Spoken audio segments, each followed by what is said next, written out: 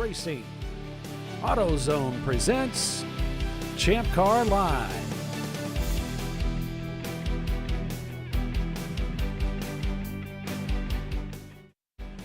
Hello everyone and welcome to ChampCar.Live presented by AutoZone. It's the TireRack.com Champ Car Endurance Series. This weekend's race, it's the TireRack.com National Championship at the Ozarks International Raceway. I'm Paul Veltum, along with Bill Strong and Tiffany Alexander, bringing you full-length race coverage again this weekend. Yes, indeed. Another race weekend on the docket, folks, and this time it's Missouri, the Ozarks. Welcome, everyone. Welcome to Champ Car Live. I'm Paul Veltum, Tiffany Alexander, and Bill Strong calling the race for you again this weekend. Yesterday, it was Visceral Racing Group taking the overall win with Dirty 30 in second, followed by 901 Motorsport, Cone Crushers, Valyrian Steel, Flat Out Nemesis, RVA Graphics and Wraps in the number 111.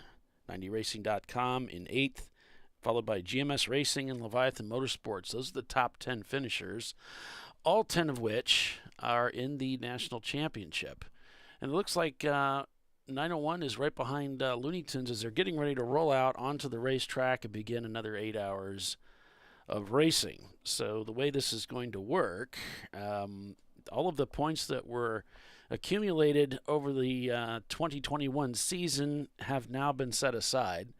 And these two races, both yesterday and today, points will be accumulated between the two to determine the national championship winner. Right now, Visceral Racing Group leads the pack points-wise with just 1 point. They'll start from the back of the championship contenders today on the grid and roll out and drop the green, and then we'll just see. We will see how this shakes out.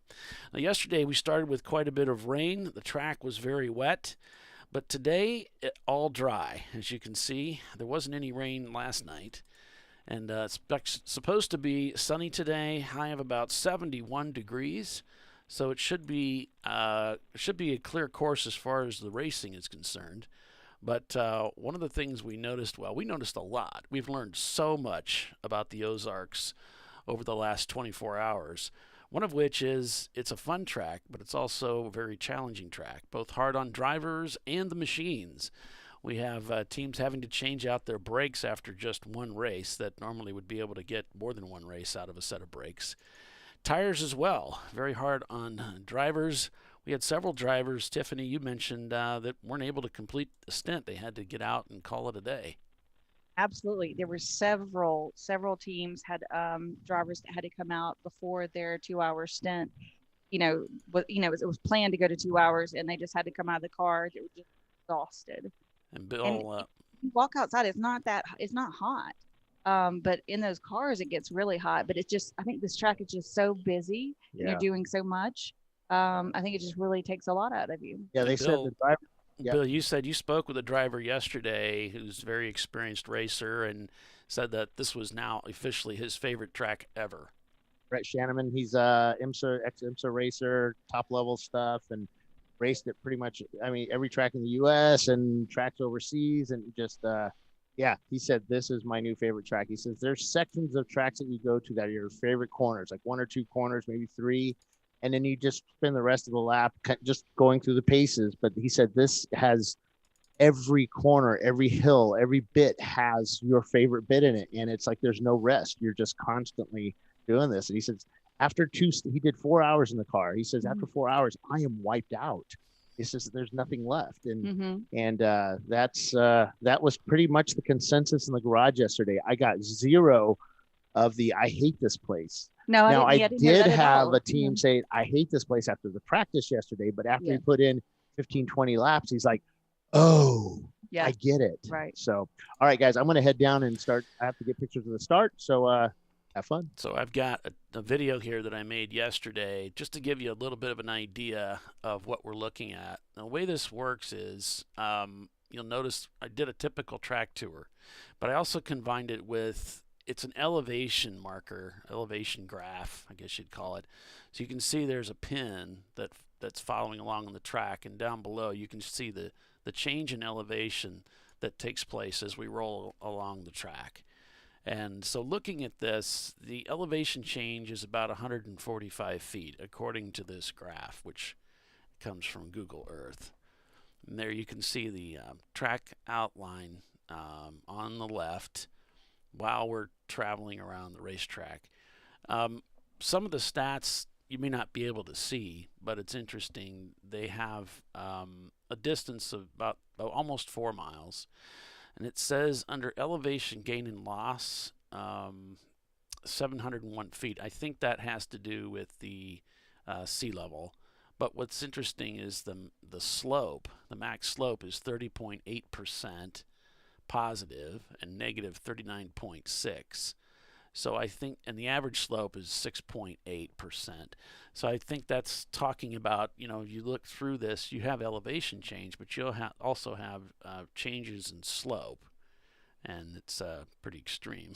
so it's Like a pretty roller interesting. coaster. Yeah, just to give you some idea, 145 feet of elevation change. The run up to turn 1 at Coda is 120 feet. The run down from roller coaster at VIR into Hogpen is 120 feet. So this is greater than that. It's not Laguna Seca. It's not 400 feet.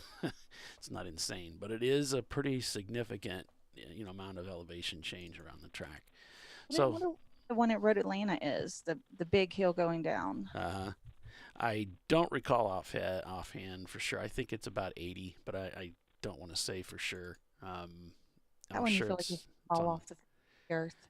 Yeah, it's the quick drop like you get at Laguna that kind of freak you out. I think it happens here at this track like 6 or 7 times. Yeah, Hastings Tires Plus did real well yesterday, 16th. They've done better. Some of the teams, had some issues like Flat Out Nemesis came in to change a tire. We talked about the abrasiveness. I think it's more just the loads. And I think the load factor on the car going through the corners translates to the load factor on the drivers. So I see there's a consistency between the two. So not surprised if you're seeing accelerated tire wear. That means you're probably increasing grip. You're able to throw the car through the corners harder. So that's going to be harder on the drivers because they're seeing higher G loads than what they're normally going to be seeing throughout the stint cumulatively. Buzzworks had to pit. 901 Motorsports had to pit right up just about 10 minutes before the end of the race to do a driver change. When they emerged from the pits, they maintained their position, but because the driver, it takes time for them to get acclimated to the track, they ended up being overtaken, finishing third. So yeah, just like 1 lap from the last lap, they were overtaken.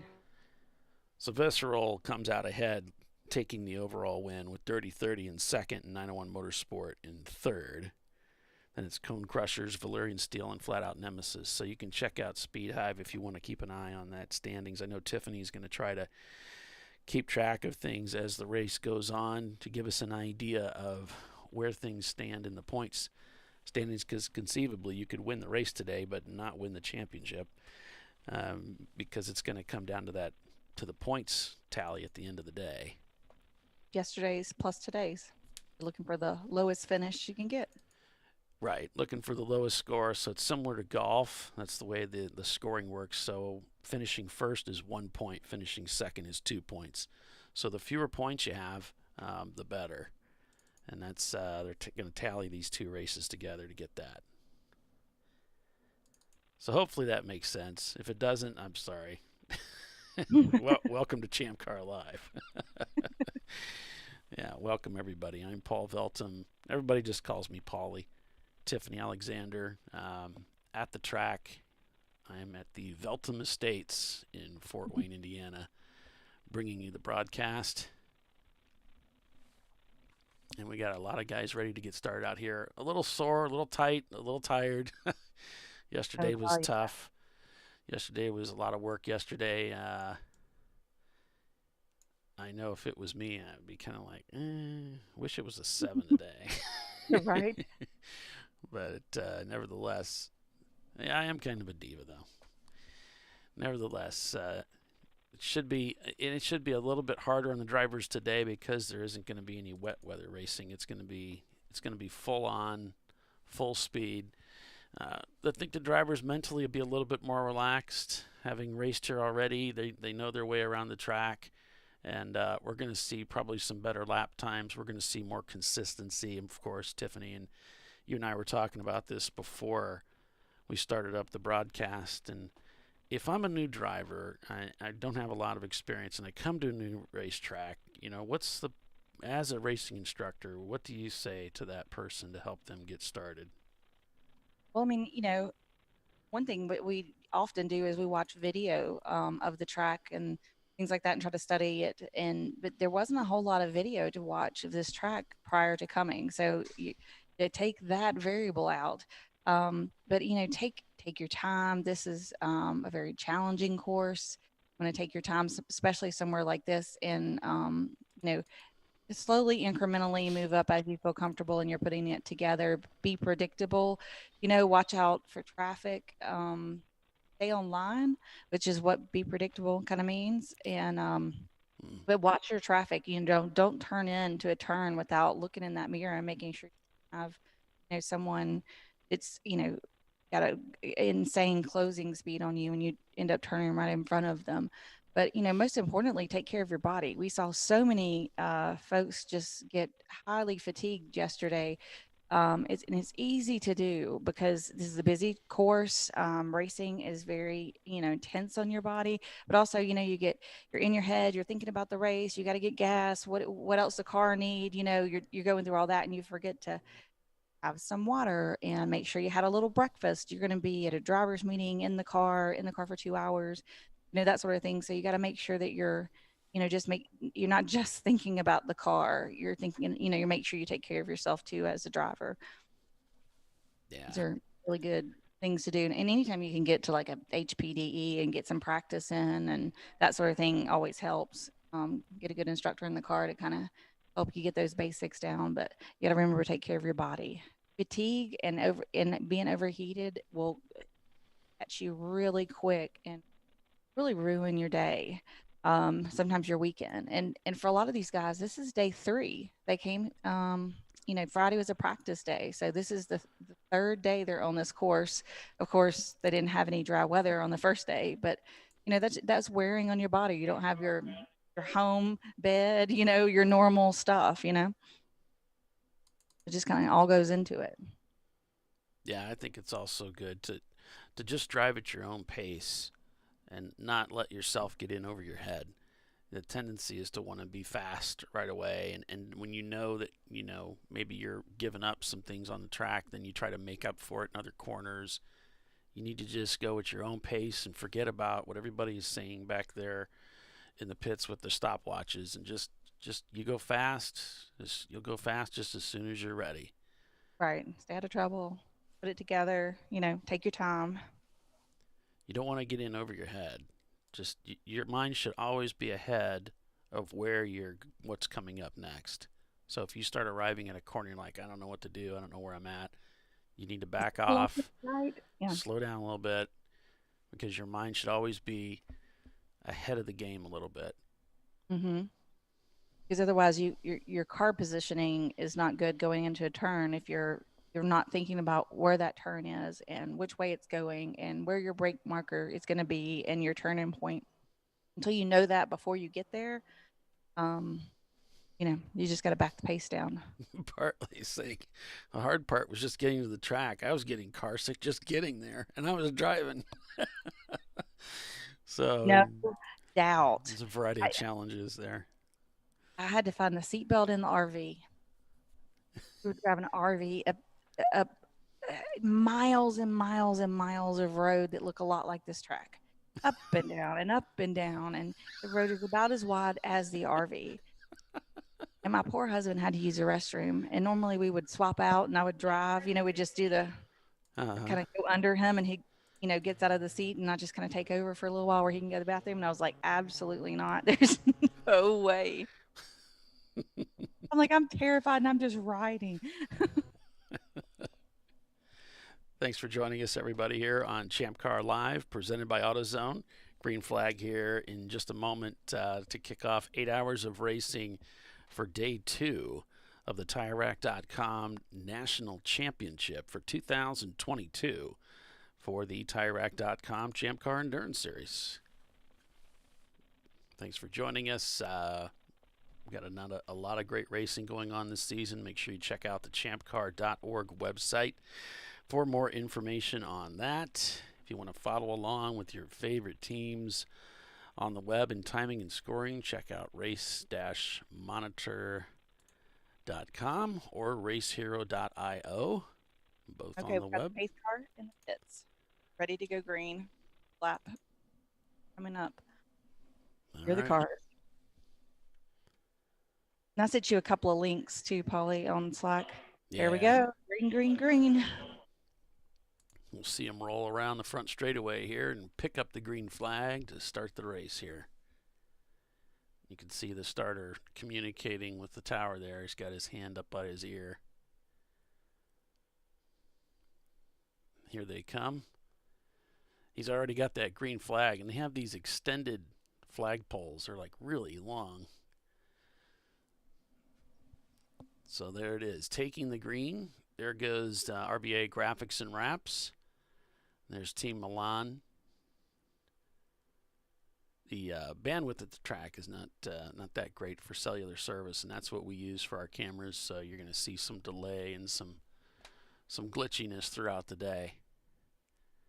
Yeah, I talked to several teams in the garage last night, and they were all struggling with the same thing.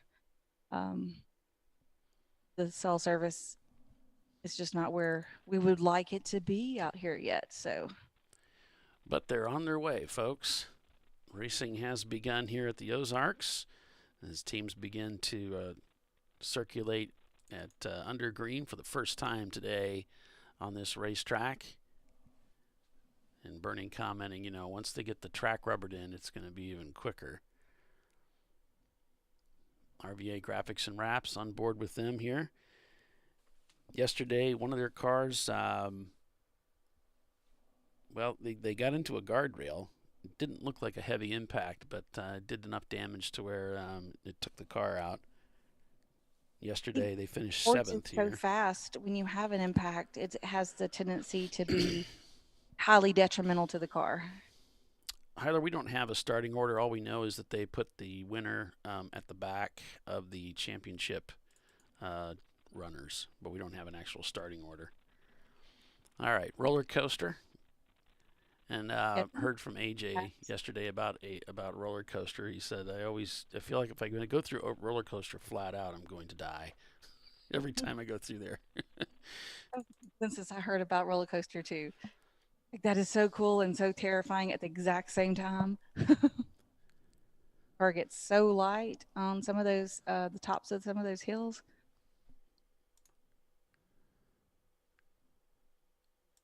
I'm going to try and get you some timing and scoring here going, guys. Now, probably as soon as they make this first lap, we'll start seeing that stuff start popping up. I would get. Yep. I'd hope. Open one end and on. We all know how that joke ends. Starting to get some people finishing that first lap. Yeah, on board with Hastings Tires Plus here. Had a good race of it yesterday. I think they could do a little bit better. I think Arbank could have done a little bit better too. You know, many of the teams could. What we were seeing were some pretty big, changes in lap times, lap to lap. A lot of inconsistency as the teams were trying to learn the track and find their way around them. You could bet there were a lot of meetings last night between the drivers to compare notes. And that makes it really exciting. Then when you come back with a plan, you've all got some experience and you can share those experiences and say, okay, here's some things that I learned, and just kind of pass those along to one another. That makes it a lot of fun. Absolutely. So in the 545 Whip Racing Mustang, we've got Bonehead starting out this morning. In the Visceral car, we've got Troy Trulio starting out this morning. Else.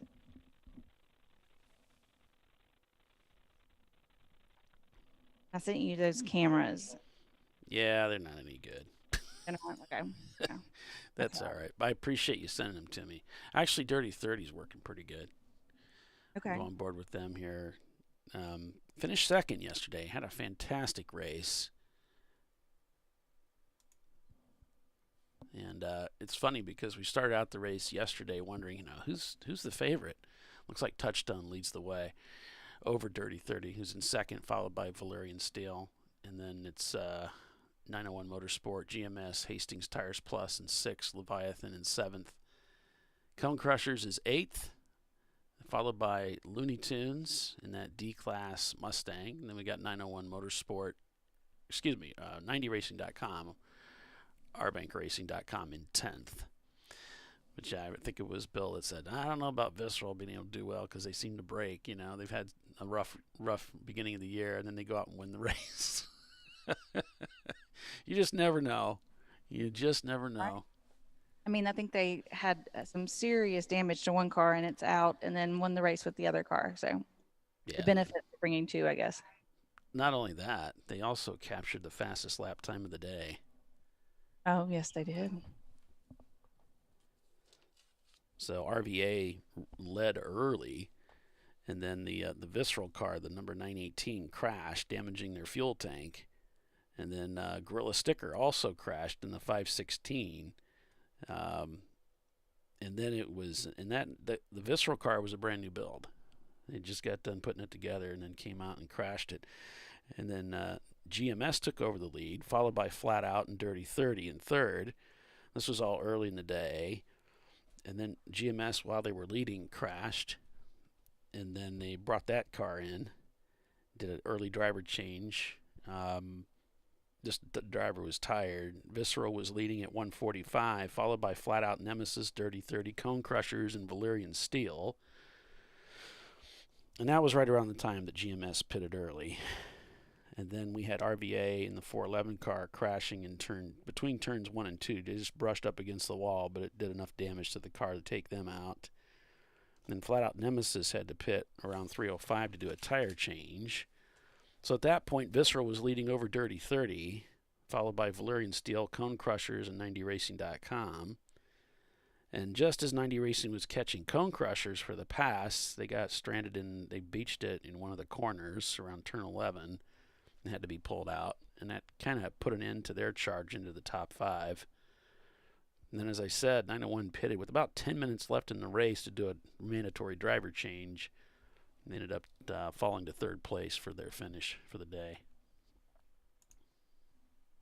And I think in the Cone Crushers car, Rich is starting out this morning. I think in GMS, it is Rob, the car owner, starting out this morning. I just see nobody in front of Dirty 30.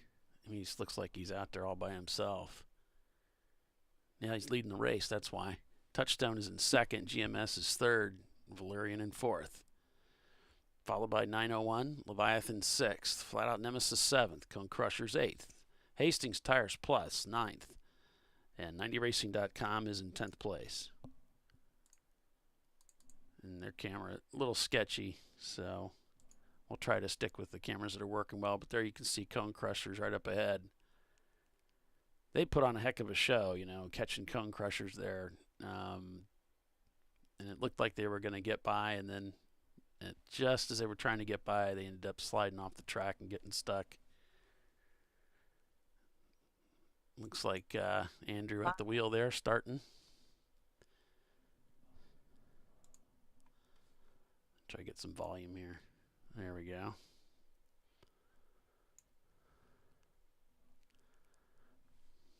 Lap times start out a lot lower this morning than they were yesterday. Yeah, 2:56 though. That's pretty good. Yesterday they were all struggling to get under 3 minutes. Of course, we had all that rain. Mm-hmm.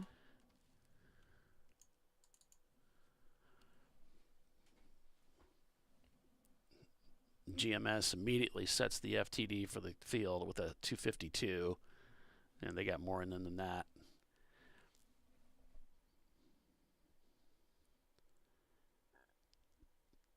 Uh-oh. A little late to the shift there. Had a car come by. That was GMS Racing making the pass to take over the lead of the race. I think Chris Huggins is racing with them this weekend. I hope he's feeling a little bit better. Yesterday, he got a little bit tired. Yeah, he was feeling pretty rough. He was supposed to do a stint in the GMS car, then a stint in the Birmingham car, but didn't do the stint in the Birmingham car. We've got a car stopped at the top of 11.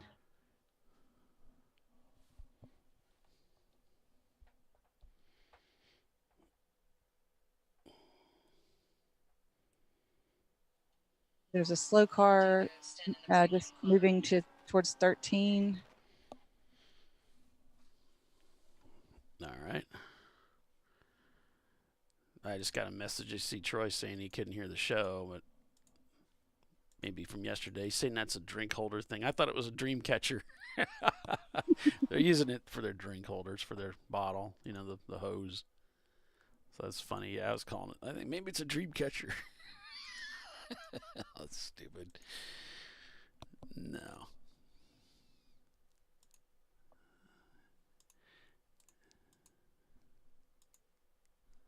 Yeah, I don't have a camera really over in that area, so don't see anything for turn 11. Now, looks like they've stopped at turn 14. All right. Car was come to a stop and then was moving and got to around turn 14 and then come to another stop. At least they didn't wait till the safety crew got to them to move down to the next turn or two. They love it when they do that.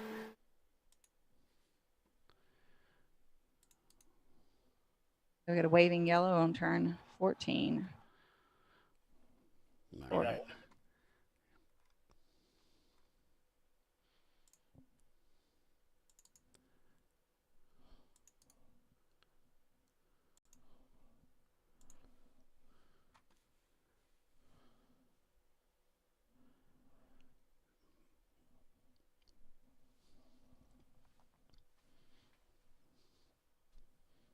All the cars very close together right now, of course. And I'm just looking down. 90racing.com, sitting there in 8th place right now with Andrew at the wheel. Flat Out just sets the FTD for the event at a 247.8. That's like immediately getting with it. Mm-hmm. That is a stout lap time out of Flat Out. Nemesis sitting in 6th place. RVA Graphics and Wraps down in 14th. 90 Racing makes a pass on Cone Crushers to pick up 7th. Looking for Visceral here, scanning through the standings. Looks like Milan, the 150 car, is not turning laps. They did do one lap, and Off the Chain Racing also not turning laps.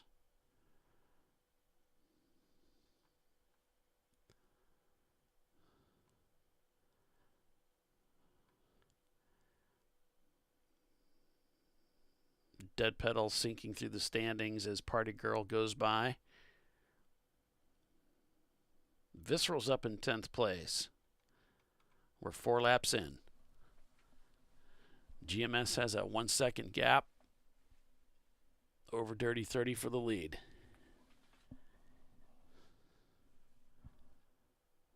We've got Mike Kilbasa driving in the Killer Bassa Racing 350Z there right now.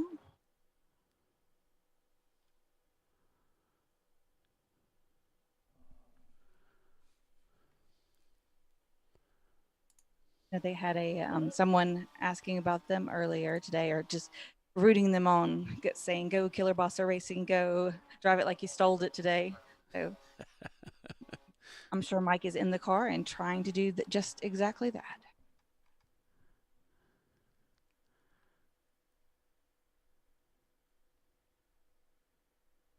Just easing the throttle on there.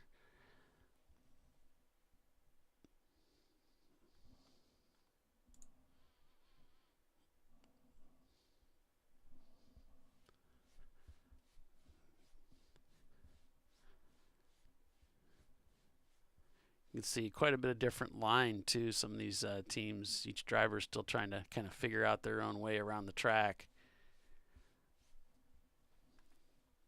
Dirty 30 driver letting the car track out quite a bit through some of the course, and the GMS driver up ahead not doing that. Lots of compression right here, lots of grip as they make the right-hander on the power. Nice downshift. So he's catching one of the back markers here. Back marker stays wide, letting them through. I believe this is, yep, there's pit in. Here comes the front straightaway. So in the Williams Racing Mazda Miata, they're one of our championship contenders. Patrick Guffey is starting out in that car this morning. Gotcha. There's R-Bank Racing, Cone Crushers coming by.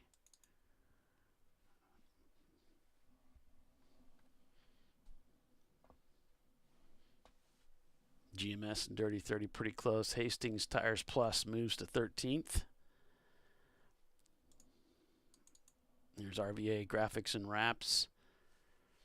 Currently in 17th. They just dropped 2 spots, down to 19th on that last lap.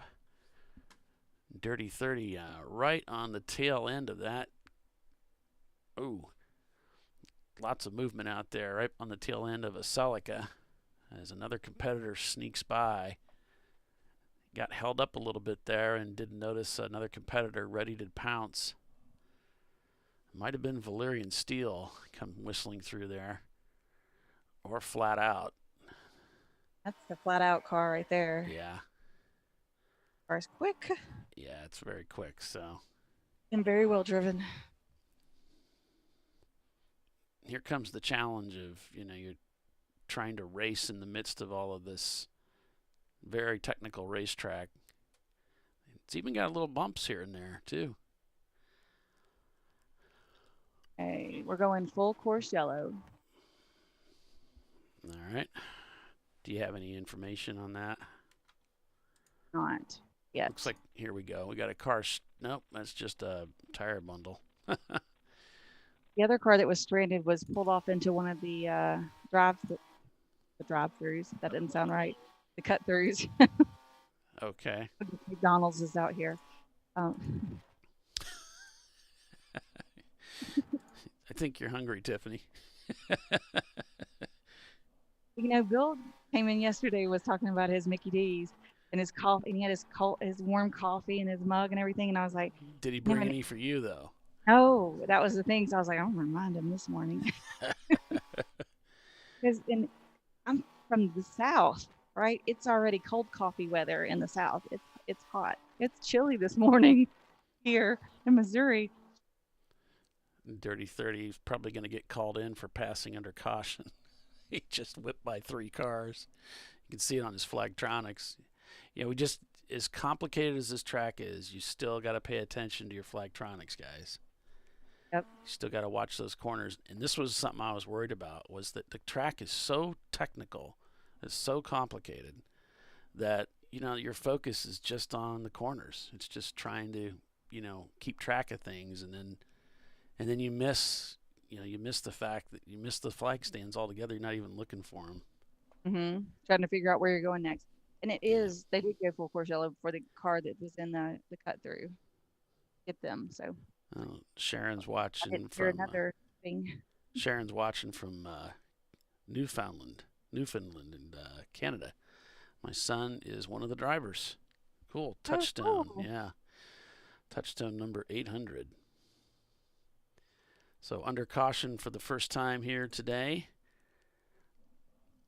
We got Dirty 30 leading the way over GMS Racing, followed by Flat Out Nemesis, Valerian Steel, and Touchstone Racing, the top 5.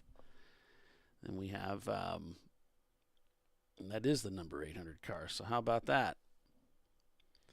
There you go, Sharon. They're looking really good out there. 901 Motorsport in 6th, 90racing.com in 7th. Cone Crushers is 8th. Leviathan Motorsports is 9th. We got Visceral Racing in 10th. We'll see. We've got Dirty 30 leading C class, Flat Out Nemesis leading B, A class led by Valerian Steel, EC being led by Flying Ghost. D class looks like it's being led by Looney Tunes.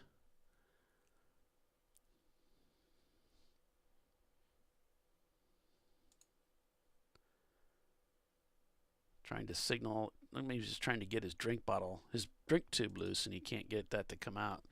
Must be stuck behind him. But we had a number of cautions yesterday. It seemed like it was maybe about every half an hour. I seem to remember something like that happening at Watkins Glen. So that's something you can figure into your strategy. You know, you're thinking about, okay, you know, this is something we can count on. So that helps you with your strategy of when you're going to make your pit stops. So. We saw 2 full course yellows just fall perfectly for those 2-hour stints. The end of the first 2-hour stint and the end of the second 2-hour stint, like right at 5 minutes till we saw a caution fall. So I think that helped out some teams. I really, the course is at Gravois Mills, Missouri. It's called Ozarks International Raceway. It's a brand new track. I think they just put it together last year. Mm-hmm. It's our first time out here. So almost 4 miles in length. You got a track map right there. And its characteristics are marked by a very technical track with a lot of elevation change. So everybody's really enjoying it.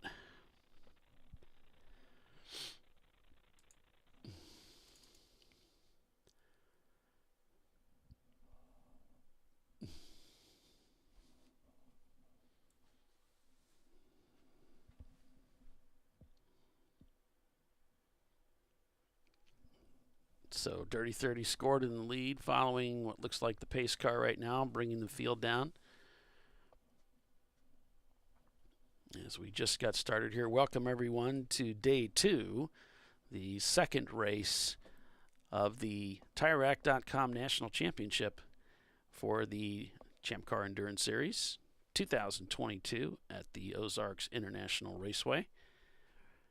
Points accumulated from yesterday's race will be combined with today's race to determine the 2022 series champion.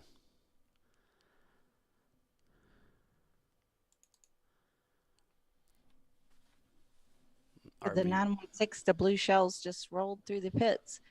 So interesting. Headed out. It's awfully early to start that.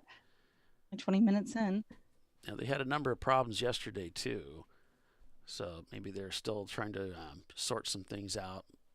The Milan car, the 150, not turning laps off the chain, as I mentioned earlier, also not turning laps right now.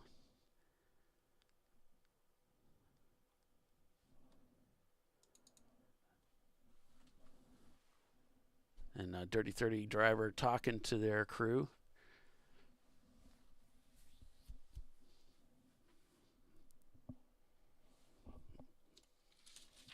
Auto Spec up there in 26th spot.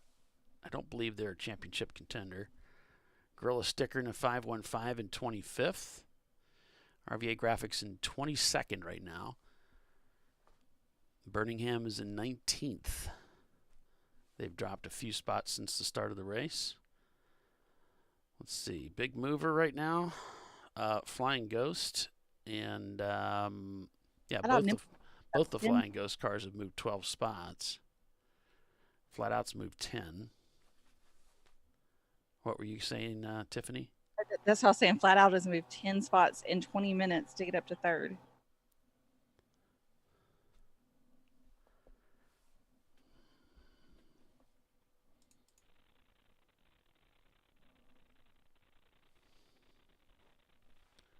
It looks like we're going to go back to green here. There's a green flag. Bring the field down.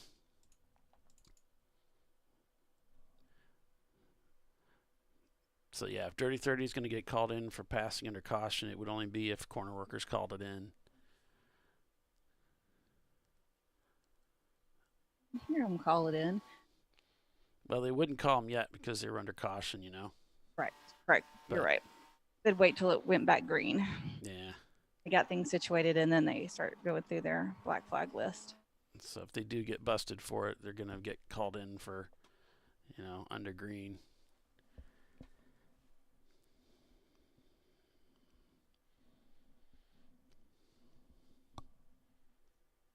Trying to get back after it here.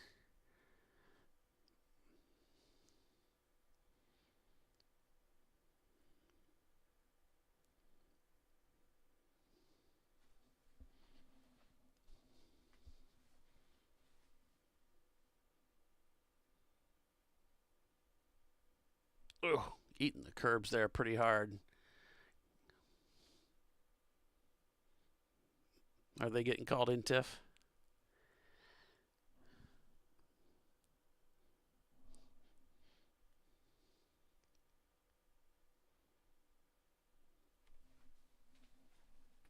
He's right on the rev limiter.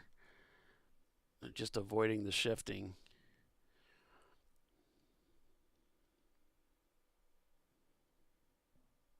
Man, it's so fast. They're just flying through here. And look how bumpy it is.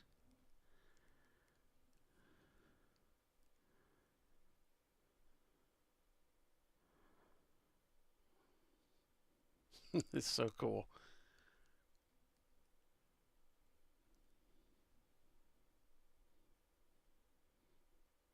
It sounds like that did not need the passing under yellows. Those didn't get called in. Wow. I'd rather be lucky and good any day. Yeah.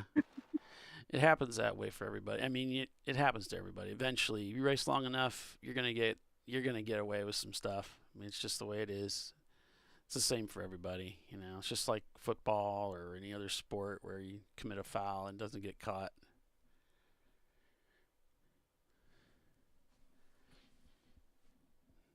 Here comes Sometimes flat all out. figure ready, and sometimes they do not. Yeah.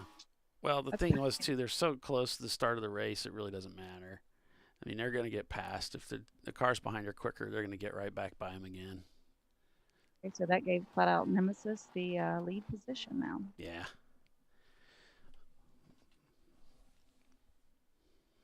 Now we're seeing teams consistently setting their fastest time each lap by a little bit faster, getting down in that 251s in the top 5.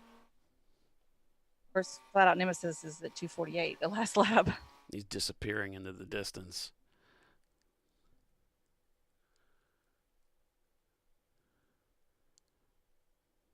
Just look at the scope and the slope and the angle going into one. It's just really bizarre.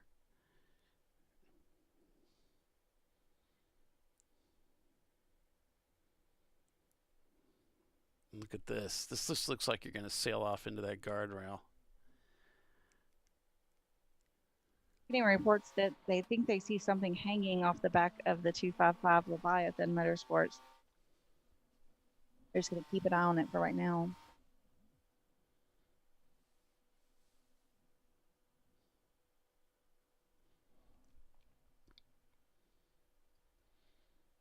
Ooh, almost got to the grass. Wow. Man, he might have put a tire off. He was right on the edge of the asphalt. And this is interesting, the way he's just hanging the throttle. He's not upshifting. I think it's just so crazy through here. He doesn't want to do it. He just... What's that, Tiffany? Oh, we saw several cars with some bent wheels yesterday. Yeah. Caused a couple of flat tires. It just not going to feel great for the driver. The wheel is bent. And changing a few of those last night. Car got a little twisted going through the corner there. That's fun. I like that. You like it when it gets twisted up? Yeah, that's fun. Get the back end, a little Scandinavian flick. There's GMS. I think that's GMS might be coming by them again.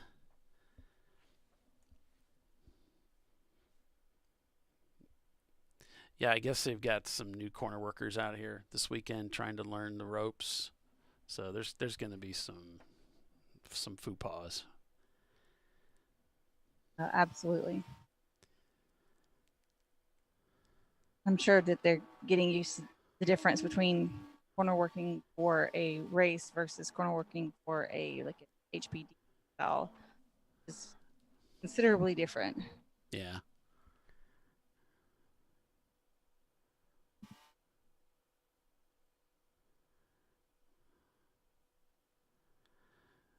So Brad is in the car now for the R5 Racing group, and this is his first time to drive on a dry track because I guess his stint yesterday was in the wet. Oh, okay. Well, that makes sense. I could see that.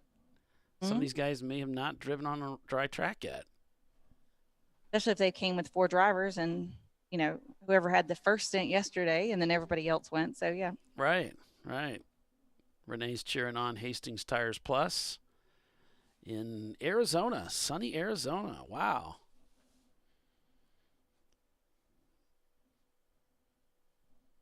But it's warmer there. So at 9 laps in here, we got Flat Out Nemesis leading over GMS Racing, followed by Dirty 30. Then it's Valerian Steel, Touchstone Racing, 901 Motorsport, 90racing.com, rbankracing.com in 7th place. Then it's Cone Crushers, Leviathan Motorsport, and Visceral Racing Group. Yeah, I agree with you that's a nice feed. That's a camera that they brought. And it's nice to have a camera we can watch and really see the fluidity of the track. And so I'm really grateful that they brought did yep. this. Yeah.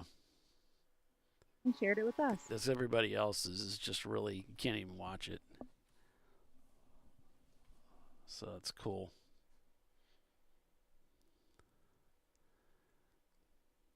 And it makes it so we can hear the in-car too. We can hear how he's driving the car, and that's nice too. Lots of nice stuff coming throughout the day today for this 8-hour race at the Ozarks International Raceway. Stay with us, everyone. You're watching Champ Car Live, presented by AutoZone. We'll be right back.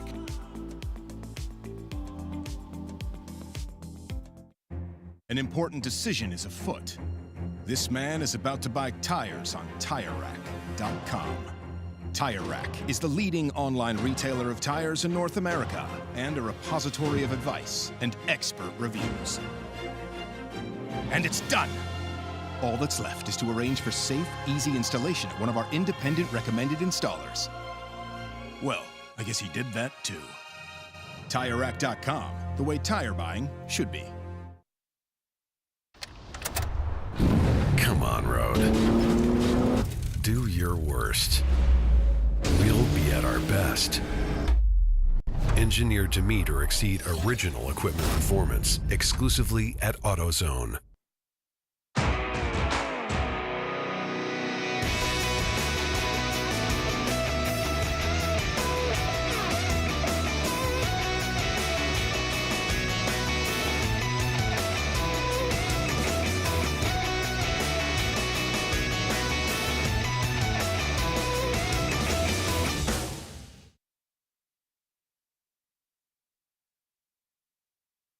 Lifeline USA is a leading manufacturer of onboard fire suppression systems. Lifeline's continuous commitment to research and development ensures that we supply the most innovative and cutting-edge products available. Used by the majority of the world's motorsport championship-winning teams and constructors, Lifeline has a proven history of success. Lifeline offers a complete range of fire suppression systems for all budgets and needs, and we continue to push development and limits on both extinguishment materials and our patented delivery systems to make the race car environment almost as safe as sitting on your sofa at home. Every kit has been designed for a professional and simple installation. For more information and to purchase your Champ Car fire suppression system, go to www.lifeline-fire.com.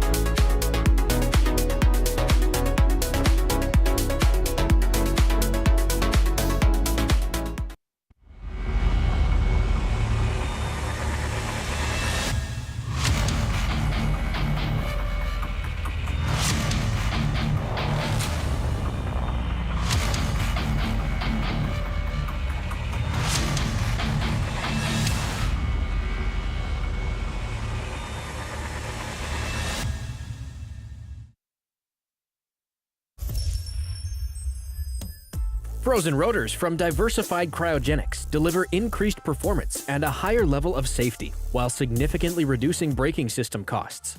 So to tell you a little bit about the durability of this product. So we have seen an incredible extension of the life of our brake rotors using Frozen rotors. We've gone from brake rotors every other weekend to 6 weekends on one set of brake rotors, and I think they can go farther.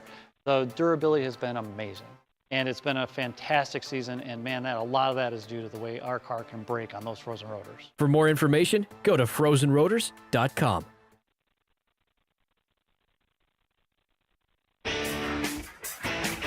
Located in Northeast Ohio with 40 years of combined experience, Money Shift Racing knows how to deliver performance and safety, offering everything you need to get your vehicle and drivers ready for race day.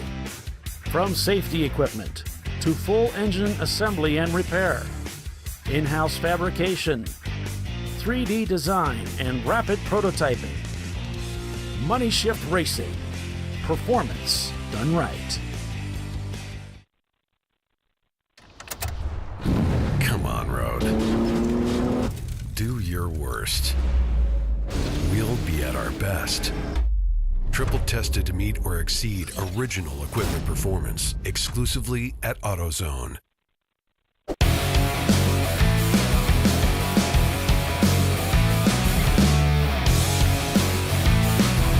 All right, welcome back, everyone, to Champ Car Live, presented by AutoZone. Right now, we've got Flat Out Nemesis now leading the race over GMS, Dirty 30 in third. Valerian Steel fourth. Touchstone is in fifth, still under green here. 11 laps completed. Welcome back, everyone, to the day 2 of the TireRack.com National Championship for 2022 for the Champ Car Endurance Series. I'm Paul Veltum with Tiffany Alexander and Bill Strong calling the race for you. Flat Out leading the way. They have set the fastest lap time of the day and the weekend with a 2:43.333 so far this morning. Let's see if they can get more out of it.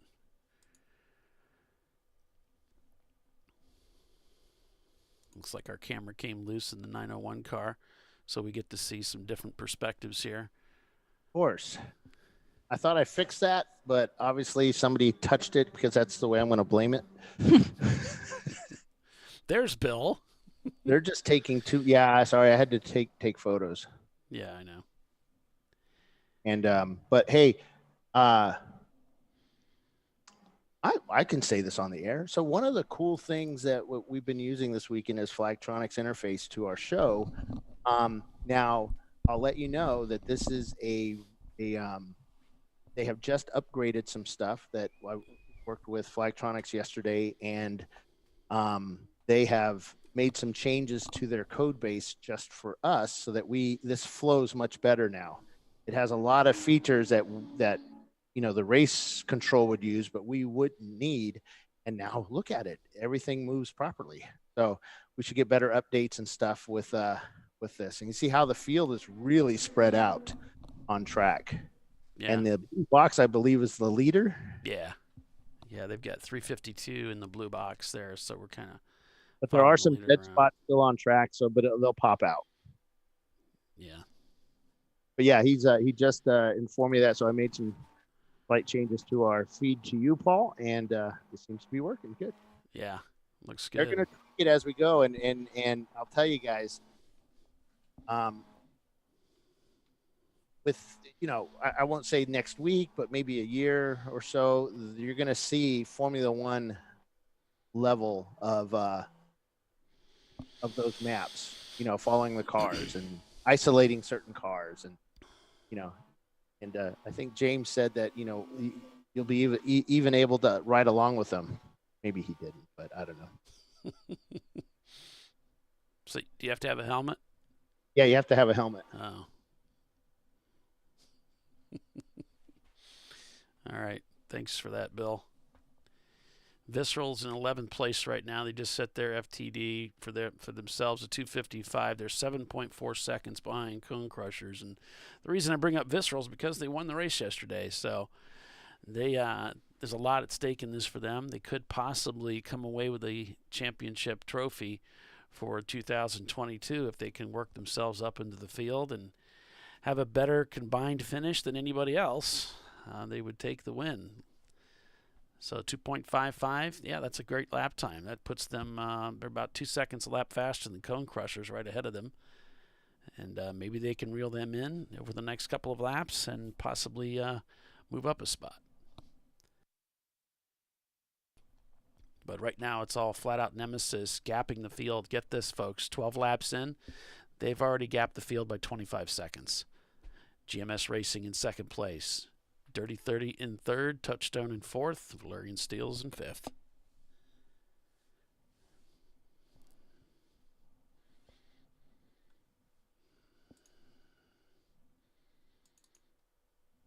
Here's RVA Graphics and Wraps working their way around the racetrack.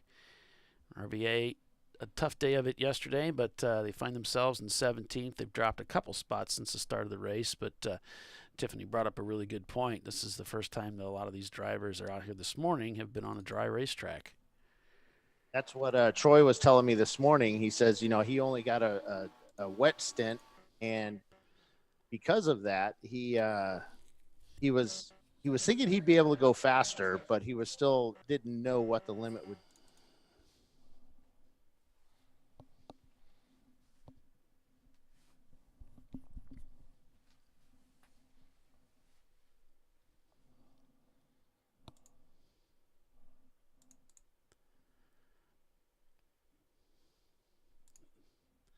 Looney Tunes, one of the D-Class competitors here this weekend, and if I'm not mistaken, they're leading D-Class. Looks like they have fallen behind Dead Pedal, so Dead Pedal has taken the lead. Milan Plus 2 has pitted, and so is Joe Overwhelmed, along with Team Fox Shoddy. So Milan Plus 2 in 26th place has pitted very early, down in 26th there. Not sure what's going on there. Yesterday, the 150 car broke early, so they had to park that one. And hoping for a better day today with the Milan Plus 2, but so far they're having some issues. Buzzworks doing really well. Had to pit early yesterday as well, and finished down the standings a little ways in 12th. I think they were up to 10th at one point. Hey, Paul. Yeah. Breaking 5-minute penalty for the Dirty 30 for passing 2 cars under yellow. Oh boy, they got busted. 212, right? Yep, that was the one. Yep. Yeah, so they're Just a delayed call in. yep. Mm-hmm. Well, they want to Because we had another incident yeah, up they had right another afterwards. incident coming up, and so they just go through them one at a time. Chris, I can't turn up the volume on the cars. Most of them are too choppy, and so you just be hearing bop, bop, bop, bop, bop, bop, bop, bop, and that's not annoying at all for anybody. This is the only one I can run a camera on that has any audio, and I have to balance it with the rest of the broadcast, so this is the best I can give you. We can make sound effects. I'm really good at that. Yeah. If you want to do a scan on... Wait, I want to go back to somebody just posted up with the curse of Bill. What? So there's just a minute, Bill. So, Chris, the other thing you can do is you can do a scan on YouTube and look for this one, and then you'd be able to listen to the in-car sound louder. All the time, yeah. Yeah, loud. Put it on surround sound, your quadraphonic sound. But the rest of them, I'm telling you, man, it's just irritating. Great view out of this car. Yeah, I kind of like this one, too. Yeah, unfortunately, we did a race earlier this month, so we're at the end of our data cycle. So it could be my hotspots have just run out of data. I don't know. Could be. I don't know, because this one's actually pretty decent. No, it's kind of choppy, too, actually.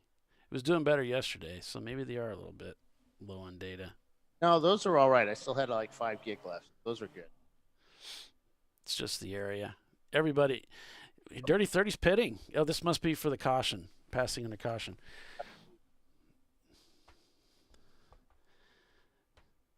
And you can bet he didn't even see it. Cars going on, off and on. Pass several cars yellow. I can't hear you.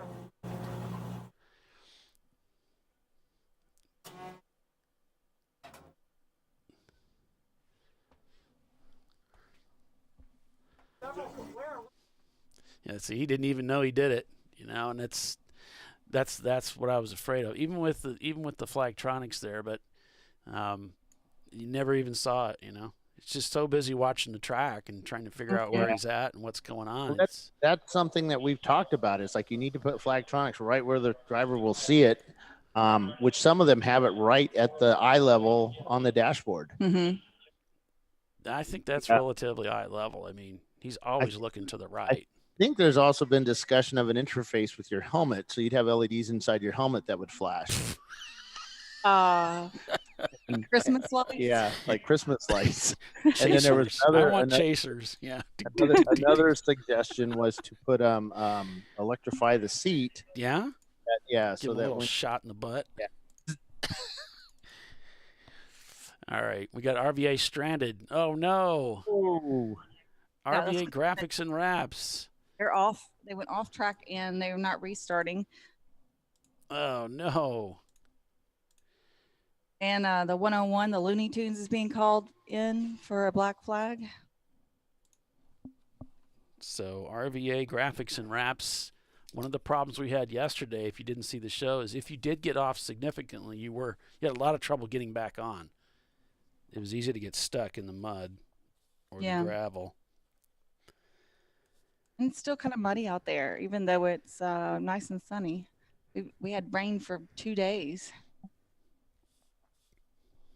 A lot of rain. It was kind of like a hurricane.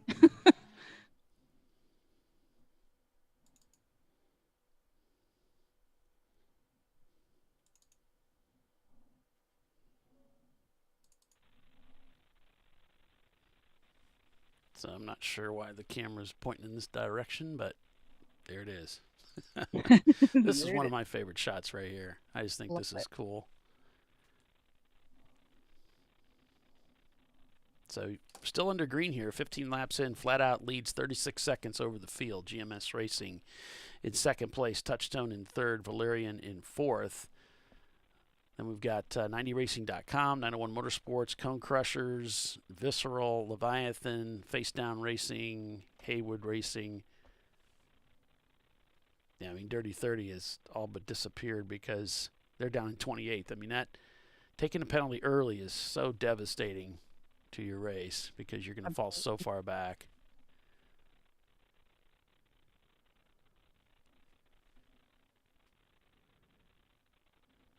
Okay, so we're going back full course yellow, probably to go get the RVA car. So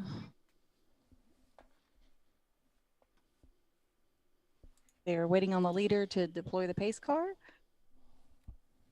He's on the back part of the track. I think he's coming through 12 now-ish.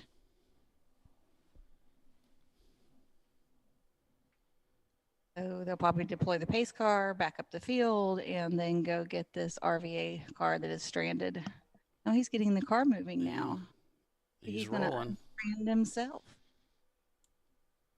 He's moving.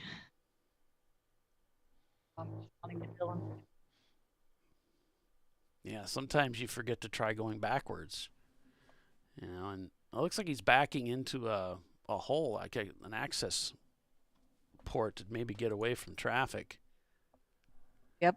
Yeah, that's what he's done. He's backed himself into one of the access areas. Safer spot. Yeah, and they're painted orange, just like VIR has it. Oh, so you let So you you know can where see it, the yeah. accesses Yeah. are. I think Sebring has that too. It's painted something. Don't they? Yes, they do. Yeah. It's blue. It might be like yellow or orange. It might Yeah. be orange. Or actually, I think it was red at one point or whatever. No, it is orange and just faded. It's one of those colors. It's a color. something. It's not blue. No, it's not blue and white because that's the whole rest of the Yes, track. that's right. If we only had our color commentator, he could help us translate all that. 901 Motorsports. In the number the color 903 in seventh. Probably Who's volunteering for color commentator? Do we need one? Yeah. And that's why I say car 52. It's blue, and Doc would know exactly who that was. Yeah. after about 5 minutes of searching, but he would know. No, after 5 minutes of chiving you for not knowing, and then That was his delay so that he could look through his 15 lists that he had, either by alphabetical, by color Bill, grade, by. you lie like a rug. He had that stuff down pat. I was with him all the time. I know. But it gave him something to give you a hard time about. Which was his favorite. What was always fun was putting him out of his reach, and he'd be like, just move it on him without him knowing, and he'd look all around, and you could see him just his hand. I know I put it here. I said, Doc, man, you're getting old when you lose your paperwork that was just in front of you. Evil. Hastings Tires Plus, those guys always with a smile on their face. Whole family's out here this weekend. We were in the paddock this morning and talking to Troy, and then the other Troy walks up, and I'm like, God, Julio looks like a giant compared to little Troy there, from Hastings. Goodness. To Troy. Did I pick on the short guys? Yeah, Isidore. We talked about that. It's like the short guys, and I joked to Troy about whenever I interviewed Julio, I always just showed his forehead, and he didn't know about it. And then that one time I did it at Pittsburgh, said a bad word on the internet, when I interviewed him, yeah, and threatened to kill me right there in the paddock if I didn't show his face. And Troy Isidore thought that was funny. I asked him, "Can you win?" When it's not you being the butt of the joke, right? Oh yeah. I'm surprised Troy Trulio is still friends with you. So, friends probably loosely. Dirty 30's gone back onto the racetrack. Scored down in 31st after leading the race. Buzzworks in 24th has tripped the pit loop as well. And we got RVA. Looks like he's actually searching for a gear here.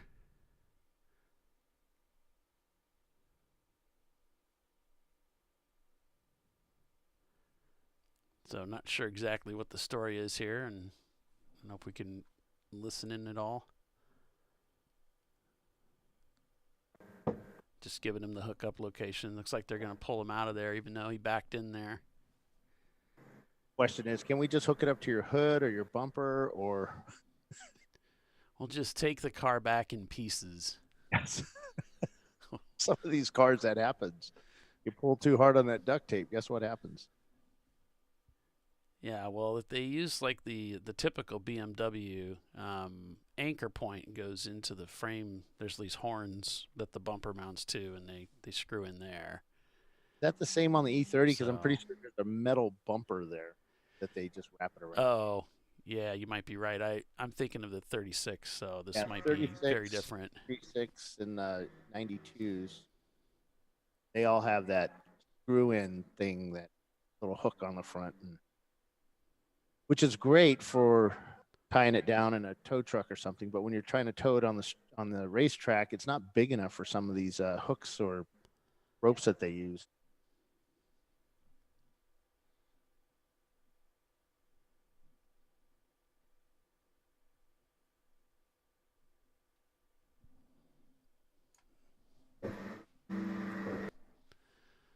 Well, time to get towed back. Hopefully they can take care of whatever the major malfunction is and get back out there.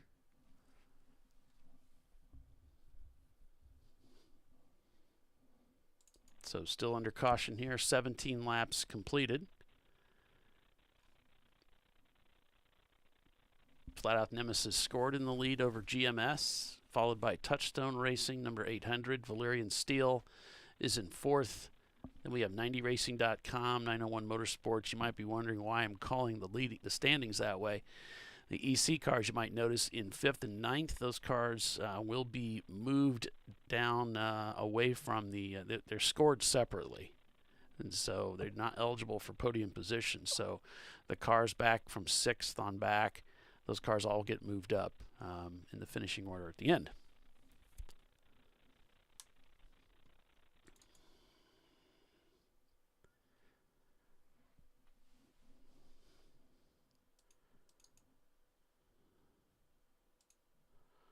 So RBA graphics and wraps being towed in now.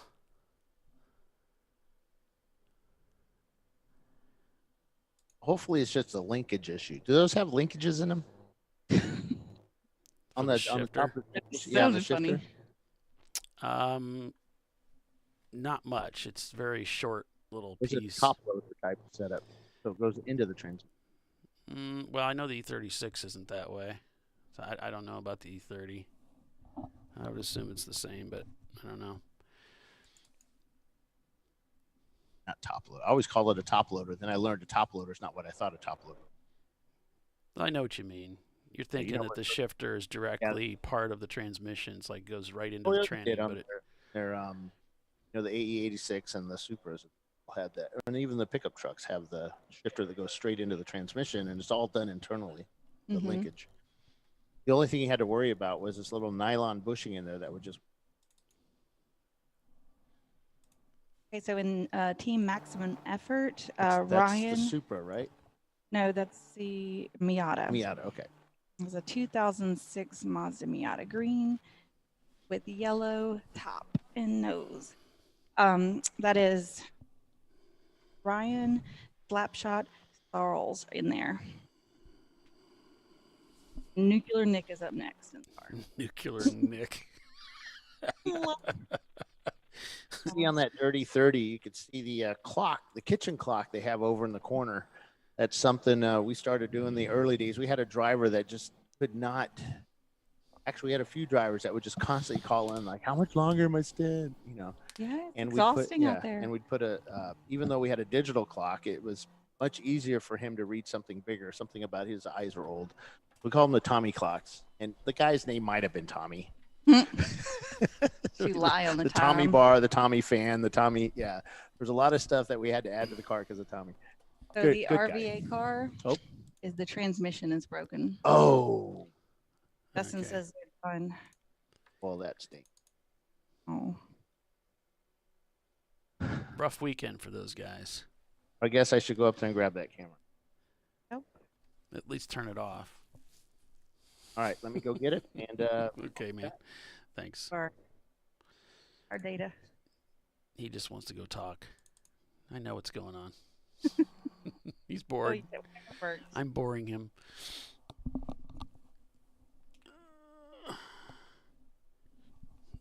Yeah, they're pulled into the pits, so we should be going back to green here shortly. So starting out this morning in the 901 Motorsports car is our favorite yellow glove driver, Brent Shanaman. Except that you can see the back of the car instead of the front of his pretty yellow gloves. Yeah. Did start at 9. Track is okay. Track is almost 4 miles in length. 19 corners, although Tiffany and I might debate that. I think there's more corners than that. Yeah, it says 19, but I think we could add a few easily. I think there could be a 19B or 20 right there between 19 and 1 for sure. And then 6 maybe should be 6A and 6B. Between 7 and 8, that little kink there is a little bit more than you would think. Yeah. It's just, different tracks number things differently, and this is a brand new track. So what will happen is there will be an evolution of this track over the next year, especially as they move some things around. Sure. And it always happens that way. Yeah, sure. I mean, you're gonna change things over time. That's probably maximum effort right there behind 901.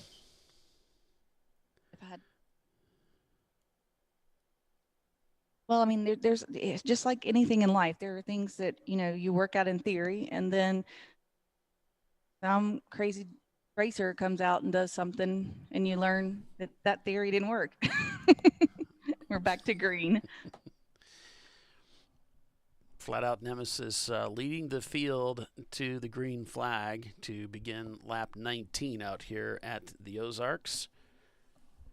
They captured the lead very early on from Dirty 30, who led. And then Dirty 30 called in for passing under caution, so they had to obey that, and that brought them down the field quite a bit. Looney Tunes, as you indicated earlier, came into the pits. They're back out onto the racetrack. Yeah, they had to serve a penalty earlier. They got a 5-minute penalty. That's right.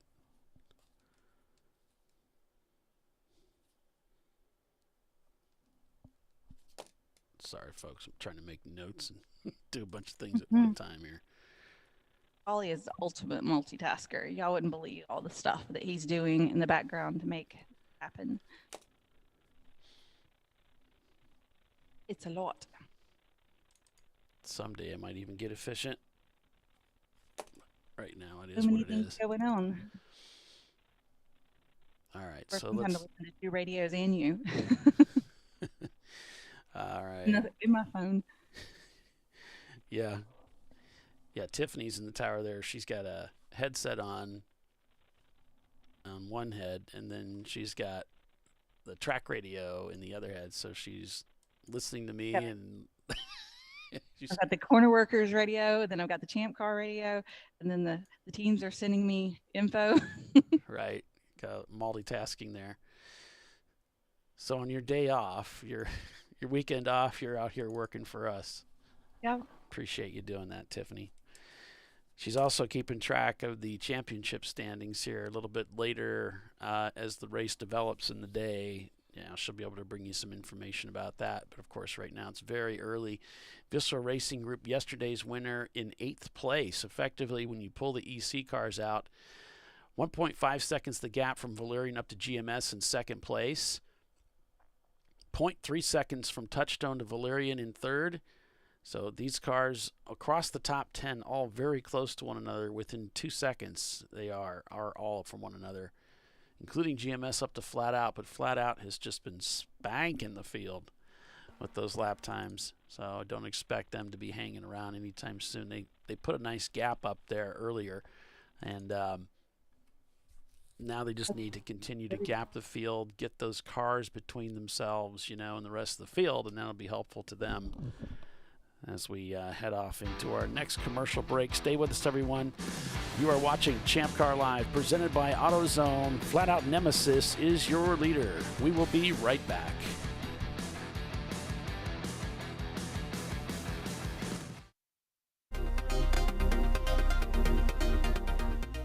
Welcome to TireRack.com, revolutionizing tire buying since 1979. With our unmatched selection of branded products, finding what fits your vehicle and is right for you and how and where you drive has never been easier. Through helpful online shopping tools that include our professional hands-on reviews done at the introduction of a tire and consumer reviews that give real-world feedback over the life of the tire, you can make the right tire choice and find exactly what you need. And if you prefer to talk to someone, our tire testers, our sales team, are available on the phone. And that's how we get you the right tire for you and your vehicle for where and how you drive.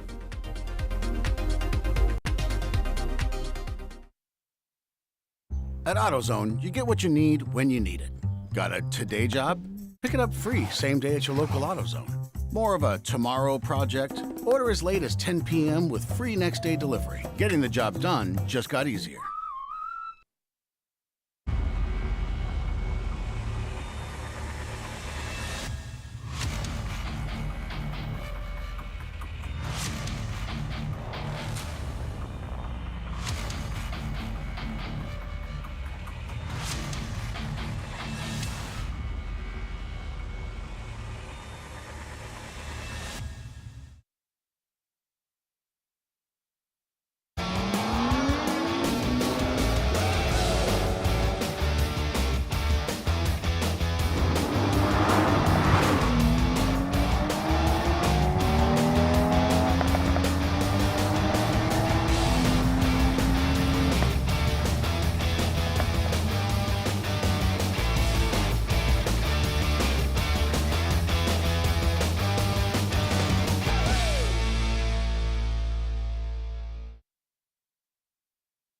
Discovery Parts is a veteran-owned racing and safety equipment company.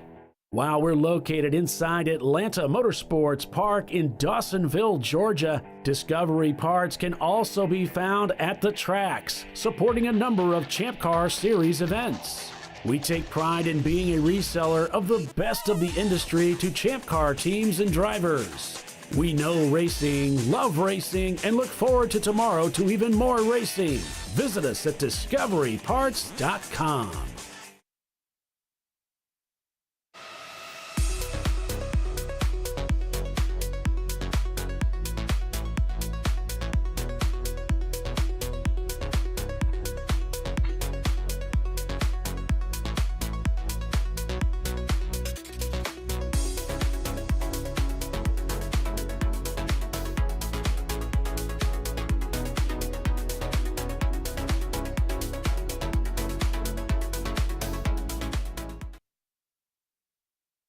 Lifeline USA is a leading manufacturer of onboard fire suppression systems. Lifeline's continuous commitment to research and development ensures that we supply the most innovative and cutting-edge products available. Used by the majority of the world's motorsport championship-winning teams and constructors, Lifeline has a proven history of success. Lifeline offers a complete range of fire suppression systems for all budgets and needs, and we continue to push development and limits on both extinguishment materials and our patented delivery systems to make the race car environment almost as safe as sitting on your sofa at home.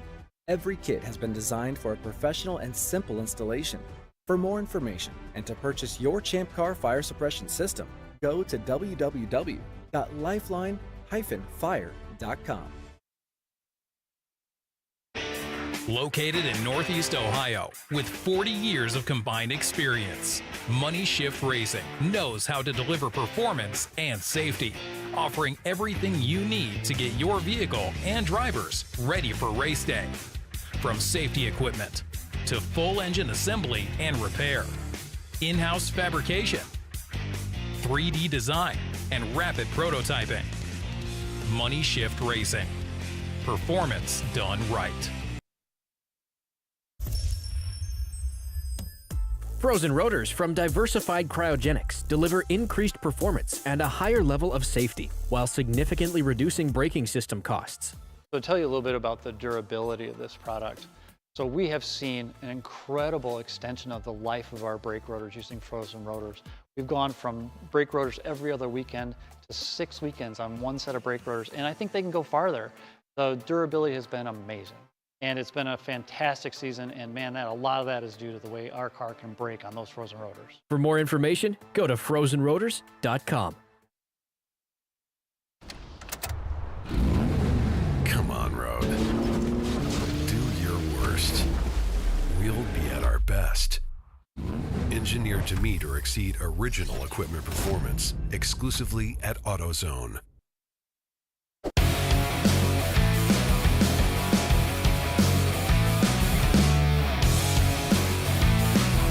Back at the Ozarks International Raceway for Day 2 of the National Championship, sponsored by TireRack.com for the Champ Car Endurance Series. Welcome back, everyone. I'm Paul Veltum. We're bringing you live coverage of the National Championship race. Flat Out Nemesis, you might have seen it in the chat. I just typed it out. They just set a 2:42.1, the fastest lap time of the weekend by the Miata team. Visceral has moved into 8th position. So it's GMS back 15 seconds from Flat Out, running in 2nd place. Valerian Steel is 3rd. Touchstone is 4th. 90racing.com is 5th. Followed by 901 Motorsport, Cone Crushers, Visceral Racing Group, Leviathan Motorsports, and Face Down Racing in their 88 Toyota Supra.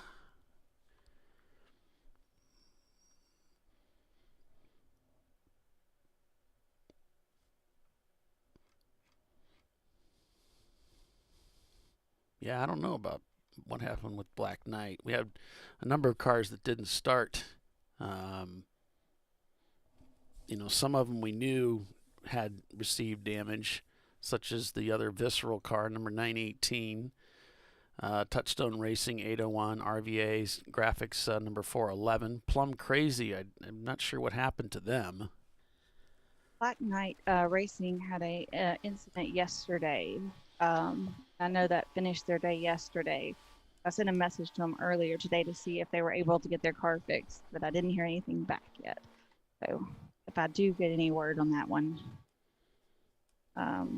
it may have been catastrophic. Right towards the end of the race yesterday, within the last hour.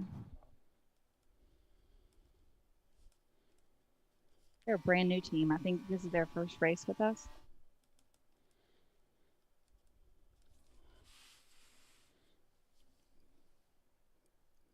Yeah, I hate to start calling things out early, but right now, Valerian Steele, running in third place, is leading the championship.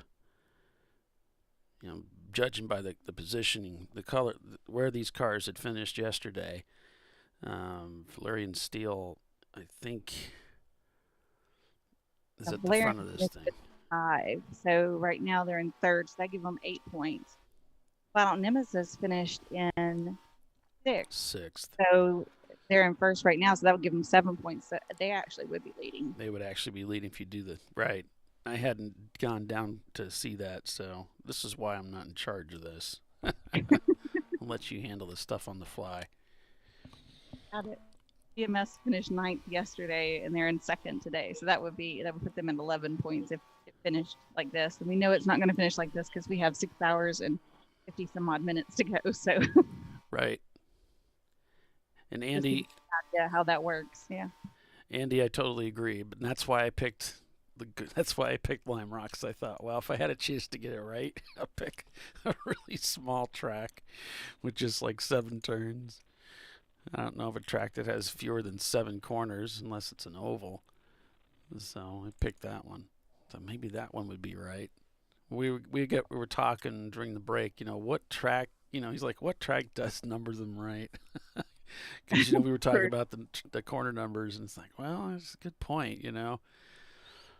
They're all a little bit confusing. You look at Mid-Ohio, Road America, like, gosh, what's going on with these track corner numbers? But then Barber, like, we don't hardly even use the numbers at Barber because there's two different official maps, one for the cars and one for the motorcycles, and the numbering is different for each one. So, like, a long time ago, we just started naming the turns, and I threw out some of the other numbers. Right. Because it kind of got confusing when you talk to someone who had looked at the other map, right? Of course, the track stays the same, but the numbering is different. 90 Racing doing really well today in 4th place there. They turned a 2:52 on their last lap, and set their fastest lap time two laps ago at 2:50, fastest lap time of the day. So good job for Andrew out there at the wheel, trying to catch up with Valerian Steele, turning very similar lap times. Not going to be easy. 6.8 seconds is the gap for 90racing.com, rbankracing.com. They are the reigning Champ Car Series champions, trying to get that Celica. It's not a Celica. It's a Honda Civic CRX up to the front, and maybe do some damage for this a 1-2. That would be interesting if they could get a back-to-back championship. It's possible. Wouldn't be easy. Let's see. They finished 8th. They finished 8th yesterday, so that really hurts them. Yeah, they need a really good finish today to, for that to equal out. Our 516 Gorilla sticker had an off and then back on again. Well, they got that car back together after that crash yesterday. Yeah, good. Good for them. I see their sister car is in 19th right now. So both of their cars are out there. Yeah.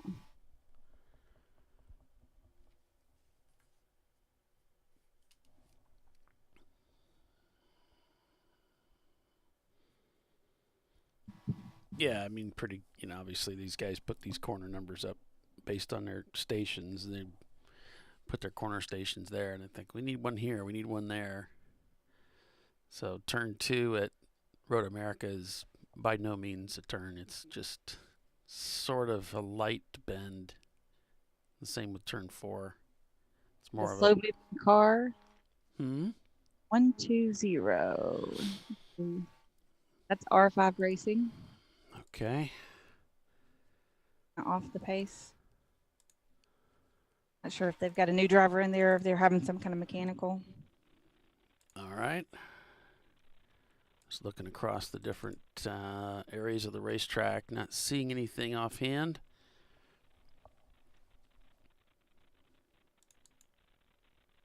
Okay, so we had some contact.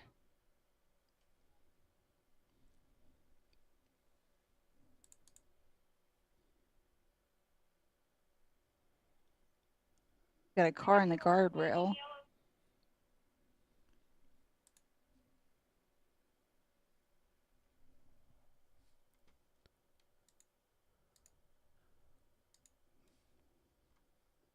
(5-1) is British American Racing.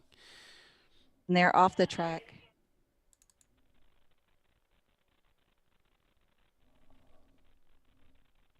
Yeah, we do see him here, and we see a car. It looks like in our camera view, it's not in the track portion to the right. It's to the left. In that part of the track, it does look like there's a car off track to the left. Might have come around there, and the back end came around, and he slid off up against the guardrail or near it. He's trying to back out of it.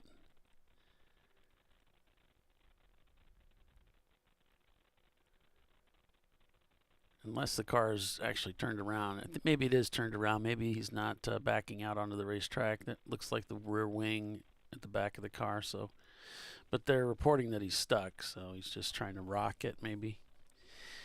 Those of you in the South wouldn't understand. It's a northern thing. What was the thing? I'm sorry, I was listening to the radio. Oh, it's just those of us that have to deal with snow understand what rocking is. Oh, okay. Well, in the South, usually rocking is for being stuck in the mud. Yeah, it's the same thing. It's the same thing.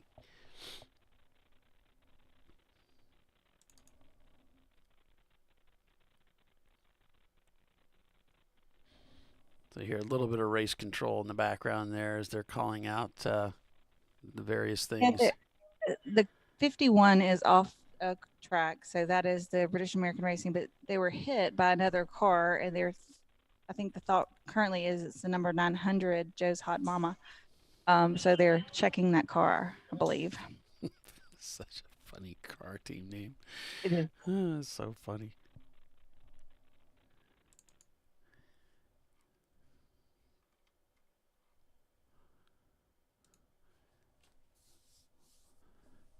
Looks like we're going to go full course caution here. So we've got GMS in second, Valerian in third, Touchstone is in fourth place. And then 90racing.com is in fifth. So they're towing in the number 5 Milan +2. Saw them towing them. Oh, okay. They were just in the pits a little bit ago.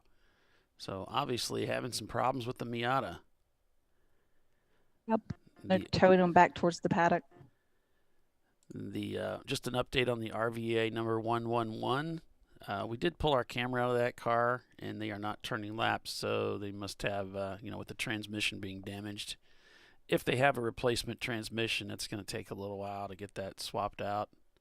No, Justin said they're done. Oh, they've called it. Okay. Yep. That's a shame. I mean, yesterday they had the 411 wrecked, and then now the 111 is broken. So I think they're done with the weekend. Unfortunate for them.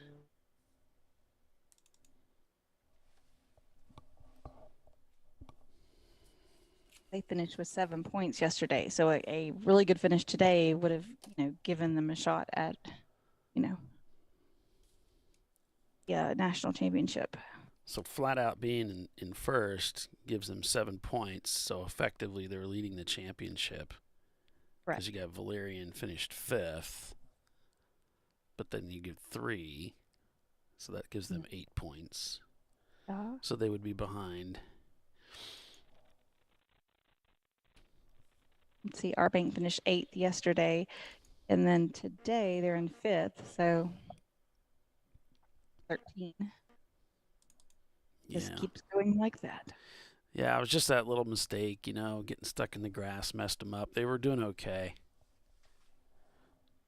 Yeah, the off was trouble enough, but then the getting stuck was the nail to that coffin. It took them a little while to get them out, get them unstuck. Mm-hmm.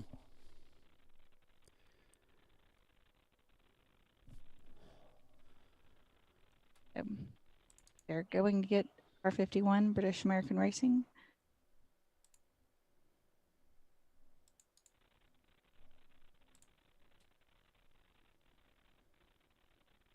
Camera keeps spinning around in the number 903 of 901 Motorsports, so you never quite know what you're going to get when I go back to it, although I can see it.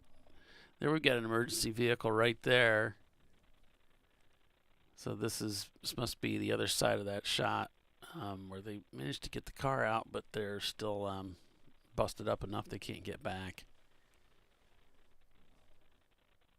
Some of you that are just signing in, I see we got a few more viewers. I'll show you.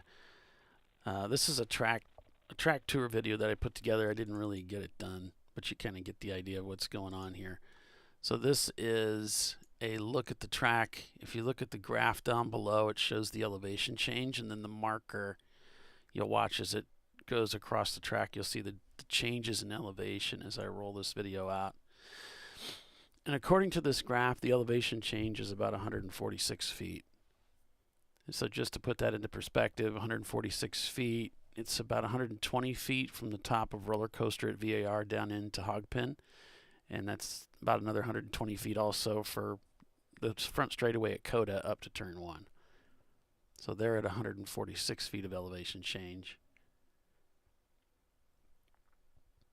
And if you have a big screen TV, you can also see in the stats there above the graph the average slope and the maximum slope percentage. And I mean, not a mathematician, but something about 39.6% negative, 30.8% positive. So the slope, you can see that there's a difference between how far down we go here, and then look how steep that climb is, graphically speaking. It'd be funny if it was actually that steep, like in degrees. It wouldn't be. They'd have so much trouble getting up the hill. I mean, this is definitely not a track where if you're having a mechanical and you're down on power significantly, that you're going to be able to limp your car in. That would make it very difficult. Or if you're, really low fuel, because it's a roller coaster. Yeah.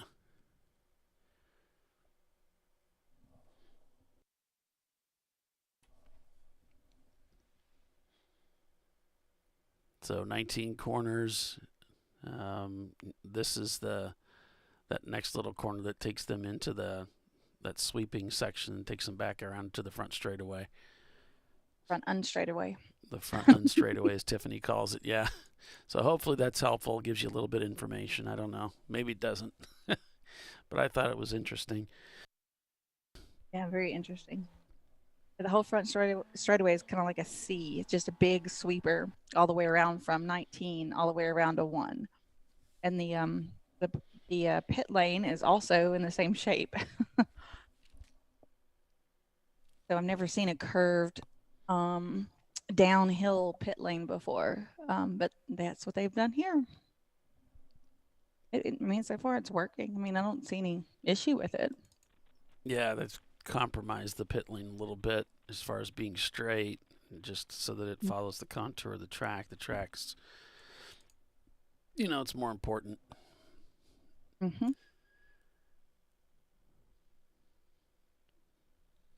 There we can see our leader over there on the other side of the racetrack.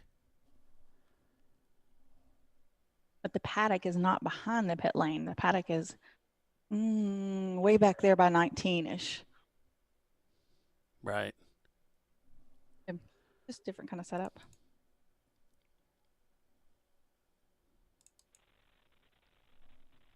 So thanks for joining us, everyone. ChampCar.Live, presented by AutoZone. I'm Paul Veltum, along with Tiffany Alexander. We're calling the race for you this weekend. It's live It's the National Championship race. TireRack.com National Championship at the Ozarks International Raceway. 4 miles is the length. The pace car is in the pits.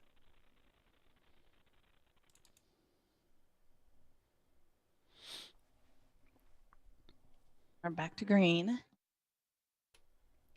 And there's that waving green Hot Rod Lincoln shown in the pits right now. So is Blue Shells, RS Racing, British American Racing, and Joe's Hot Mom. Milan Plus 2 also shown in the pits. Everybody else north is out there on the racetrack.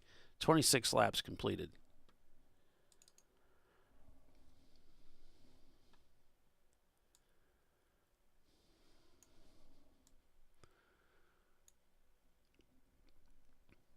And this is really a fast race car. He's just way down the standings because of that passing under caution that really messed him up. Looney Tunes is in 27th right now. Dirty 30's in 28th. Their fastest lap time's a 2:50. So their lap times put them up in the top 10.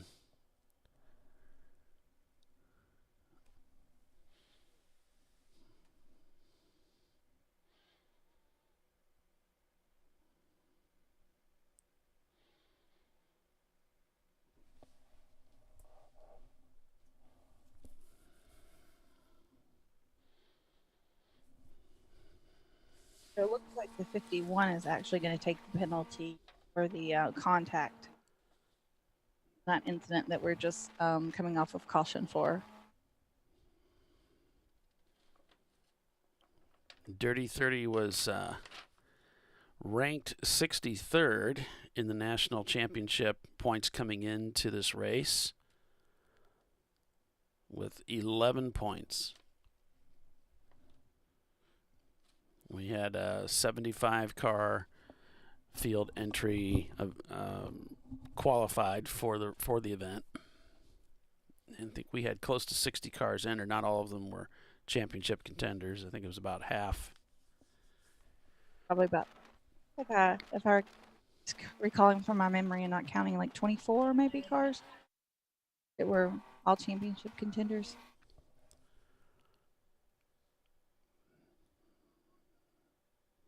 Oh, thanks, Mike. I appreciate that.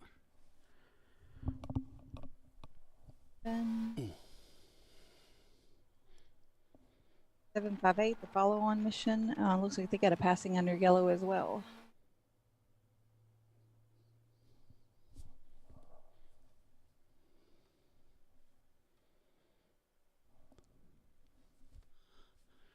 They'll be called in for that. Serve that penalty under green flag conditions.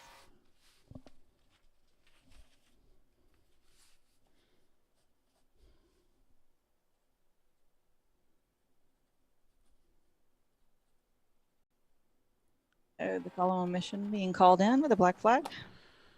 Okay. Great group of guys doing what they do for veterans. I don't know if you guys follow them in social media, but AJ does a great job of follow-up information about the drivers that are driving with them. There's a Vietnam veteran out here racing with them for the first time. It's just a great organization. Make sure you check them out. You can, if you believe in their mission, I don't know why you wouldn't. You can also become a Patreon, donate.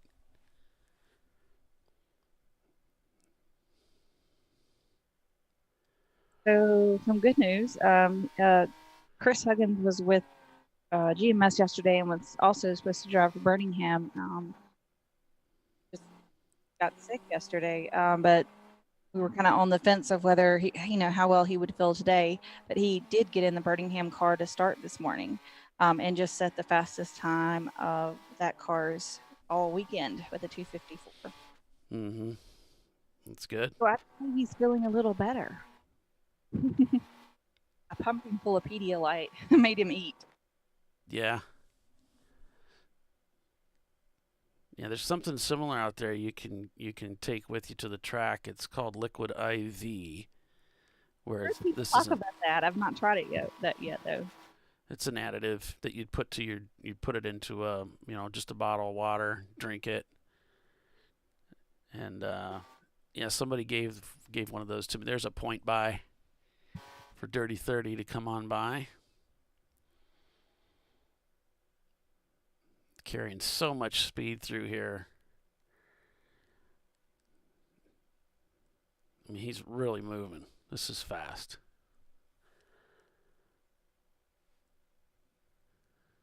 Yeah, the Pedialyte version that I use is a powder because it's better to mix it with more water than less.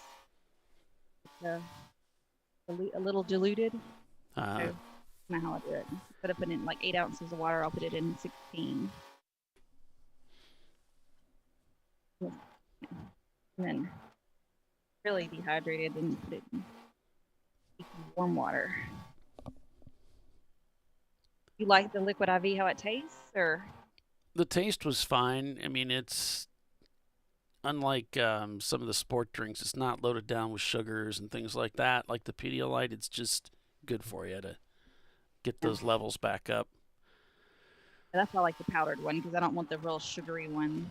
It comes in pre-mixed bottles. Mm-hmm. Yeah, the guy that gave it to me just swears by it. He says you feel so much better after you've had them. I don't know. I always feel terrible when I get out of a race car, so it's just normal for me. But when I got out of the car, apparently I didn't look too good, and so he went and got me one. Very hard on your body. I told him I always look this way. It looks like visceral going by. And the chopped up jalopy there. I was over at IHOP today and I saw a Porsche 944 parked next to two Miatas, like NAs, NBs. I thought, man, if you guys only knew how much fun you could be having with those cars.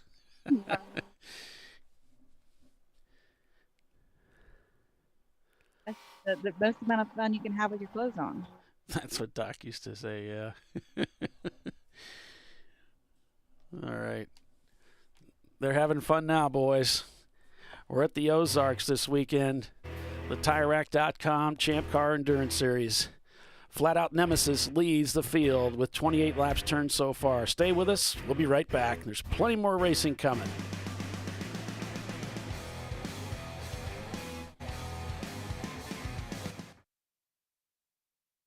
I probably need new tires. You do. What if they sold tires online? We do. We're TireRack.com. They could offer lots of tires. We have so many tires. And help you find the right tire. It's called the Tire Decision Guide. Oh, and they could ship them to a nearby mechanic. We shipped over 7,000 independent recommended installers. This is an amazing idea. Sorry. TireRack.com, the way tire buying should be.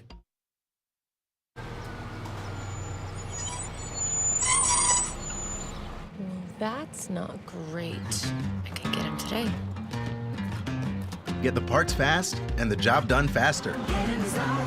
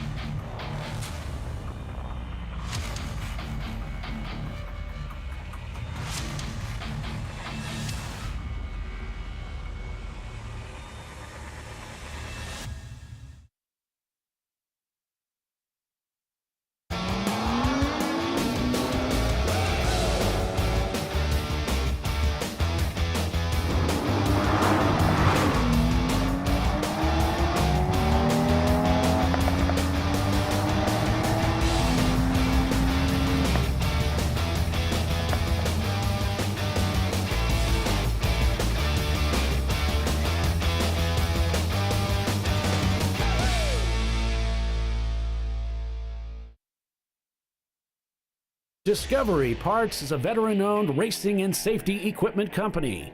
While we're located inside Atlanta Motorsports Park in Dawsonville, Georgia, Discovery Parts can also be found at the tracks, supporting a number of Champ Car Series events. We take pride in being a reseller of the best of the industry to Champ Car teams and drivers. We know racing, love racing, and look forward to tomorrow to even more racing. Visit us at discoveryparts.com.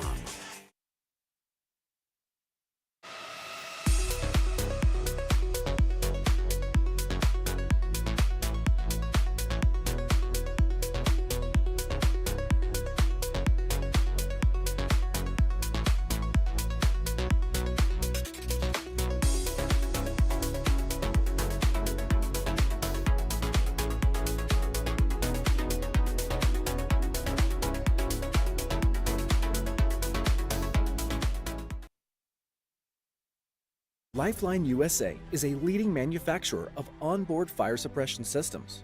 Lifeline's continuous commitment to research and development ensures that we supply the most innovative and cutting-edge products available. Used by the majority of the world's motorsport championship-winning teams and constructors, Lifeline has a proven history of success. Lifeline offers a complete range of fire suppression systems for all budgets and needs, and we continue to push development and limits on both extinguishment materials and our patented delivery systems to make the race car environment almost as safe as sitting on your sofa at home. Every kit has been designed for a professional and simple installation. For more information and to purchase your ChampCar fire suppression system, go to www.lifeline-fire.com. Located in Northeast Ohio, with 40 years of combined experience, Money Shift Racing knows how to deliver performance and safety, offering everything you need to get your vehicle and drivers ready for race day. From safety equipment to full engine assembly and repair, in-house fabrication, 3D design, and rapid prototyping. Money Shift Racing. Performance done right. Frozen rotors from Diversified Cryogenics deliver increased performance and a higher level of safety, while significantly reducing braking system costs. So to tell you a little bit about the durability of this product. So we have seen an incredible extension of the life of our brake rotors using frozen rotors. We've gone from brake rotors every other weekend to 6 weekends on one set of brake rotors, and I think they can go farther. The durability has been amazing.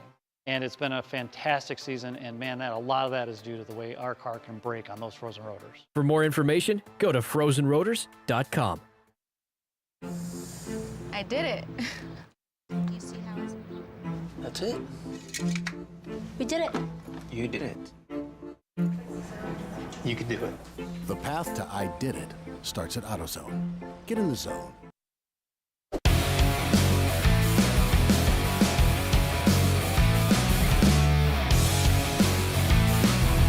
30 laps completed out here with Flat Out Nemesis in the lead by 21 seconds over the field. They've set the fastest lap time of the event at a 2:40.772. Welcome back, everyone, to Champ Car Live, presented by AutoZone. I'm Paul Veltum, and we've got Tiffany Alexander here, too, calling the race for you on board with Dirty 30. They've had it's been a pretty good mix-up here. Watching Dirty 30 has been very entertaining during the break, as they were dealing with cone crushers and one of the flying ghost machines who have kind of gotten away from them now. Gorilla Sticker, the 516. Looks like we got a caution locally over in this area of the racetrack here, folks, just so you know. But what were you saying about Gorilla Sticker? They are the reason for the caution. Gotcha. I had a feeling you were going to connect that. There's the green. So now watching that Flagtronics a little bit more carefully.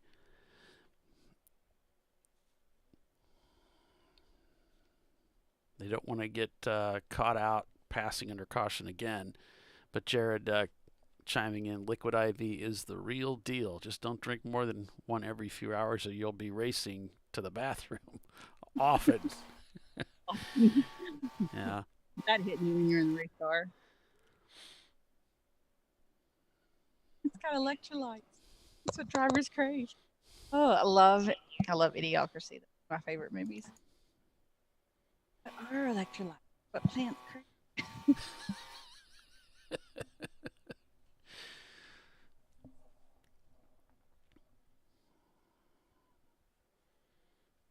You know that movie, Polly?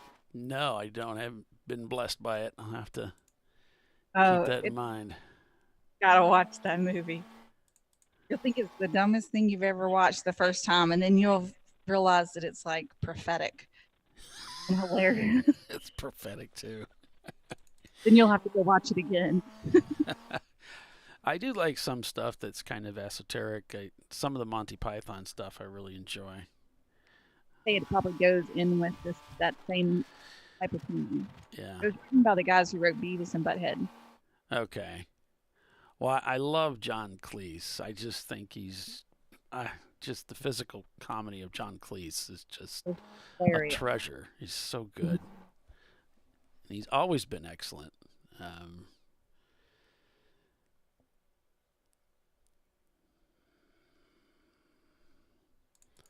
Going back to full course, yellow.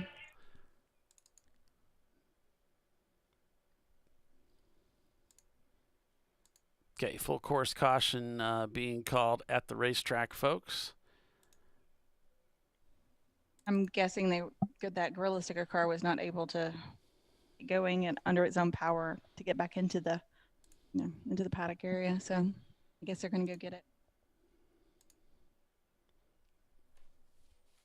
I don't see it on the little Flagtronics screen that we have, but the drivers are getting the cue, so there might be some delay there. Yeah, now the stations go yellow according to that graph map thingy. In here, so it's showing all yellow, but tiny.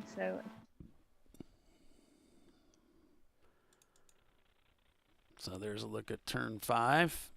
I can take you around the racetrack roughly with what I have here is turn 1 supposedly. I think the camera's been turned. I think this is coming out of 1. Yeah, heading down to 2. So this is supposed to be turn 2. And then we have turn 5 where they head downhill. There you can see the cars coming down, heading up the hill, go through what I think Tiffany described it really well. It's sort of more like a bus stop than anything to slow those cars down. And then we have roller coaster. Very quick, but you're going up and down and up and down. So, I mean, if you think about riding a roller coaster, it's usually over in 30 seconds or less, right? I mean, roller coaster ride doesn't last that long. On this track, you're doing it for 2 hours. Can you imagine being on a roller coaster ride for 2 hours? Then you're driving. Right. No wonder the drivers are exhausted and throwing up in their helmets. There's 14. Put so eloquently, Tiffany. Actually, somebody did throw up in their helmet. Right. Here's 16, which one of my favorite shots because you can see 2 parts of the racetrack at the same time. The cars come down the hill. Look how steep that run is. It kind of reminds me at Barber coming down onto the front straightaway. You come swooping down out of, 14 or 15 at Barber and onto the front straightaway. And then finally turn 18, where you can look off into the distance to the right. You see the cars coming. This is another one of those little slow down, just a bend that they run the cars through. Call it a hairpin. A hairpin, okay. Then they on the front unstraightaway. Then they go back, onto the front unstraightaway. Which that camera just went down, so I can't show that to you. Darn it. That's the one camera that Bill set, yeah. All right, so 901's in the pits. I think that's William there, so maybe he straightened out the camera. He's waiting. I think he's waiting for them to get done fueling before he goes running in there.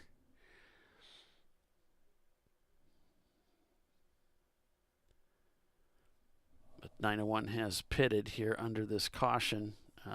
Let's see. They're a little early, aren't they? Yeah. They're a little early. Probably should have waited a little bit. This is going to add, maybe they don't have the option, though. They may have to take that extra pit stop. We know they made an extra pit stop yesterday to do a driver change. Right. And this is part of the reason why. If I remember, they pitted early yesterday too. But this track is just a workout, dude. It is tough. Mm-hmm. Swap out and get somebody else to drive for a little while. So in the Team Fox Shoddy, Adam started this morning. Mm-hmm. And I'm getting word from Black Knight Racing. Had a bent control arm and tie rod on the front right after hitting the guardrail on turn 11 yesterday. So that was about the last hour of the race. They did pick up some parts last night. Worked really late to get it installed. Working now to get everything adjusted and back on track. So they are planning to rejoin the race today. And Tiffany has an opening for a receptionist. If anybody wants to be a reliable, anybody thinks they can work for more than 2 weeks in a row. Still with me. at her practice. I don't understand how it could be so bad, you know. Especially working with someone like yourself. I mean, really, what's the problem here? We're finding reliable employees in Birmingham seems to be a challenge. Yeah, so if anybody's looking for a job in Birmingham, Alabama. And it's good work that you're doing there, Tiffany. I mean, you're helping people. It's something that, you know, it's not like this kind of garbage where we're just doing broadcasting a race. It's actually helping people with their mental health and marriages and things like that. It's good work. Yeah, we work with kids, adults, couples, families. Specialize in trauma, several of our therapists. We have a new therapist coming on board that specializes in maternal mental health, so pregnancy and post-pregnancy mental health type things. Oh, yeah, because you have that problem, yeah. So I'm interested to kind of learn a little bit about, you know, what she's doing. She's got different training than I do, obviously. So been in business for 12 years now, I think. It's great. Flies. Okay, so Mark Yasho, he told me how to say this right. Yoshida, maybe? Yeah. Is getting into 901 Motorsports car. Okay. Yeah, it looks like he's got a really pretty blue outfit on there with the gloves and the whole deal. Nice and matchy. Yeah, they checked his belts real quick, sent him on his way. And off you go, man. Throwing you into the fire. Yep. Go get it done. Pretty cool. There's the Flying Ghost. Looks like Visceral Racing Group, Cone Crushers going by. Looks like they were pushing the Blue Shells 916 just earlier. Oh, geez, man. What was going on with that? I just got a picture. The Whip Racing guys sent me some pictures of some things going on. Yeah. Let me send a message to Bill. He probably won't be. What do I do with my phone?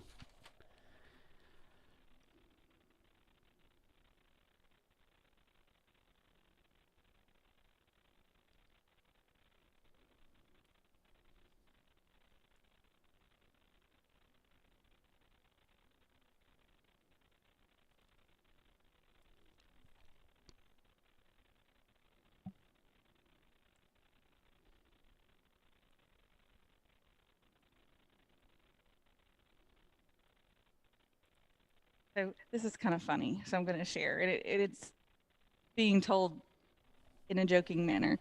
So Pass the Buck Racing said they would like to blame the point leading Miata for a cut tire during a risky pass.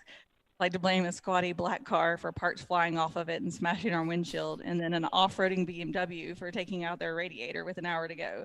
He said, LOL. He says to err is human, but to blame it on someone else is a sign of a great leader. Hence, Pass the Buck Racing. I love it. Nice. So their driver, Steve Malcolm, is what started out this morning for them. It's sign of a great leader. But to blame on someone else is a sign of a great leader. It's so funny. It really is. Oh my gosh. I had to share that one with you. Thank you for doing that. It's brightened my day. So 556, this is GMS Racing. It's an 89 Mazda RX-7. Bill's going to be putting a camera in there for me. Got a nice little flying unicorn on the front, and it's kind of pooping out stars, little shiny, glittery stars.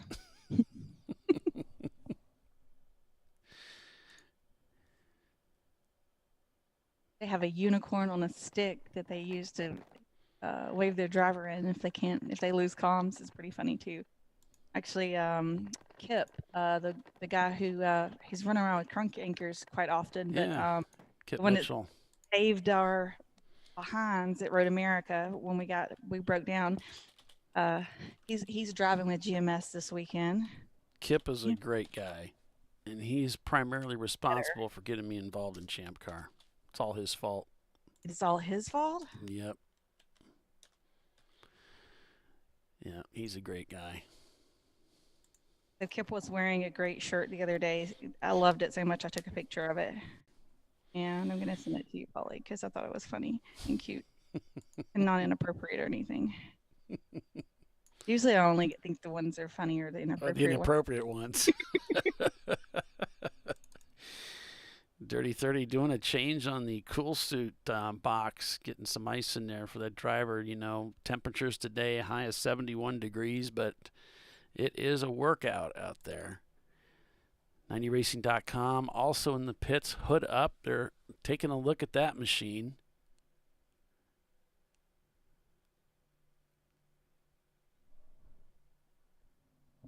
Yeah, we've got a lot of cars that decided to roll through here now. So GMS has finished their stop and are headed back out. I see Cone Crushers are starting to head back out. What have you sent me? I told you it was great. He's dabbing. That's a beautiful thing. Jeez. Oh my gosh. That's Kip's new shirt. That's Did he great. have it? I was like, I appreciate you wearing that because that made me smile the other day. Oh my gosh.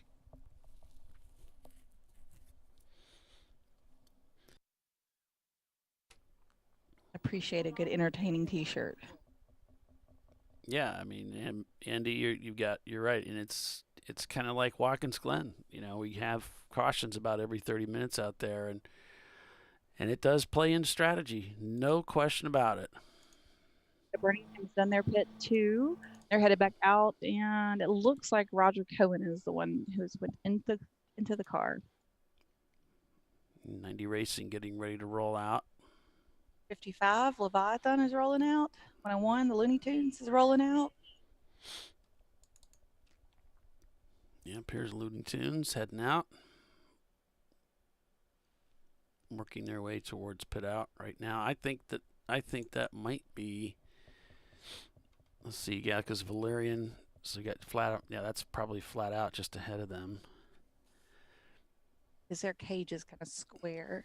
Mm-hmm. A little different than the other Miatas. They're open topped. So they've released the Miata. Now they've also released 90. Sorry, our camera's way behind. It's trying to get caught up here. But they've got a new driver in and sent him on his way. It might be Rob. Got the white helmet. Not sure. Looks like with that stop, it's showing Valerian as our leader now, with the touchstone right behind them. Yeah, and according to Race Hero, they haven't stopped yet, Valerian, as well as Touchstone. So they'll need to come in, and that'll minutes. Yeah, I think they're kind of wanting more of the top of the hour there. Trying to not have to make an extra stop. Exactly. Rolling the dice.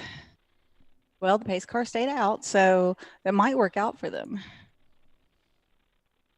So that will give it, since the pace car just stayed out, they just call start finish. That means you're going to get another lap of, at least 5 minutes. That gets, they only need 3 minutes. So that should put it in the window. Of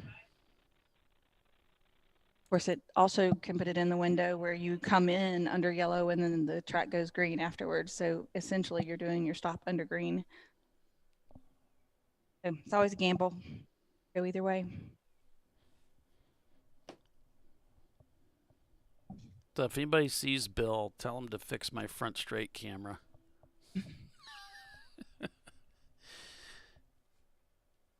All right. You were around earlier, but I don't know where he's went now. 34 laps completed, working 35. Cars on track, under caution. You can see them being led up the hill there. They'll come around and head back down 16.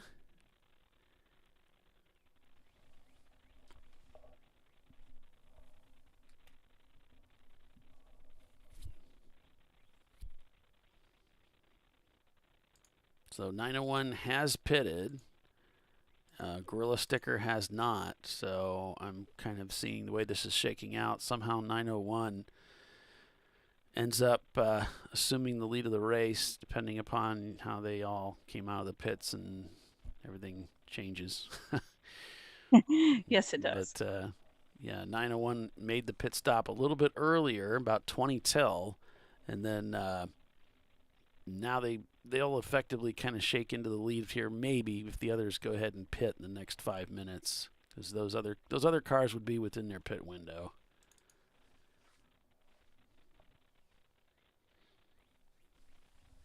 So your standings right now, I wouldn't pay a whole lot of attention to them. Hastings Tires Plus shown in the pits. Looks like they may have left. I've lost that camera feed. I'm just noticing that we're still under yellow. However long that was ago, 2 minutes ago, I said the pace car passed. So I'm just seeing all of our top 10 that just pitted coming around.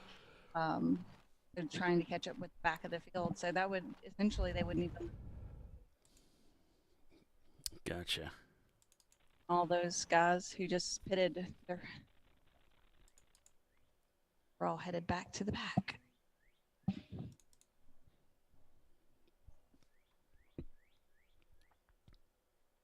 Oh, we have another car.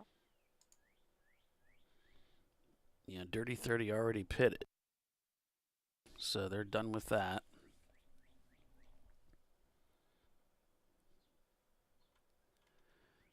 Visceral shown in 11th place. They did do a pit stop, so they got that out of the way.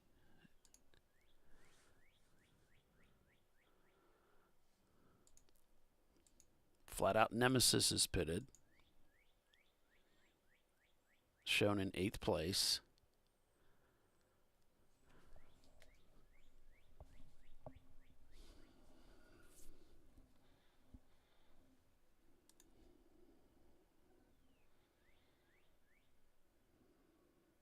My guess is we're going to go green this next. Really going to hurt those cars that did not come in waiting for their window. They're going to have to pit under green. Yeah, they really should get in there.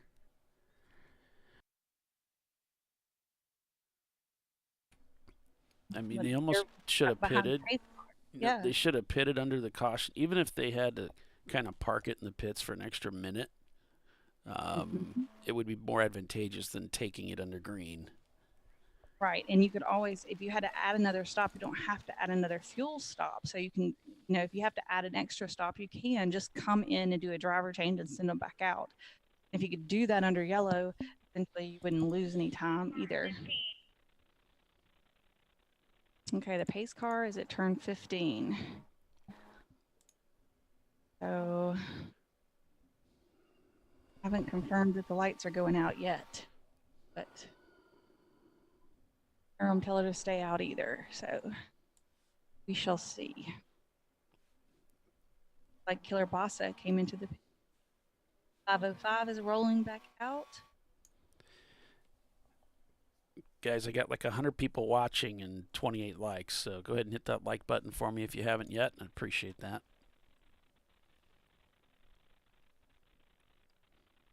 There's the cars rolling up 16. Okay, the pace car is in. Pace car's in, green flag in hand.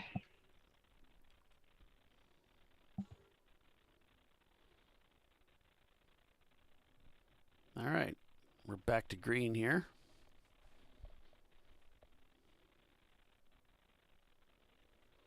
Good restart, nice and clean.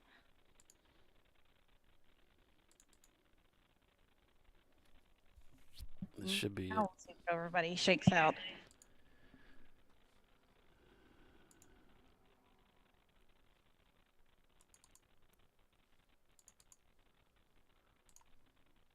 This is more like turn 2.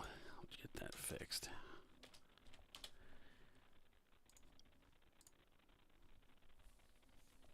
Sorry, folks, I don't have a camera on the front straightaway anymore. We're waiting to get that fixed.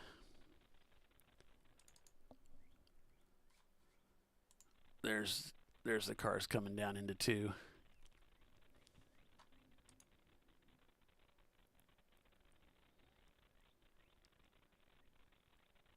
I see the 545 rolling back out. That's Whip Racing, and the 198. That should be maximum effort, maybe. Yes, maximum effort. They're rolling back out.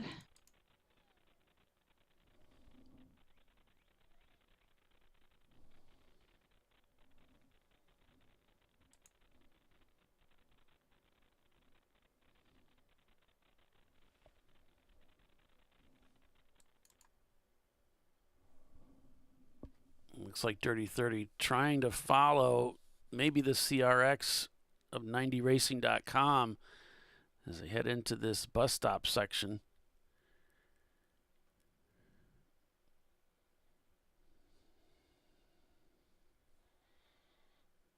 Car getting a little wiggly on the outside there, trying to hang on to the outside, stay out of the way. Look at all this traffic. That might be Barbossa they just passed. the Stratus up ahead. Outbraking coming into this section. Gets a nice run out of that corner.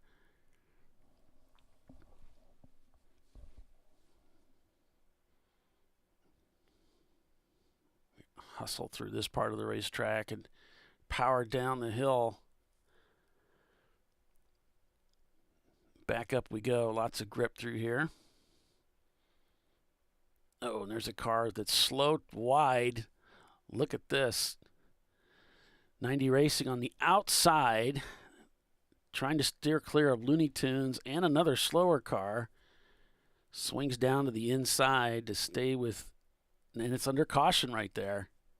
Wow, there's so much going on.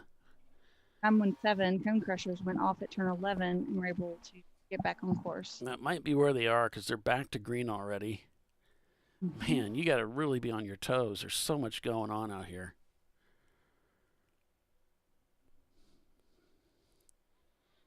Back on power here, another competitor up ahead.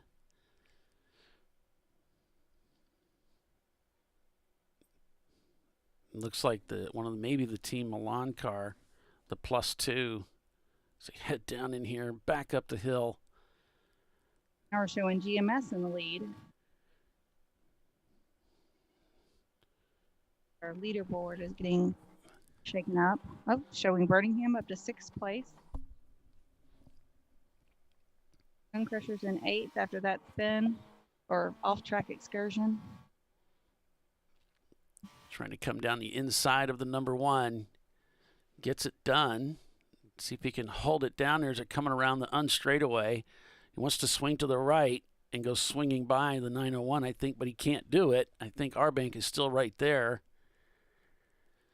Got a slower competitor on the inside. Man, this is crazy. So intense. Yeah, looks like a lot of fun. Yeah, it's the 901 car, 903. I'm going to ask them to change their number. Be like, Frankie, please. Well, if he still has the other car, you know. Right.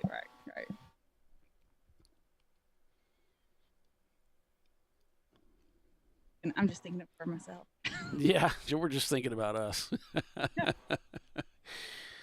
Yeah, this is awesome. I could see, why they enjoy it, because there's so much action, not only because we bring a lot of cars to the racetrack, but also the track itself is busy.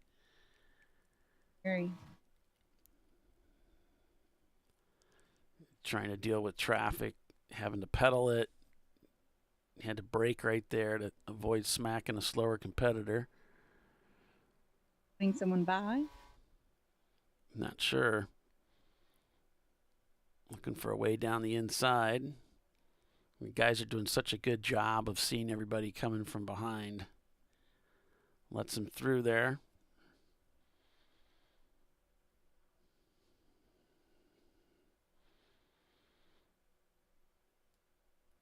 Grabs third gear for this slower left-hander here.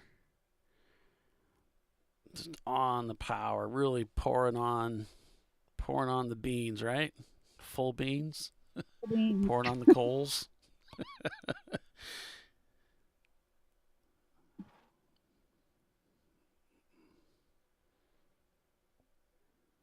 Little wiggle there. Track a little bit rough right there.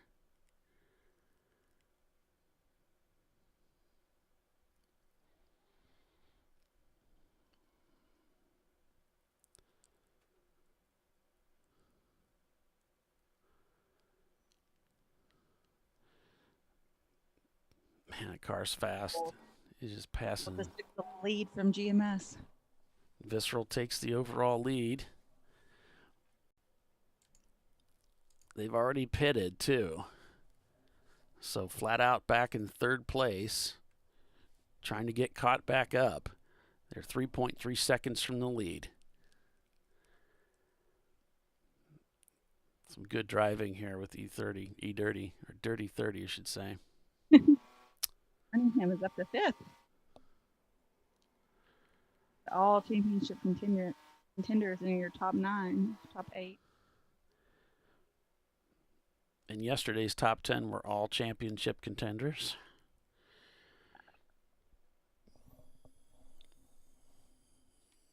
All right. We need to take a quick break for commercial. It's been fun. It's been real. It's been real fun. And we'll be back in just 5 minutes. So stay with us, everyone. You're watching Champ Car Live, presented by AutoZone. We'll be right back.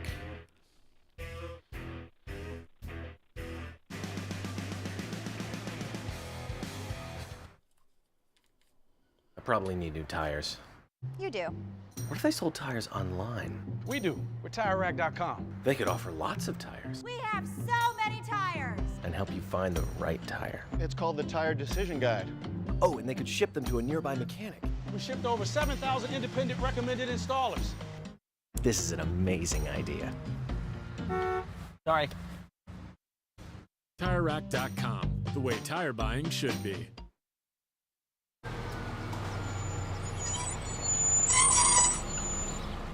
That's not great. I could get him today. Get the parts fast and the job done faster. AutoZone.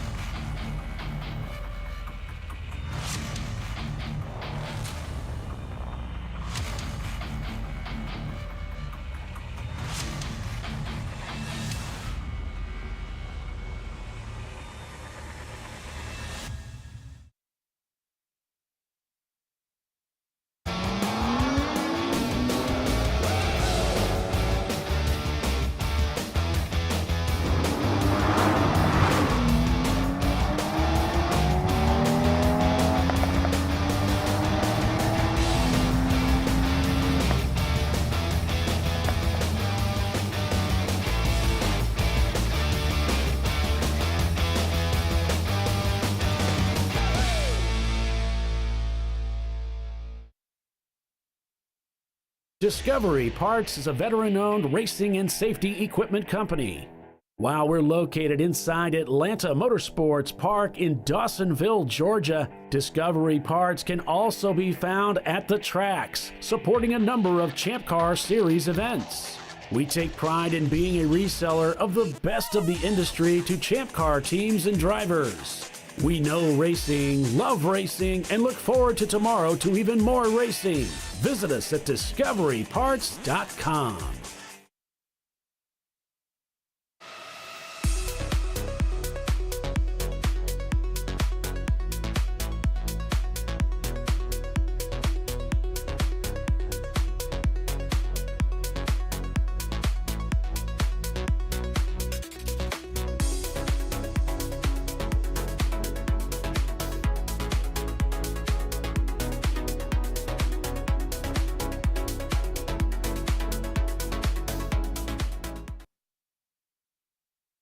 Lifeline USA is a leading manufacturer of onboard fire suppression systems. Lifeline's continuous commitment to research and development ensures that we supply the most innovative and cutting-edge products available. Used by the majority of the world's motorsport championship-winning teams and constructors, Lifeline has a proven history of success. Lifeline offers a complete range of fire suppression systems for all budgets and needs, and we continue to push development and limits on both extinguishment materials and our patented delivery systems to make the race car environment almost as safe as sitting on your sofa at home.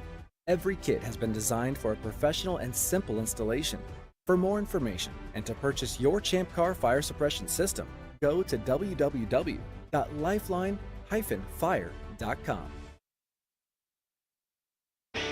Located in Northeast Ohio, with 40 years of combined experience, Money Shift Racing knows how to deliver performance and safety, offering everything you need to get your vehicle and drivers ready for race day.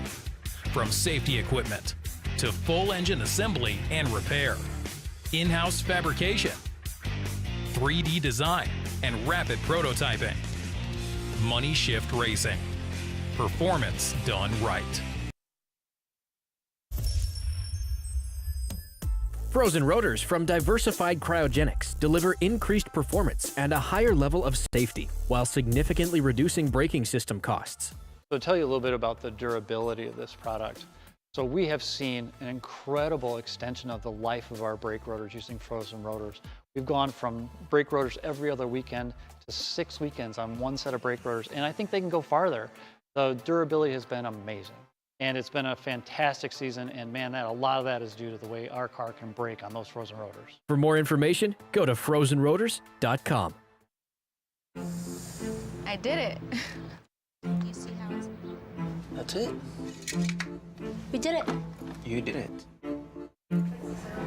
You can do it. The path to I did it starts at AutoZone. Get in the zone.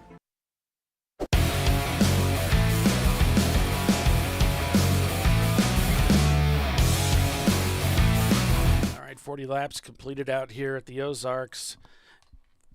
Visceral Racing Group still leads by 3.6 seconds over Flat Out Nemesis. Flat Out just turned in a 249. Visceral a 250.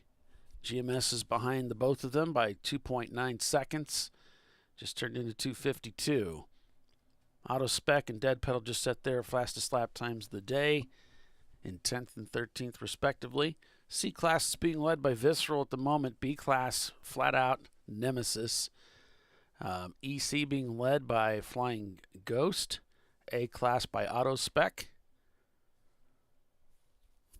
And D Class is being led again by Face Down Racing in their Supra. In our Williams Racing Miata, one of our championship contenders, Dr. John Holds is in the car now. Took over the second stint.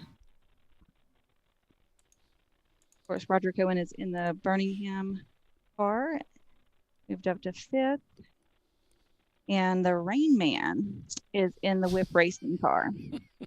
I think they all go just by nicknames. And that's that 545 green, kind of a very electric green Mustang.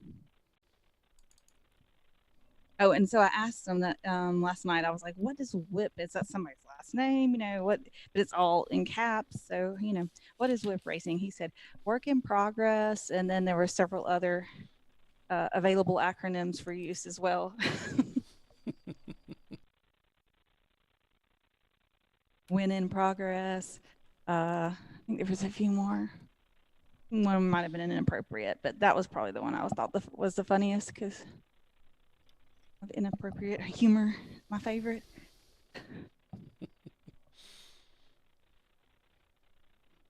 Yeah, we're expecting Flat Out to retake the lead here, but Visceral comes across the start-finish line leading by 3 seconds. Both cars turn in a 2:49. Remember, Visceral is no slouch. That car is fast.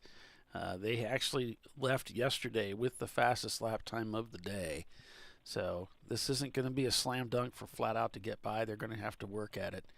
They're back 3 seconds, and this is such a complicated racetrack. Man, anything could happen. A little bit of traffic. We were right along with GMS or with 3030. You could see just how quickly things can materialize in front of you when you're out here on this racetrack. A little bit of slower traffic, and suddenly you get caught up in it, and then you get past. I just saw cone crushers going by there on turn 16. Sorry for the choppy video here, folks. There's some cellular service isn't the best out there.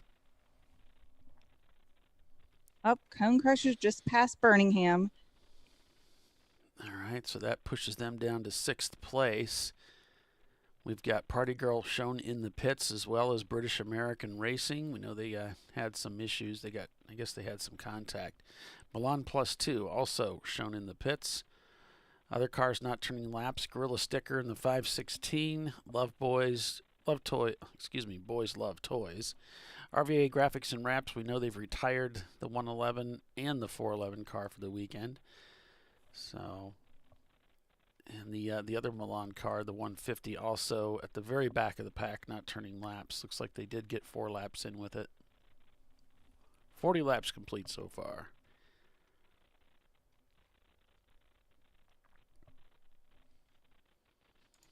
Just going down through the standings here. It looks like everybody's gotten their pit stops done and out of the way. So it's Visceral Racing Group leading over Flat Out Nemesis, followed by GMS Racing. Then it's 90racing.com, rbankracing.com. 5th place, Cone Crushers. 6th, Birmingham Racing. In 7th, it's 901 Motorsport. In 8th, Leviathan Motorsport. In 10th, it's Autospec Racing in the number 21.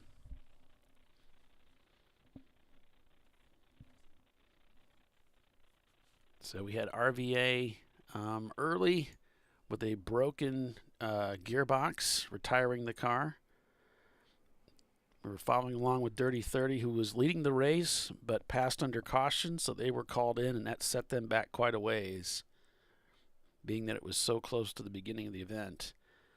Then it was Flat Out Nemesis taking the lead over GMS, followed by Valerian Steel and Touchstone. What were you And the team we were talking about earlier, the Black Knight Racing. This is their first race with Champ Car, and they had some had contact with the wall yesterday towards the last hour of the race.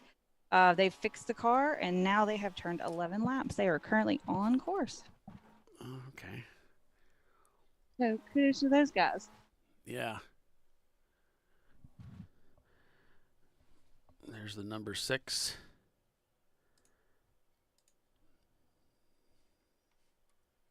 I think that's actually a number 8. Got Gear, their Chrysler LeBaron out here this weekend. It's great seeing them out there.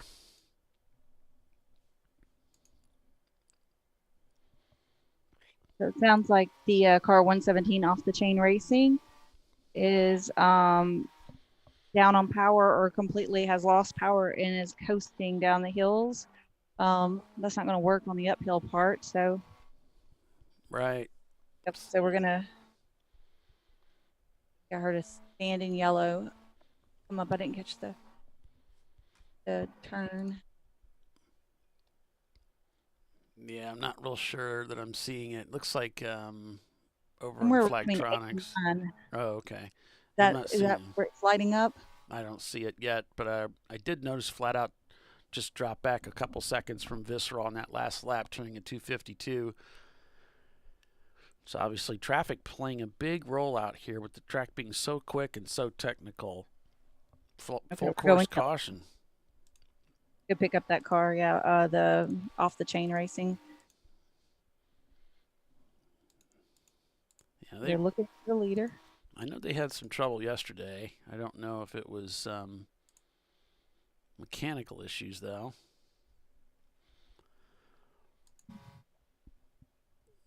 Our leader is currently in turn 13. Yeah, it's Visceral. Probably not going to be too thrilled with this because they had gotten themselves a little bit of a gap, a little bit of a breather from flat out. Now they're going to have them maybe right on their bumper, depending on if they've got any, back markers between them. Probably not too many back markers as fast as they're going. Right, and there was only 5 seconds between them the last time they crossed the start finish, so we'll see when they come by. 901 Motorsport, we got that camera fixed.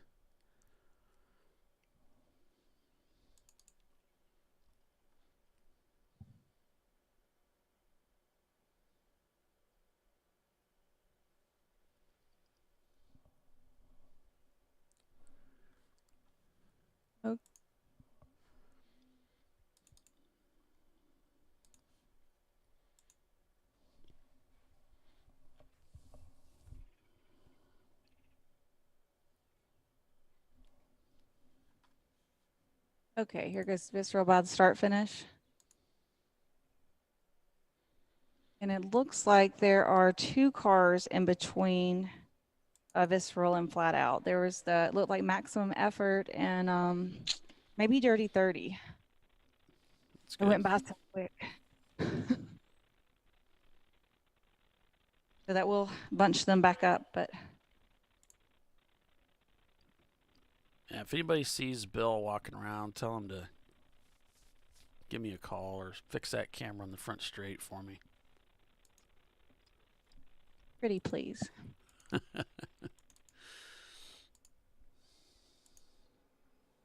That'd be my wife. You can always say please, Yeah, that's true. There's a safety vehicle still on course just past station 9. Oh, okay. But we're also showing yellow and white on the front start finish, so I'm not I don't know if that's because I don't know. I'm not even going to make anything up.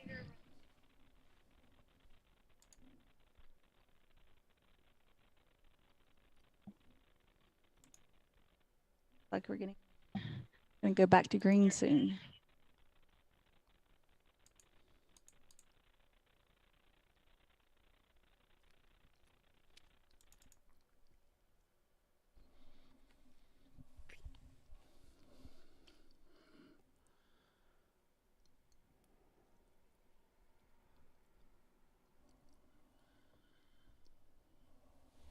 Our leader should be approaching turn 10 now. And then I believe when he gets to start finish, we may restart. Unless something else breaks between now and then. We've seen happen a couple of times.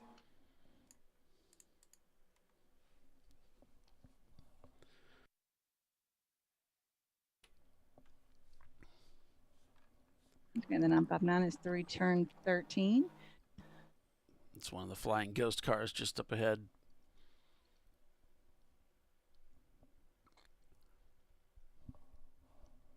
Still double yellow.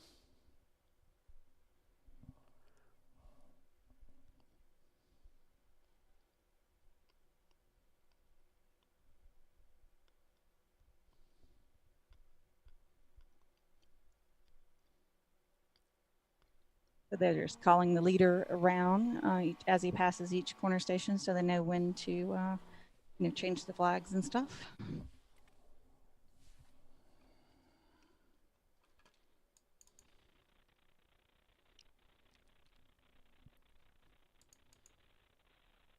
Looks like our leader is headed on to the front end straightaway. All right. Yeah, here he comes. And back to green. So there is 2 cars separating first and second. Feeling that won't last long.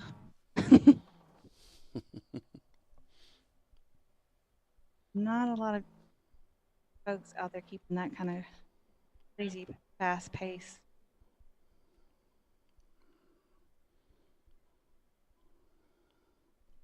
There's the green on the Flagtronics. See how quickly it takes him to realize it. He sees it pretty quick. Tries to come up alongside Flying Ghost. And gets the pass done there. And gets a terrible exit coming onto the front straightaway.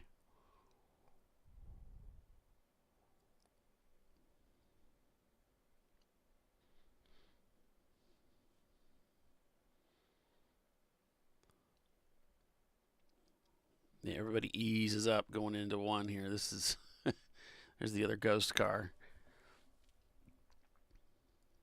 This is the area where the RBA graphics car got into the guardrail.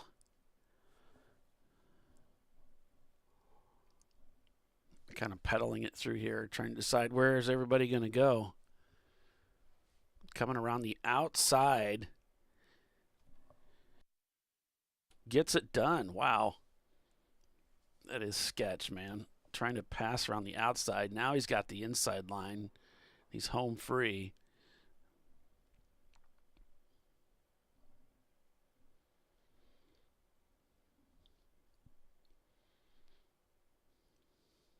Nice work on the curbs there.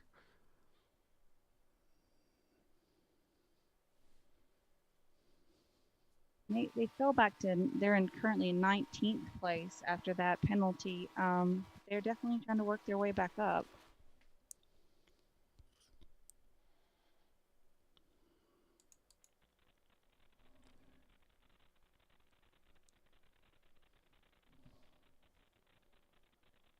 Crushers. Birmingham not far behind. 5th and 6th place, I believe, still. Yep. Yeah, according to what we have here.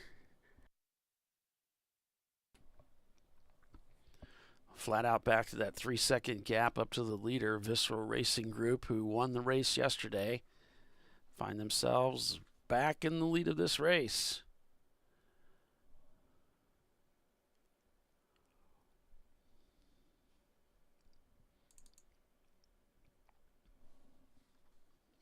They just worked their way right back up there, didn't they? Hold on just a second.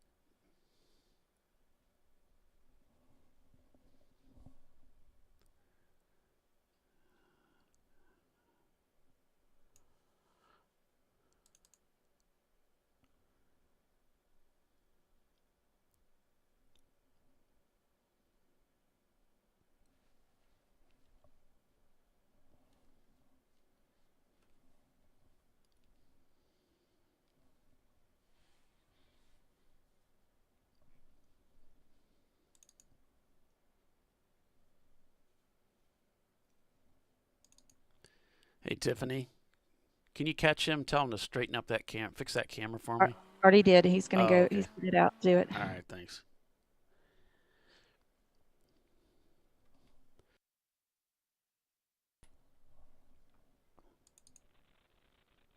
There's Cone Crushers coming by.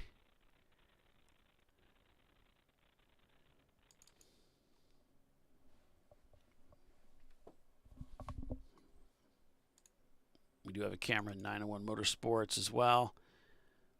Sometimes that feed can get a little bit choppy. 901 got that pit stop out of the way, but they did it early. It's going to set them on the back foot for pit stops. They're in 7th place right now. It's right where they started, apparently.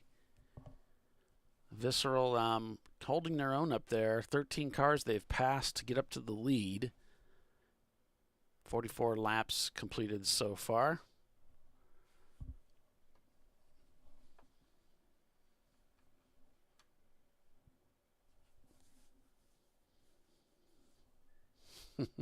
Tell him, Joe. Got to find that groove.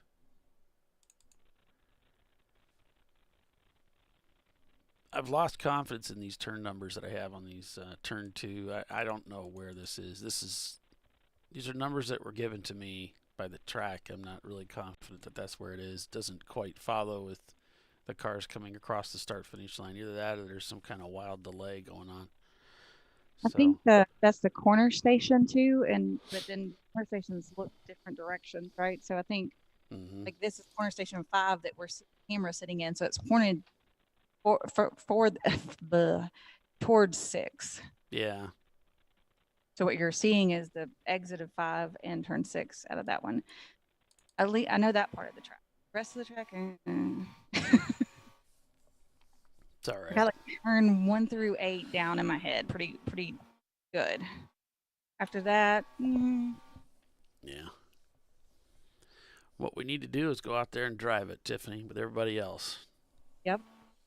I got it to ride a little bit, but just a couple of laps. So, and then I was gonna drive the Hastings Tire Plus car during practice to be able to try to put it together in my mind, you know. But then with the weather, we lost several hours of practice time, and so I'm not gonna take that. I'm not gonna expect them to honor that or anything. It was just a friendly offer. So I was like, no, you guys are racing, you're in contention, y'all go practice. I'm good, and I appreciate it. Super nice that they offered to let me drive. Yeah, it looks like 901, another pit stop. This one's going to be unscheduled. They've pulled out the floor jack. Doesn't seem to be a lot of urgency here, but there seems to be some kind of concern about the mechanical part of the car. So they have brought that car into the pits, and they are tumbling in the standings. See them out there. They just pulled a wheel off. But they look like they're maybe they thought they needed to change the wheel or tire, and then maybe they thought better of it. Yeah, it looks like they're already rolling them out. So, oh no, it's coming behind the wall. So they've decided this is more serious than something we're going to do in the pits. We want to get it behind the wall and work on it there. I may have just thought like the tire was flat spotted or going down, and then it's turned out to be more. That's why they just took that wheel back. Oh man. Such a great group of guys.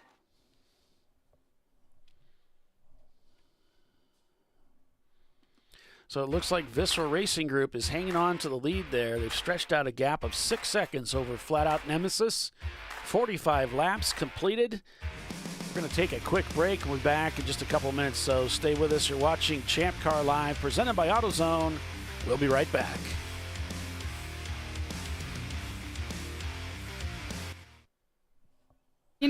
I'd buy tires online, but then what? We've thought about it. We're TireRack.com. They should let you ship directly to a mechanic. Actually, we call them independent recommended installers. They should have like 1,000 mechanics. Try over 7,000 installers. Then you just make an appointment. At a time that's convenient for you. This could change tire buying forever. TireRack.com, the way tire buying should be. Come on, Road. Do your worst. We'll be at our best. Engineered to meet or exceed original equipment performance exclusively at AutoZone. Lifeline USA is a leading manufacturer of onboard fire suppression systems. Lifeline's continuous commitment to research and development ensures that we supply the most innovative and cutting-edge products available. Used by the majority of the world's motorsport championship-winning teams and constructors, Lifeline has a proven history of success. Lifeline offers a complete range of fire suppression systems for all budgets and needs, and we continue to push development and limits on both extinguishant materials and our patented delivery systems to make the race car environment almost as safe as sitting on your sofa at home. Every kit has been designed for a professional and simple installation.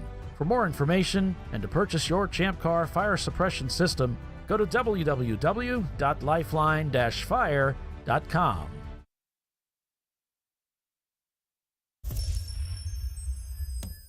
Frozen rotors from Diversified Cryogenics deliver increased performance and a higher level of safety, while significantly reducing braking system costs. So to tell you a little bit about the durability of this product. So we have seen an incredible extension of the life of our brake rotors using frozen rotors. We've gone from brake rotors every other weekend to 6 weekends on one set of brake rotors, and I think they can go farther. The durability has been amazing. And it's been a fantastic season, and man, a lot of that is due to the way our car can brake on those frozen rotors. For more information, go to frozenrotors.com.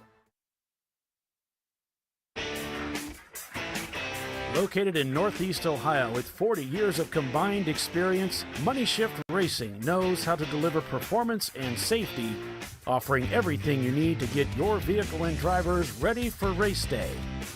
From safety equipment to full engine assembly and repair, in-house fabrication, 3D design, and rapid prototyping.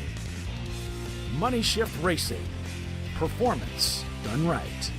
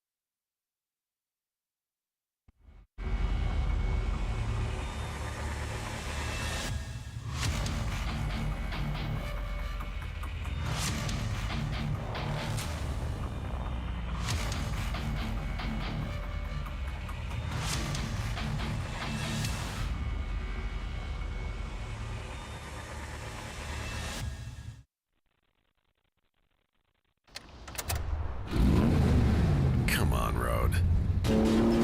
Do your worst. We'll be at our best. Engineered to meet or exceed original equipment performance. Exclusively at AutoZone.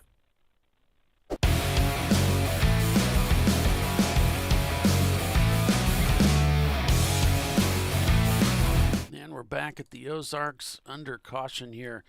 Not sure what's going on. We do have a safety vehicle over there in turn 14.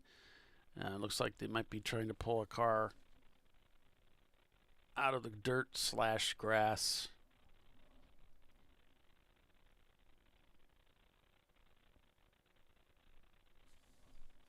So that would be around the turn 14 area. Right, driver's right. Full course caution out here at the Ozarks. Welcome back, everyone, to ChampCar.Live, presented by AutoZone. I'm Paul Veltum with Tiffany Alexander and Bill Strong calling the race for you.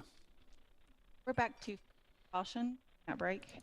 We had a car in the wall in turn 11, I think believe. it was, yeah. So we're going to retrieve that one. Don't know much about it. We just heard reports of a car into the wall. Okay. Well, here we go. What's this?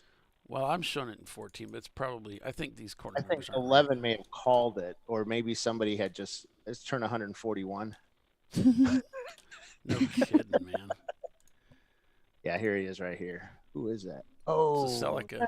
Yep, 144. So it's funny. I'm down there along the front Over-engineered. straightaway taking photos of these guys, and they were understeering as they came down the front straightaway here. You could hear it. Yeah.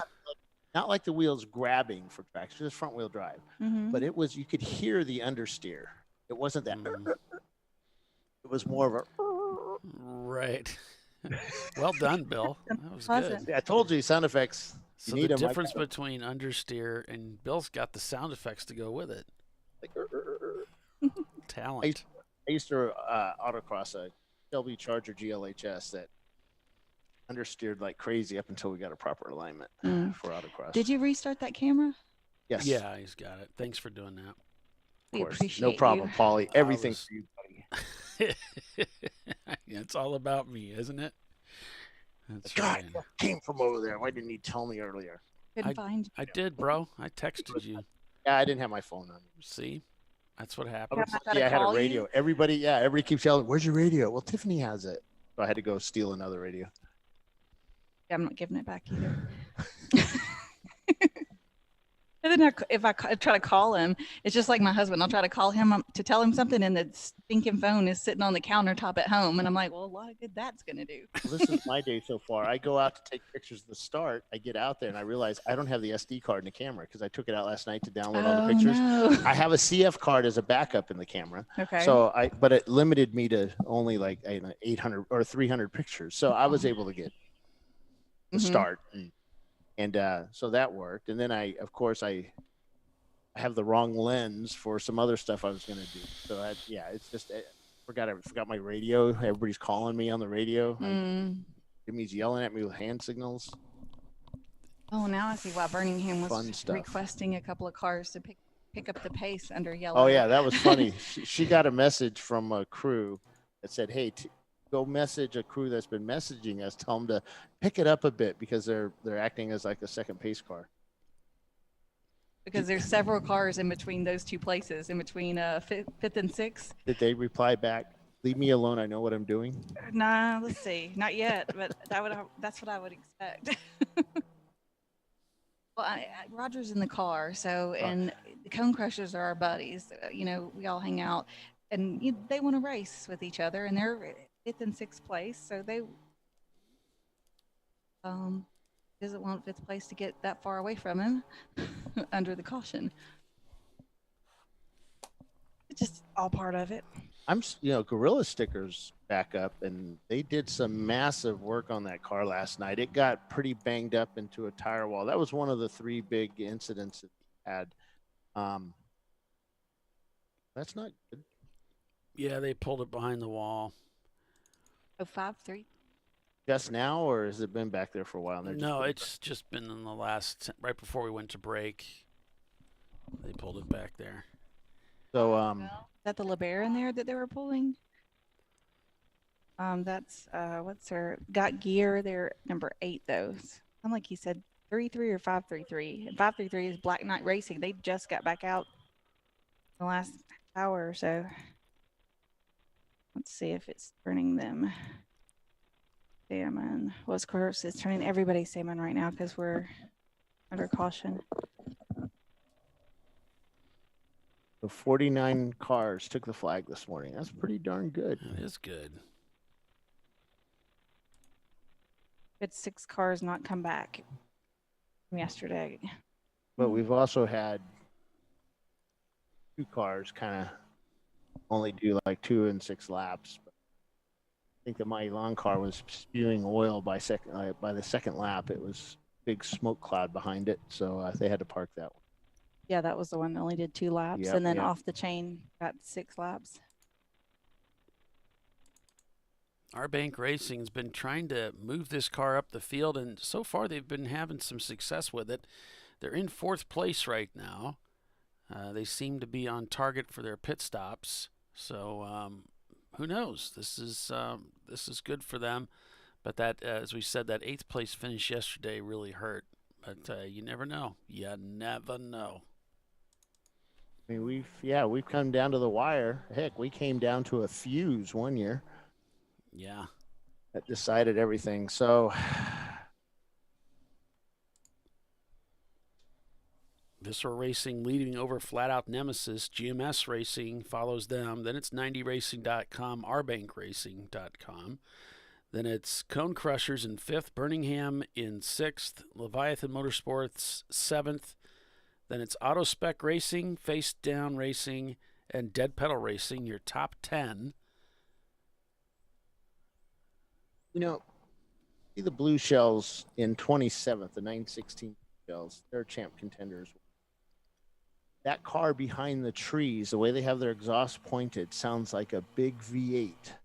And then it comes around the corner, it's a little Ford Focus. You're thinking this, it's just revving really high as they're cresting the hill, and it just reverberates to the force and sounds so good. You're expecting the supercar to come around the corner, and it's a Ford Focus. That's cool. Not that Ford Foci are not supercars. I had one of those as a rental car, and I really enjoyed driving it, actually. It was fun. mean, they dominated rally racing for a long time, or at least did well in rally racing and circuit racing over in Europe. I would love to do a rally race. Okay, the pace car is at 15.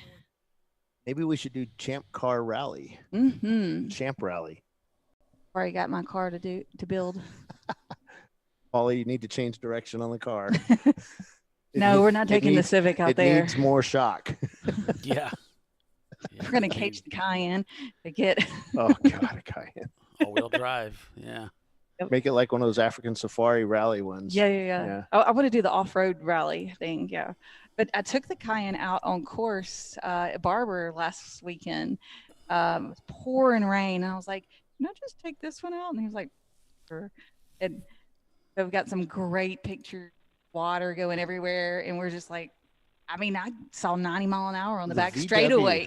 Yeah, that thing. The VW Touareg, which is the same thing as yours, except without the big V8, that actually handles super well. Oh, yeah. I came Much through better. I think I looked down, I was doing 70 through the kink. And, you know, the kink gets like a ton of water when it's raining. Just I remember cut right looking through down it. at Daytona and seeing 125-ish miles an hour thinking, oh, God, if this engine lets loose, physics is going to kill me. Okay, so the pace car is on the front straightaway. She's still out. That was one of those 5 o'clock in the morning, set up the cameras things. And, hey, what will this do? Will it go on the banking? Let's see if that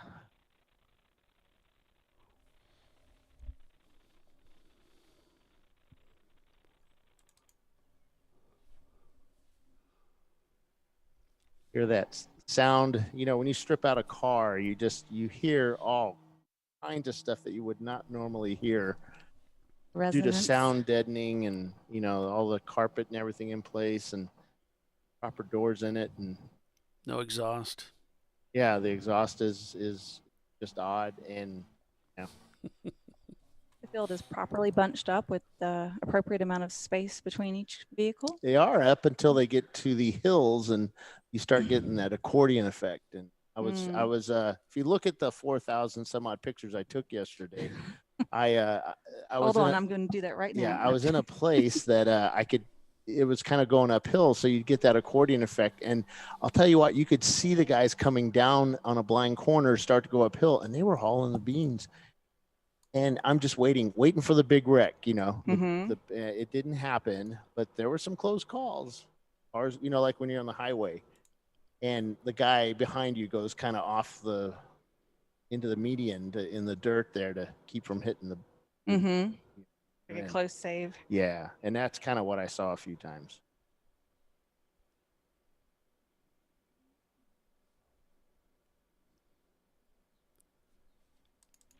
Basically what I tried to do with the minivan. There's a car going by on the flatbed through 14.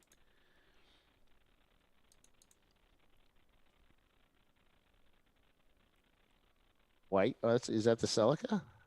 I think it was. It may have been. Yes, it is. Or as we like to call it, the Celica. Some of us do. Ooh, I was waiting for that. One of us. There's just some updates on who all is in the cars for Team Foxtrotty. Mitch Garner is in the car now.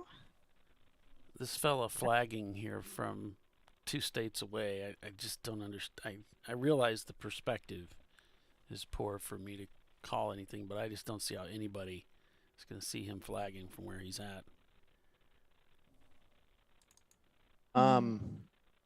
There's some spots where you do get a better view of the flagger when you walk out there. I was out in some of those corners. He's higher than the cars are coming towards him, so that would be the only way I'd think that would work. And the fencing kind of blocks some of them too, so, you know, to help protect them. This is a lengthy caution here. Yep, they're all bunched up.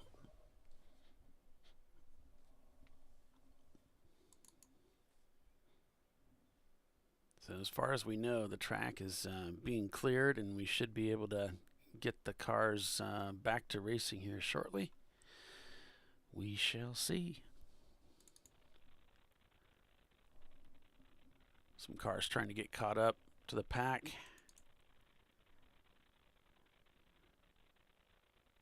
Hey, this is when you come into pit. You have less chance of going down a few laps and. Right.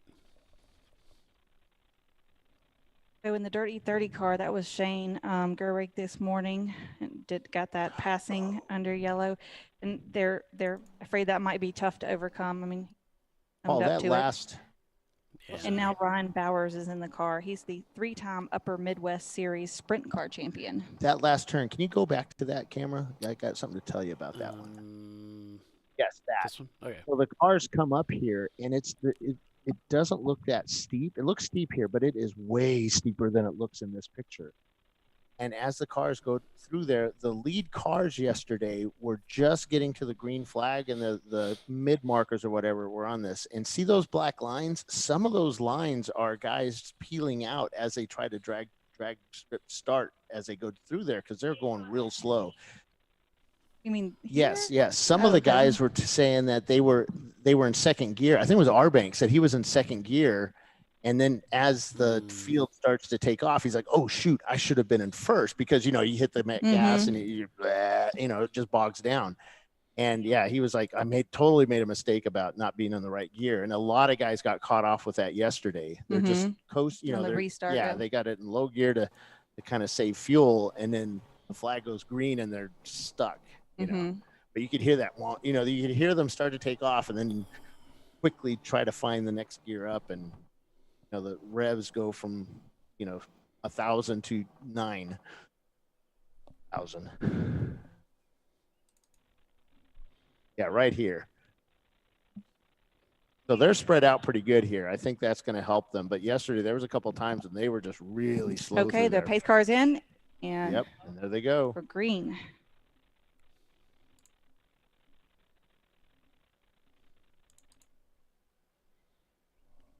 Wavy, wavy. Visceral got a great jump off the line there as they start heading down into turn number 1.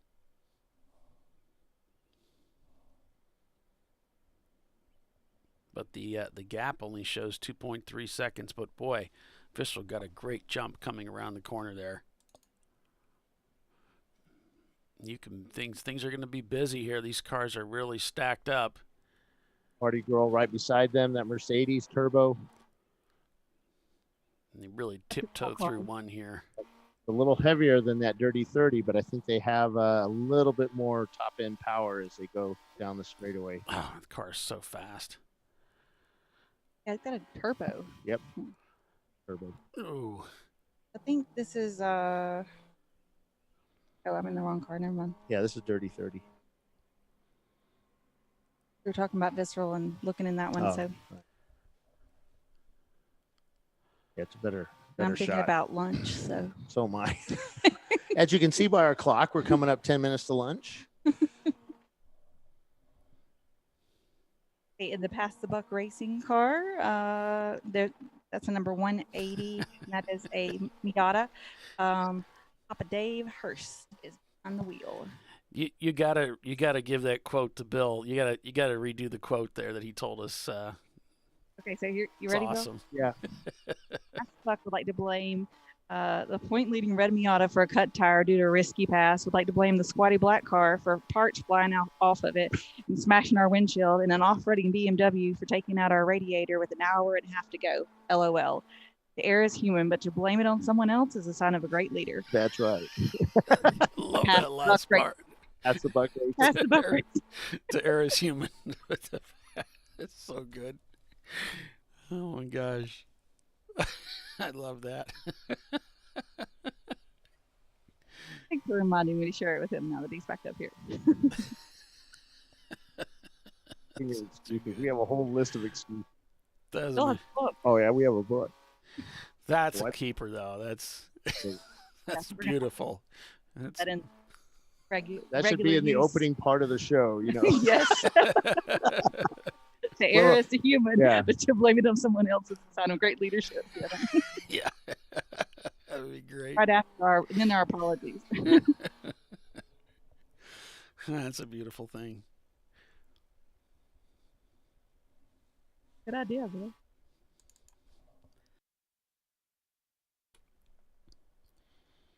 So 90racing.com still in fourth place there. 1.6 seconds now the gap as Visceral just sets their fastest lap time of the day, a stout 2:47.1. Flat out turning in a 2:46.5. Touche.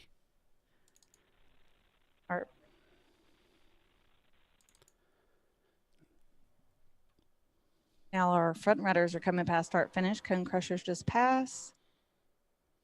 Comes Birmingham. Yep, face down and dead pedal are right together. 2 seconds the gap. These two guys fighting for D class down there in 10th and 11th. Valerian Steele half a second behind Touchstone in 13th. Looking to get that car up, get behind them, and right on their tail, 0.2 seconds is Dirty 30. 3 hours in and they're this close. I mean, there's so many little battles going on out there.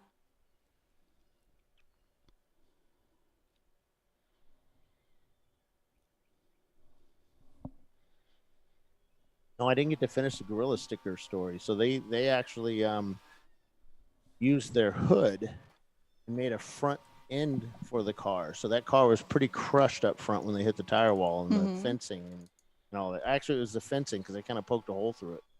Ouch. That was at the yesterday at turn 6. They actually where that 6 is on the map is where they hit. Two cars go off there. Yep. And they hit it so hard that it poked a hole through, but it also bent up that car pretty badly. So they pulled the horns out a little bit and used the hood, bent it over, and used that as a front and made cut out BMW kidneys.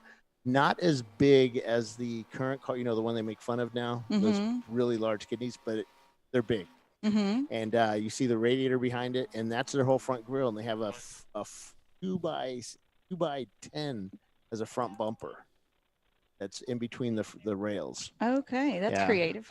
Yep. But and then that whole hood was cut to kind of go over that. It looks good. It looks strong. And it's, and which car was that? That's the Gorilla sticker, the white one. Okay.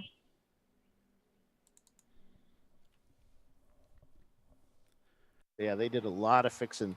The front right the front right strut tower was so backwards. They took the upper strut mount, flipped it around one way, and re-drilled the holes to actually put the strut in the proper position. Now, the strut tower is not in the proper position anymore, but the strut is in a still good. Yeah, still good. Yeah, they have some sort of caster. Good enough. Yeah.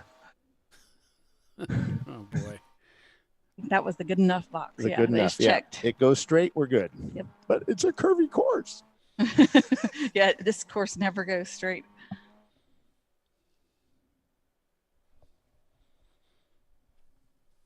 Yeah, I think those guys are the Chandler School Award for me.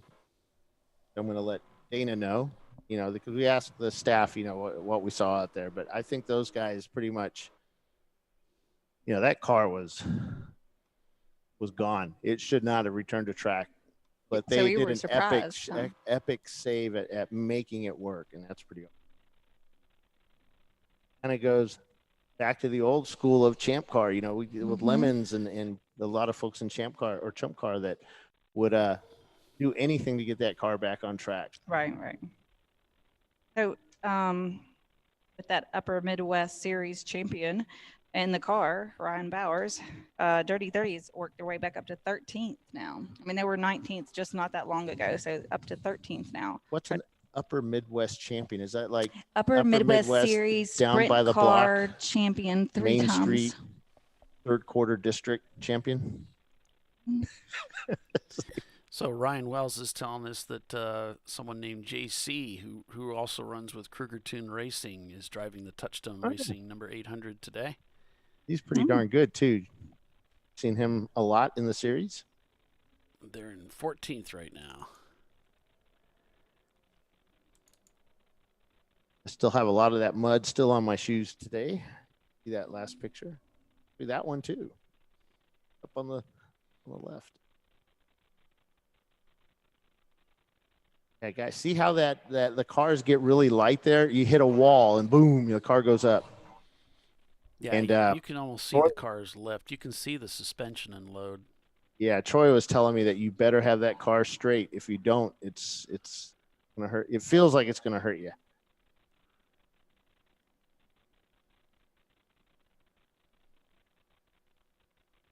Milan going by. You can really see the cars lift right there.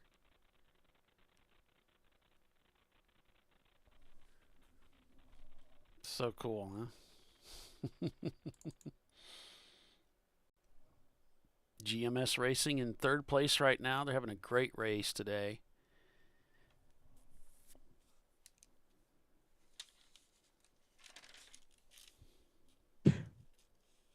Yesterday they crashed out of the lead,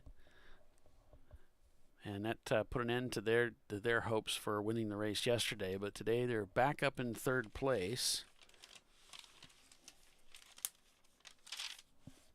So we'll be keeping an eye on those guys for sure.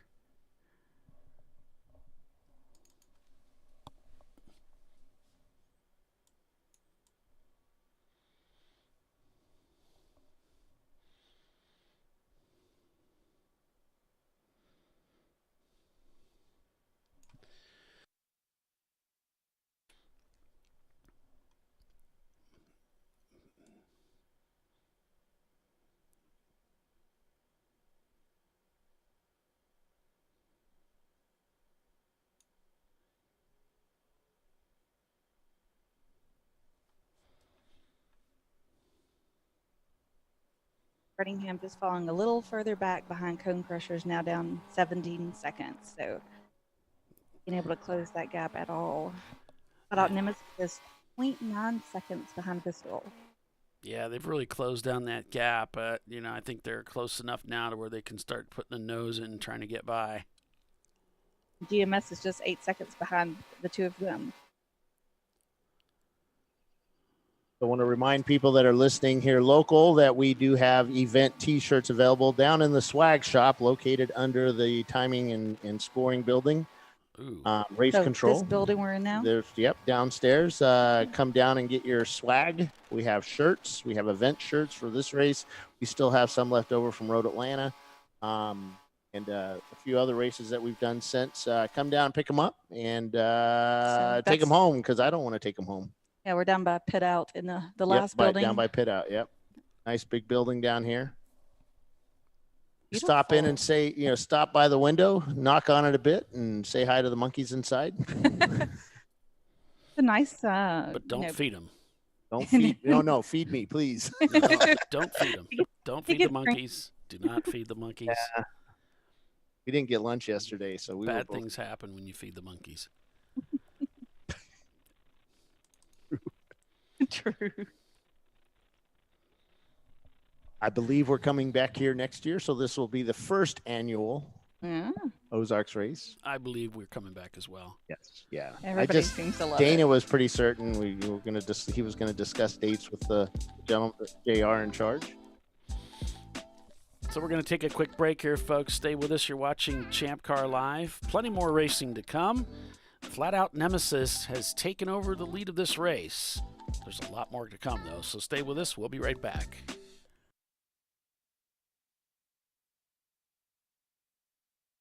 I'd buy tires online. But then what? We've thought about it. We're TireRack.com. They should let you ship directly to a mechanic. Actually, we call them independent recommended installers. They should have 1,000 mechanics. Try over 7,000 installers. Then you just make an appointment. At a time that's convenient for you. This could change tire buying forever. TireRack.com, the way tire buying should be. Come on, Road. Do your worst. We'll be at our best. Engineered to meet or exceed original equipment performance exclusively at AutoZone.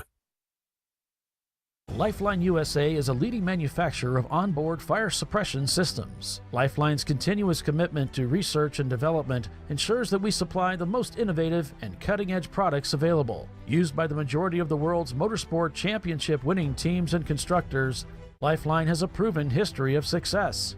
Lifeline offers a complete range of fire suppression systems for all budgets and needs, and we continue to push development and limits on both extinguishant materials and our patented delivery systems to make the race car environment almost as safe as sitting on your sofa at home.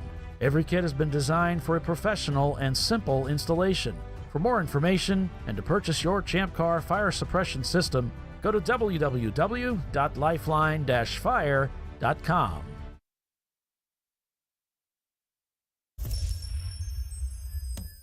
Frozen rotors from Diversified Cryogenics deliver increased performance and a higher level of safety, while significantly reducing braking system costs.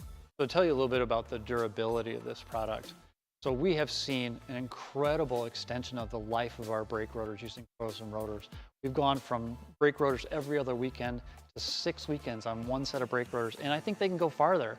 The durability has been amazing. And it's been a fantastic season, and man, a lot of that is due to the way our car can brake on those frozen rotors. For more information, go to frozenrotors.com. Located in Northeast Ohio with 40 years of combined experience, Money Shift Racing knows how to deliver performance and safety, offering everything you need to get your vehicle and drivers ready for race day.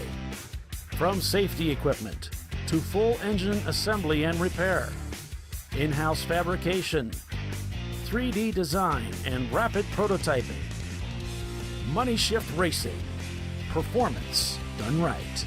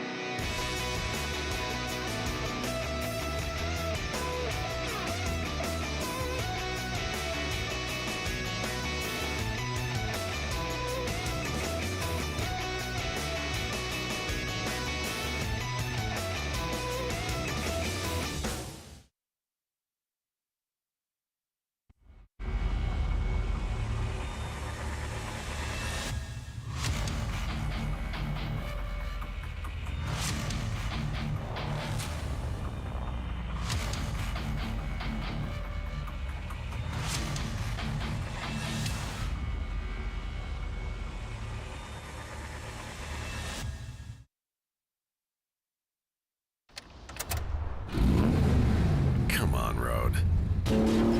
Do your worst. We'll be at our best. Engineered to meet or exceed original equipment performance. Exclusively at AutoZone.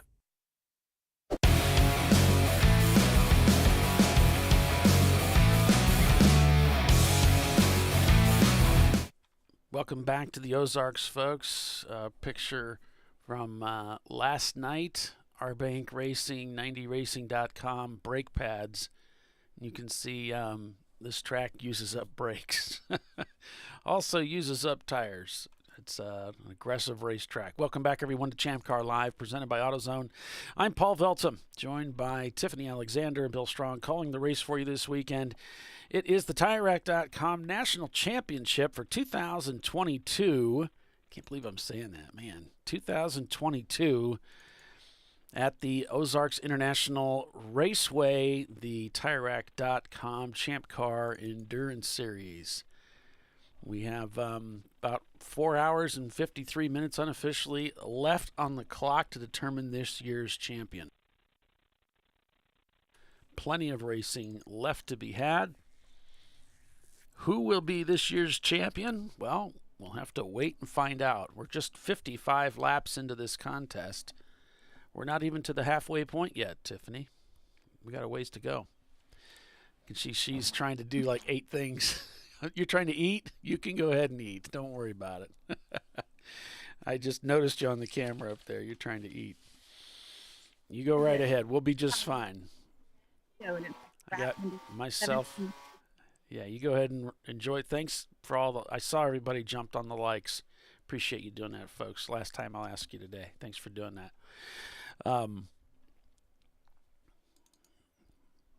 Yeah, the crew, Bill and Tiff, trying to get some food down their neck, and I already ate, so I'm getting a little bit of a break during the commercials here.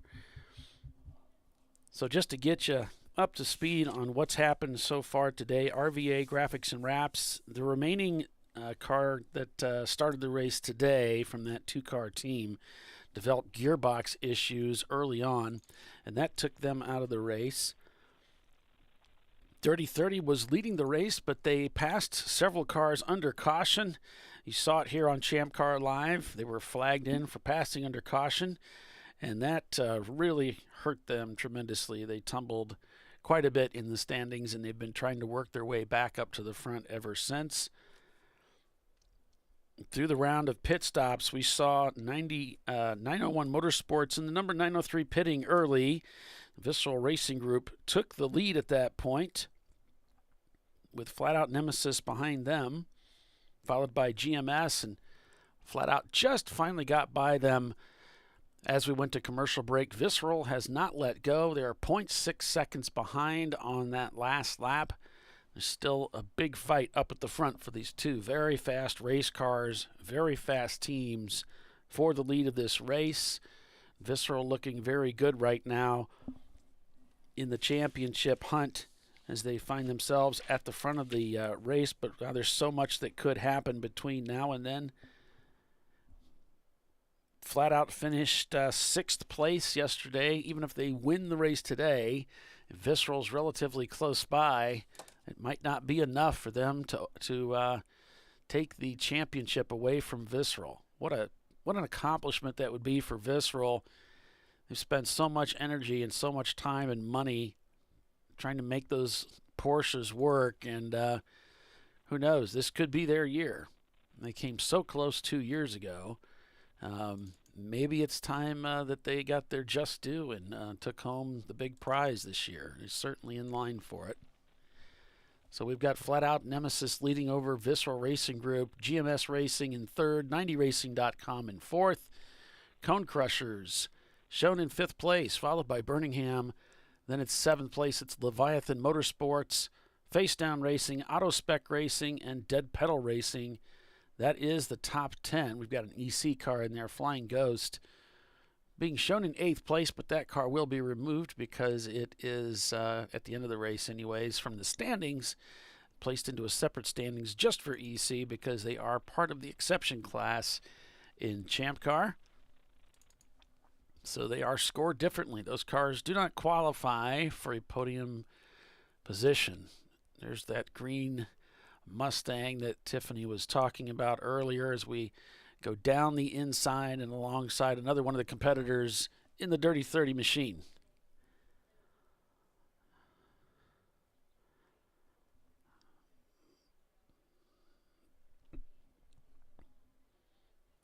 Thanks, friends. Glad you're on board with us.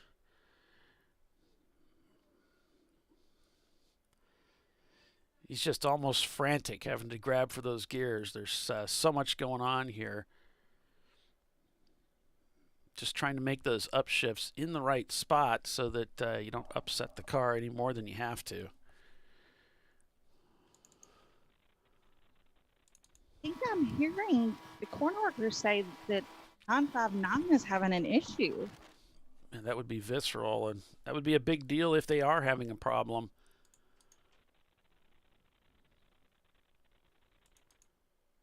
It's hard to make out the numbers, but that's what it sounded like they were saying. No rain on the schedule today. It's high of 71 degrees, gorgeous skies. So it should be beautiful weather conditions for these teams to finish out the day. Checkered flags at 5 o'clock local time. So it does sound like it's the 959 moving very slow, not just barely under power. It sounds like what they're saying. Oh, jeez, really? Yep, and GMS just passed them. Yeah, I see GMS just passed them, and so just as we were talking about Visceral, they are starting to develop some kind of a problem. Now, they did pit back on lap 33, so there shouldn't be any issues with fuel. Wow. They've definitely lost power.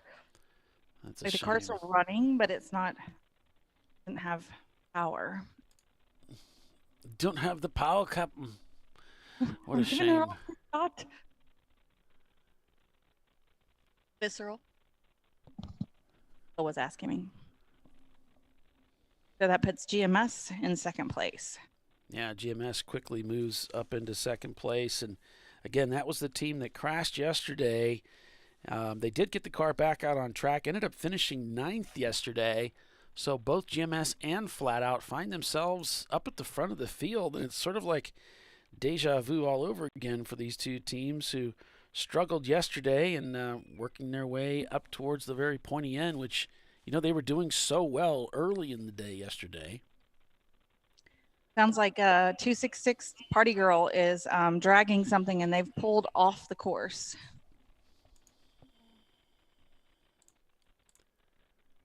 He's got damage to the right front. All right. They may have had some impact. They've got two cars out there damaged in some kind of way, trying to limp back into the pits, it sounds like. As long as they can keep moving, you know.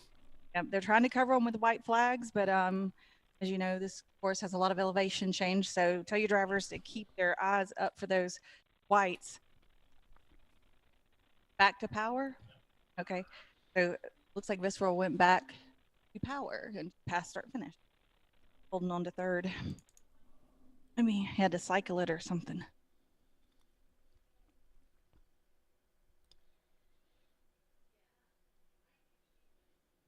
Yeah, it looked like Birmingham going by. Maybe Hastings Tires Plus going by as well. How You strange. see that last lap for Visceral was a 4:49, so not close to what they're capable of. Yeah, they've slipped from second place down to fifth. Our Bank Racing got by them. Now they're in the sights of the Birmingham team, who may move back into fifth place. Oh, that wouldn't hurt their feelings at all.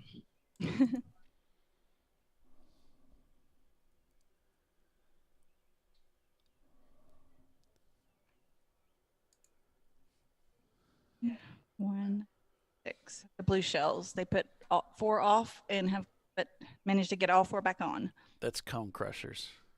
That's 916. No, 917 is Cone Crushers. Oh, did it change? Mm-hmm. Okay, it's not what I have on my sheet. All right.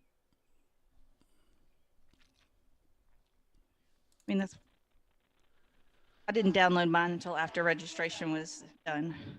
So, no. The pace car standing up. Being ready in case we need to run to that 266 Party Girl, trying to see if they can get that car back in. No? So Yeah. far to say something, then he's like, don't listen to me. Yeah, I'm showing the Blue Shells 916 has pitted. So is Looney Tunes and Team Fox Shoddy.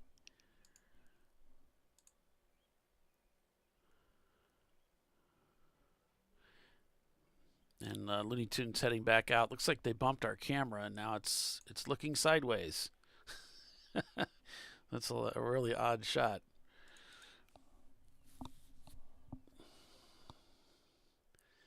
So, Party Girl not turning laps, and looks like we are going to full course caution.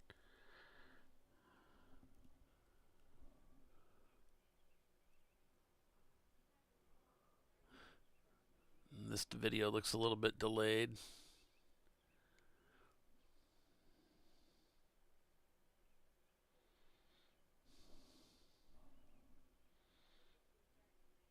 There's the caution right there, just as he starts to swing around. I wonder if he caught that, or if they would even, you know, that's the whole thing. If they could tell you're trying to obey, they'll let it go. I don't know if they're gonna ding him for that or not.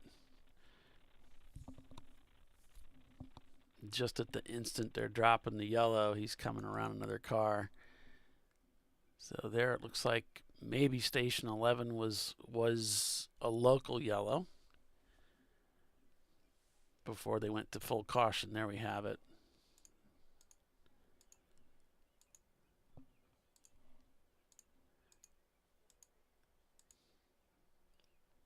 Man, that Flagtronics can really get you in a lot of trouble.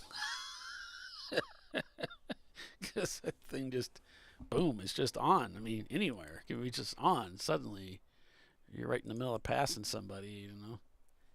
Mm-hmm. God, no. It's on video.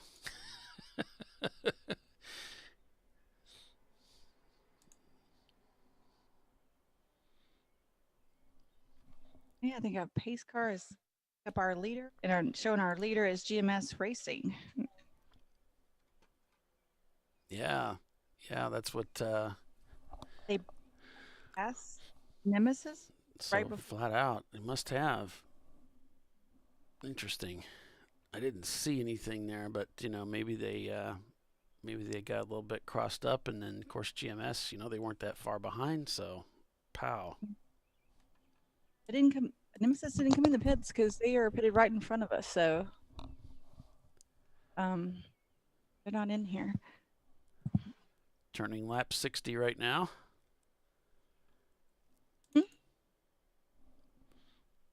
I think the reason for the yellow is they had to go get Party Girl.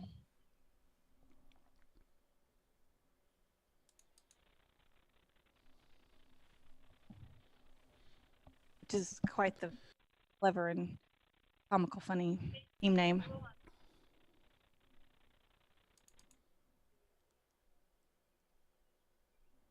And they didn't even have polka dots, though. Oh, well. The name is Party Girl. I'm like, where's the glitter? Yeah, where's the glam? Come on.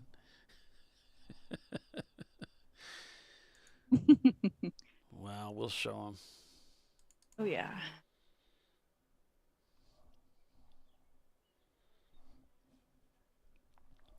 Thanks for signing on, everybody, with us. Welcome to ChampCar.Live, presented by AutoZone. It's the TireRack.com National Championship at the Ozarks International Raceway. We've got GMS Racing leading over Flat Out Nemesis, followed by Cone Crushers in third. Visceral is in fifth place. And they've slipped a few spots, but it looks like they got things, they got their power back somehow. But certainly leaves some big question marks about is there something wrong with that car, and it's going to continue to be an issue. I guess we'll see.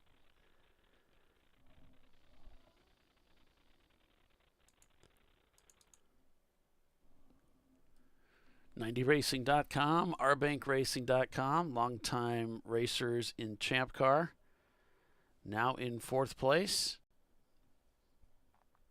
Back about 20 seconds on that last lap from Cone Crushers. The Porsche 944 is doing very well out here this weekend.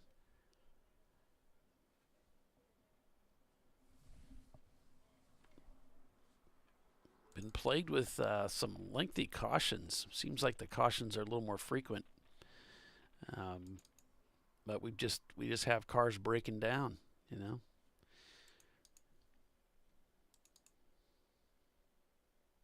GMS Racing, the current leader.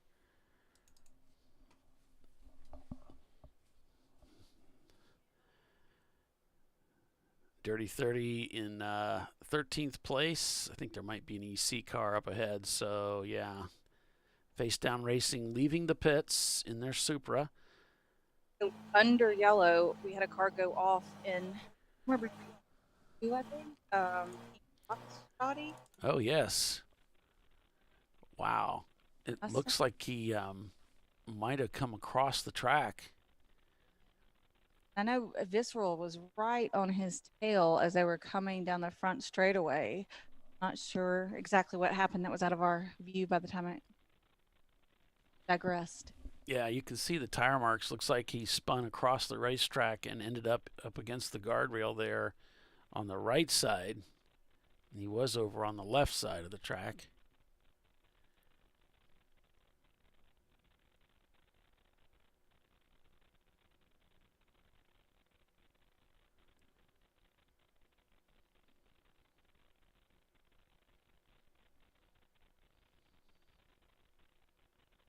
Yeah, it looks like he spun and then hit the wall.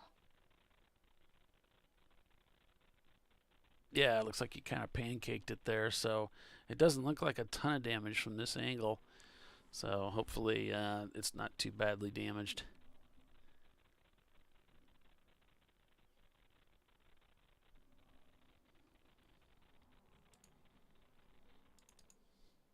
That's kind of an odd thing to happen when we're under a full course caution of a car. Yeah, I think he got maybe pit maneuvered or something. You know, you got guys going back and forth trying to warm up their brakes, and you know, somebody might have checked up in front of somebody else, and then he's trying not to pass, and all of a sudden he's getting into somebody, got into the back of him and turned him around.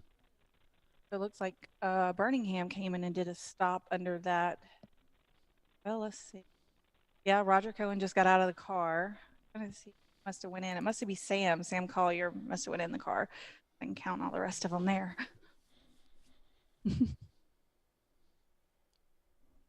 So it's showing them still in the pits, but they're headed back out. That's a true friend right there. I've often said it, unless you've given me the bird at least one time in our relationship, you're no friend of mine. Wait, isn't that how you're supposed to point your friends by? I mean, my friends do it. That's how your friends do it, right? Yep. Oh, Like, shoot. dang it, it's Tiffany again. So they shoot me a bird, and I'm like, okay, I'll take it on the left side.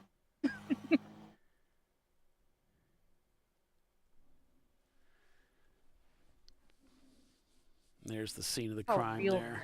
love.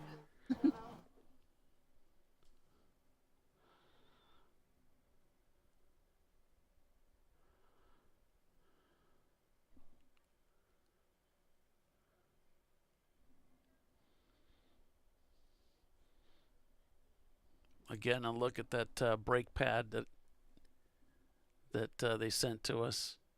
You can see it's like, man, That's a little done. that dude is used up. Get a few more laps on it, but you're not going to get another race on it.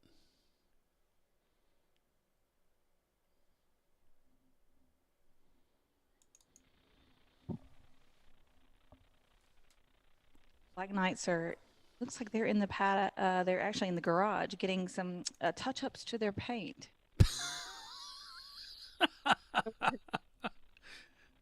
Well, we must look pretty. I mean, you got to. Yeah.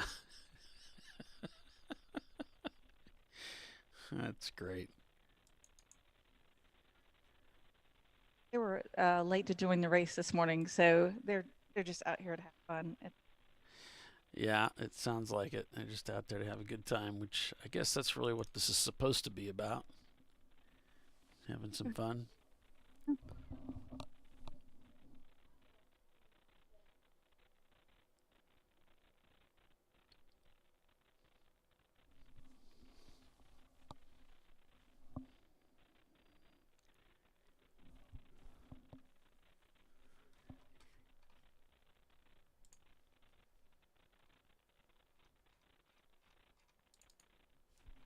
Man's got to do what a man's got to do. There's another car moving slowly. Maybe that car was being followed. But yeah, there they are, touching up the car. That's great. And give it a wash, refresh the paint.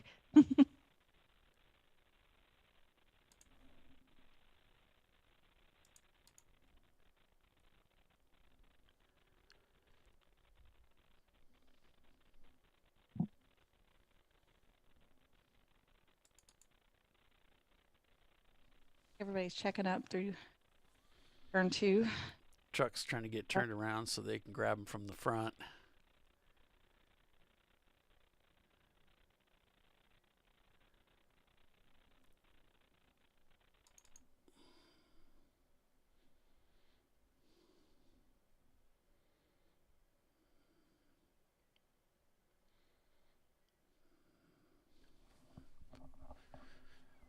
All right, so as they're working through this caution, I think we'll go ahead and take our break a little bit earlier than usual so that hopefully when we come back, we'll have some more green flag racing for you. So stay with us, everyone. You're watching Champ Car Live, presented by AutoZone. We'll be right back. An important decision is afoot. This man is about to buy tires on TireRack.com. Tire Rack is the leading online retailer of tires in North America and a repository of advice and expert reviews. And it's done! All that's left is to arrange for safe, easy installation at one of our independent recommended installers. Well, I guess he did that too. TireRack.com, the way tire buying should be. Come on, Road. Do your worst. We'll be at our best. Engineered to meet or exceed original equipment performance exclusively at AutoZone.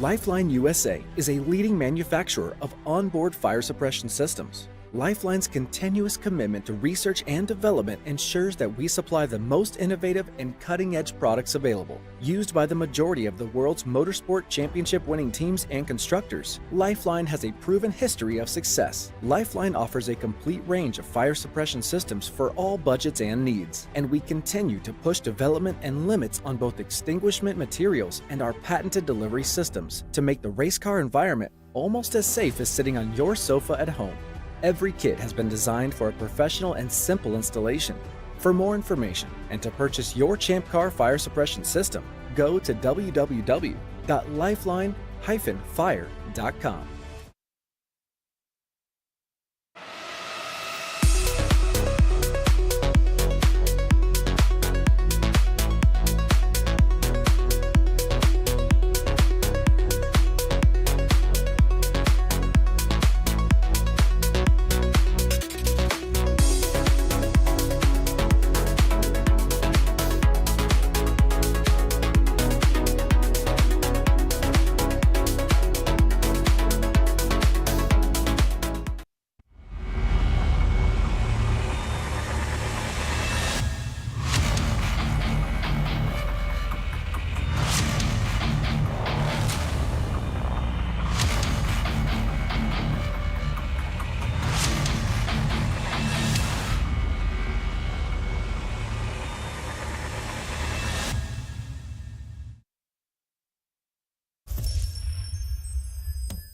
Frozen rotors from Diversified Cryogenics deliver increased performance and a higher level of safety, while significantly reducing braking system costs.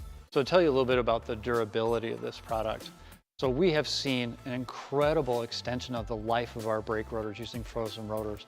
We've gone from brake rotors every other weekend to 6 weekends on one set of brake rotors, and I think they can go farther. The durability has been amazing. And it's been a fantastic season, and man, a lot of that is due to the way our car can brake on those frozen rotors. For more information, go to frozenrotors.com.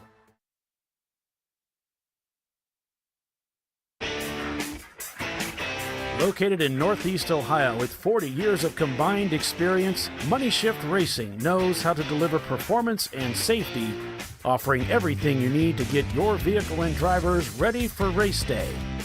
From safety equipment to full engine assembly and repair, in-house fabrication, 3D design, and rapid prototyping. Money Shift Racing. Performance done right. Come on, Road. Do your worst. We'll be at our best. Triple tested to meet or exceed original equipment performance exclusively at AutoZone.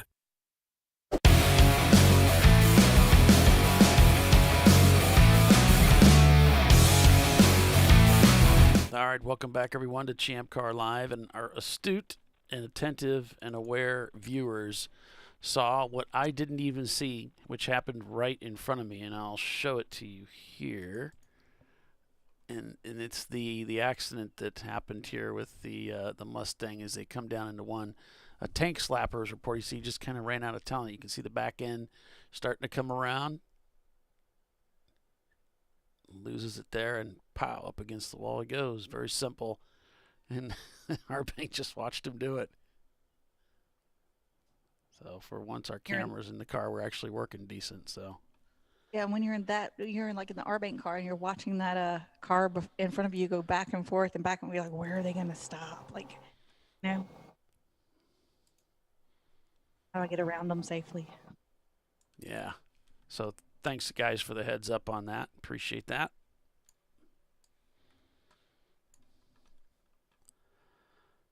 It wasn't Visceral, it was R-Bank that was behind them. But they lost it on their own. And then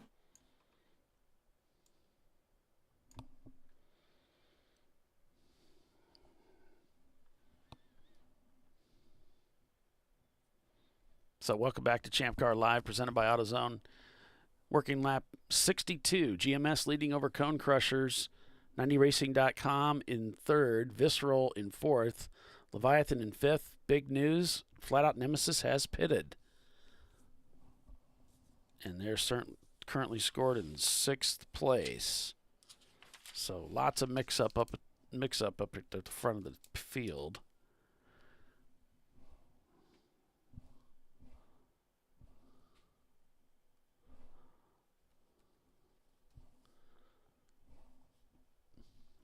So we got GMS. I'm going to write these down. Cone Crushers.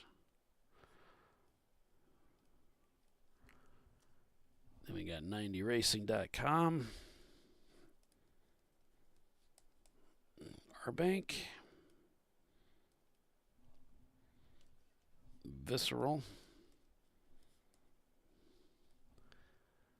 And Leviathan.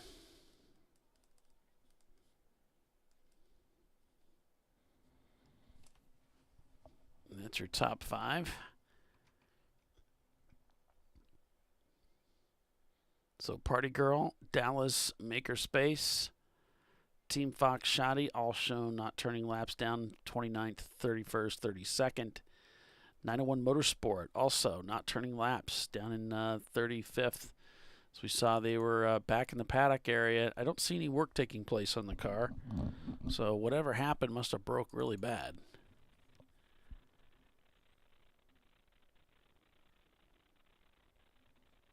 So it looks like they've cleared the incident area.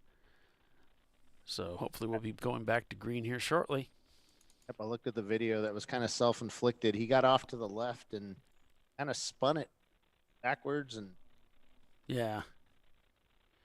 We got something else. They're working another scene over here around turn 18 area. Oh, yeah.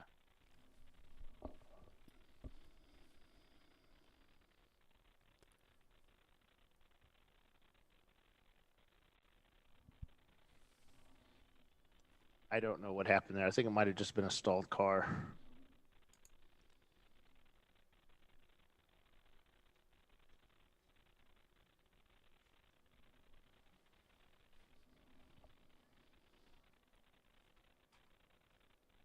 Lots of radio chatter. So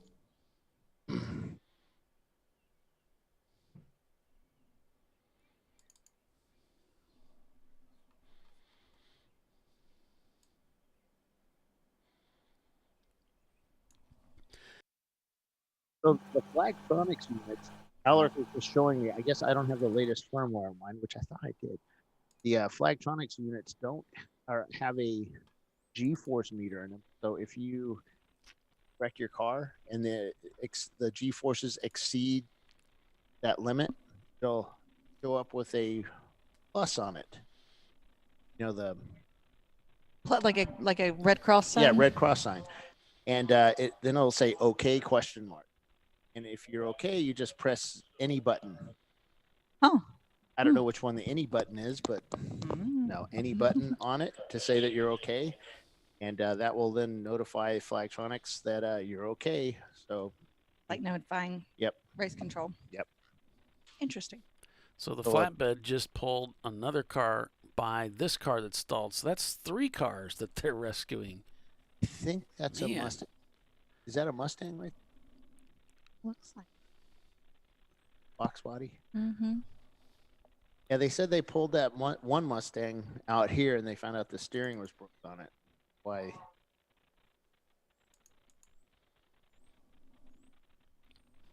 They pit lane was closed a little longer. Some folks that pitted got stuck there, so Yeah, because it was like they had no choice. Right, they had the safety vehicle Yep. there and Safety at the vehicle exit of pit trying one, to come back up. Yeah, and the pace car coming by with the field. So there's no track. There's no open track for them to go out on. That stinks. I mean, that's just luck of the draw sometimes. What do we always say about racing, you know? And sometimes it's just about luck. Well,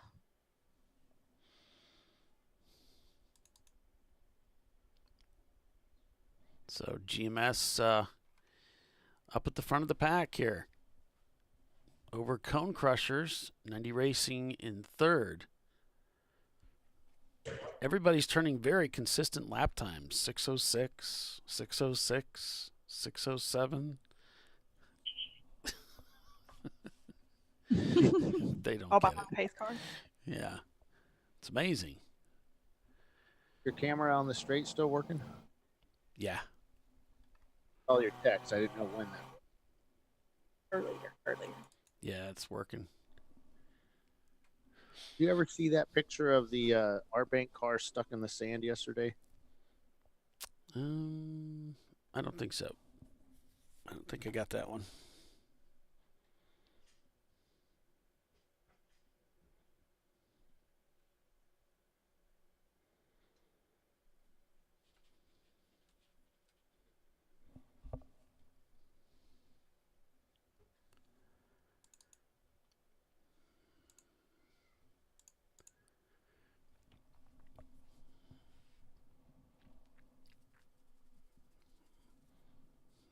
Next race is going to be at Hallett, the 14th and the 15th of May. That's right. Happy May, everybody.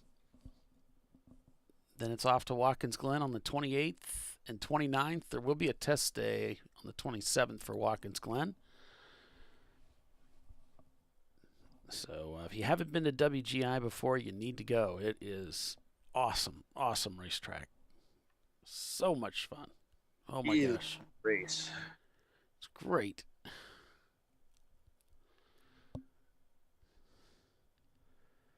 We'll be at Autobahn in June and CMP. Again, Autobahn, another really fun track if you haven't been there yet. And it looks like they're signaling the back to green, so we'll see. Oh, yep, there's the flag there.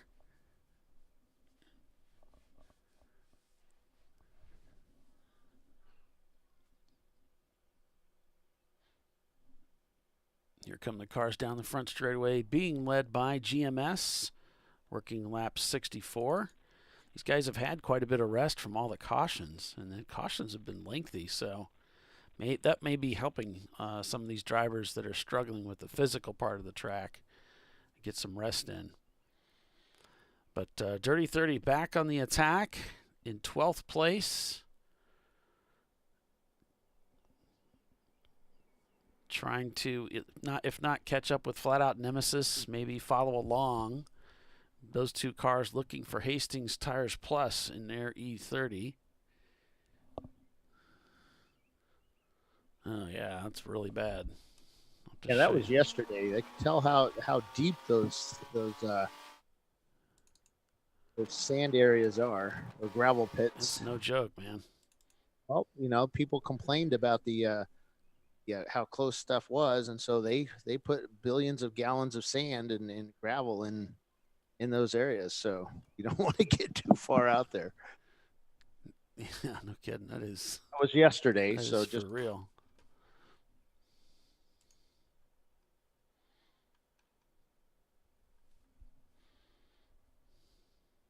Yeah, show that to Tiffany. That's That's crazy, man. He said it was up to the bumper. It was literally up to the bumper. That's insane. Ended up having to No wonder he couldn't get out. attach it to the tie strap. They broke the tie strap like 2 or 3. Had to attach it to the wheel and slowly pull him out, and they ended up getting him out. Unfortunately, it took them out of the lead, or they were up in that area. Yeah. They were doing really well. It's right the worst before feeling. that. You can't do anything, and you're just watching everybody go by you that that you're in competition with. Of course, they're probably waving or honking and jerks. Yeah. You're okay. Yeah. We're not laughing with you. We're laughing at you. Somebody's being reported leaking something. Possibly fuel. Yeah, Swizzle Stick. We don't have spectators that attend our races. We're a non-spectator sport. We're just member only. But people can come out and buy a one-day membership and watch. So we don't really have a bunch of people watching. But you're always welcome to come out. I do like always saying that we're sold out. But yeah, we can't. We're and it has to do with our tax status as a 501c7. We are a for membership only group. Not allowed to have spectators, and plus our insurance doesn't cover spectators. But you're welcome to buy a membership to actually come out and see what we're all about. Yeah, it's nothing more than what you would pay to go see a race. It's like usually $10, $20. Yeah, $20 for the weekend. Yeah, so it's not a big deal, but it's not that Dana's mean. That's just what we have to do. Yeah, it's a 1 weekend membership Dana's kind of thing. mean. He said no. He's a mean guy. By law, we can't do that. They're saying it might be car 48 face down racing that might be leaking fuel.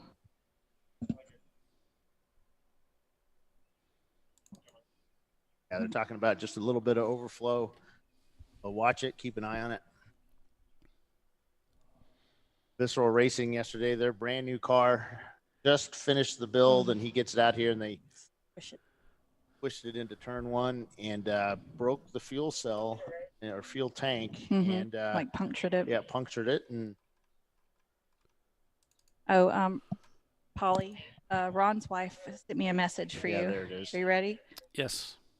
To thank Polly for us. He just talked us up, and then our car died. Yeah, I know. It's so sad. See, it's the curse of Paul, not the curse. Yes. I think you're way ahead of me on the cursing of the. That was funny. You're way ahead of me on the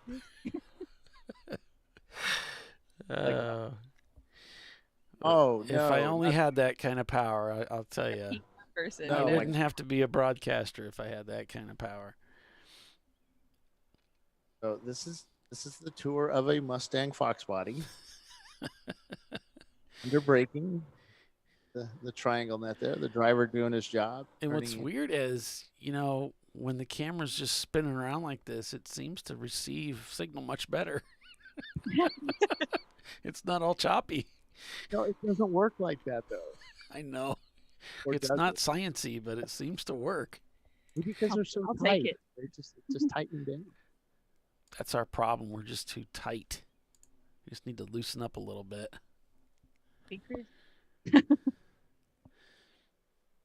Okay, so we got pretty jiggly. The Mustang being pulled in there. So that's the Fox body being pulled in by the rope. So you don't see, it's not huge damage. He just pancaked the wall. I know what that's like. It's not fun. It doesn't feel good. It's embarrassing. Yeah, that's probably hard.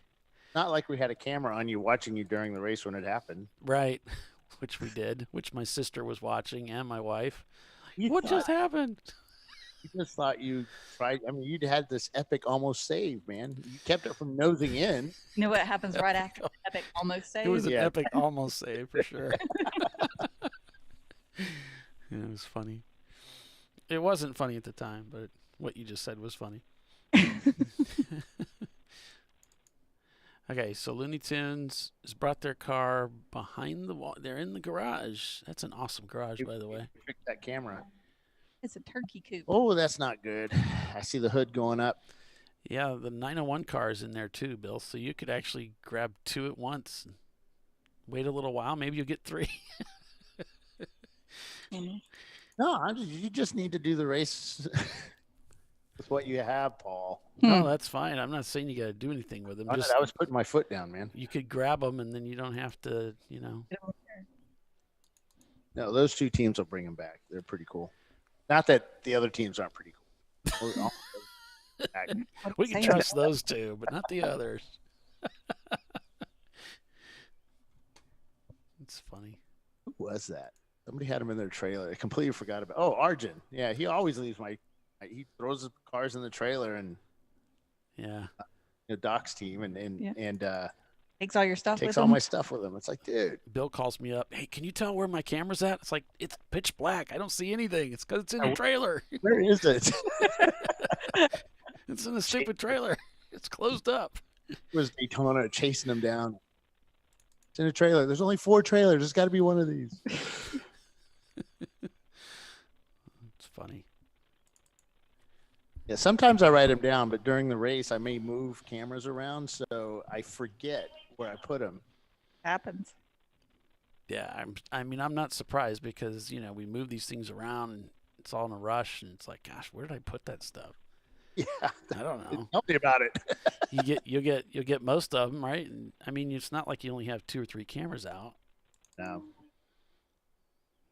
We've done like 13 before. It's easy to lose one. Daytona, I after the race, I went out and picked up all my cameras, and then I get back. I'm forgetting something. I don't know what I forgot. And we had to come back the next day to pick up all the Flagtronics gear, and we were driving around the track, and it's like, oh, that's what I forgot. I forgot a mount for one of my cameras, and it was sitting up on the thing. But it's 12 o'clock to 1 o'clock at night, morning.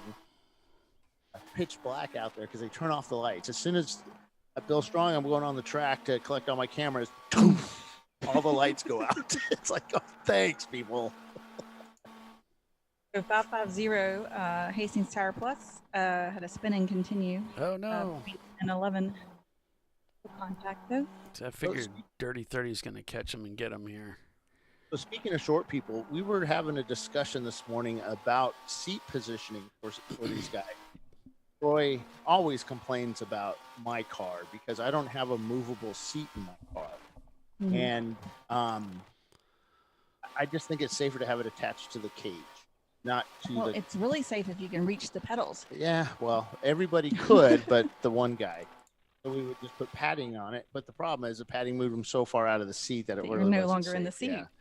But I had to do guys that, one of my drivers is 6 foot. 2 of my drivers are 6'5", and Troy is 4 foot none, 5 foot. No, 5 foot. I think he's 5'5", 5'4", 5'5". So I mean that's a big difference, and it's difficult to do the seat thing. And Troy Isidore said the same thing, that he's got some taller guys, and it's always difficult to find that sweet position for the seat. It's got to be on a slider, but there's the sliders. We've already seen some of the Sparco sliders that have failed. We had one fail at a WRL race a couple of weeks ago where the car at Mid-Ohio rolled over, and it was a Porsche and it had Sparco seat or Sparco sliders, and they actually failed. So seat come up. That's all I know. I've only seen the pictures of the sliders, and WRL and Champ Car, we kind of share technical issues like that, so that we let them know that what we're seeing, that hey, have seen these, and, right, and they do the same with us. We do a lot of work with WRL with helping our racers look for a path upwards. Okay, so Visceral's not turning laps and GMS is pitting. We are getting near the top of the hour there. Yep, they've got all their fuel gear on. They're right in front of us. They've got the unicorn over the wall signaling where they're pitted. Rob's wife is there with the unicorn. they slowly 20 miles an hour pit speed come down really long pit lane. And Dirty 30 is also coming into the pits. I think they're just a hair early, but might be able to scoosh by here. Car standing up. Oh, that'd fall really nicely for them. Yes, it would. Pace car standing up is our kind of our inner administrative code for the pace car driver supposed to be paying attention, might be going out onto the track. Be on the ready. Our bank on pit lane as well. Yeah, everybody's taking advantage here. They're in their pit window. They're going to go ahead and jump in there. The 959 has just done their pit. They've done a driver change. No fuel. Yeah, one of the nice things about being out there on the track with radio is you can say, hey, this has just happened, and should we pit? Should we? Because they're probably going to go to caution. And played that game a lot at Watkins Glen because the yellows were frequent. It looks like they could be playing that game here. I've made a couple of bad calls on that, though, to where all of a sudden you think, man, this guy just hit the wall 14 times, and he's spinning. There's parts all over the place. And the guy, where we dive in and come to find out the guy just got the car started and continued. Yeah, it's like no full course. Yeah, that's happened to me. And we are now full course yellow. Who's our... And the MR2, is that the MR2? Our leader, our first, second are both in. Third is in the pits too. Yeah, everybody's Leviathan. in the pit. What place is Leviathan in? Fourth. So first through fourth is all in the pits. So they would be looking for flat out Nemesis. Yep. They just pitted though, didn't they? They pitted earlier. Yeah. Because they got caught up in that last double yellow. So it might be turn 7. And we got debris flags being thrown as well.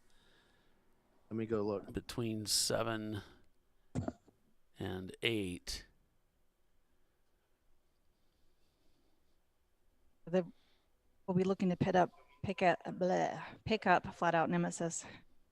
Be or closest to the leader that's on course. It's everyone else ducked in the pits.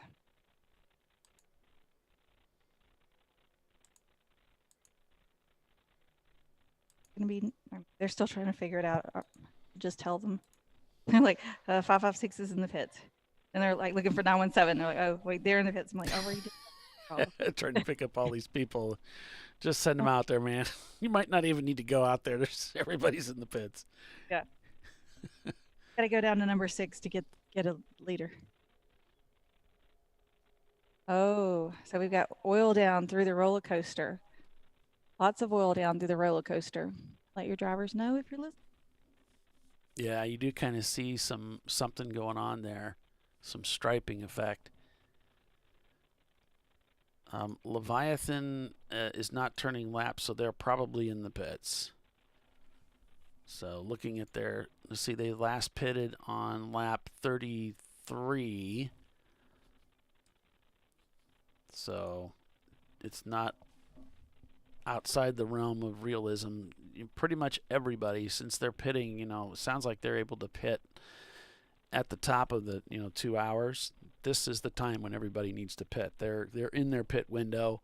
They can get their pit stop done, roll out, and be right at 1 o'clock track time to restart to get back into the field. So GMS is out.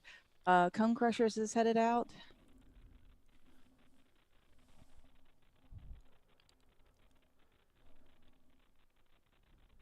Okay, so they couldn't. First 3-5 was all in the pit, so they just put the pace car out and picked up whoever was there. Looks like they picked up Visceral, Tiffany. Ew, really? Yeah. I just saw him come through roller coaster there. Because I just saw Nemesis pass us, so on the front, at the start finish, and obviously the pace car is already out. So there's an emergency vehicle rolling around. Hastings trying to catch up.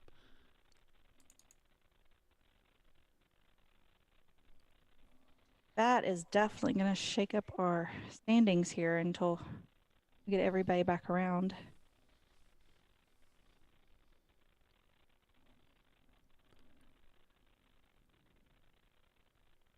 was first, second, and third all pitted. 6th and 7th. So our bank, GMS, Cone Crushers, Leviathan, all were in the pits. The only people who didn't pit during this yellow were Flat Out and Birmingham because they had pitted on the last one. So what I'm looking for here in 14 is the pace car. Just to verify what I was suspecting was that the pace car is leading Visceral around.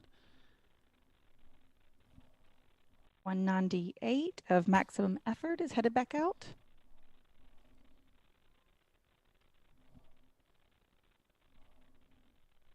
But nevertheless, here we have crew on site just giving a point by to get them around the area that they're going to be working on the racetrack. And there you can see some oil has been dropped quite a bit. They've already got some floor dry down there as they're working to clean up this area.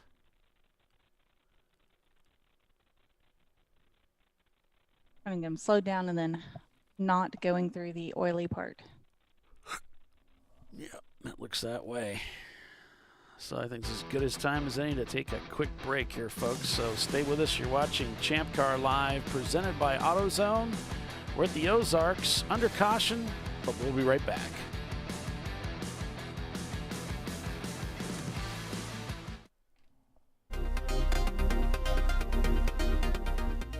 Welcome to TireRack.com, revolutionizing tire buying since 1979. With our unmatched selection of branded products, finding what fits your vehicle and is right for you and how and where you drive has never been easier. Through helpful online shopping tools that include our professional hands-on reviews done at the introduction of a tire and consumer reviews that give real-world feedback over the life of the tire, you can make the right tire choice and find exactly what you need. And if you prefer to talk to someone, our tire testers, our sales team, are available on the phone. And that's how we get you the right tire for you and your vehicle for where and how you drive.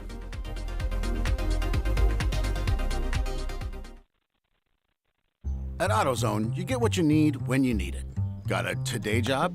Pick it up free same day at your local AutoZone. More of a tomorrow project? Order as late as 10 p.m. with free next day delivery. Getting the job done just got easier.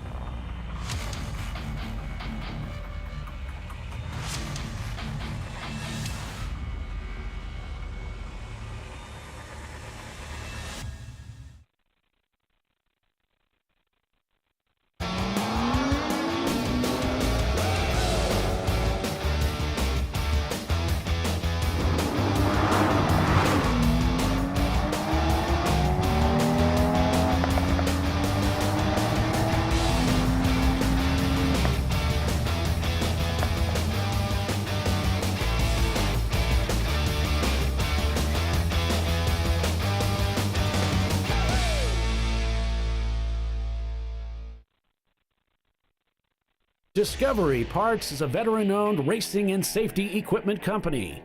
While we're located inside Atlanta Motorsports Park in Dawsonville, Georgia, Discovery Parts can also be found at the tracks, supporting a number of Champ Car Series events. We take pride in being a reseller of the best of the industry to Champ Car teams and drivers. We know racing, love racing, and look forward to tomorrow to even more racing. Visit us at discoveryparts.com.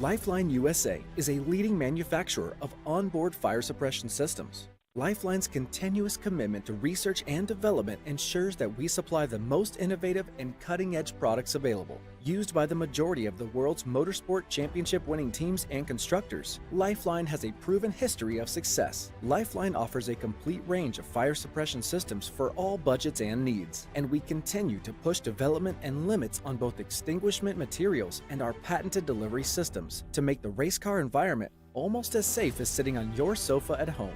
Every kit has been designed for a professional and simple installation. For more information and to purchase your ChampCar fire suppression system, go to www.lifeline-fire.com. Located in Northeast Ohio with 40 years of combined experience, Money Shift Racing knows how to deliver performance and safety, offering everything you need to get your vehicle and drivers ready for race day. From safety equipment to full engine assembly and repair, in-house fabrication, 3D design, and rapid prototyping. Money Shift Racing. Performance done right. Frozen rotors from Diversified Cryogenics deliver increased performance and a higher level of safety while significantly reducing braking system costs. So to tell you a little bit about the durability of this product. So we have seen an incredible extension of the life of our brake rotors using frozen rotors. We've gone from brake rotors every other weekend to 6 weekends on one set of brake rotors, and I think they can go farther. The durability has been amazing. And it's been a fantastic season, and man, a lot of that is due to the way our car can brake on those frozen rotors. For more information, go to frozenrotors.com. Come on, road. Do your worst. We'll be at our best. Engineered to meet or exceed original equipment performance, exclusively at AutoZone.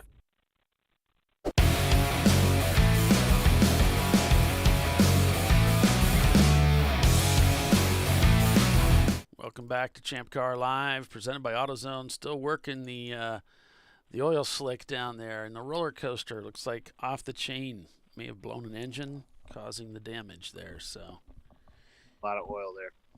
Hey, race director just asked me to tell you guys need to slow down. When that double yellow comes out, everybody needs to slow down. Getting really upset because down like real slow. With the elevation changes at this track, it's critical that you slow down. We were seeing that yesterday where teams were slow up front, but then the guys trying to catch up with the field were just hauling the bananas. And as they crest the hill, all of a sudden there's stopped traffic. Or slow traffic. And you just cause other issues. So slow it down. Catch up to at a reasonable pace, but keep it slow. And right now we have, because of the roller coaster, it's really blind there, and with that oil down, they're having to zigzag, and the safety crew are up there. So please tell your driver to slow it down. She's going to start black flagging teams if you don't. Especially around the incident. So when you start seeing those white flags, you're close to the incident or a safety worker, so you got to slow it down. It's 50% race speed or less in some of these cases. Yeah, this gentleman there was doing, the flagger was advising drivers where to pull. He was bringing them towards him and pushing them out, depending on where the where they were safety cleaning trucks up. were.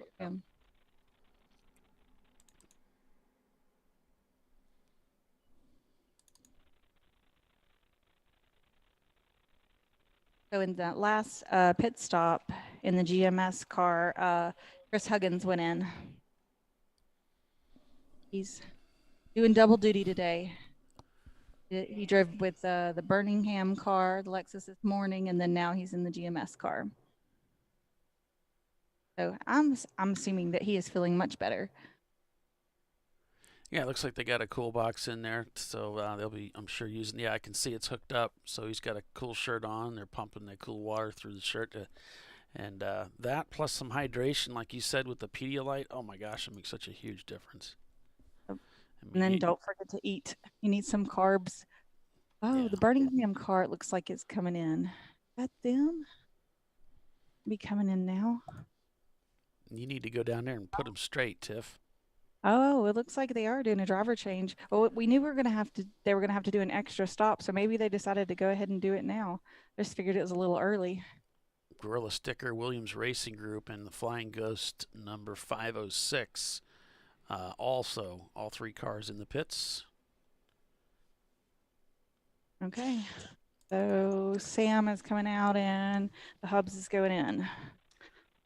So I just found out who our corner worker was. That was him right there. That's Mr. Jason Zolik. He is one of the new corner workers here at where are we? Ozarks International Race. I almost said VIR. I don't know why I said that. But as he said, he's telling the drivers which way to go. Jason Zolik, slow down, pull it over. There you go. Have to rely on those corner at this track. You got so many things you have to rely on: the signage, the corner workers, safety, everybody. It helps keep everybody safe. They have regular day jobs like most of us do, and they need to. All of us want to get back to our day jobs. Families a whole bit, yeah. We're all just out here to have fun. Yep.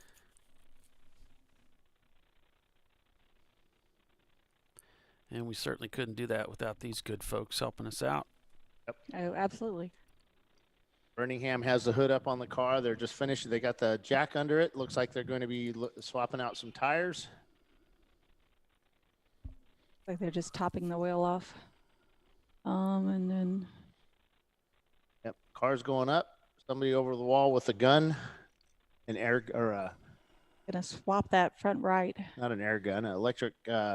Impact. Looks like impact gun, and that you. Yeah, I've just. I called it a drill forever. They've corrected me for years, and I finally remember it. Yeah, the electric drill. They're taking an electric drill to the tire. I'm a girl, and back in the day, I didn't know the difference. It was like, I don't know, a power tool thing that I don't use until I got into doing this, and then I had to figure out how to get my wheels on and off. Yeah. So I told the Hubs to get me. He asked me what I wanted for Christmas one year, and I was like, I want all the tools to be able to swap my tires when I'm at the track, and especially you're not there with me, right? Like, so I need to be able to just handle that on my own. And so I said, so I need a. My friend had bought me a torque wrench for my birthday, so I had that, and I was like, I'm gonna need one of those zip things. Zip. And he goes, kind of pretty much told me like if I needed to remember what it's called before I start using it. Oh. I'm like, you turkey. Rules. That's what, because that makes that, you know. So I always called it a zip. So even now to this day, even though I know it's an impact, Zip. He'll call it a zip to me because it's easier than. Yeah. And it's funny. I think Timothy's watching the video that we did at maybe Road America, and he's following up with things that I talked about on that. Because he's talking about when they were trying to get in and out of the passenger side. I'm like, what's he talking about? It's like, oh my gosh, we were talking about that at one of the last races. What's the video where a guy got into it? Was like to the passenger side. Yeah, he said the door bar is like, he's saying the door bar of the driver's side is almost as high as the window. He said it's just way easier hopping the bar on the passenger side. Did you ever see that? I think it was like in a Mexican endurance race or something. Somewhere in Brazil or something, somewhere in South America, where the guy basically shoved or pulled the guy out the passenger side. While the other guy got in, and they did a driver swap and fuel in a matter of like 4 seconds. It was insane. Yeah, so that's the whole DMS crew over there helping the Birmingham crew. Yep. Well, not just Birmingham. That was also Ben from the MR2. They're all working. 3 teams there working on the car. Just all pitched in. Yep. The GMS guys are so good. And Huggins is driving for both, and we're all friends. So, you know. And I think they forgot their torque wrench. So, you know. The best driver change by far was the kart racing one that hit social media for a while, where the guy pulls into the pits. Oh, yeah, he just pushes off, throws himself. He does like a cartwheel off the back of it. Yeah. And the other guy jumps in. It's just so R-Bank, man. It's so R-Bank. I just loved it. Oh, my gosh. So RVO is now in the Whip Racing Mustang. What's your funniest driver change there, Paul? That one was the funniest one I've ever seen. I Not on mine. Oh, that was pretty funny. Did you see it too? I think I saw a When I video or face something. planted? No, there was no video. Okay. There's no video. It's out of Visceral's car, right? Yeah, I was being held as I got out, and then all of a sudden he just let go, and I face planted out the car. Yeah. They didn't care. They just kicked me out of the way. I'm out of the car. Just kicked. Yeah. We were somewhere, and Elon had to yank me out of the car. I got stuck, and he just I tried to get out one time, and I have issues with my back, and my right leg just didn't have the strength that needed to push me out. I only tried once, and the second time Elon had me and just yanked me right out of the car. I was like, you could just do that always. All the time. That was really nice. Yeah, we've had it to where our drivers, or even I think myself, a couple of times I've been so exhausted. You know, when you go to do something other than drive, it was just I can't do it. I'm cramping up or whatever, and they just yank you out of the car and come down the pit lane, and then your adrenaline starts going down, and all of a sudden you realize you hurt. I have no energy.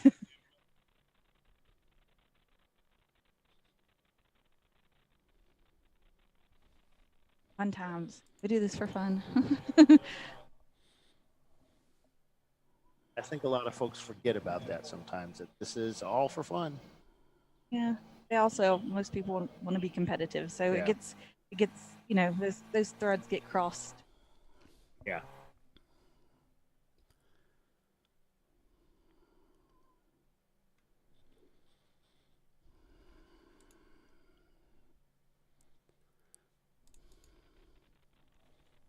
So still under caution here. Another lengthy caution for this race. It's seriously cutting down the number of racing laps, but it also does help these drivers get some much-needed rest in between the greens. So Birmingham's showing cross the pit loop. Tiffany, have they pulled out then? Yep. They're already back out. They cross start finish to clear it. So we've they got cross the pit loop when they are leaving the pits instead of coming in, just where their pit stall is. So working they lap. haven't yet. Working lap 71, Flat Out Nemesis leads over GMS Racing. 90racing.com in third. Cone Crushers is fourth. Leviathan is fifth. Birmingham sixth. Visceral tumbled down to seventh. Crazy. And Flat Out's just been so quick today. Kind of thought that, you know, Visceral had the upper hand there after that first round of pit stops. It seems like they got the upper hand there, and then they started running into some kind of possibly a mechanical problem with the car, and it has caused them to stumble down the field.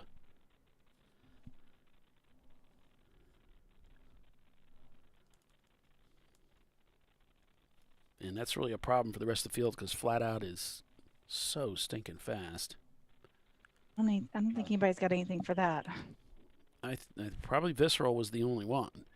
They were running very similar lap times, but with Visceral running into trouble, now that's a problem for the rest of the field. Okay, the 550 Hastings Tire Plus is headed down pit lane towards pit out.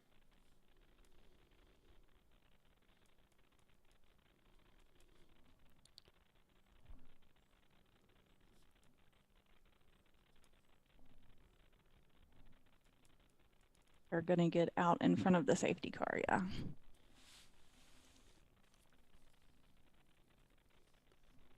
It's like there's safety up there at like 17, 18 maybe? I don't know.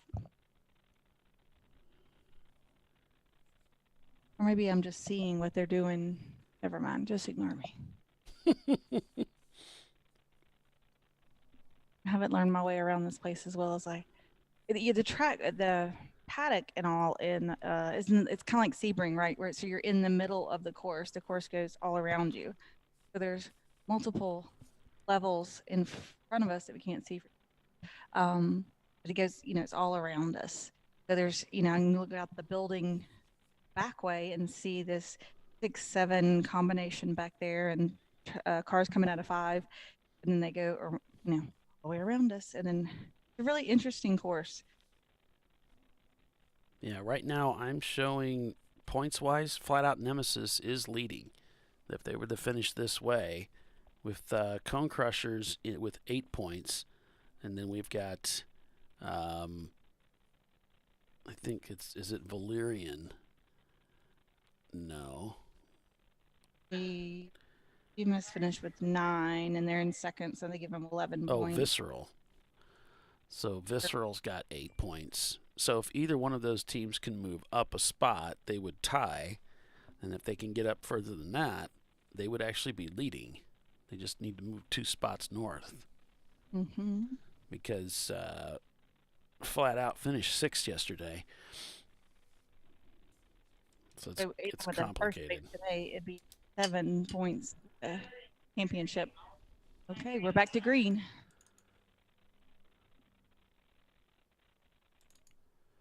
Gotten that cleaned up now. Everybody should have seen it by now that there was oil in the roller coaster. There's probably some oil dry still back there. Didn't look like Flat Out coming down there.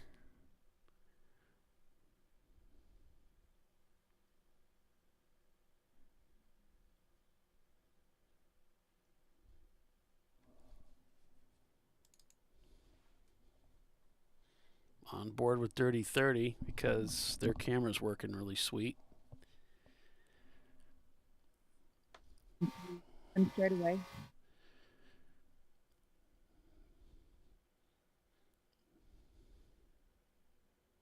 One.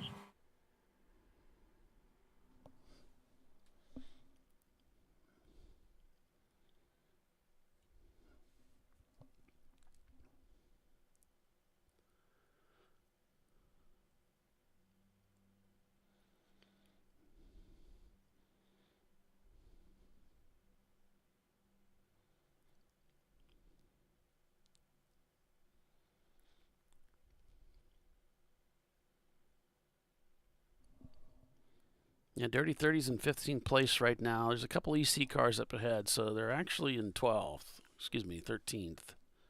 All right, they finished second yesterday. They still need to make up several spots to win it at the end. Yeah, it's a real shame. They were leading earlier and then just fell back only because of violating that passing under caution rule. And there's, I see yellow, maybe a local yellow was for them still in that area. There's green.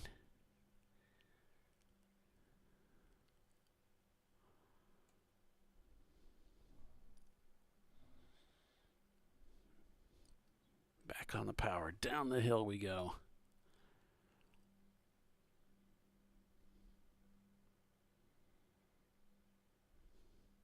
That's interesting. That cone's still standing back there. All right, back on the power here. Short shifts it heading up the hill here.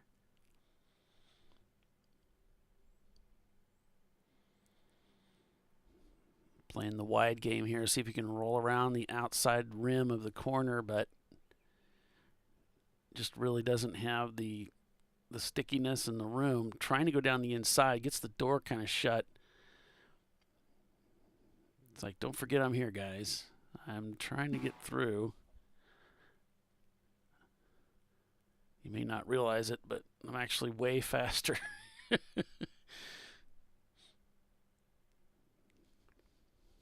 On the power here. As he comes up the hill, should have real good grip.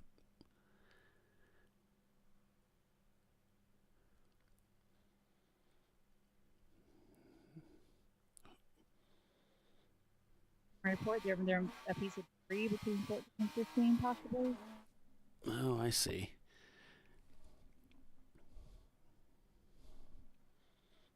Back onto the front straightaway we go, it looks like. Yeah, there's the buildings to the right.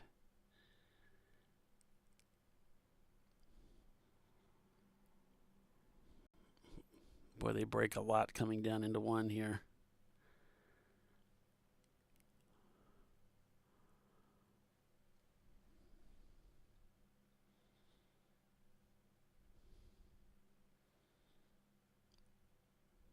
Dirty 30 needs to make up some time and laps to get back up in contention, and as he's trying to get around this Miata. That BMS up there is just kind of sneaking off.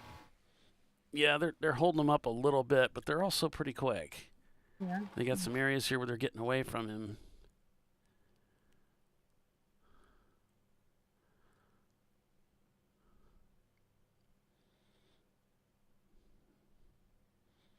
Okay. And this is the area where they got that debris down. And he's trying to yield to that. Our bank just whistles right on by. I don't think, debris doesn't mean you have to not pass people. And look how busy this is. And this is something our bank is so good at, is negotiating traffic in tight spaces. Larry at the wheel, and he is just a monster out there. He will squeeze every 10th of a second out of that car.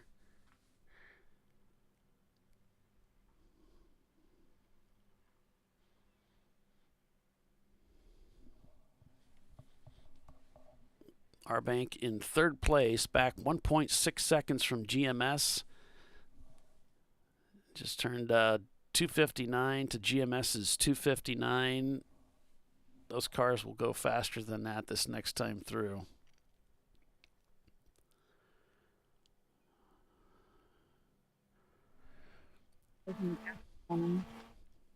Say that again? It's like 30, never mind. Oh. Where did our bank go? They already passed them? Yeah. Yeah.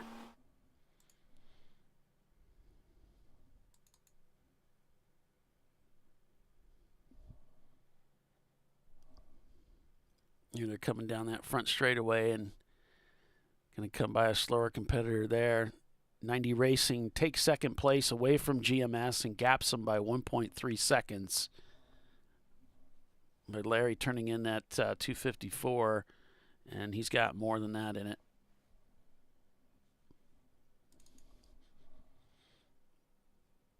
Flat Out Nemesis turns into 247 and gaps the field by 24 seconds.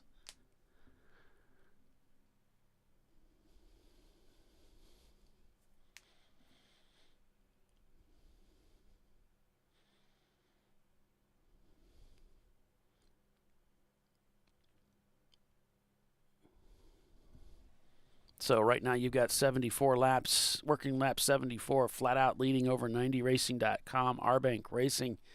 Then it's GMS Racing in fourth place, Cone Crushers. Fifth, it's Leviathan Motorsports in their MR2. In sixth, it's Birmingham in their Lexus. In seventh, Flying Ghost Hawk, that's an EC car. So then we move to Visceral Racing Group, technically in seventh place, followed by Autospec Racing, Face Down Racing, Hastings Tires Plus, Dirty 30, Valerian Steel, Touchstone Racing, Dead Pedal Racing in 16th, Gorilla Stickers behind them, followed by Williams Racing Group, Hot Rod Lincoln, Haywood Racing, Maximum Effort, and Whip Racing.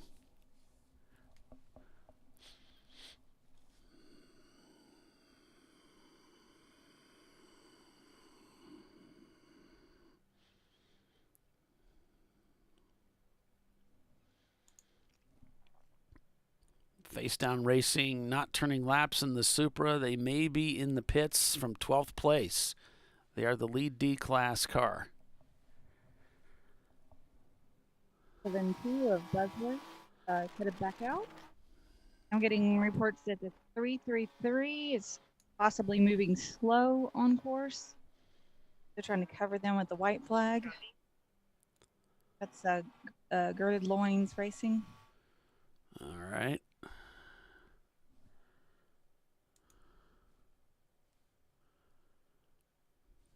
It's an 05 BMW 330.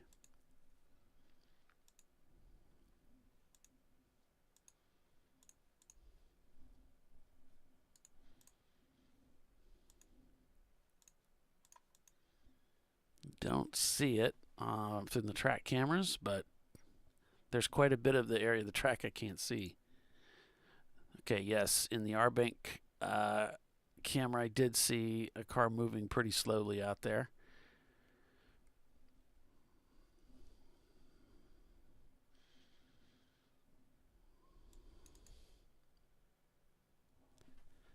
A 758 also moving slowly, still under power. All right, that's the follow-on mission car that's out there this weekend. Mm-hmm. He's just going to stay drivers left coming through the front unstraightaway and, let traffic go past them. Yeah, that might have been him right there coming down the front.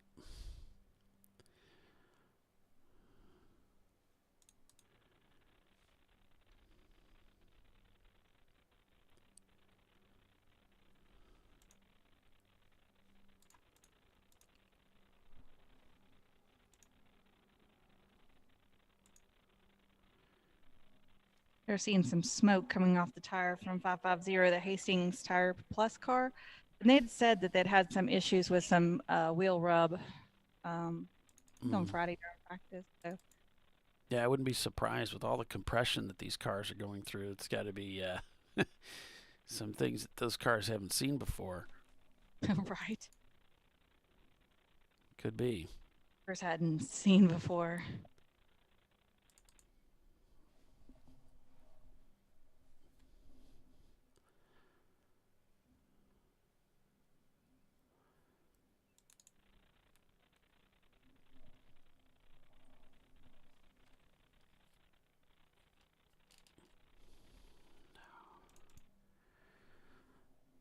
Okay, I'll take a look at that. Thanks for checking out. I was trying to stay on top of that. And I'll get it.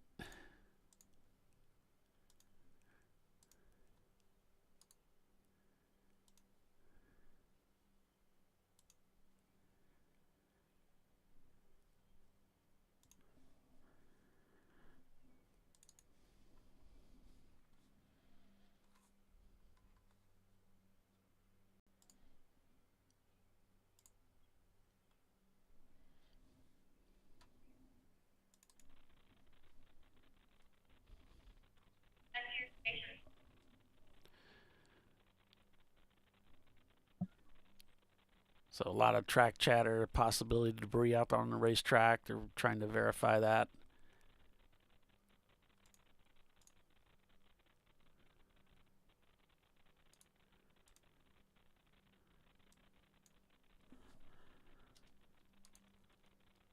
Our Banks just goes whistling by start finish.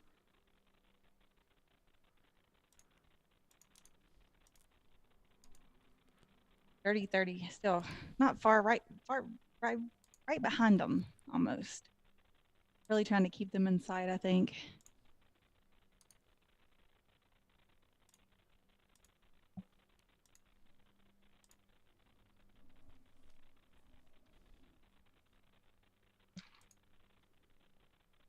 Gonna have to start setting myself a little reminder. Flat Out 90 Racing, GMS Cone Crushers Leviathan. All right. That looks right. Okay.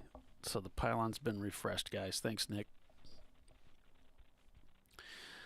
All right. So, yeah, working lap 76. We're going to go ahead and take a quick commercial break and be back in just a few. You're watching Champ Car Live, presented by AutoZone. Flat Out Nemesis leads this race. We'll see if they can hold on to it. Come right back.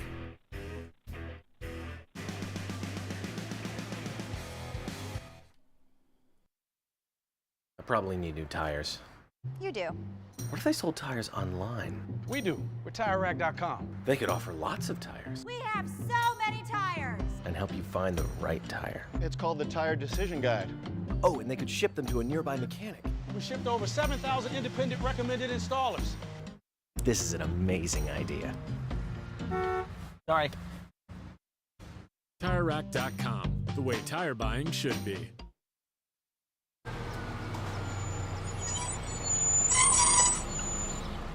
That's not great.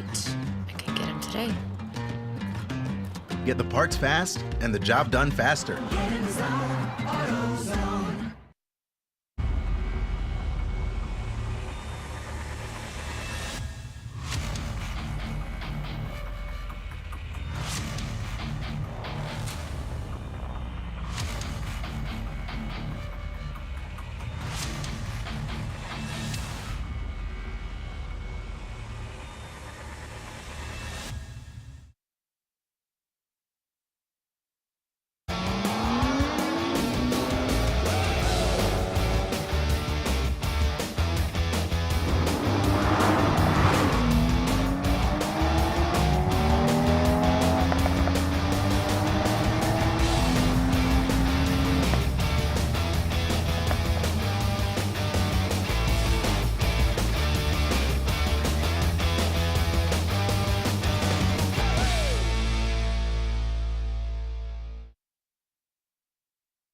Discovery Parts is a veteran-owned racing and safety equipment company.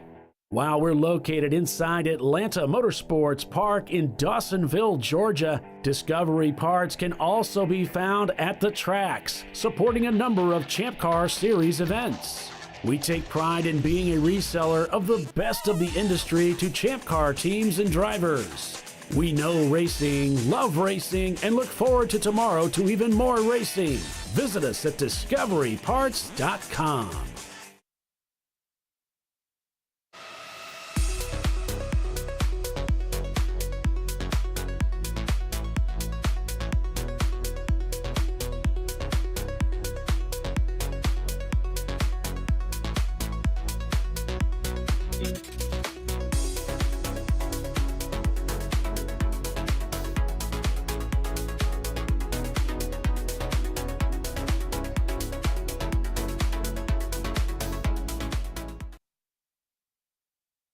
Lifeline USA is a leading manufacturer of onboard fire suppression systems. Lifeline's continuous commitment to research and development ensures that we supply the most innovative and cutting-edge products available. Used by the majority of the world's motorsport championship-winning teams and constructors, Lifeline has a proven history of success. Lifeline offers a complete range of fire suppression systems for all budgets and needs, and we continue to push development and limits on both extinguishment materials and our patented delivery systems to make the race car environment almost as safe as sitting on your sofa at home. Every kit has been designed for a professional and simple installation. For more information and to purchase your Champ Car fire suppression system, go to www.lifeline-fire.com. Located in Northeast Ohio, with 40 years of combined experience, Money Shift Racing knows how to deliver performance and safety, offering everything you need to get your vehicle and drivers ready for race day. From safety equipment to full engine assembly and repair, in-house fabrication, 3D design, and rapid prototyping. Money Shift Racing. Performance done right. Frozen rotors from Diversified Cryogenics deliver increased performance and a higher level of safety, while significantly reducing braking system costs. So to tell you a little bit about the durability of this product. So we have seen an incredible extension of the life of our brake rotors using frozen rotors. We've gone from brake rotors every other weekend to 6 weekends on one set of brake rotors, and I think they can go farther. The durability has been amazing. And it's been a fantastic season, and man, a lot of that is due to the way our car can brake on those frozen rotors. For more information, go to frozenrotors.com. I did it. Do you see how it's... That's it. We did it. You did it. You can do it. The path to I did it starts at AutoZone. Get in the zone.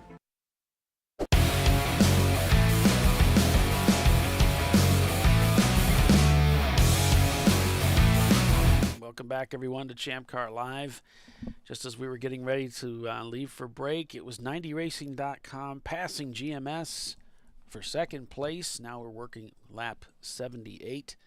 The gap up to first place for 90 Racing, well, 44 seconds. And they just turned a 252 to Flat Out's 251. The gap continuing to increase, so...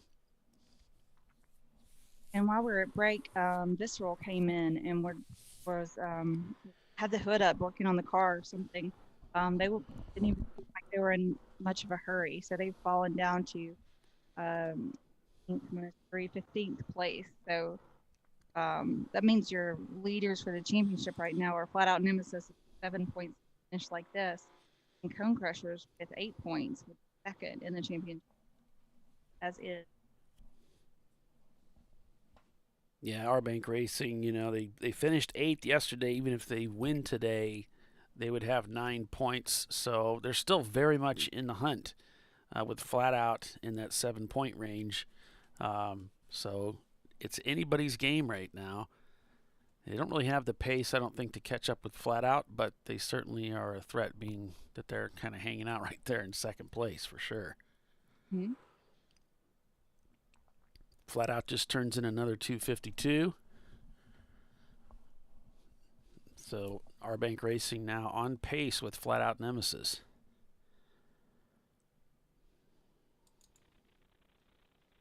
As we look out over the beautiful skies of Missouri here, high 71 degrees, no precipitation, plenty of participation. Shouldn't get any rain, though, today. Outside. Doesn't get prettier than that.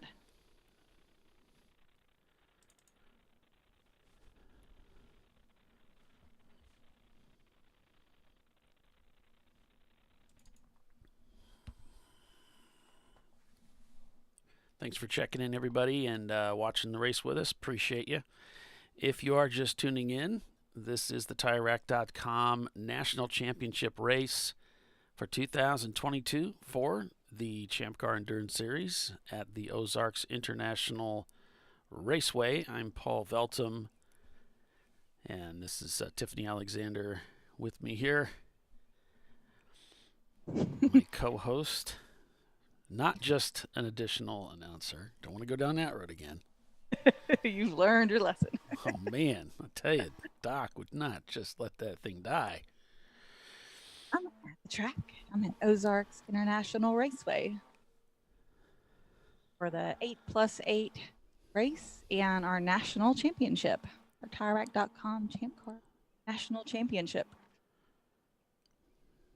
We're going to crown somebody today. 2 hours. Well, maybe 3.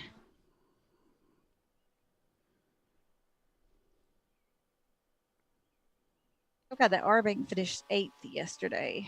So if they stayed where they're at now, 10 points. But if they went to first, that would put them at 9 points. Still puts them in 3rd. They would need the Cone Crushers or Flat Out Nemesis to drop down a little bit where they're currently being shown.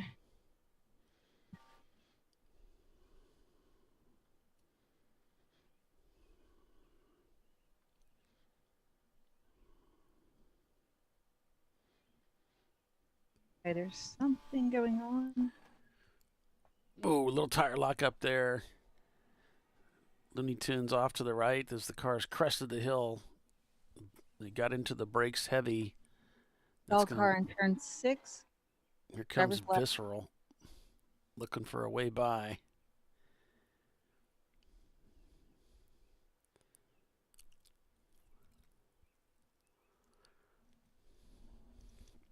So just talking to Troy Trulio about the Visceral car, and Troy says it's got intermittent power problems. 1 minute it's stuttering and can't get out of its own way, barely running, and then all of a sudden it's fine. It's just intermittent. They can't figure out why on Visceral. That's a shame.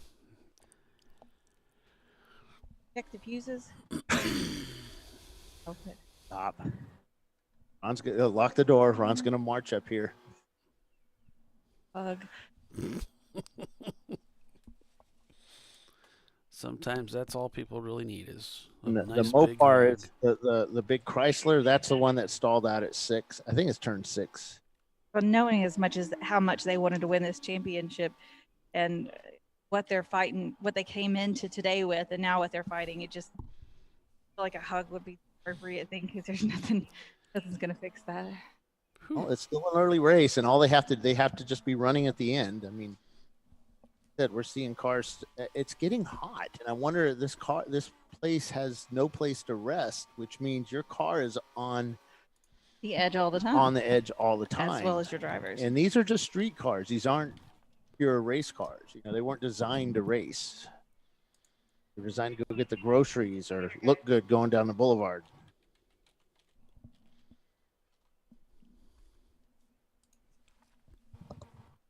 It looks like they're trying to pick up the leader. So the little runoff area like that there. Oh, there you saw him. Yeah, he had pulled off over in there.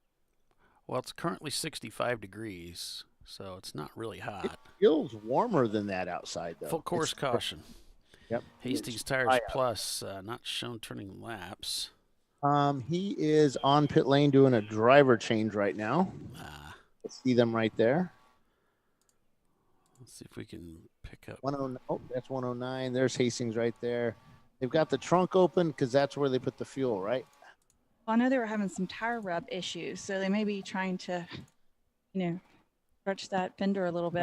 Yeah, it kind of looks like they're doing something like that. Because, I don't know. There's a guy over the wall without. Top of 5, car pulled off. Just pulled through the cones there and parked it. Yep.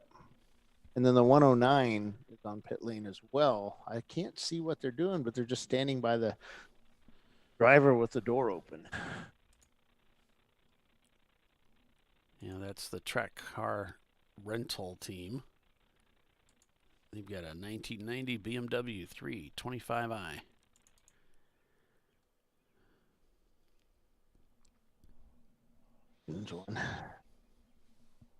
It's being disobedient. I like you, Bill. What do you mean? Bill is nothing but obedient. All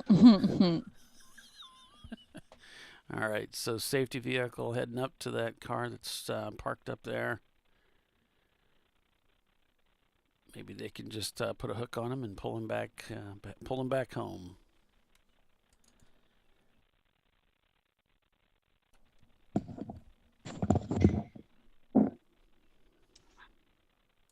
Two 1-2 had another pass under yellow. Uh-oh. Dirty 30 getting doinked again.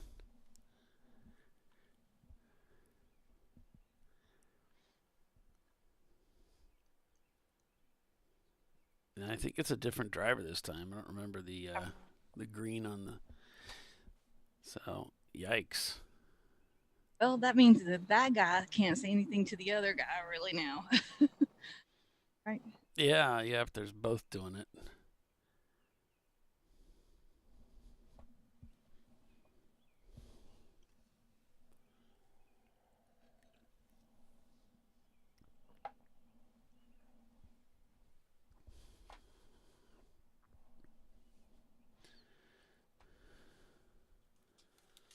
So 903 is completing some repairs, and hopefully they should be back out in the next 20 to 40. They are fixing that car, and they are planning to rejoin the race. Somebody signed in as guest announcer and said, "Did somebody mention me?" It was additional announcer, but no, that's funny. It's not to be funny. That is really funny. Need to get a clip of that the first time that went. Be surprised if Mark went to the trouble, if Marky didn't go to the trouble to set up an account on YouTube as guest announcer just so he could sign in with that.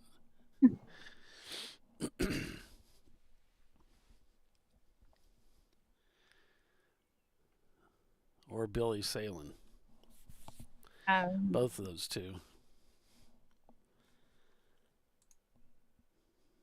So thumbs up from 90racing.com. They're having a good time out there. Sitting in second place right now.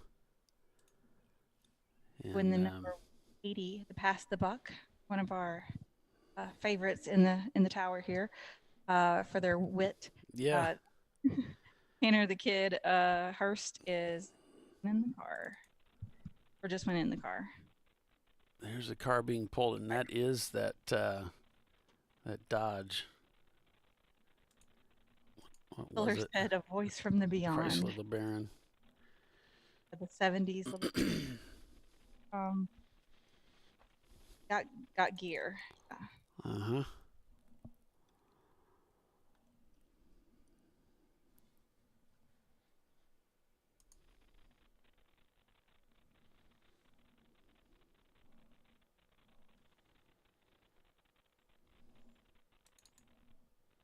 Guest announce.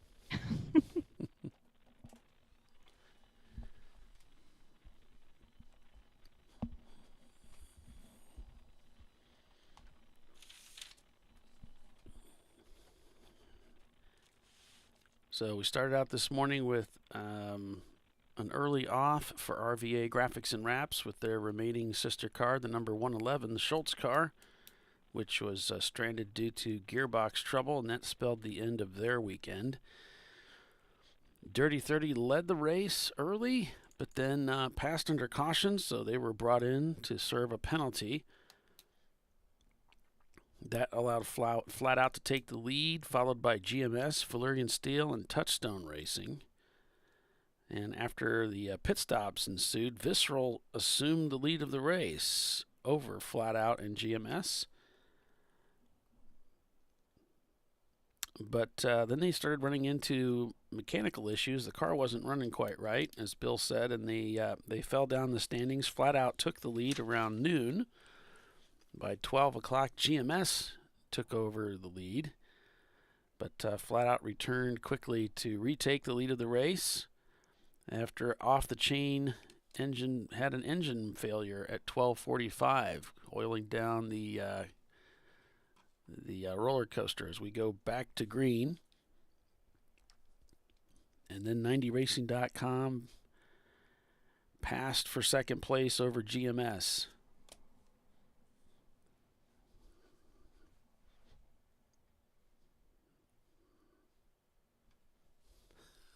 Slap that button. Yeah, I didn't want to hassle you guys on the likes. It always bugs me when people do that on YouTube. So I thought, well, if it bothers me when other people do it, I probably shouldn't give them a hard time. But it is remind me a time or two. But other than that, yeah. It is nice when you guys do it, and I appreciate it. I order you. Like us. Like Paul. Ignore Bill. Ignore Bill. I order you. Like Paul, ignore Bill. Like Yeah. Paul, ignore Bill. Pretty much like all of Champ Car. Join the club. Don't care. Or as Jamie says, I won't say what Jamie called me yet. I took it a little personal. Was it funny? No, but it's all right. Would it be funny to me? No. Well, maybe. Yeah. So Dirty 30 takes to the pits to serve their penalty under green. That's the rules.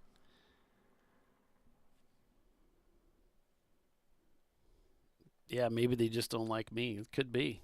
I wouldn't be surprised at all, Justin. I think about that frequently. Maybe they just don't like me. Visceral takes the lead. Everybody not like you, Paula. You're so like. What's not to love, people? Come on.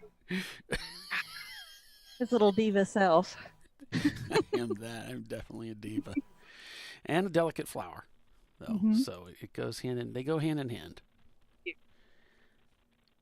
He hasn't asked us for only green M&Ms yet, so I'm like, I feel like we're keeping it in control. Right. I would like M&Ms in my dressing room, but only the green ones. Hair flick, walks away.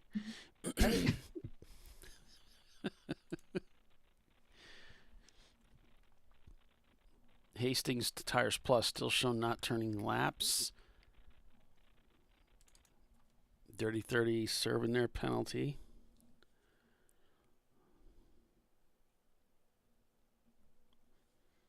I think that that team came up to talk to Dana. Okay. Well, I think that initial setback, he didn't realize he had made the mistake. Right. And they've got in-car video, so I don't know why they don't just rewind and look at it. Maybe they did, and they had some dispute. Actually, I showed it to them. Okay. It's their own in-car camera, though, so I don't know Right. what the confusion would be, but hopefully that helped them understand. Maybe there was another question. A more recent one. Gotcha. Yeah, it's hard to see Dirty 30 taking those hits, and it's unfortunate because you just want to see guys out there racing, and they're doing a great job. They're great drivers, They're handling a very complicated racetrack very well. So it's fun seeing them out there banging around on the track. And I mean, I think that's just kind of part of it. Is just this track is so complicated, and it's new that sometimes you make rookie mistakes when you're at a new place, and you're got a lot of information you're taking in. And it's not very comforting when it happens, but it is true that that's what makes the win so incredibly valuable and satisfying. It's because it is so difficult to win these races. It's not easy at all. There's so many things that could go wrong, and even if you're a seasoned crew like them and you've got a good race car, you can still make some mistakes and then really mess up your race. Think about those 3 or 4 cars that he passed. Had they not been there for 2 corners, right? And he would have seen the yellow and he would have backed it down. It never would have happened. You could always, you can second guess yourself into oblivion, but this is part of the game. Yeah. When you talk about racing, there's always that, well, if this wouldn't have happened or wouldn't have been there or whatever. If we just added oil to the car, that's mine. Right. I've blown up. Simple things that get you sometimes. If I only would have made better life choices. Well, everybody can, You'd be out of a job. Right. That's my job to say. You've made some different choices. We might be in a different spot, right? That's funny. You can pretty much say that to anybody because, we all have those. Right.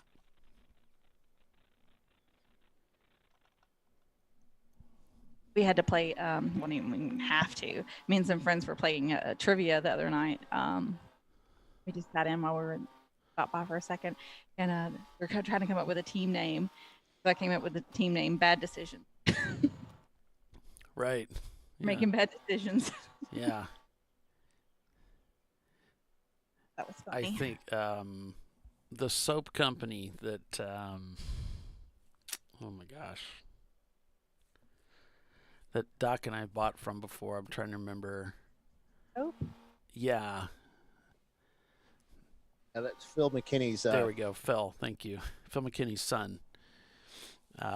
They have one of the soaps they have is Whiskey and Bad Decisions. Oh yeah, I have that. That was actually pretty cool. Yeah. Excellent. What's the name of that stuff, Bill? My brain is cooked. Yeah, I forget the name of it. There's a veteran company, military veterans company. Yeah.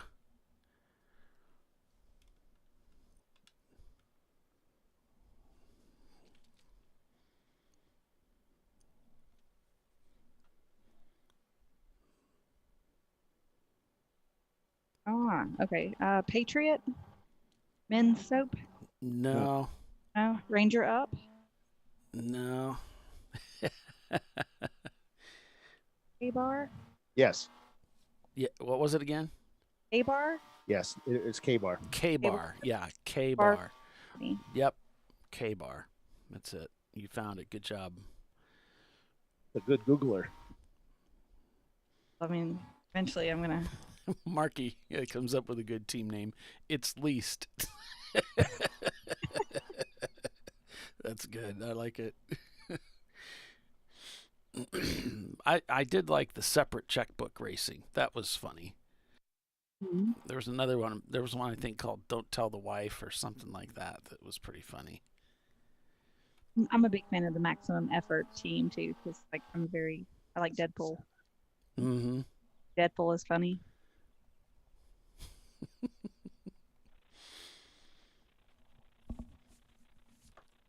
Just a big fan of sarcasm, general rudeness. Hastings is pulled back out. And we do see a car moving a little slowly there. Let me see.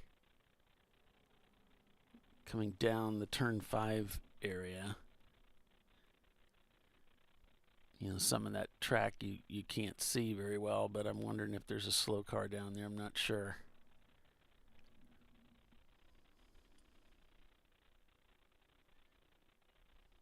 Now, if he's parked it down there, I can't see him, but if not, maybe it was just an illusion. But it looked like a car moving a little bit slower than the rest of the traffic heading down the hill there.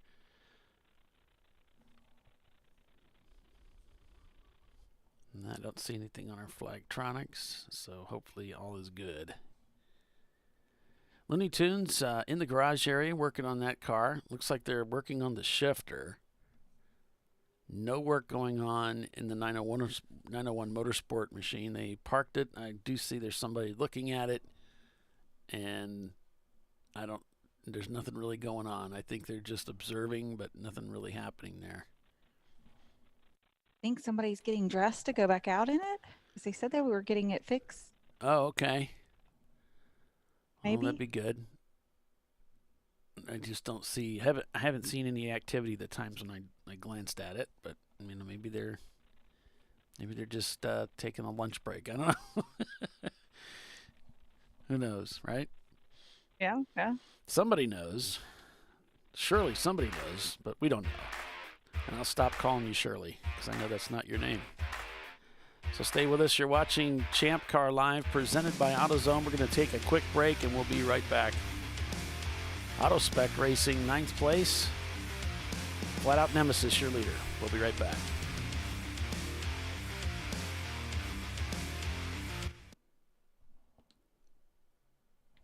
You know, I'd buy tires online, but then what? We've thought about it. We're TireRack.com. They should let you ship directly to a mechanic. Actually, we call them independent recommended installers. They should have like 1,000 mechanics. Try over 7,000 installers. Then you just make an appointment. At a time that's convenient for you. This could change tire buying forever. TireRack.com, the way tire buying should be. Come on, Road. Do your worst. We'll be at our best. Engineered to meet or exceed original equipment performance exclusively at AutoZone. Lifeline USA is a leading manufacturer of onboard fire suppression systems. Lifeline's continuous commitment to research and development ensures that we supply the most innovative and cutting-edge products available. Used by the majority of the world's motorsport championship-winning teams and constructors, Lifeline has a proven history of success. Lifeline offers a complete range of fire suppression systems for all budgets and needs, and we continue to push development and limits on both extinguishant materials and our patented delivery systems to make the race car environment almost as safe as sitting on your sofa at home. Every kit has been designed for a professional and simple installation. For more information and to purchase your Champ Car fire suppression system, go to www.lifeline-fire.com.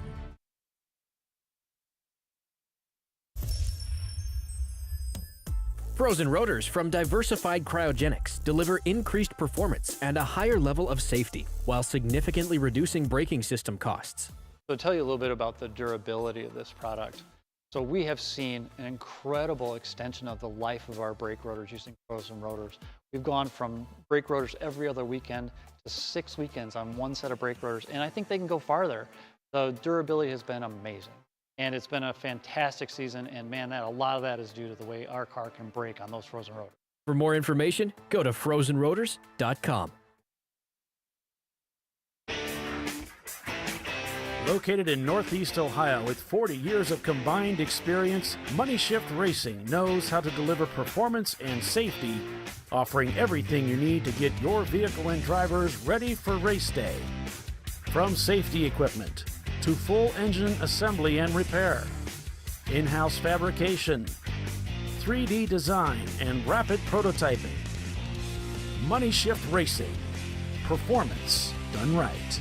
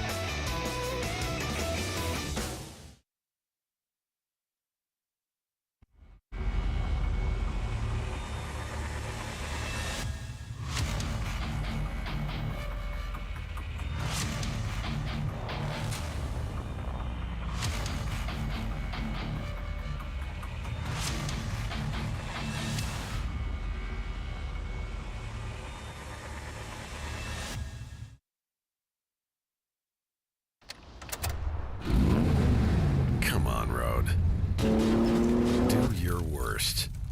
We'll be at our best. Engineered to meet or exceed original equipment performance. Exclusively at AutoZone.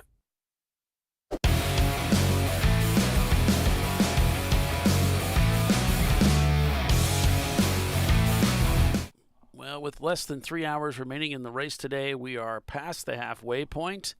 And on the backside of this race, right now, we have 86 laps completed, with Flat Out Nemesis leading over 41 seconds over the field of teams out here that are here to hopefully bid for a win of the championship. 90racing.com in the mix of it there in second place. GMS Racing in third. Leviathan Motorsports in fourth. Cone Crushers in fifth.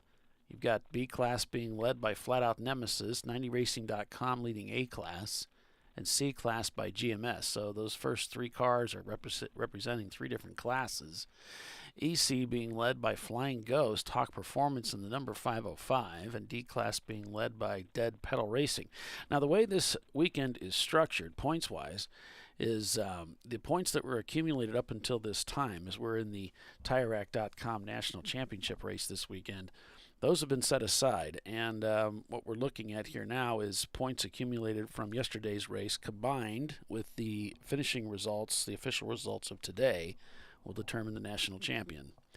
And as in golf, our point system works as the lowest points are best. So a race win is 1 point, a second place finish is 2, and so on and so forth.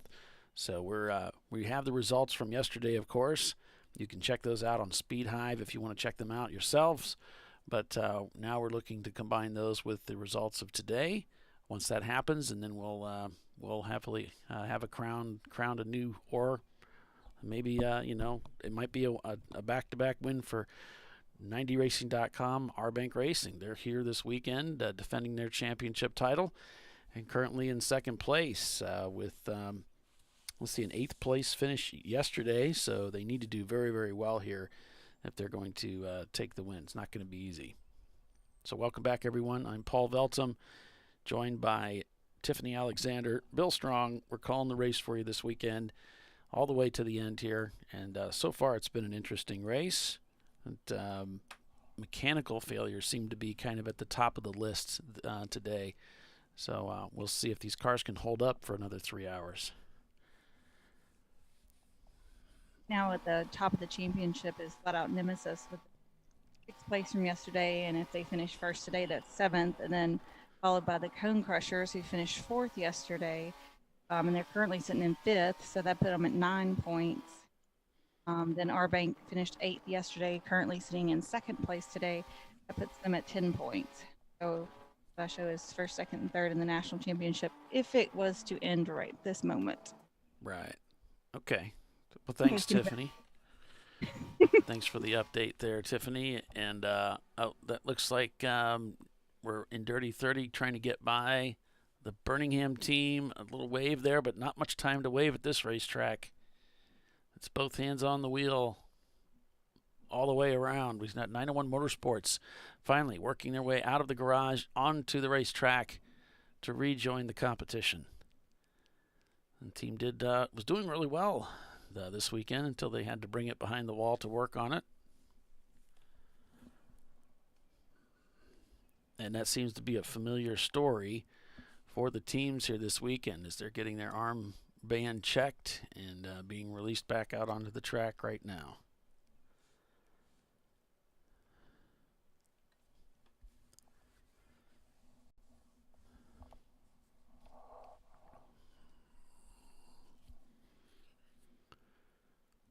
I'm a little trouble finding the gear here. There we go.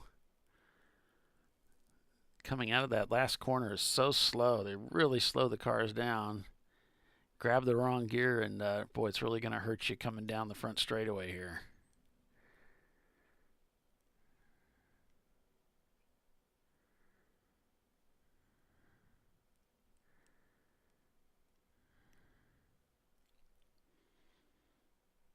So Whip Racing, I've been talking to them. They've been sending me some pictures. I appreciate that, guys. The weekend, and their driver RVO set the fastest time for their team. during this last stint at a 306. They're currently in, I think, 17th place when you pull up the East cars. Yeah, Looney Tunes has their transmission issue sorted out. They got the car back out there. I think they were really just working with the shifter. So whatever the ailment was there, they've got that car back together and back on track as Cone Crushers heads through turn 5. Cone Crushers really has had a pretty solid weekend. They finished 4th yesterday. They're in 5th right now. You know, if they got themselves up into first place somehow, they could win this whole thing. This thing's still wide open. They only had 4 points from yesterday, so first, second, third, all could get them right up there at the top.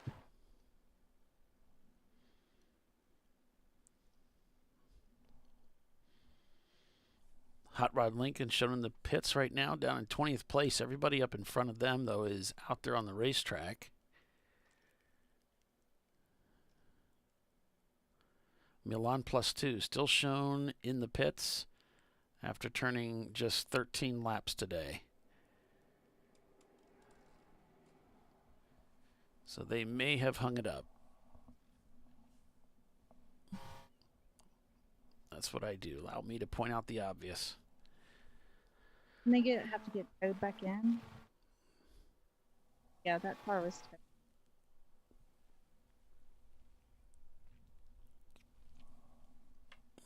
What was your DUI though?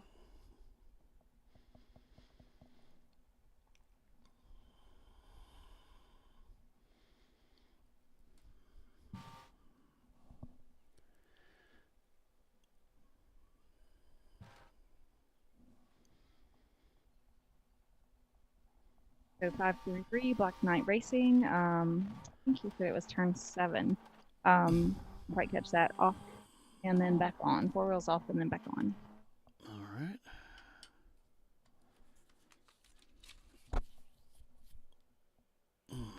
You can find out what's wrong with your car using the AutoZone troubleshooting guide. All you need to know is what the problem feels like, looks like, smells like, or sounds like. Go to AutoZone.com and choose the troubleshooting sections on the main web page. Changing out your headlights is easy as well. It's never been easier to learn how to switch out your bulbs. Check out the AutoZone video step-by-step instructions at AutoZone.com. Great group of guys there, AutoZone. They've certainly supported us for a number of years now here for the show, and we certainly appreciate them.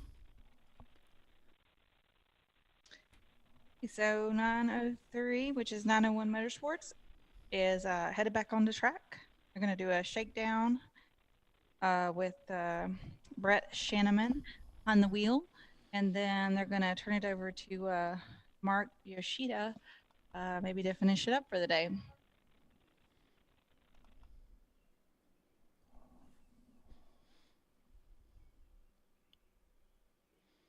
Someone was just getting dressed. Yeah, it looks like we got their in-car camera there. They're on track, turning laps. Mr. Yellow Gloves himself. Yep.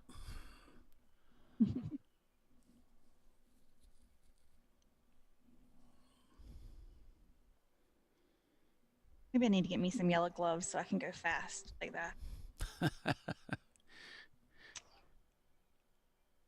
Phil said he got his in lime green. That works.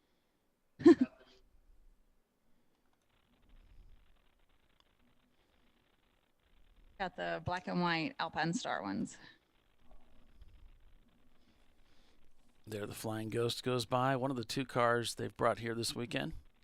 Both those cars on track today.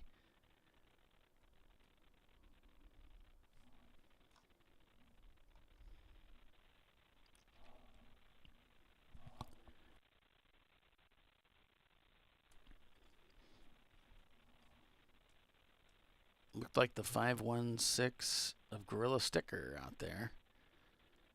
Had some problems yesterday with a crash. The 515 is out there. I can see that.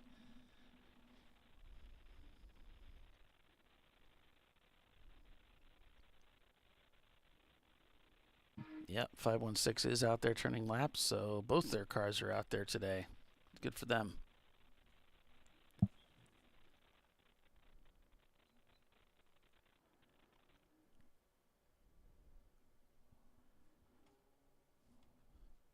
Uh-oh. I heard 255. The corner stations were just asking what their current leaders are, their first through fifth. So race control is just giving them an update on first through fifth. Gotcha. They like to know. They like to keep up with it. Keeps it interesting too. If only we had I don't know, commentary, like a live broadcast where we could keep track of things. I know, right? Oh, well. A girl can dream.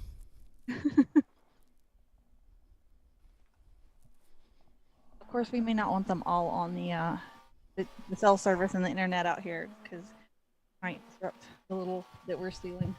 The little left for us.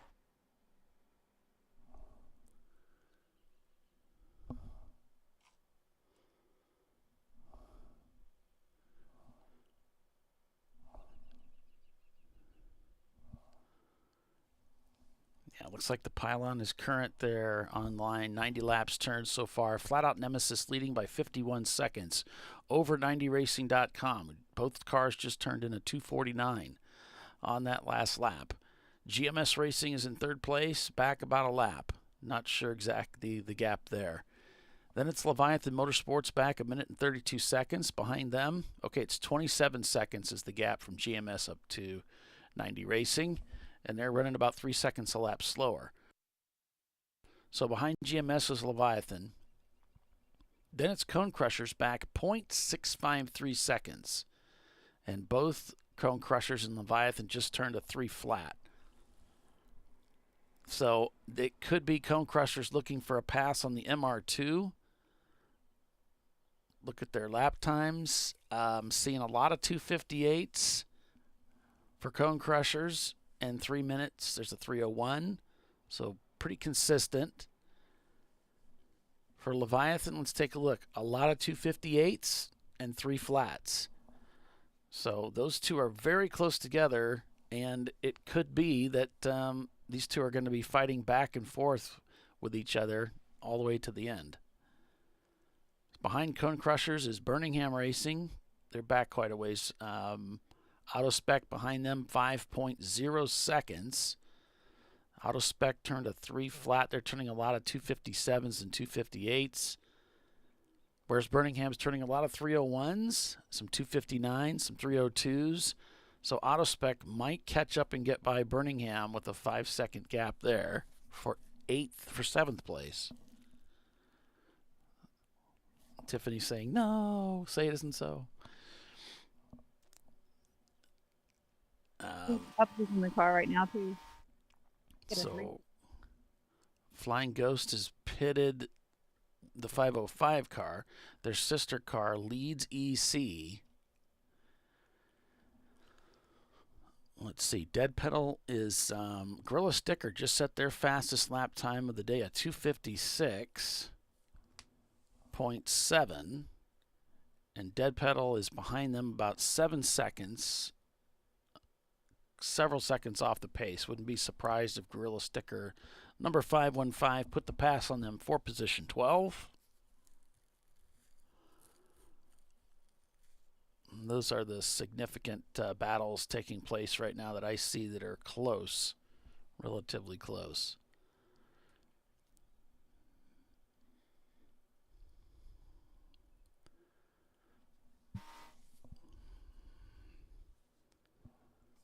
Top 15 Gorilla Sticker just did it. Well, I went to this roll doing a 247. Back out. And yeah, they're quick, but they're down there in 14th. This is 12th, but yeah. Back where they started. Well, it'd be 12th with the EC cars out. And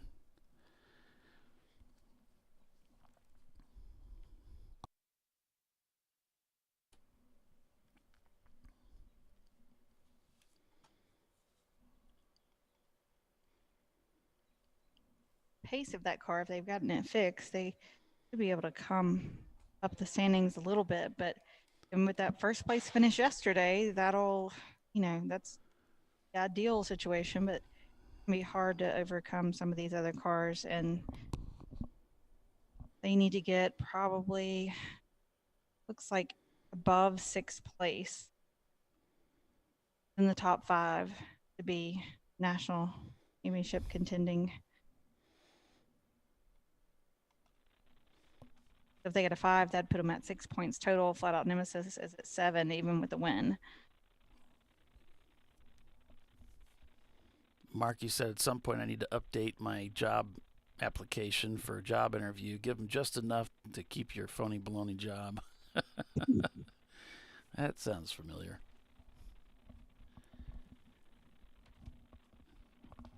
Working lap 92 is Flat Out Nemesis. Just turned in a 2:54. So some pretty big differences in lap times. 2:49, 2:45, 2:47, 2:49, 2:54. There they turned in a 2:48. So some big swings in lap times for the leader. No reason to push it too hard, I suppose. You know, if they run into some traffic, they can just kind of hold back and just pick their way through. Yep. A little conservative, not take any chances. 901's brought the car back in behind the wall. So something up there. But this doesn't look like the shakedown went like the had hoped. Interesting. Looney Tunes also brought their car in. So both of them left at about the same time and returned at about the same time.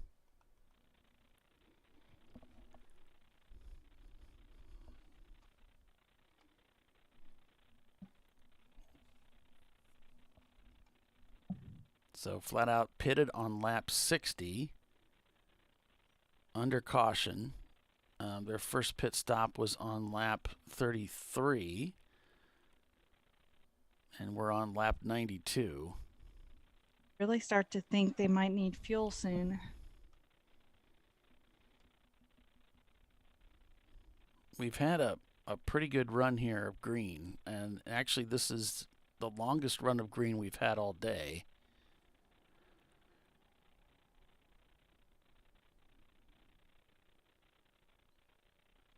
I'm counting 28 laps of green.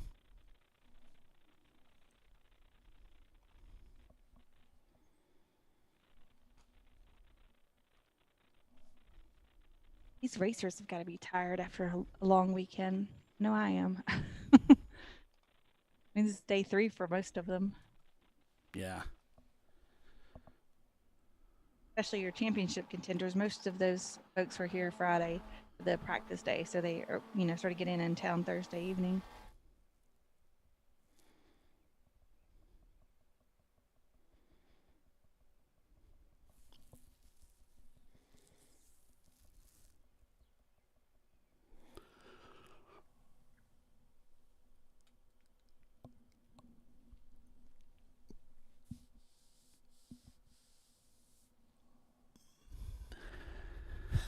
Problem is, he says, I might move to Birmingham for a job. Ugh, Birmingham.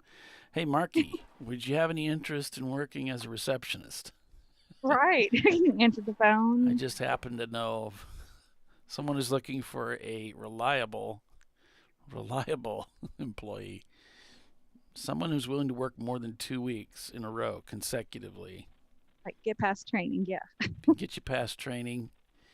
You learn how to use the new system, and I don't know why it seems to be such a stumbling block, but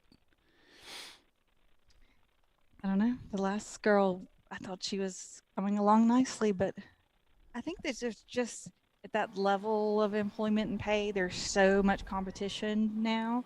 I mean, restaurants and just a lot of places are competing in that, $11, $12 to $15 an hour jobs. And so I get somebody and then they get something that's closer or pays more. Take that, or even telling me where I can make a counter offer. So that's what I've heard from a lot of business owners, though. There's just competition. That pay rate is, you make $15 an hour working at Amazon, or 12, 13, 14 at Milo's or McDonald's. Kind of crazy. When I think about, I used to work for $4.25. Or yeah, $4 an hour. Wow, yeah. 90s.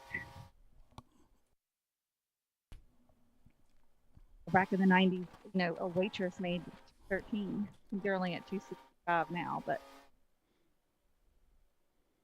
Yeah, I was talking to my waitress about that this morning. She's saying, "When's Indiana going to get out of this, like you said, 265 or whatever it is an hour for waitresses? It should be minimum wage." It's like, I don't know.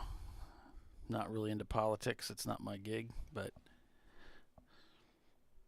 we all need enough money to eat. That's for sure. Place to live.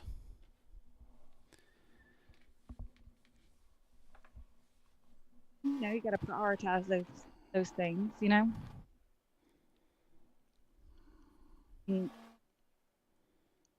some people make tons of money, and some people don't. It's just some people make the same amount of money and live completely different lives from each other. Though I've never been at a job that made a lot of money, but I've always been very cautious with my money. I don't waste my money.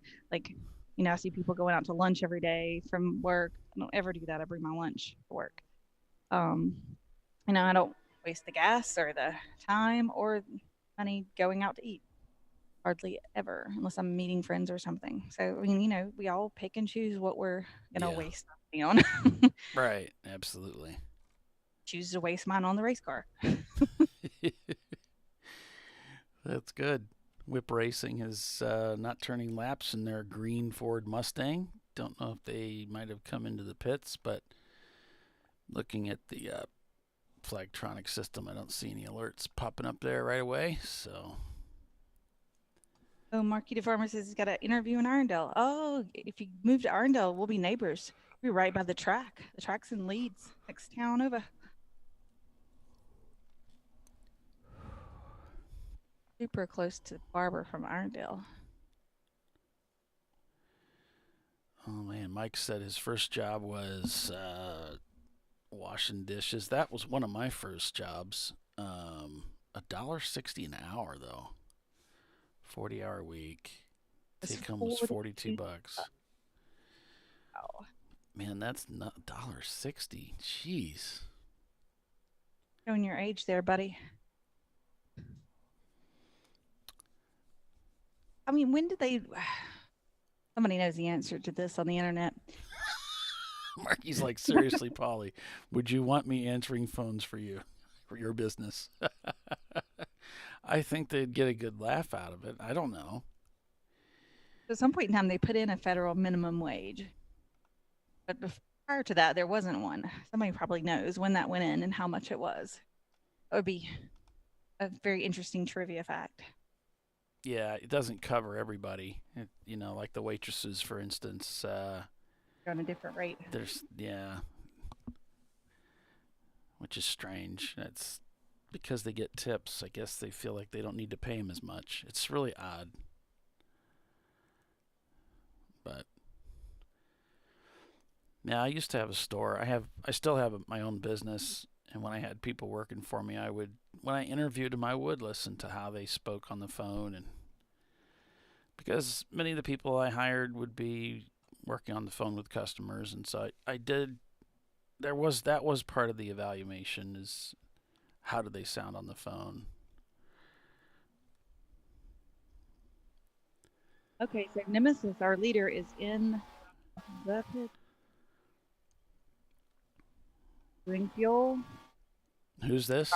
Third, Nemesis. Oh, Nemesis. Yeah, I see that. So now our bank has moved into first, and GMS has moved into second. We said they would probably be needing fuel soon, so there it is. Yeah, I figured they'd, where they were at was somewhere around that 32 lap range, and they were in that zone, so they should have been pitting pretty soon. So GMS pitted at lap 67, and 34. So, yeah, many of these teams are probably going to need to be pitting relatively soon here. I mean, if they're doing a 2-hour window, that'll take them till 3 o'clock. But, I wonder with not having as many cautions this segment, if everybody's going to be able to go 2 hours. Mm-hmm. Yeah. kind of the fuel mileage at this track is still a little unknown with rain yesterday and lots of cautions, and what a full stint at full pace is as far as fuel, a little unknown. Yeah, it could definitely be. That's right. You might get some kind of a gauge off the last stint, but you know, if it was a new guy for every stint, you probably don't really know. You'd have to be watching those lap times pretty carefully, and then kind of do some math in your head to figure out how fast you're going, how much fuel you're using. I mean, Robin Bank probably knows, but like I don't know. He blows my math skills away. I'm more of a good guesstimator. There you go. I was thinking we haven't had any other long periods of time without yellow. Right. It's been a while. Definitely the longest run under green that we've had so far today. I think I only did one lap under yellow in this stint, if you want to call it the third stint.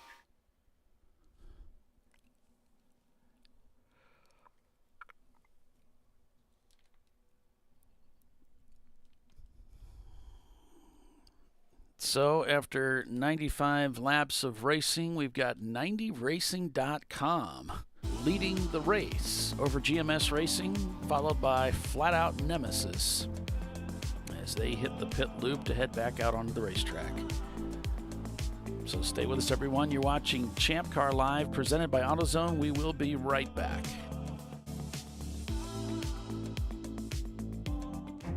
An important decision is afoot. This man is about to buy tires on TireRack.com. Tire Rack is the leading online retailer of tires in North America and a repository of advice and expert reviews. And it's done! All that's left is to arrange for safe, easy installation at one of our independent recommended installers. Well, I guess he did that too. TireRack.com, the way tire buying should be. Come on, Road. Do your worst. We'll be at our best. Engineered to meet or exceed original equipment performance exclusively at AutoZone.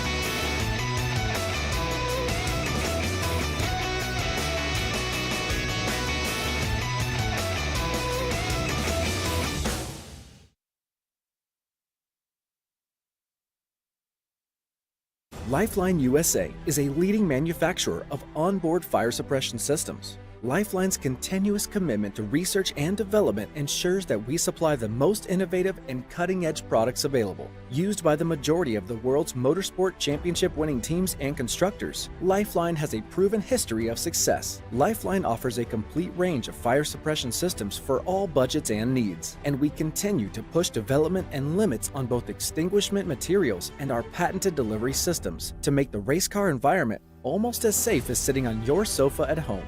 Every kit has been designed for a professional and simple installation. For more information and to purchase your ChampCar fire suppression system, go to www.lifeline-fire.com.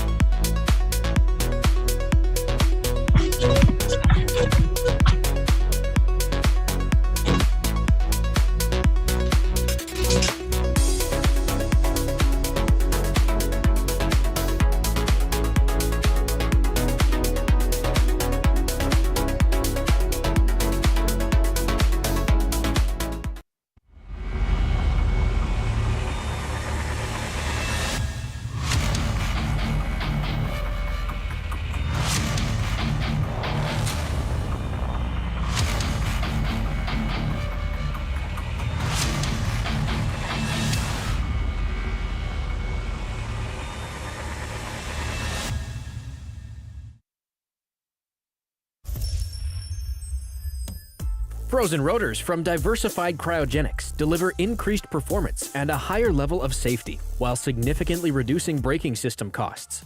So to tell you a little bit about the durability of this product. So we have seen an incredible extension of the life of our brake rotors using frozen rotors. We've gone from brake rotors every other weekend to 6 weekends on one set of brake rotors, and I think they can go farther. The durability has been amazing. And it's been a fantastic season, and man, a lot of that is due to the way our car can brake on those frozen rotors. For more information, go to frozenrotors.com.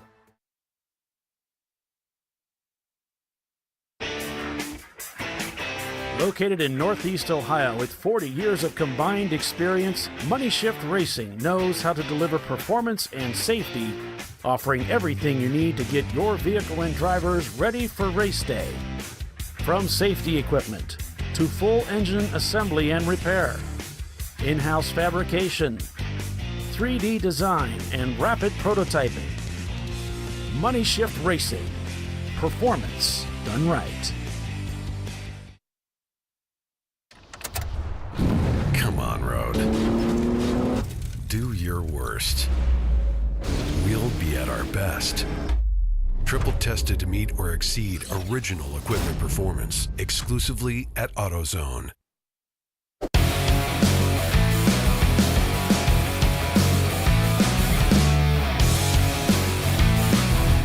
All right, welcome back, everyone.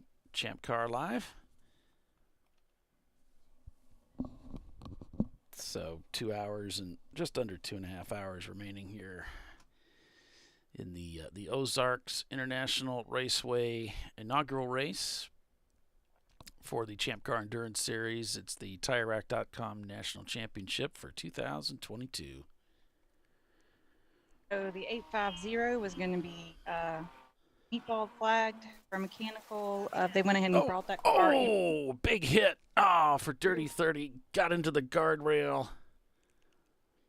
Oh, what a shame.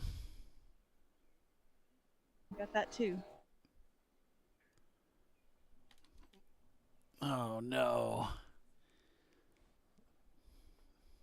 Do you know where 212? Do you know where he's at? We could do a replay and see where he was roughly. I wish I knew the track well enough to be of help, but he just went wide there. This, I don't know if this is coming down off of one. I don't know.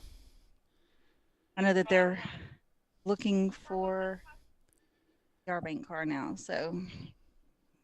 Okay. Full course yellow. They're saying he's over at 11. I can't state. The leader's in 11. Okay. Something's happened to the Flagtronics. I can't read it.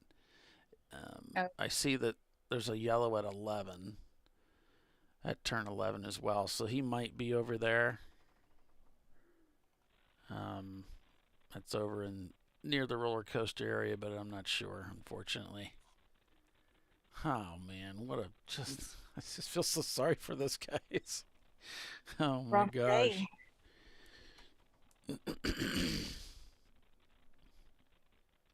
Ugh. Man, it's just.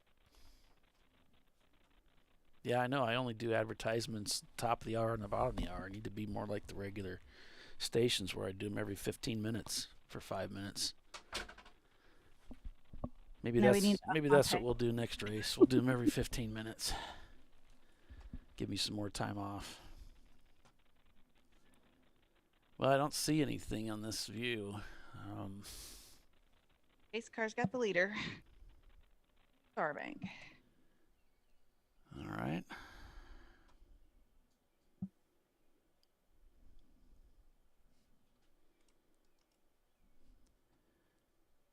Go to the track flow thing. You talking about that video that I made? Elevation and all? The elevation changes? I could show you that.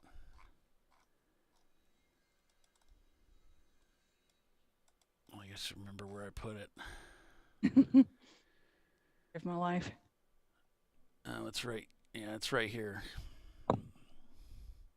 So what you're seeing is a map of the track. Along with at the bottom is an elevation graph and you can see the marker moving across the racetrack is to see what the different elevation or the elevation changes are. Total elevation adjustment is 145 feet according to this graph. Yeah, thanks for all the likes, guys. I appreciate you doing that.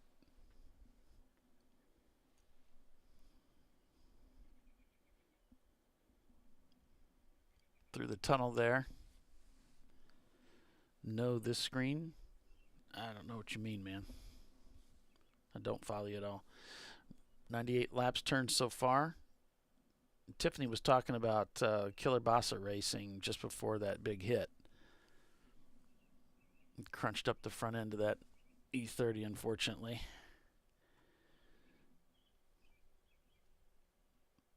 So yeah, it's a total elevation change about 145 feet. Just as a point of reference, at Coda coming off the front straight up to turn 1, that's 120 feet. And from roller coaster at VIR, I know that dip down to the hog pin's 120 feet. So this is 145.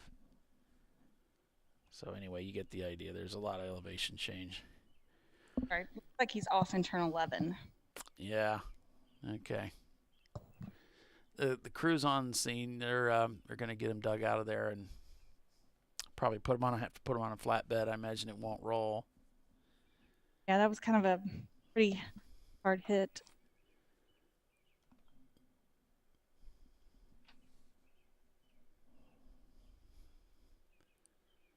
I don't know. It just didn't get down to the apex. Just went in there too hot. The car didn't turn, and then it speared the wall.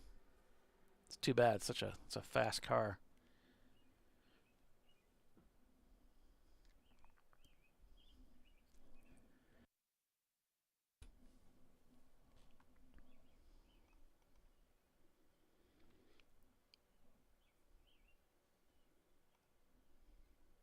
So 90racing.com, pace cars picked him up. You know how racers have that thing about somebody being a second pace car? That's all racers seem to, especially your quick guys, have a major soapbox conversation. So earlier, the Hubs team had sent a message to another team to pick up the pace under yellow. And then now another team is sending a message to them to pick up the pace under yellow. Whoops, I knocked over the chair. So apparently the cool suit has got an issue and Casey was messing with it and not keeping up with the pack. So they were calling him out. They're either yelling at us because we're not keeping up or they're yelling at us because we're going too fast. Which do you want, guys? Right. Either we're going too fast under caution or we're not going fast enough. It's always something. Always something.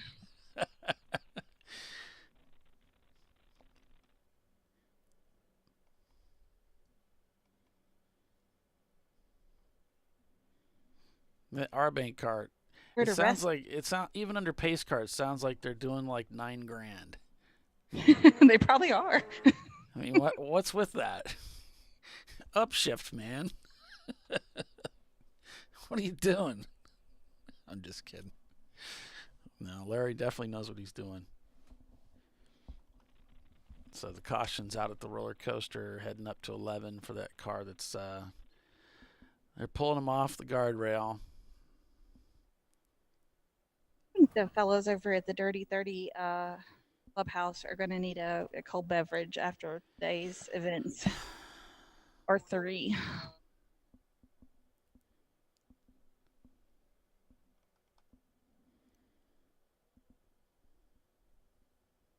Yeah, it was enjoyable. You're right. They had the best in-car camera, man. You're right. We just lost our in-car camera, too. I didn't even think about that yet. Oh. Yeah.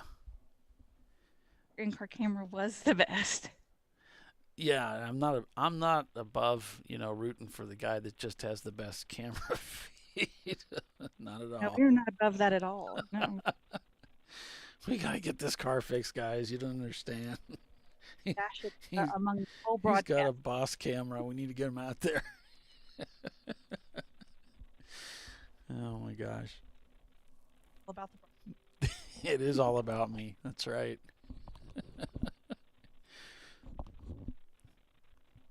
So, working lap 100 is Arbank Racing leading over GMS, Leviathan, Cone Crushers, Flat Out Nemesis back in fifth.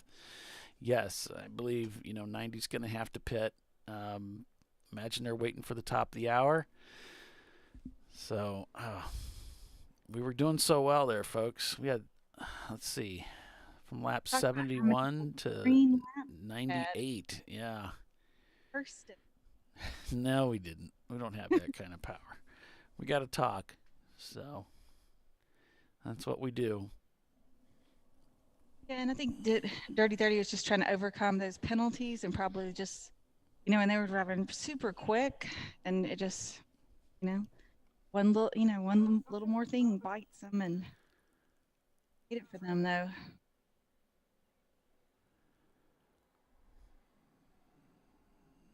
We have seen that out of teams before where they have a mistake and then they go out and they try to drive a little harder to overcome the time that the mistake costs them, and then they get into another mistake and it becomes kind of a snowball rolling downhill. Well, yeah, let's see. They just put him in the car.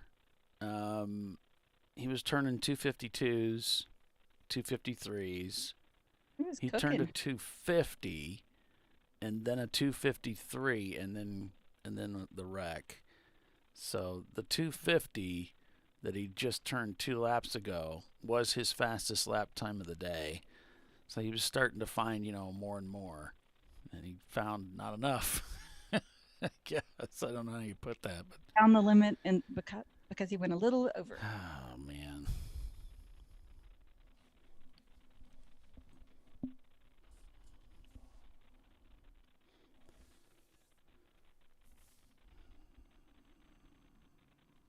Like racing to teach you with disappointment. So maybe turn 11 is another one of those spots where you got to really watch it. It seems like there's been a number of things happen there. Mm-hmm. So it's a hard left-hander. Okay.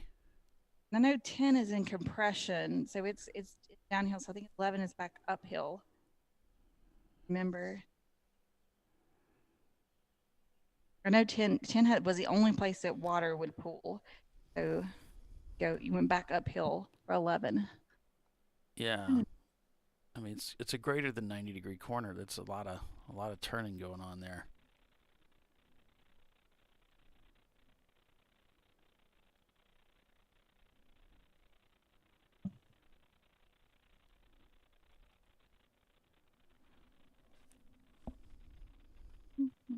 So flatbed truck coming out. I'm not surprised. I was a little surprised they were going to try and tug him in by the rope.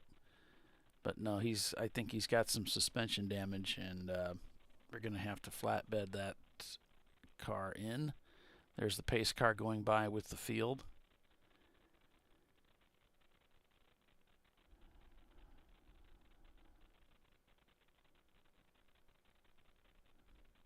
And he's like, crap. Not only did I slow the race, bent up the car, just one little mistake. 901 Motorsport back out on the racetrack. And so is their garage buddy, Looney Tunes. I think these guys are in lockstep with each other. No, right? Come in and go out together. Yeah. What's going on?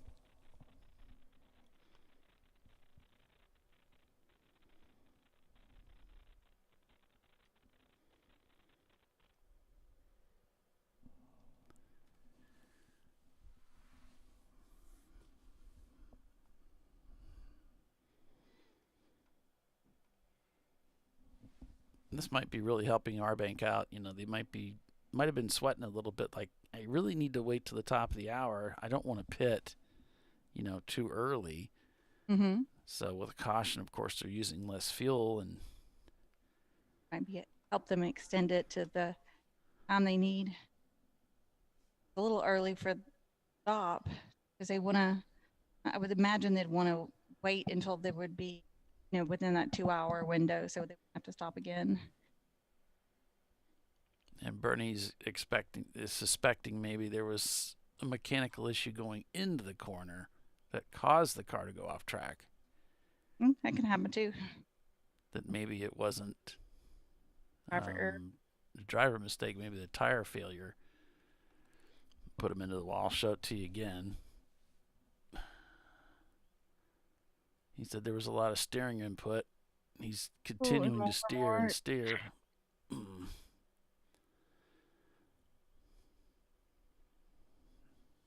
Dang.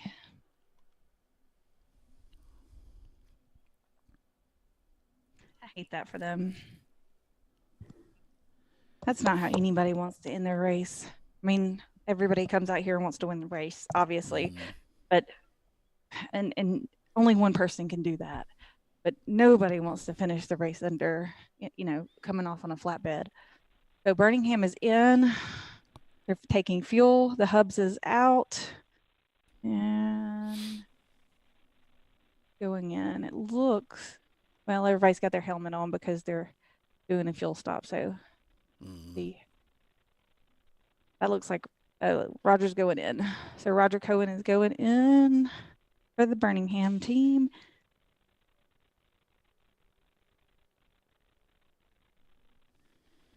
So they'll still have to stop again before the end because we've got 2 hours and 10 minutes-ish left, but they'll only have to do a driver change if that will take them to the end on fuel, which would probably be a gamble I'd worth making. Did you get your fuel stop definitely done under yellow? This is a long pit lane, so like you have to play that math game. Is it worth taking an extra stop under green, or would you rather take that full stop under yellow and then just have a quick driver change under either condition? And pretty much they can do that under yellow if they do the next driver change anytime within the next 2 hours, plus if we have another double yellow, which if we go another 2 hours plus without another double yellow, I will be surprised. Right? So, I mean, I think that's a fairly decent gamble. Yeah, Visceral's come into the pits. They're going to get that done now. Actually, they've left the pits and tripped the loop. Valerian Steele's doing the same.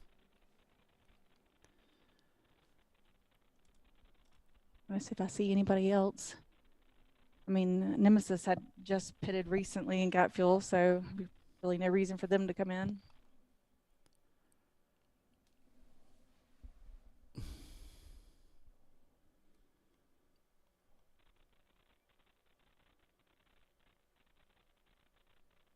Touchstone has worked their way back up. They're in, let's see, that shows 8th, but they're actually in 7th place. Really said a whole lot about them today. They were leading the race early yesterday. Yeah, they had a pit stop on lap 35 and 66. So they should be getting ready for a pit stop here pretty soon as well. That time, let's see, when was GMS in last? It's been a while too. GMS came in on lap 67, it looks like. And their pit stop before that was on lap 33. So when we're currently on lap 100. Yeah, well, everybody has to stop again. I mean, that's right. They're going to probably try to make that 2 hour mark where they don't have to stop again after that. What I would imagine that they're doing. They're going to play a different pit strategy. You know, they've got the master, Chris Huggins down there of the strategies, helping call that for the Birmingham team this weekend. You should have heard me and Huggins over dinner going back and forth on strategy, because I love strategy. And he's like, blah, blah, blah, and we're back and forth, back and forth, back and forth. We both talk really fast too, so the team looked like they were watching a tennis match as we went back and forth. But what about this? What did Is it fair that Birmingham has a personal announce announcer? No. It's an unfair advantage for them to have a personal announcer because, you know, we do influence the race. What we say, we do have the ability to cast down curses, as you all well know. As soon as I start talking about them, they break down. Well, somebody said maybe putting your own in-car camera in, maybe that's the blessing, you know. But that's what Dirty 30 did, and now they're all bent up. I really did like their camera, though. Yeah, it was sweet. It was working good. 901 Motorsports stays out as Dirty 30's being pulled in on the flatbed. So, getting word from a friend that he really liked your elevation graph track map. She said, thought that was really cool, Polly. Cool. Polly with the kudos. You're welcome. Marky's like, I knew it. This was about the whole personal announcer thing. Shouldn't every team get the same opportunity? No. No. Actually, every team does have the same opportunity. I was at the drivers' meeting. Yeah. Every team there, you know, my phone number so they can send me everything that's going on, what's going on with their car, who's going in, all that stuff. And then they forget after a while. Yeah, so if they want to get noticed, they can let us know. That is always available. Any race that I'm broadcasting with you guys, happy to relay information about the teams and who's in the car and what you're doing and all of the things. A little bit of wind coming down the track still. It's just windy out there. I noticed from the flag stand all day. When he holds his flags out there, they're like, man, it's windy. Those Didn't trees. even have to wave them. No, the trees are moving and everything. All he can do to hold on to them.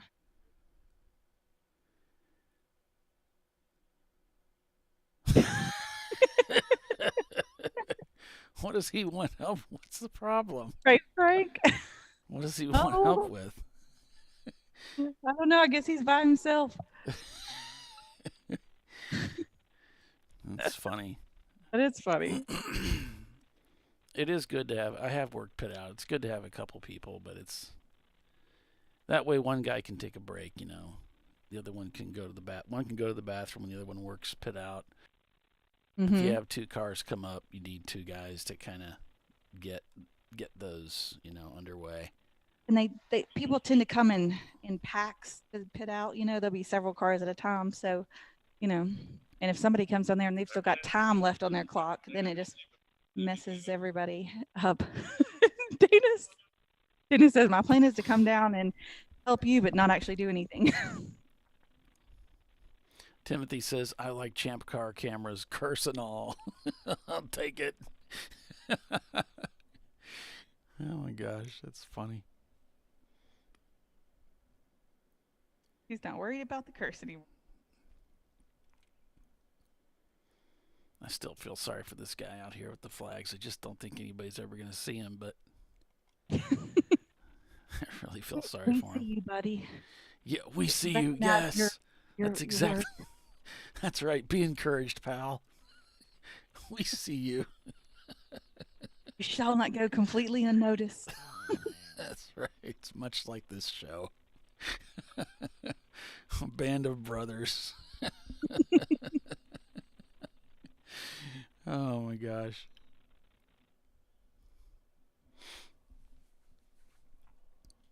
#90racing.com. We got 2 hours to go. A little over, just barely over 2 hours. So the audio's way behind here. The audio's way messed up on this show. It sounds like they're in the pits getting their tires changed. That's what the sound is.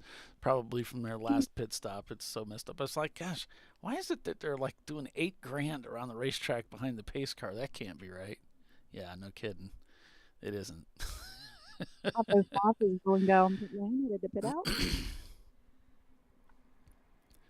Yeah, Leviathan not turning laps, so Leviathan must be in. Auto Spec, Touchstone. Everybody's got that pit window, man. They're going to jump in there. Right. So if they came in now, they would be within that 2-hour mark, because by the time they went out, it would be less than 2 hours. Perfect. But Now's the time to do it. Here they come. now we're going to restart the race. So if they waited till now to come in, they're going to. That was all they could do, though. Window. I mean, they needed it. I'm a little surprised he didn't push it, get in there 5 minutes ago and then leave at the top of the hour. But, they know more about what they're doing than I do. Maybe they needed to make sure they got all the fuel in there they needed. So we are back to green out here at the Ozarks, but we're going to take a quick station break and be back in just a moment. You're watching Champ Car Live, presented by AutoZone. We'll be right back. An important decision is afoot. This man is about to buy tires on TireRack.com. Tire Rack is the leading online retailer of tires in North America and a repository of advice and expert reviews. And it's done! All that's left is to arrange for safe, easy installation at one of our independent recommended installers. Well, I guess he did that too. TireRack.com, the way tire buying should be. Come on, road. Do your worst. We'll be at our best. Engineered to meet or exceed original equipment performance exclusively at AutoZone.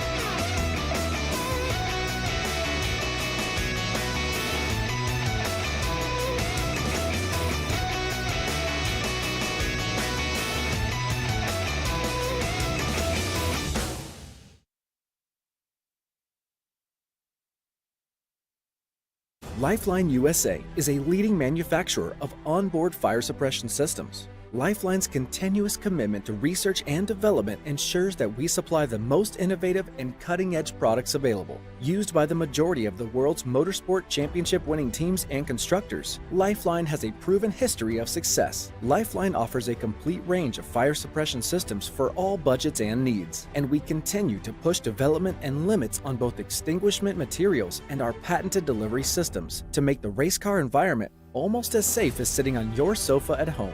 Every kit has been designed for a professional and simple installation.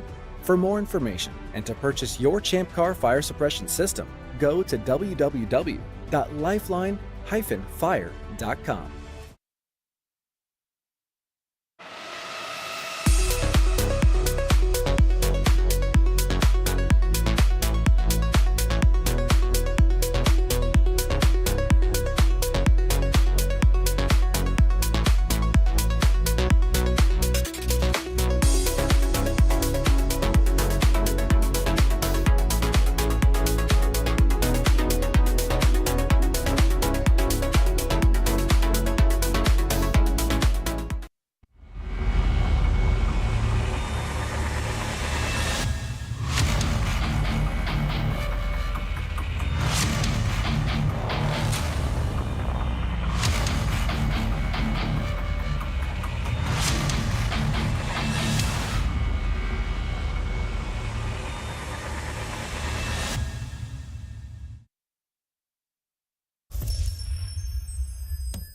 Frozen rotors from Diversified Cryogenics deliver increased performance and a higher level of safety, while significantly reducing braking system costs.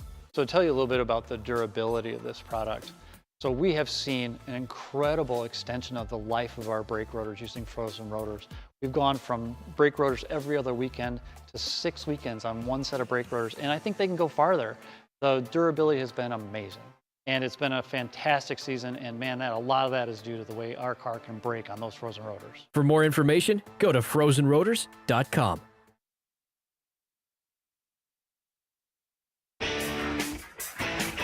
Located in Northeast Ohio with 40 years of combined experience, Money Shift Racing knows how to deliver performance and safety, offering everything you need to get your vehicle and drivers ready for race day. From safety equipment to full engine assembly and repair, in-house fabrication, 3D design, and rapid prototyping. Money Shift Racing. Performance done right.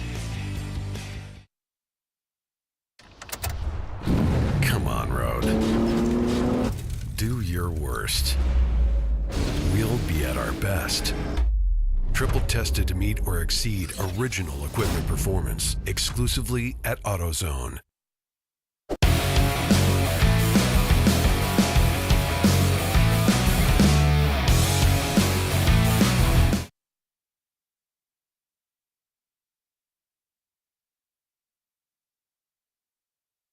All right, welcome back to Champ Car Live. Sorry, folks. So GMS just pitted. They came in at the end of that yellow, so it ended up them pitting under green. They fell to third place, and they had to change a front left tire. Changed the whole wheel, of course, but they were looking at that tire pretty seriously. So I'm thinking they may have corded it or something like that. They are off now and back on the track. Haven't cleared the pit loop yet, though. All right, thanks for that. You are welcome. 90 Racing shown in second place right now. But they're also shown in the pits. So either they haven't cleared the loop yet. No, they're back out. Okay. Yeah. Just haven't cleared it yet. Right.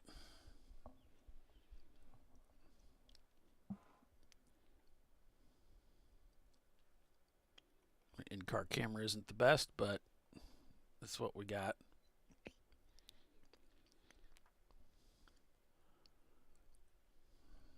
So this is one of our swinging G cameras.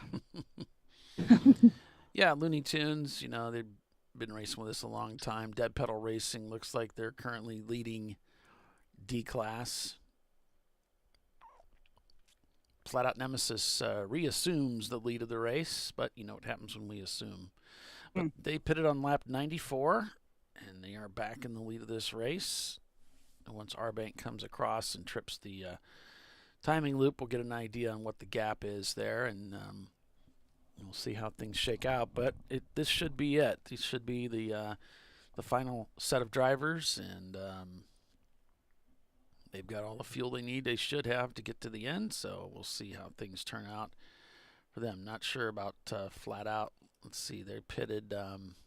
They've got their 3 pit stops in, so they stretched it from lap 60 all the way to 94 before they pitted, Flat Out Nemesis. So I think they took it as far as you could go.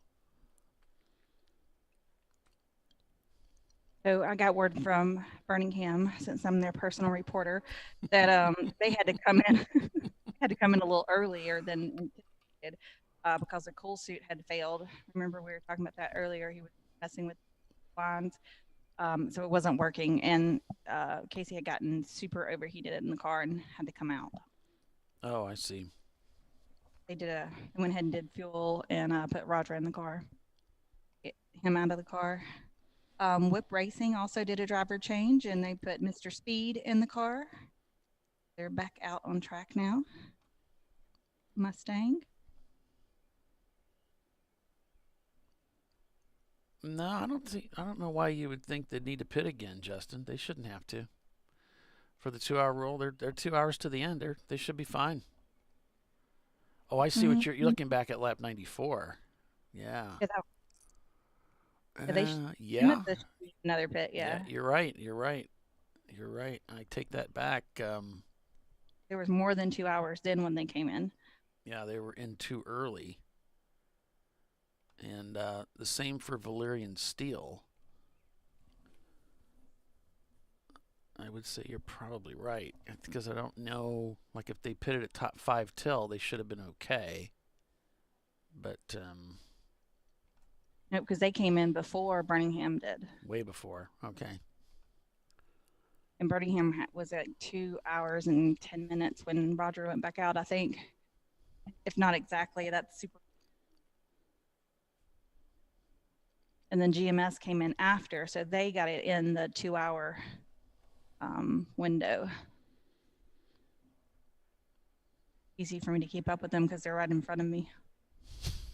Pit boxes, I can see it really easy.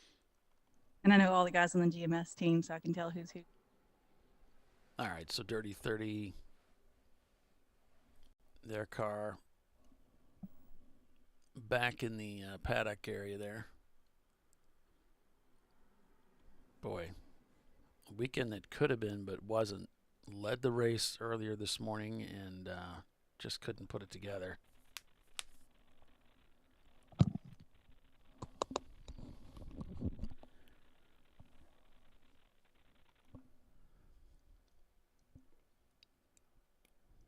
Shoulda, coulda, woulda is the story of all racers. The ones we tell after the race, right?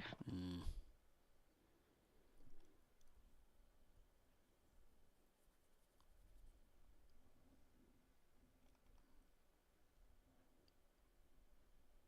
Justin says, I've done this once or twice.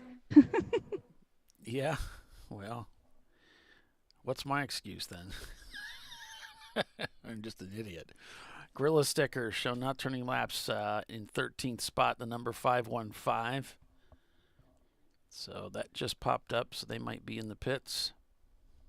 State Focus says GMS and our bank pitted under partial yellow and partial green. Right. They came in right when they would hit that, right about when they would hit that 2-hour window when it was under yellow. And then we went back to green almost immediately, very shortly after they came in. So they did not get the full benefit of the caution. Right.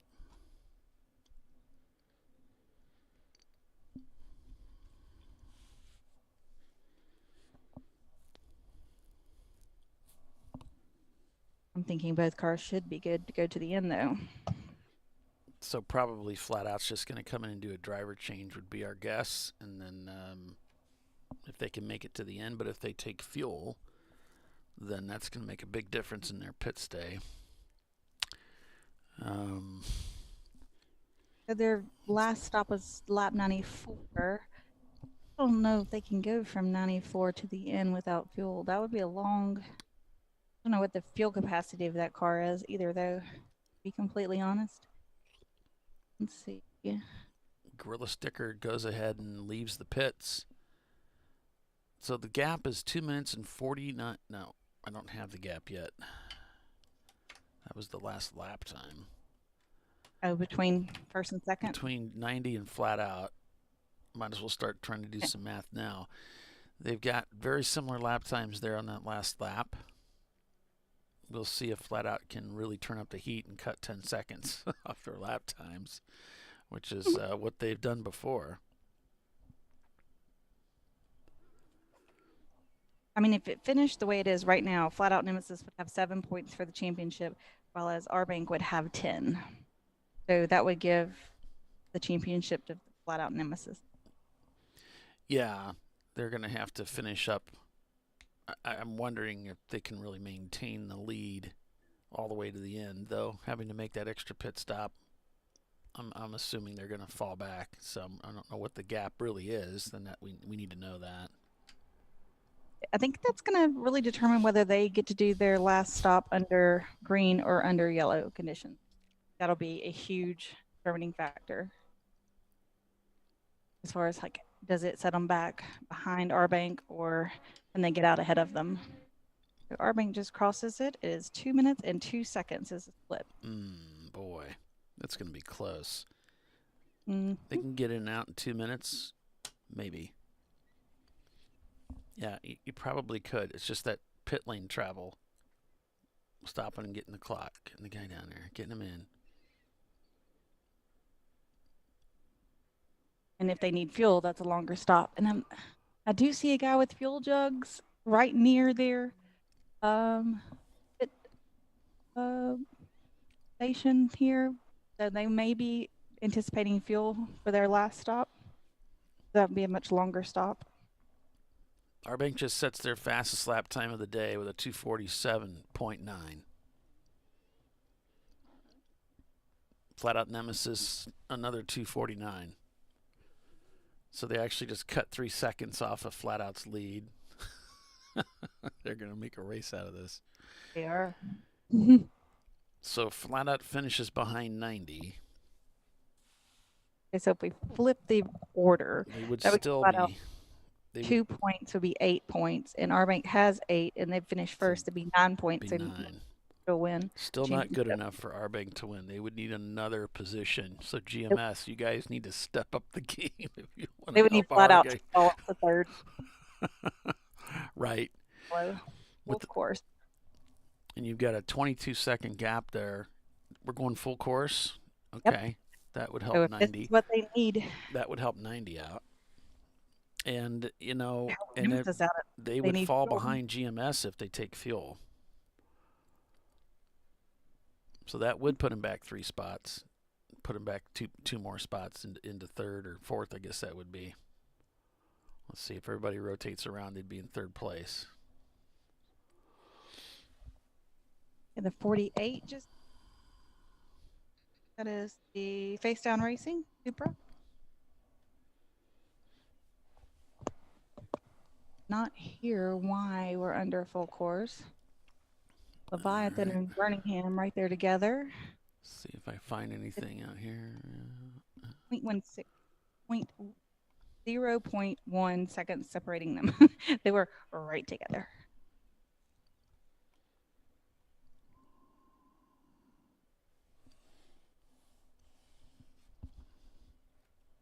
Falling around the leader so that the pace car can pick them up.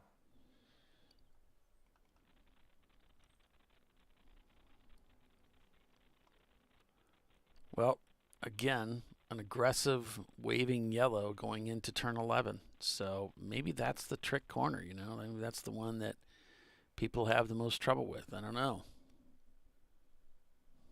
Can we go find out? Well, it seems like we're getting an awful lot of cautions over there. Yeah. So Oh, I mean, in 11, you know. Mm-hmm. That's the corner where we had the incident with Dirty 30. We've had a couple other incidents in that area. Now we have another one. Is the share frozen? Share is frozen. Oh, no. Sorry. Okay. I'll go run and see what happened. I'll be right back. Or do you want me to stay on? No, you can run. Be right back.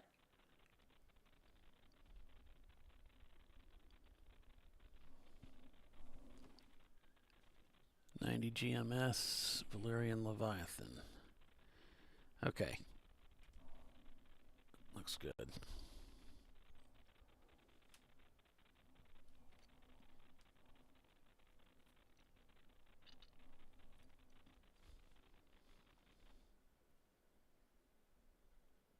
So 90 Racing goes by the emergency vehicle. Keeping an eye on Flat Out Nemesis to see if they're going to pit under this caution.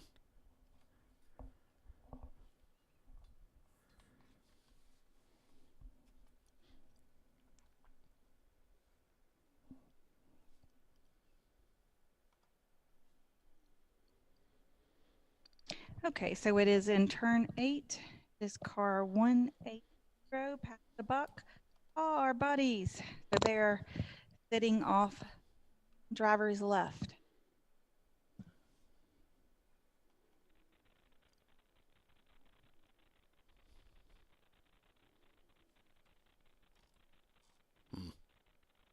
Top 33 rolling through Black Knight Racing, one of our new teams.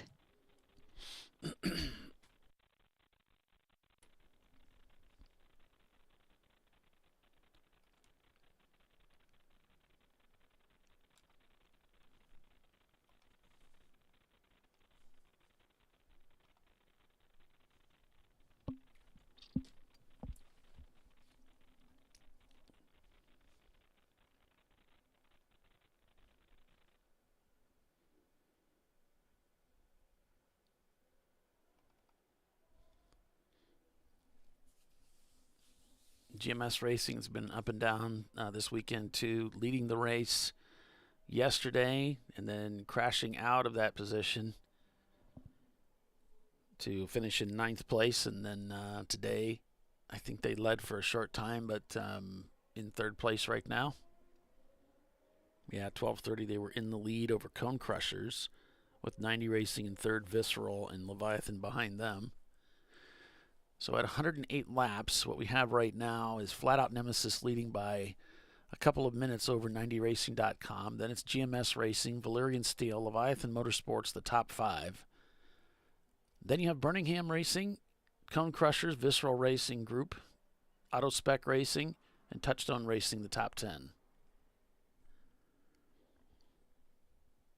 I'm showing face down in the pits right now. At least they crossed the pit loop. Mm-hmm. They just rolled back out. All right. Thank you for that. Before. I don't have your share either. Oh, okay. I don't.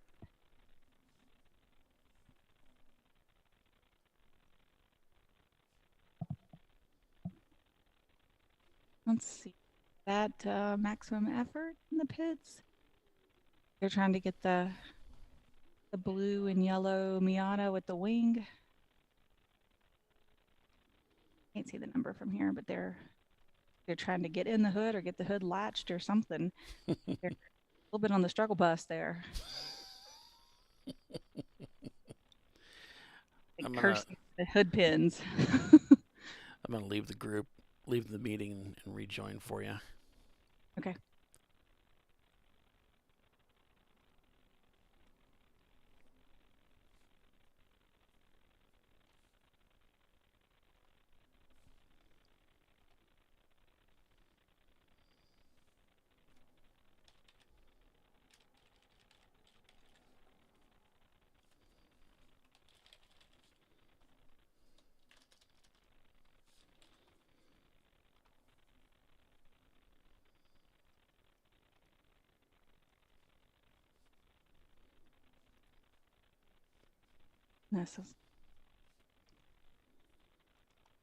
So still under caution out here.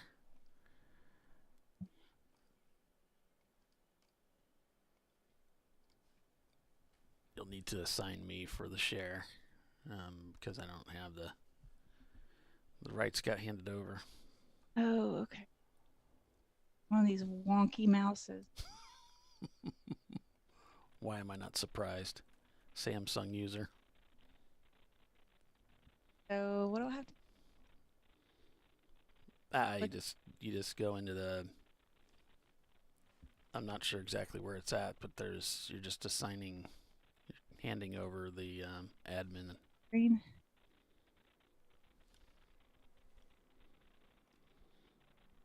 Back to green. How about that? Did that work? No. Well, you don't have me here for my technical abilities, you know? If only we had a technical guy at the racetrack. Yeah, but he disappears. Let's see. One participant can share at a time. They give me other options. Who can share all? Who can start sharing when someone else is sharing all? How about that? Click out of it to make it.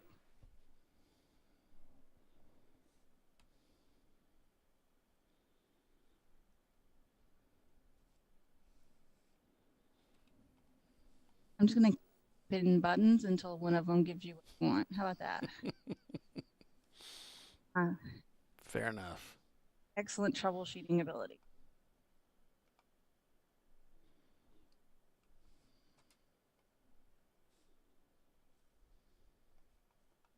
I do that.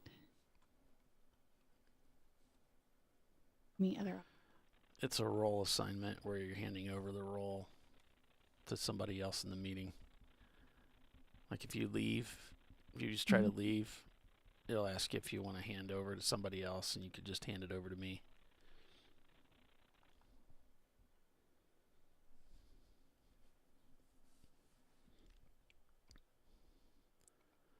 Let's see here.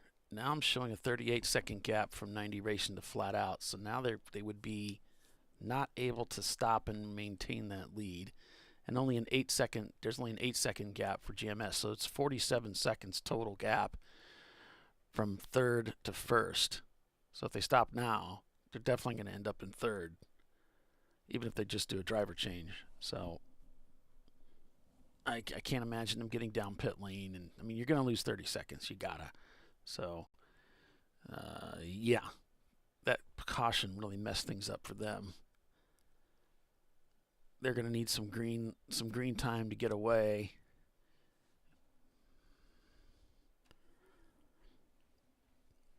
Yeah, Huggins is supposed to be in the car right for the third stint. I don't think he's in there now, is he? Is he in the red suit? Maybe.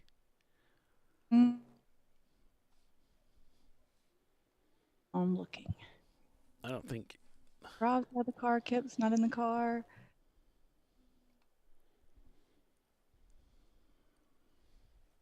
I think I see Huggins in the. Yeah, he's in the pits, so he's not in the car. You could probably just turn on YouTube and get it, so you don't have to mess with the bridge if it's you don't know what to do with it.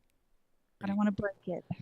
Well, you're not going to break it. I mean, you're just going to, the worst you do is leave it, and then I'd have control over it.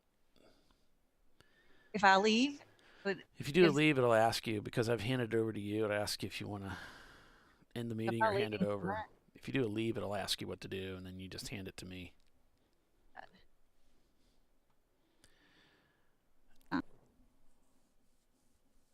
That's a big clock in that car. Yeah, just helps them see what time it is. That was the GMS, the 3030 car, but they're no longer in it. It looks like their weekend is done, unfortunately.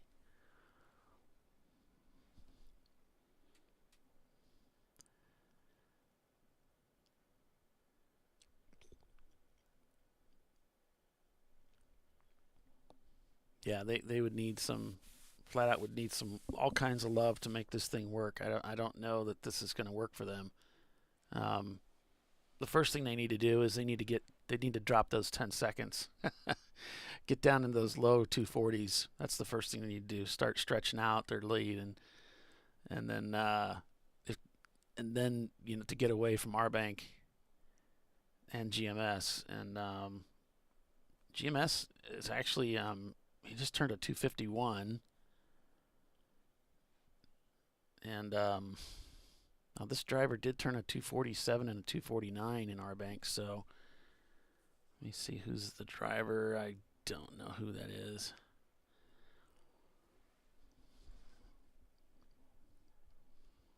Lots of drama there. There's all kinds of things that could happen, but Got me back? Visceral's back to 8th. Yeah, I got you back. But I still don't have share screen capability. Did you see the option there where it On, and I clicked on and leave, and it just left. Oh, okay, good. All right, good. It should have gave it over to me, but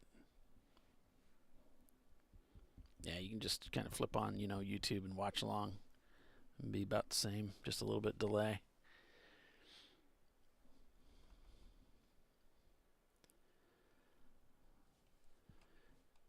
So yeah, Visceral. Greg's like, hey, don't look now, but Visceral's back to 8th. Yeah, and they just set the fastest lap time of their day, the 2:46. So I don't know how far behind they are, Cone Crushers, but okay, there it is, 1 minute and 51 seconds. Oh wow, and they turned into 2:50. That's a lot. I mean, they did chunk 7 seconds right there, but that's a lot to ask. In the next hour and a half, just to overtake Cone Crushers will be a job. So let's see, Cone Crushers pitted after lap 100, and Visceral pitted around 96, so they may need to pit again anyway, at least for a driver change. They're just too far behind the 8 ball, man. I just don't think things fell together for them with all the problems they had. Too much to overcome. They still have that one from yesterday, so they have the lowest points possible. Yeah. But they're behind the 8 ball, though. They're literally in 8th place. They'd need some love from the cars up ahead to bow out or something. I mean, they need, yeah. I don't know if I call it love, but they need cars above to have like bad luck, I guess. Well, it'd be from their perspective, Right.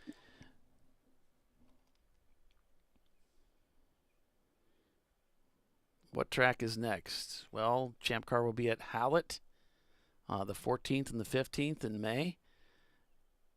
That's the next track. It's an 8+7.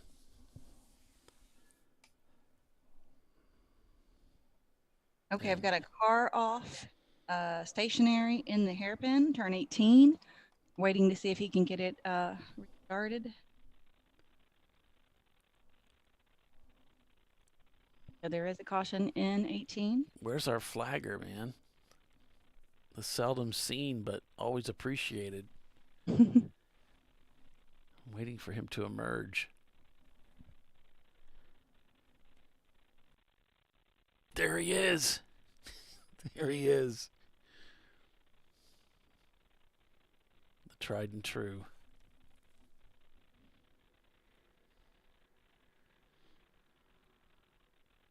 They're saying the 959 is smoking a little out of the left rear tire, maybe just a little tire rub. Yeah, it's visceral, of course. Looks like the car that's off at the hairpin is not able to get restarted or moved. It's trying, but I think it might be stuck. Man, 90 Racing could win this thing. I can't. This is crazy. They could win this. This is incredible. It'll be the first time we've ever had 2 in a row if they pull that off.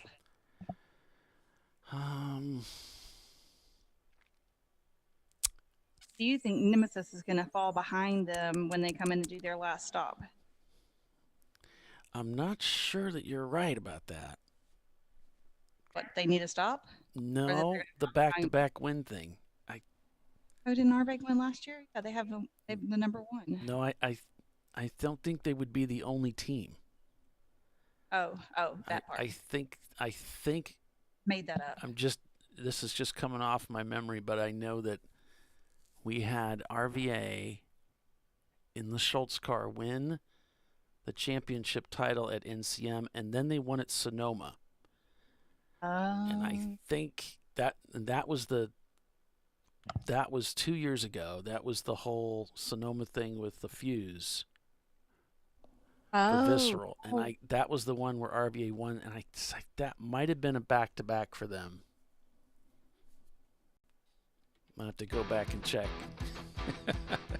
Yes, you're right, because I saw their jackets that said championship winners, and it had 2 different years on it. So there you go. It's like we got a car disabled out there, folks. Might have lost a wheel. Let's stay with us. You're watching Champ Car Live. We'll be right back.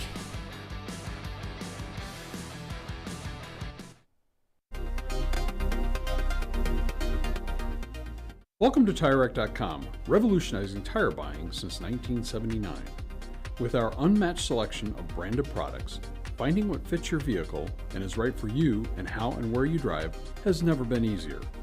Through helpful online shopping tools that include our professional hands-on reviews done at the introduction of a tire and consumer reviews that give real-world feedback over the life of the tire, you can make the right tire choice and find exactly what you need.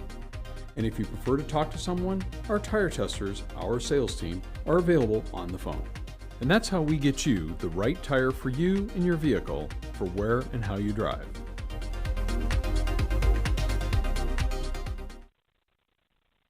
At AutoZone, you get what you need when you need it. Got a today job? Pick it up free same day at your local AutoZone. More of a tomorrow project? Order as late as 10 p.m. with free next day delivery. Getting the job done just got easier.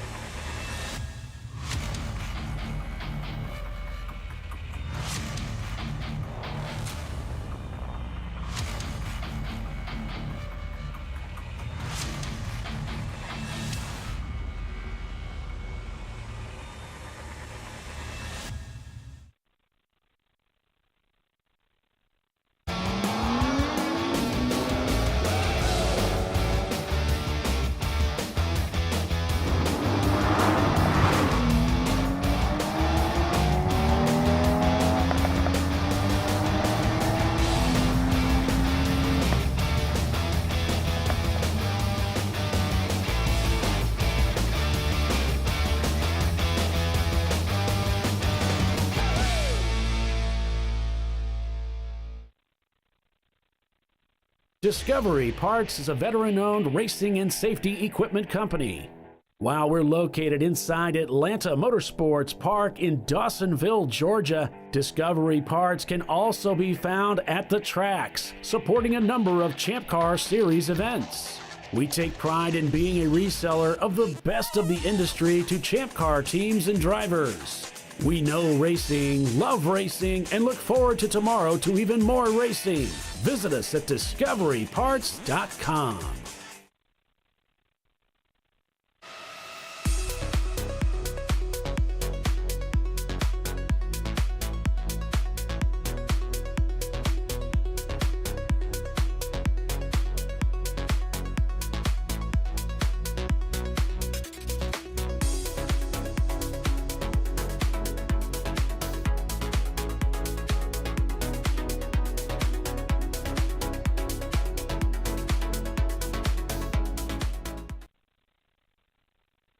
Lifeline USA is a leading manufacturer of onboard fire suppression systems. Lifeline's continuous commitment to research and development ensures that we supply the most innovative and cutting-edge products available. Used by the majority of the world's motorsport championship-winning teams and constructors, Lifeline has a proven history of success. Lifeline offers a complete range of fire suppression systems for all budgets and needs, and we continue to push development and limits on both extinguishment materials and our patented delivery systems to make the race car environment almost as safe as sitting on your sofa at home. Every kit has been designed for a professional and simple installation. For more information and to purchase your Champ Car fire suppression system, go to www.lifeline-fire.com. Located in Northeast Ohio with 40 years of combined experience, Money Shift Racing knows how to deliver performance and safety, offering everything you need to get your vehicle and drivers ready for race day. From safety equipment to full engine assembly and repair, in-house fabrication, 3D design, and rapid prototyping. Money Shift Racing. Performance done right. Frozen rotors from Diversified Cryogenics deliver increased performance and a higher level of safety, while significantly reducing braking system costs. So to tell you a little bit about the durability of this product. So we have seen an incredible extension of the life of our brake rotors using frozen rotors. We've gone from brake rotors every other weekend to 6 weekends on one set of brake rotors, and I think they can go farther. The durability has been amazing. And it's been a fantastic season, and man, a lot of that is due to the way our car can brake on those frozen rotors. For more information, go to frozenrotors.com. Come on, road. Do your worst. We'll be at our best. Engineered to meet or exceed original equipment performance, exclusively at AutoZone.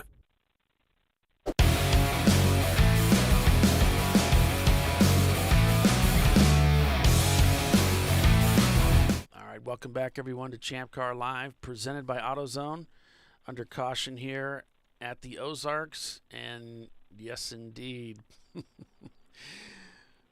Yes, indeed. Flat Out Nemesis is pitted, and they've just hit the pit loop, so that means they came in and did a driver change, doesn't it?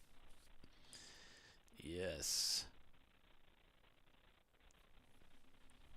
So we had a feeling. We knew they were going to have to do this, and this was the play. The play was do a driver change, apparently not take fuel, otherwise they couldn't have gotten in and out that fast. Birmingham Racing in 8th place. They've pitted as well under this caution. So Flat Out does roll down to 4th place. So 90 Racing in the lead over GMS. Valerian Steel in 3rd. So I thought maybe they'd tumble to 3rd, but they've actually tumbled to 4th. So they've done a driver change. Who do you suppose they put in the car? Probably the guy that turned in that 240. To see if he can get back up there. Welcome back, Tiffany. So, yeah. How about that? The meeting now? No, it's messed up. It won't allow me to do the share, unfortunately, so we'll have to muddle through here.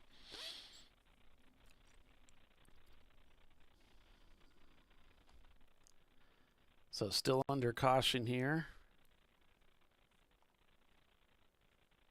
901 Motorsports has come in. Yeah, I was just about to say. I said, it looks like it's not for sports. Sure. So we saw that car that was off the track, and it looked like maybe they had lost a wheel. When they really zoomed in on it, I was watching during the break, I thought, gee, it looks like the wheel's behind it, which would make sense as you're coming through the corner. You know, that wheel breaks, and then you come sliding to a stop. There's the green. Yeah, it is getting tense. You're right.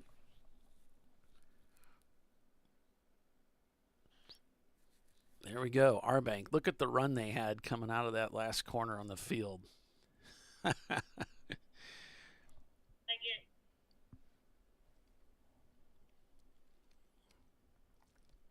They're trying to get a location of the 916 car, which I think is that Cone Crushers? 7.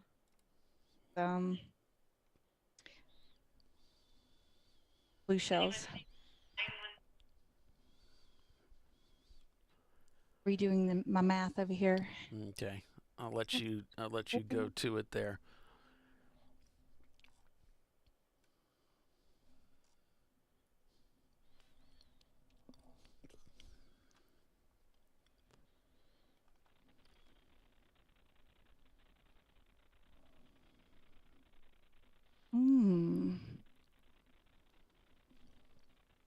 Things that make you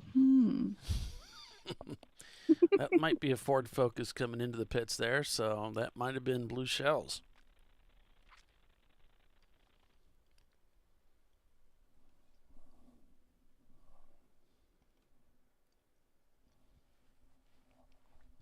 Hot Rod Lincoln also shown in the pits, along with Killer Bassa, Track Car Rental, Dallas Makerspace, Dirty 30, of course, retired, Buzzworks, on down the line.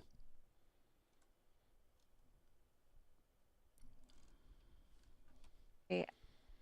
I've got all my numbers right. Right now, if it finished just like it is right now, Visceral and Valerian Steel would be tied for the national championship. Got it. Yeah, Valerian Steel is up in 3rd place, so And they have 5. Yesterday, they finished 5th, right? Yep. Okay, so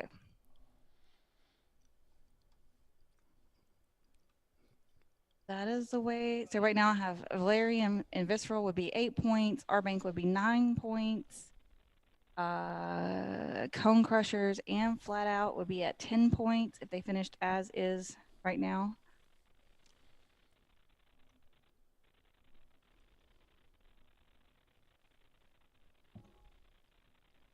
Is she calling for another double yellow? I'm trying to hear. Oh, not R-Bank just set their fastest time of the day to 2:44.9. Yeah, that's getting down there. Unfortunately, no amount of speed is going to outrun the points deficit that they have. Right. They need, for R-Bank to win, they need Valerian and Visceral, And Visceral to back up. Yeah, back up one more spot. Well, if they backed up 1 spot, they'd be all tied. So they need really to back up 2 spots. Oh, I see. That's asking a lot. But there's over an hour of racing left here too. It'll probably be totally different at the end. Except for GMS. They'll be solid right there the whole time in 2nd place, just hanging out, just waiting for the end of the race to come. Hoping that it comes for them. You know, they finished 9th yesterday. So finishing here puts them in with 11 points, which seems like way too far away from a win.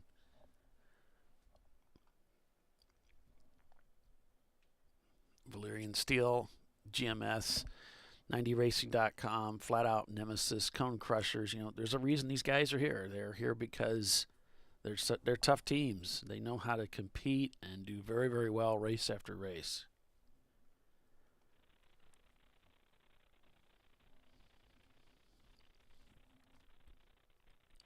Wait a second.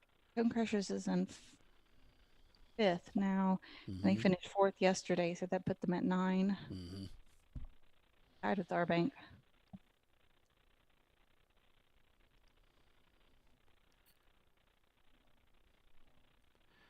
Multi-car, we don't know how they're going to do the tie. Let's just hope that it doesn't come to that. Who knows? Right.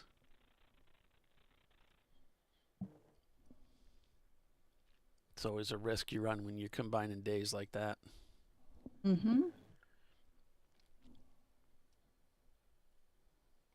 Okay, so we got a waving yellow at 11. We had a car moving slowly, though, up the roller coaster. Cut the trophy into thirds, definitely. We got a plasma cutter. We can handle this, guys.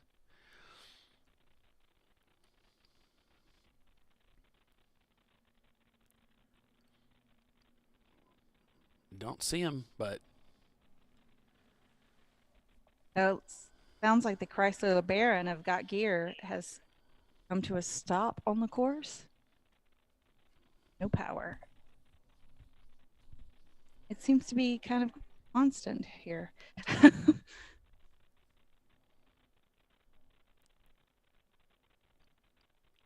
Okay, now they've got it restarted, the number 8. Okay.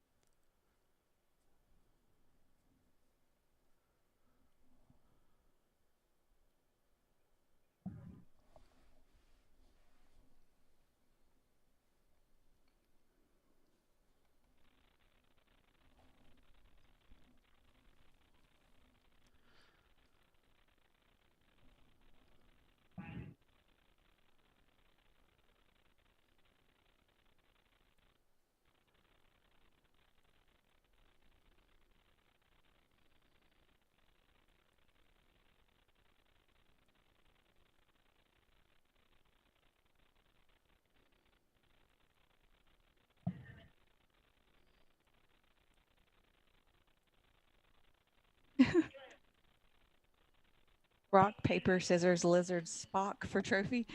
Got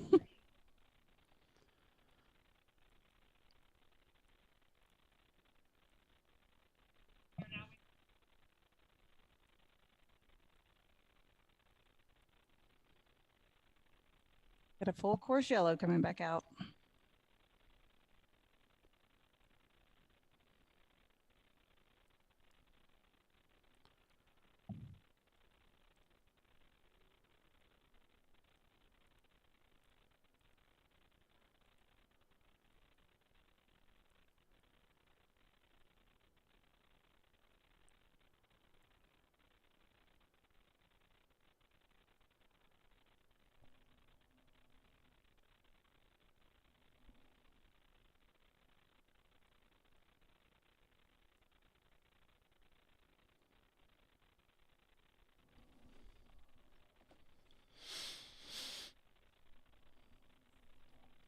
So it looks, what I'm hearing is also that Leviathan may have left their last pit stop a minute and a half too early.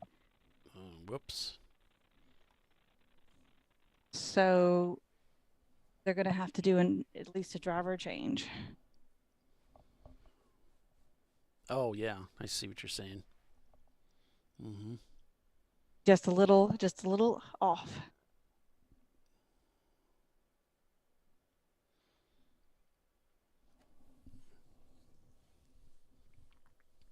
Okay, be right back. Man, all these cautions, it just doesn't give these guys a lot of time to race and really sort this thing out.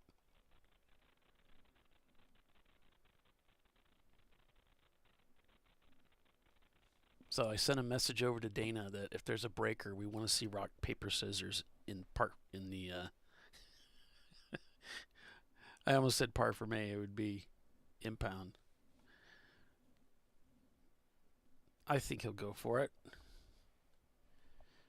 I don't know what he's planning.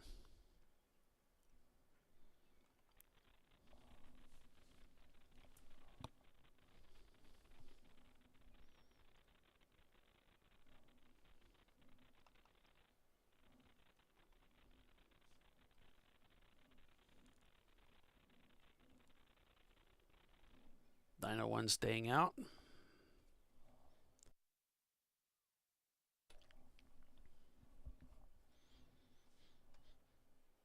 Yeah, I told him, I said, it's this club belongs to the members, and this is what the members want: rock, paper, scissors. Rock, paper, scissors it is, huh? I think he just blocked me, actually. No, I'm kidding.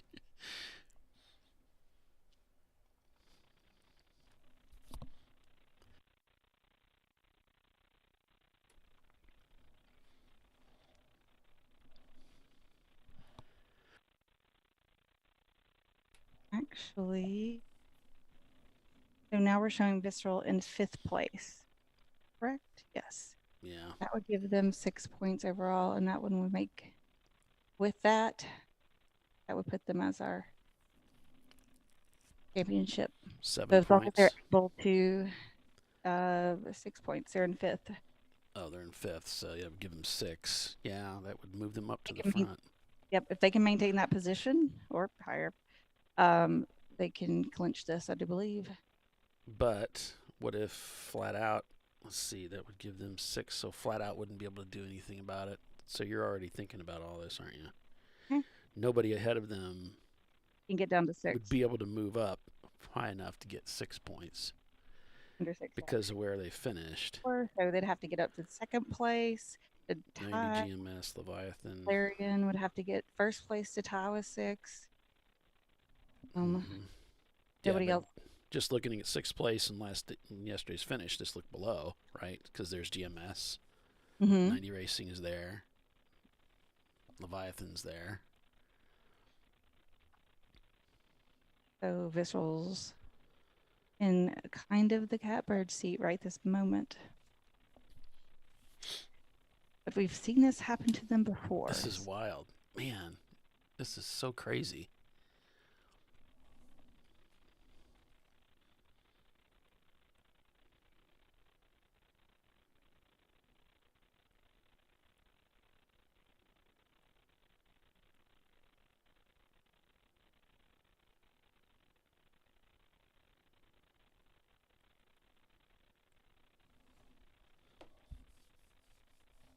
So let's look at things here. If we could get Cone Crushers, it's crazy. These are 244s, 944s right together.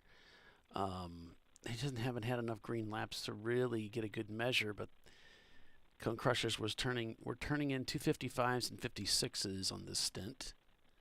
Visceral, 248s, 247s, 240, 250. Okay, so he's got the ability to keep the distance on Cone Crushers. I don't know what the gap is for him up to flat out. Probably doesn't have enough to catch and pass, but maybe. But just maintaining 5th is really what he would need to do.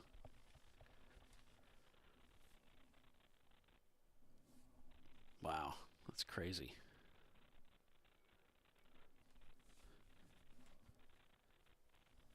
You can win the championship by finishing 5th.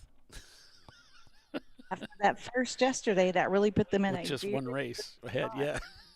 But I mean, even with the first yesterday, like Dirty 30 had a 2nd yesterday. So like if they had a decent finish today, they could easily be up there. They had a 1st, 2nd, or 3rd even. That would put them at 5 points or less and they would have won. All they needed was a top 3 today. If Visceral stays where they're at, obviously. I don't know that Visceral's going to get around Nemesis. We'll have to see if that's possible. Yeah, it's unnecessary, isn't it? So not necessary. No. It would be just give them a 2-point advantage.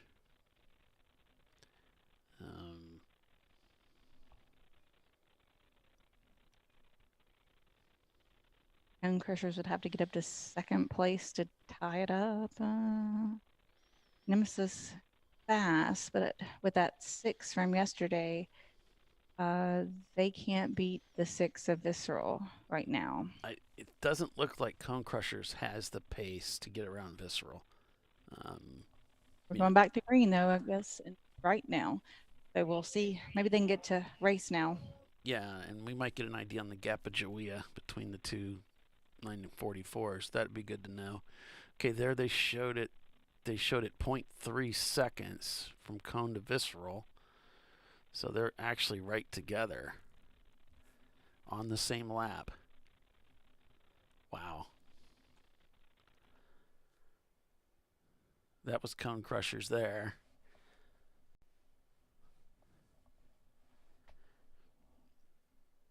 And that, you've seen that beauty. You've seen that visceral car. It's not winning any beauty contest. Shoo. A lot of these cars are pretty dirty from yesterday. The cars were filthy yesterday when I saw them coming in on the into the paddock and in the garage. I mean, absolutely filthy. Like so dirty, some of the back of the cars that their brake lights were starting to get a little harder to see. Yeah. They're gunked up. Yeah, the flat out car just looked awful. It's like, geez. I've never That seen car- it look that dirty. It's usually Pristine. pristine clean, yeah.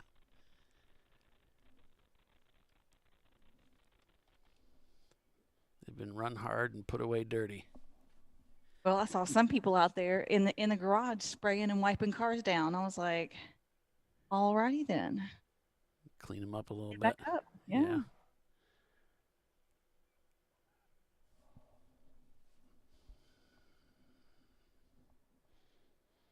Now we'll see if we can get a nice stretch of green racing here. That'd be cool.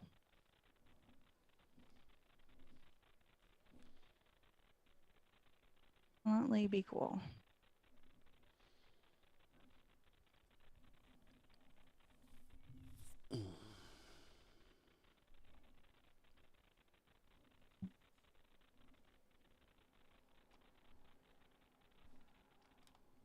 If that Flagtronics guy comes back up there, maybe have him reset this feed, because I've got like a zoomed in picture. I can only see like half the track.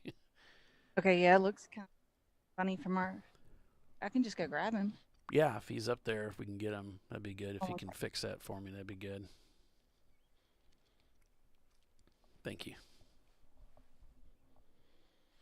So 118, working lap 118, 90 Racing leads over GMS, followed by Valerian Steel, Flat Out Nemesis, Visceral Racing Group in 5th.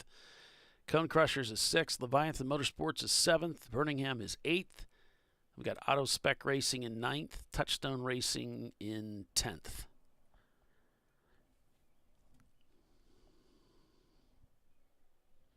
GMS sets their fastest lap time of the day at 2:46.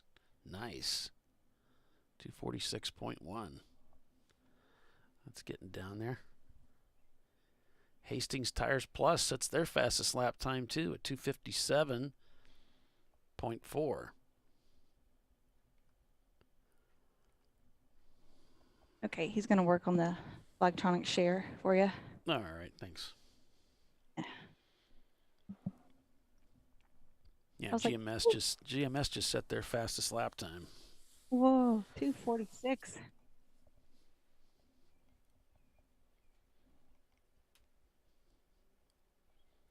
'90 Racing leading the way.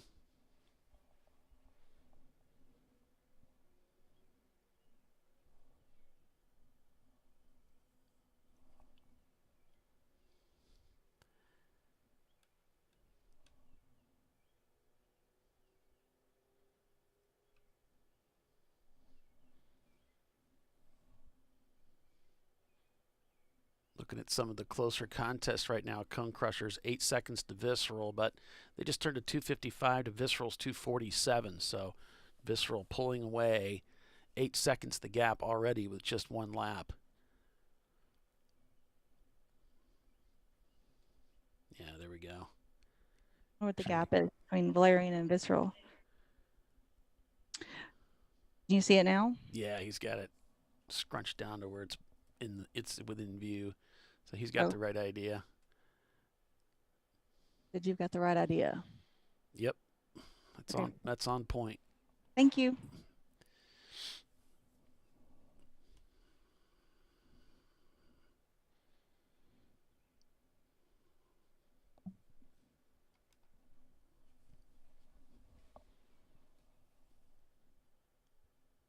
Dead Pedal Racing leading D class on board with Looney Tunes here. And we had Dead Pedal Racing with D-Class, Face Down Racing, Looney Tunes, and Got Gear, and Team Fox Shoddy. Those were our D-Class competitors this weekend. D-Class, of course, the American Iron, bigger engine displacement. Oh, there's only 2.5 seconds separating first and second place. Yeah. They both turned in 2:45s on the last lap, too. Yeah, they came past start finish right together. Home Crushers is right on the tail of Valerian. They just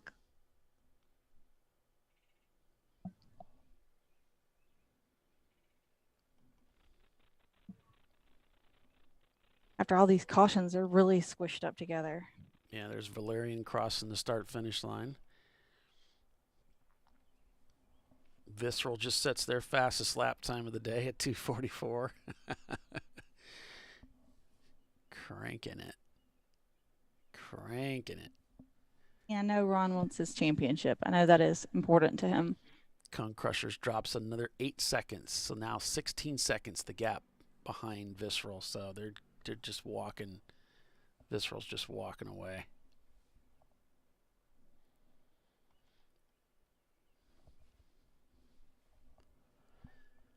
Auto Spec setting their fastest time at a 2:52. Dead Pedal setting their fastest time of the day with a 2:56. Plenty of racing left today yet. Another hour of this, guys. Another hour. You've been with us this long, you might as well stick around for the rest. You're watching Champ Car Live, presented by AutoZone. Stay with us. We'll be right back.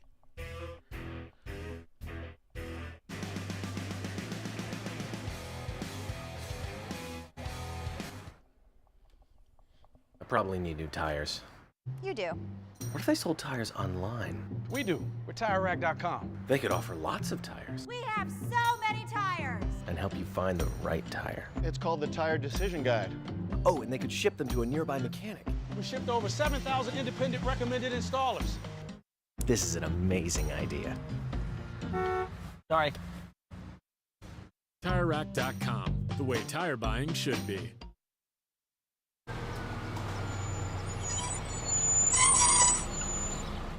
That's not great. I can get him today. Get the parts fast and the job done faster. Get in the zone, AutoZone.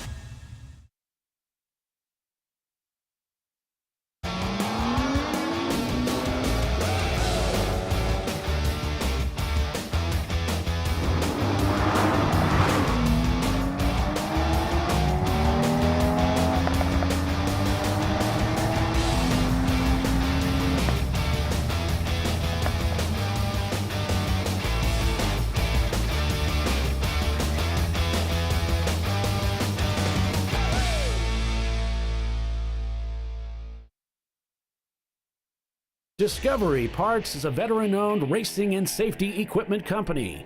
While we're located inside Atlanta Motorsports Park in Dawsonville, Georgia, Discovery Parts can also be found at the tracks, supporting a number of Champ Car Series events. We take pride in being a reseller of the best of the industry to Champ Car teams and drivers.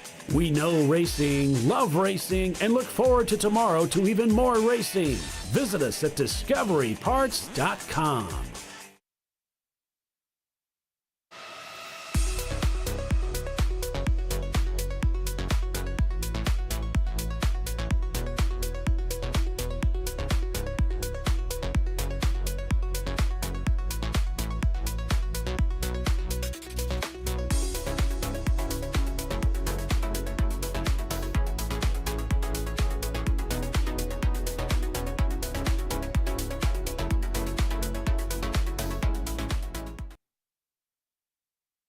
Lifeline USA is a leading manufacturer of onboard fire suppression systems. Lifeline's continuous commitment to research and development ensures that we supply the most innovative and cutting-edge products available. Used by the majority of the world's motorsport championship-winning teams and constructors, Lifeline has a proven history of success. Lifeline offers a complete range of fire suppression systems for all budgets and needs, and we continue to push development and limits on both extinguishment materials and our patented delivery systems to make the race car environment almost as safe as sitting on your sofa at home. Every kit has been designed for a professional and simple installation. For more information and to purchase your ChampCar fire suppression system, go to www.lifeline-fire.com. Located in Northeast Ohio, with 40 years of combined experience, Money Shift Racing knows how to deliver performance and safety, offering everything you need to get your vehicle and drivers ready for race day. From safety equipment to full engine assembly and repair, in-house fabrication, 3D design, and rapid prototyping. Money Shift Racing. Performance done right. Frozen rotors from Diversified Cryogenics deliver increased performance and a higher level of safety, while significantly reducing braking system costs. So to tell you a little bit about the durability of this product. So we have seen an incredible extension of the life of our brake rotors using frozen rotors. We've gone from brake rotors every other weekend to 6 weekends on one set of brake rotors, and I think they can go farther. The durability has been amazing. And it's been a fantastic season, and man, a lot of that is due to the way our car can brake on those frozen rotors. For more information, go to frozenrotors.com. I did it. Do you see how it's... That's it. We did it. You did it. You can do it. The path to I did it starts at AutoZone. Get in the zone.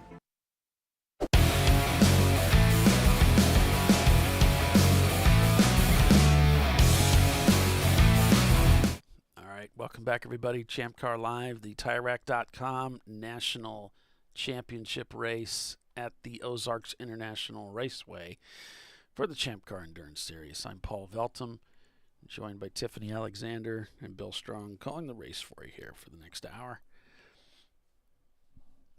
News? Yeah, what you got? Okay, so as it stands right now, this row would have 6 points if it finished like this, and they would be our winner. Pound. And Valerian still would be right behind them with 8 seconds. But Earl and Valerian still have to make one more pit stop before the end of the race. If nothing else but for a driver change. Oh, no. Oh, I just didn't confirm that with timing and scoring. 96. Leviathan has to do one as well. So Leviathan, Valerian, and Visceral all still have to make one more driver change before the end of the race. Really? Leviathan? Because they pitted on lap 100. They're calling them... Huh. Just missed the window. Oh. They left too early from their pit stop. Oh, that's right. They were the ones that violated. Remember? Well, they they left leave. like a minute early or something. Well, a minute early before the stints resetted. Yeah. At 2 hours or whatever. Yeah, they messed up that thing. So, wow. Hours and 2 minutes. I was getting all confident and relaxed that, okay, Gonna make a race of it. Visceral's got this. If they can just hang on, now they got to stop again. Oh, jeez, what a mess. That's going to take that. Nobody else can get in the 6-point range thing away from them. Yeah, and that means I got to do all this math over again. Sorry. Get out of the way. Okay, we're adding again. I'm just kidding. So, yeah, they have to do that under green. That is really going to cost them. Yeah. Well, we got a whole hour to get a yellow. Shouldn't be too hard. The last hour falls like the rest of the race. They won't have no trouble at all. A yellow to come in on. Somebody will pull off the track and decide to go for lunch or something. Yeah. Or lose their lunch. Yeah, well, there's that. That's happened a few times too.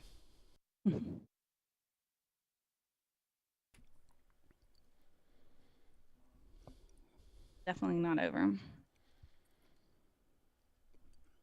All right, so 243, Greg saying flat out's going to be leading this pretty soon. Let's see. Yeah, they're only back 16 seconds from our bank. They turned in a 243. They turned in several 244, 242, two of the 243s, a 246. Our bank's turning in 47s and 48s. Yeah, I'm with you. I see it, brother.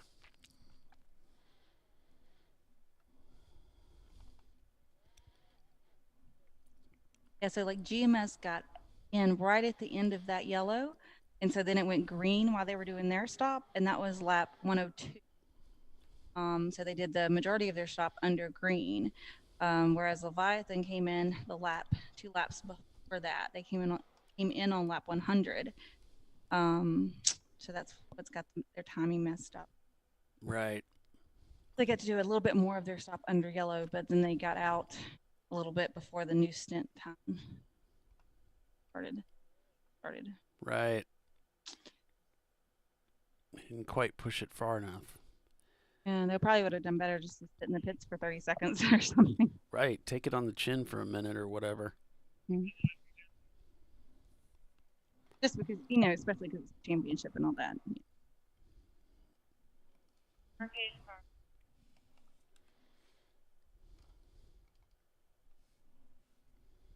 Pace car's got almost as many laps as some of these teams. I think he's got more. We got another incident over in 11. The pace car stand up. So, stand down. Okay. Oh, so must have got going again. I saw the waving over in 11. That guy's got an arm like, the Rock right now. He's using that flag. All right, Looney Tunes lined up at the trailer, so they might be calling it a day. But 901 staying out. They didn't get the memo. And they're back out. 901 Motorsports with car number 903. They're in 34th spot. They've spent some time in the garage today, but they've also spent a lot of time on the racetrack. 74 laps they've turned today. Working lap 124.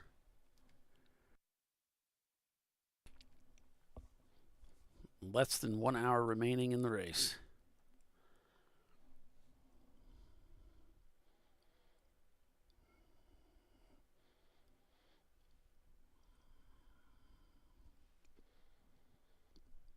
And 3 cars out of the top 7. I'll have to make another pit stop. Got it. Crazy. Yeah, that whole thing. You'd think with all the cautions they could have worked it out, but they still got to do it.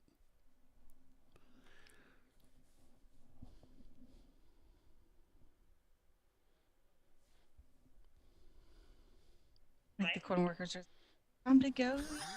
How many laps have they done? Yeah. These people are crazy. Yeah, this is endurance racing. This is what we do. 123 laps. Are they crazy? That's how big this track is. We would have done a lot better if it wasn't for all the cautions, believe me. Oh, yeah. We did almost 1,000 at Nelson Ledges. We did that 24.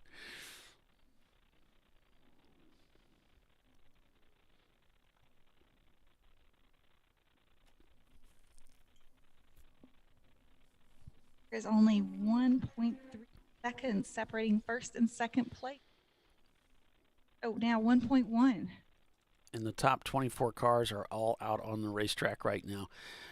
It starts at car 25 and on down, and that's where the majority of the teams are that are not running. There's only 3 from P25 down that are not still running. So everybody from 24 up is on the racetrack.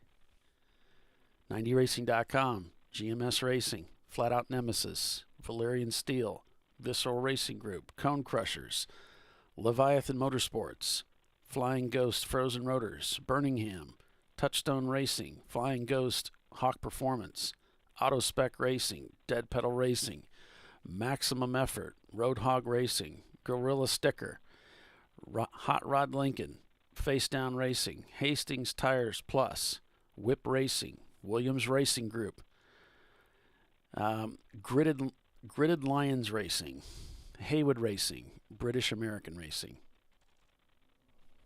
That's your 24. And then you've got the follow-on Mission Team, 901 Motorsport, and Black Knight Racing. Those are the cars that are currently turning laps.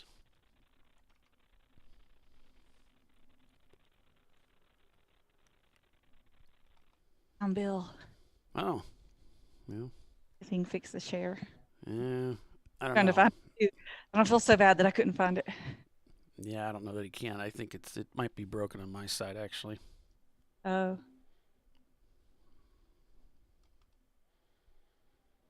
Yeah, I had to rejoin twice. Because it may be broken on his side now. He's poking around on things.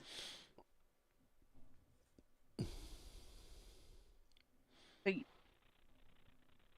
yeah, because I guess I left. So, Paul, you're admin now, right? Host or whatever you call it. It doesn't look like it because, I mean, it should be.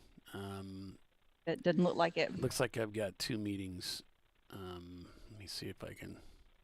He says it looks like he's got 2 meetings running. Yeah, it's messed up.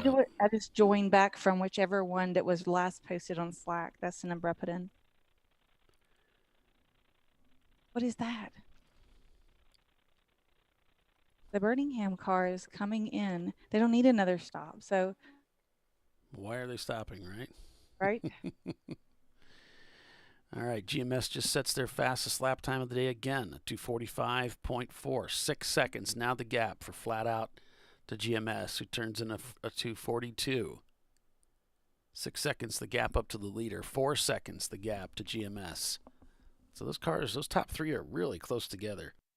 GMS is trying to pass Arbank for the win. Yeah. Going down, I think. Sure. And then the last lap, Arbank picked the pace back up because GMS closed the gap down to 1.1 seconds.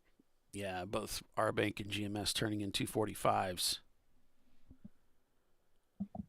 They're right together. Yeah, and they're both turning, they're both able to turn 2:45s, 2:44 for Arbank, 2:45 for GMS. I mean, that's they're running it as hard as they can. They're right together. Giving it all she's got. Yeah.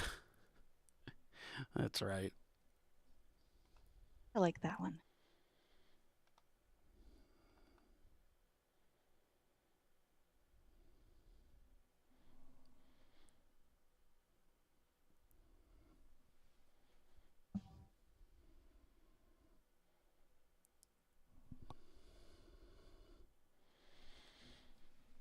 On board with 90racing.com.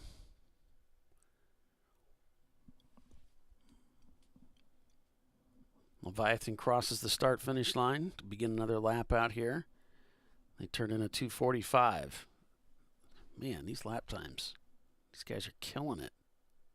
Nemesis is closing in on GMS. There was only 4.9 seconds separating the two, and their last lap was 3 seconds almost faster than GMS. I misspoke, though. I take back the Leviathan lap was a 2:57. It was Visceral that turned into 2:45. Birmingham car is still on the pit lane. They're looking and poking things. GMS Racing.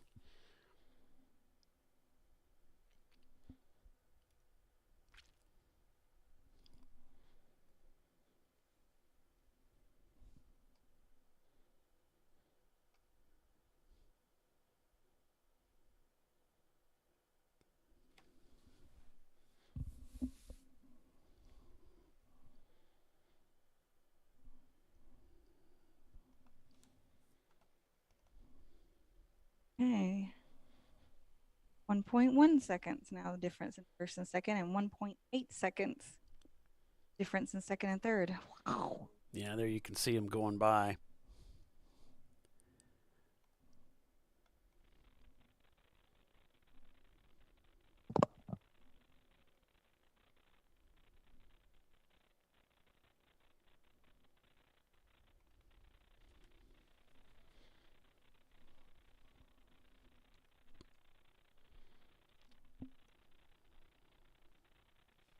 Okay, Flat Out has passed GMS to take second place.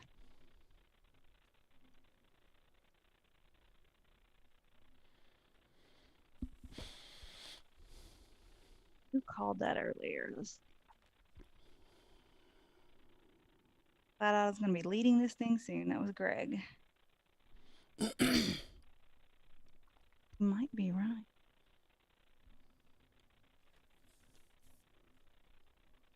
Maybe he's done this a time or two also. Yeah.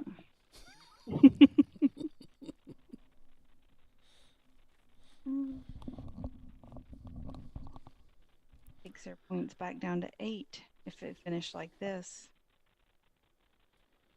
And it's 6, but I'm told they still need another stop, at least a driver change. So I don't know. So close and yet so far. So close.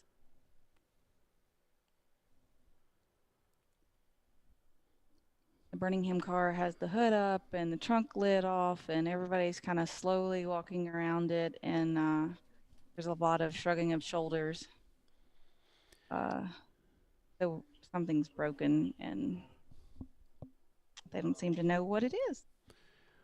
Well, they're just tumbling. We should be getting a change for the lead here. 1.1 seconds the last time through between 194, the leader, and Flat Out.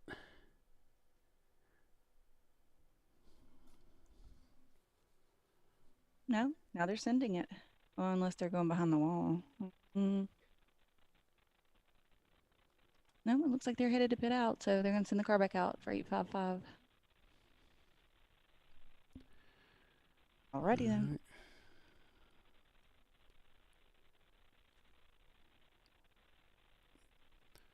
Oh, there they. So Flagtronics still showing the number 1 as the leader. Nope, just Flat Out. Took the lead. There it goes.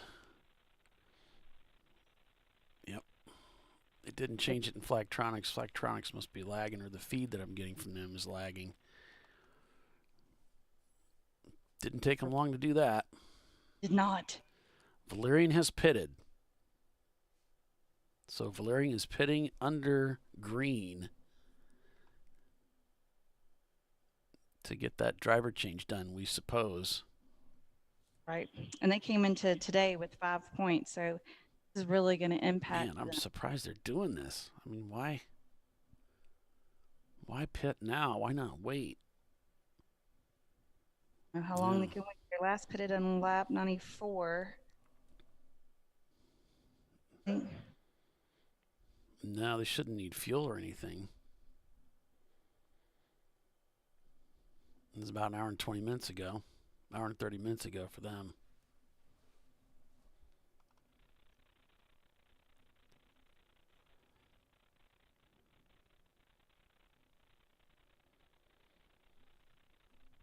So the standings at 128 laps, or working lap 128. Rather, you got Flat Out Nemesis leading over 90racing.com, rbankracing.com, followed by GMS, followed by Visceral Racing Group in 4th. Then it's Cone Crushers, Valerian Steel, Leviathan Motorsports in 7th. Then it's Touchstone Racing, Autospec Racing, and Birmingham. Top 10.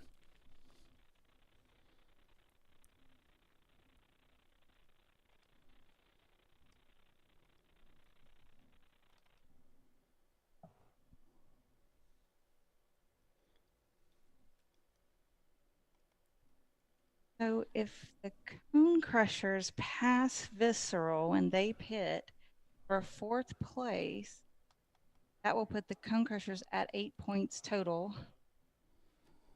That would put Visceral at 6 points if they were in 5th. They have to drop further than that to let the Cone Crushers overtake them. for the championship.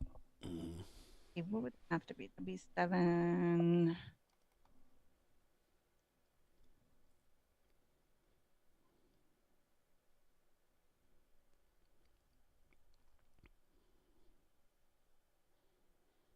Pit under green. That's really going to cost him. Visceral just turned in a 242. Make that a 245. I think they're trying to put enough room between them and Cone Crusher so they can pit and get back, just do the driver change and get back out without Cone Crusher being able to pass them. I would be trying to do as much as I could, get as much gap as I could. I mean, they clearly need it. Maybe even toss a banana peel out there on the track in front of the Cone Crusher's car. Slow down a little bit. I mean, even if the Visceral finished in 5th, that gives them 6 points total, and Cone Crushers would need to finish in 2nd to tie them for 6. They needed 1st place to beat them by 5 points. If Visceral finished in 5th. That makes sense. Valerian tumbles to 10th. In 1st place, that puts Flat Out back in 7 with 7 points. But Visceral's still in. They have 5 points. So Valerian down to 11th. They must be taking fuel. They should have been able to get out by now. It was just a driver change. They must have decided to put fuel in it too. Be 5 minutes to go. But I mean, if they put any fuel, they have to take a 5-minute stop. That's our fueling rule. Yeah. So whether they need to drop or 50 gallons, it's 5 minutes. But you can't put 50. But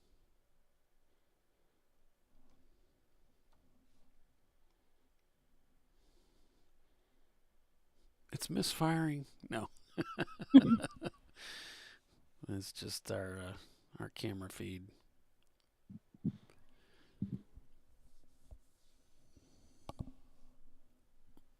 So 4 seconds the gap for 90 Racing up to Flat Out.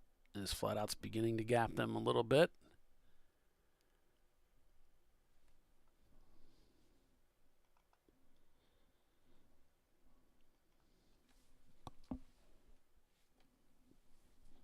And we're just waiting for Visceral Racing Group to come into the pits to do their mandatory pit stop driver change. And then we shall see. We shall see how this works out. Leviathan hasn't done theirs either. They'll need to do driver change before the end. So that's your 4th and 6th place car. That's going to shake things up. Much.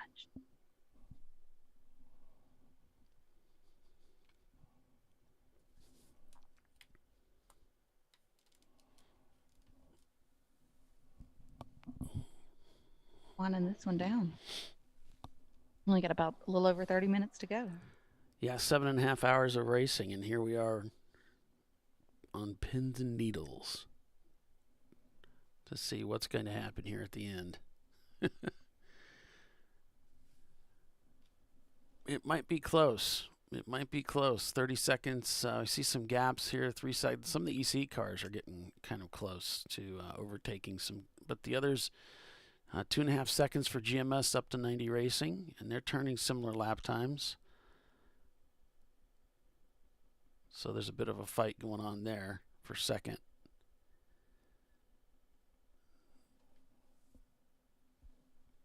The other car's pretty well gapped out, aside from a couple of EC cars.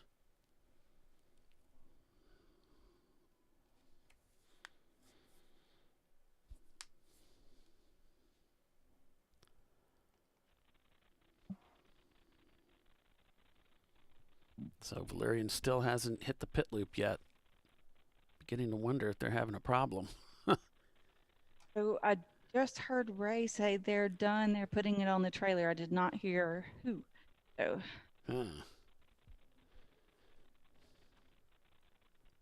I wonder if it's Valerian or Birmingham. Yeah, they should have been out by now. They should have at least crossed the pit loop, and they haven't.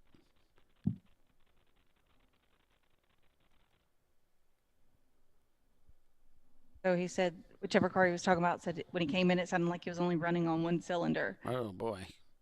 Well, I don't know that. I don't think that was. Let's see. They turned a 250, a 251, and a 255. So I think Valerian Steel was running pretty strong right up to the end there. I wonder if he's talking about Birmingham then. And they turned a 258, a 257, a 307, and then a 905.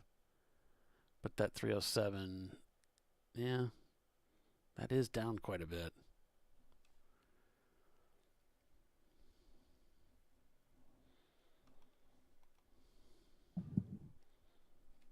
All right.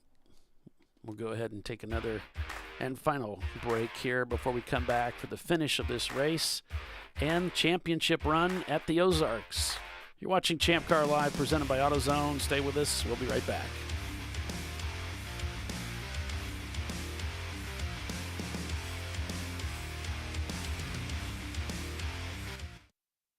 You know, I'd buy tires online, but then what? We've thought about it. We're TireRack.com. They should let you ship directly to a mechanic. Actually, we call them independent recommended installers. They should have like 1,000 mechanics.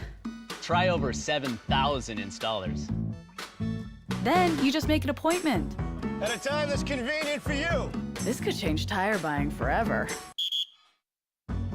TireRack.com, the way tire buying should be. Come on, Road. Do your worst.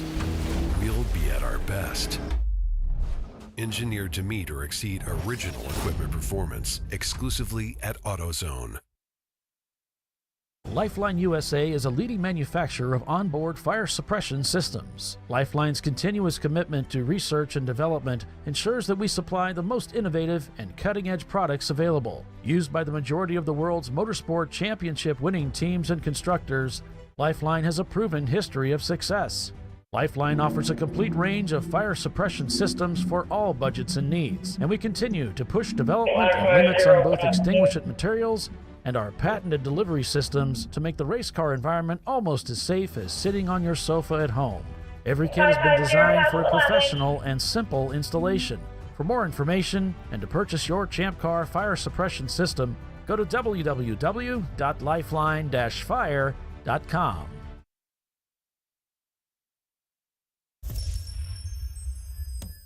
Frozen rotors from Diversified Cryogenics deliver increased performance and a higher level of safety, while significantly reducing braking system costs. So to tell you a little bit about the durability of this product. So we have seen an incredible extension of the life of our brake rotors using frozen rotors. We've gone from brake rotors every other weekend to 6 weekends on one set of brake rotors, and I think they can go farther. The durability has been amazing. And it's been a fantastic season, and man, a lot of that is due to the way our car can brake on those frozen rotors. For more information, go to frozenrotors.com. Located in Northeast Ohio with 40 years of combined experience, Money Shift Racing knows how to deliver performance and safety, offering everything you need to get your vehicle and drivers ready for race day. From safety equipment to full engine assembly and repair, in-house fabrication, 3D design, and rapid prototyping. Money Shift Racing. Performance done right.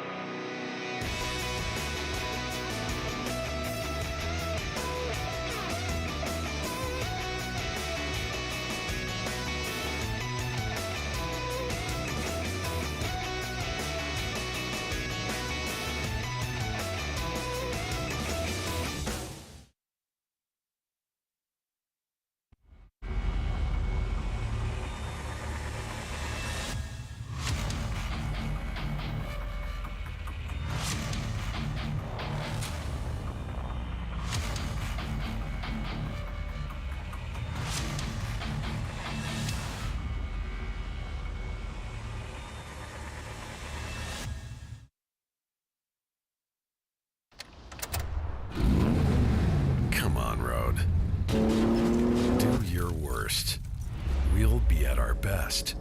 Engineered to meet or exceed original equipment performance. Exclusively at AutoZone.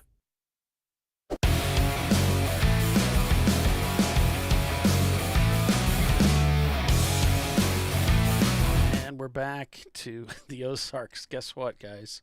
Full course caution. You guessed it. Full course caution out here at the Ozarks for the TireRack.com National Championship for the Champ Car Endurance Series race. So now what are we going to see? Okay, so Flying Ghost comes into the pits. Flat Out Nemesis crosses the start-finish line to begin another lap out here.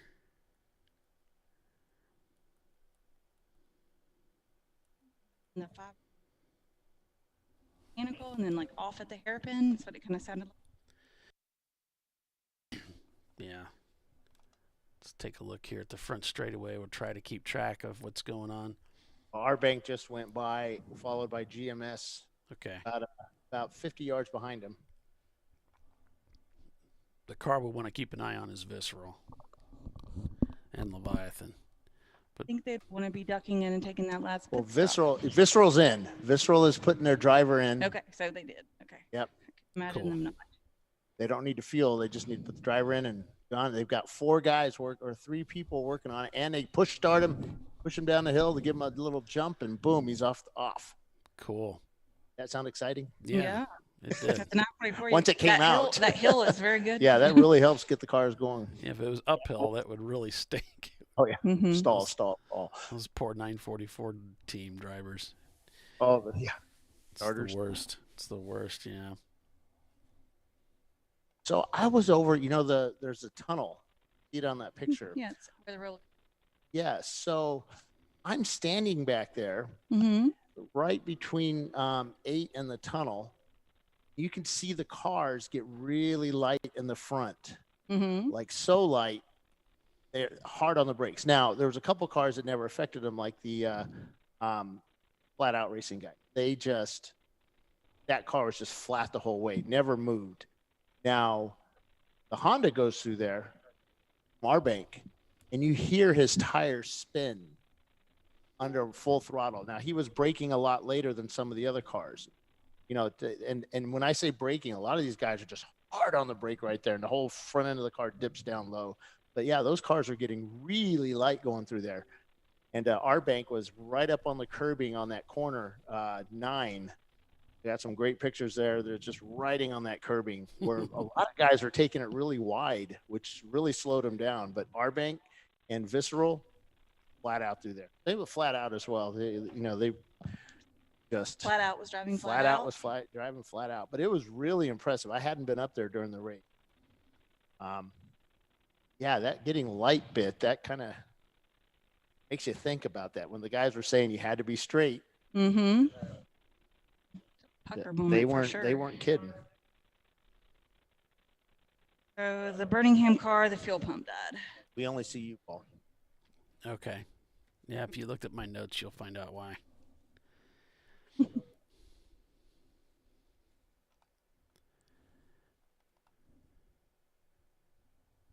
All right, so Visceral clears the pit loop. Right now they're shown in 4th, Tiffany, but, we'll see what happens here. They only did a driver change, and they did it under yellow. I don't think they're gonna lose this spot. I really don't. And Justin is in for them to finish for the car. So Justin's gonna bring it home. That's awesome. Far to go. 20 some odd minutes. Oh my gosh.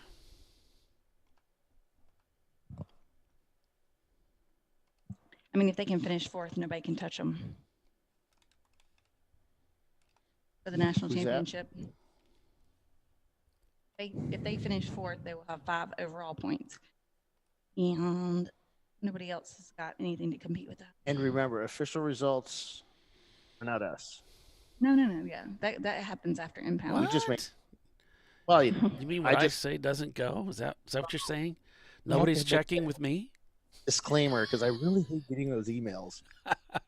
You mean nobody's checking with me to see what's official?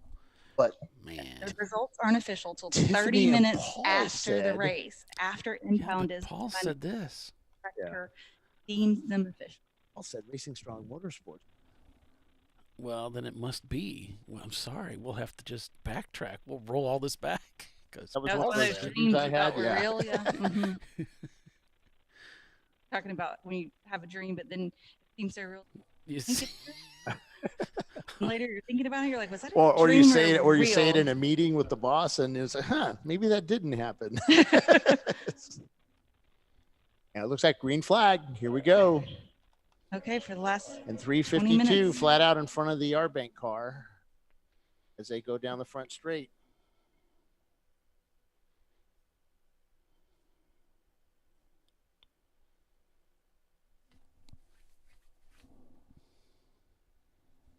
Castro clears the pit loop and leaves them in 4th place. Now we don't even see.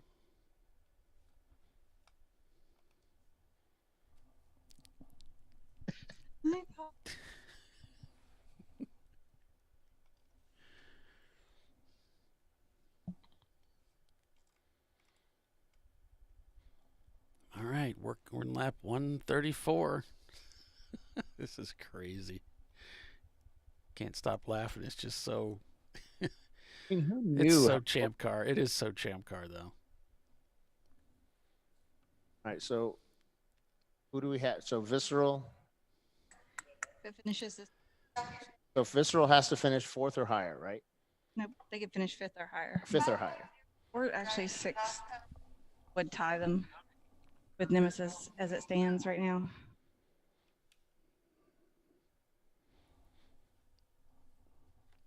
So when this race takes, when the green flag, when the checkered falls, I'm just going to call it as their finishing order here we have in the standings, and then I'll divert to you, Tiffany, to give us, at least the top 3 in the championship. You can take it down there as far as you like, but Got it? Got you. okay, so that's what we'll do. That's the plan, Stan. And that will not be official until after impound is over, but that will be kind of how Right. it fits. Yeah, because we're actually working off of this race hero stuff anyway. And what you guys hear in the background. But yeah, it still has to be a race call to be totally official. It's like that with any race, though. So Saturday's So results somebody's are dragging official, exhaust. Who's dragging but exhaust? Sundays are not. After Somebody's- impound. 550. Hastings Tire Plus. Oh, man. Dragging in exhaust. Dang it.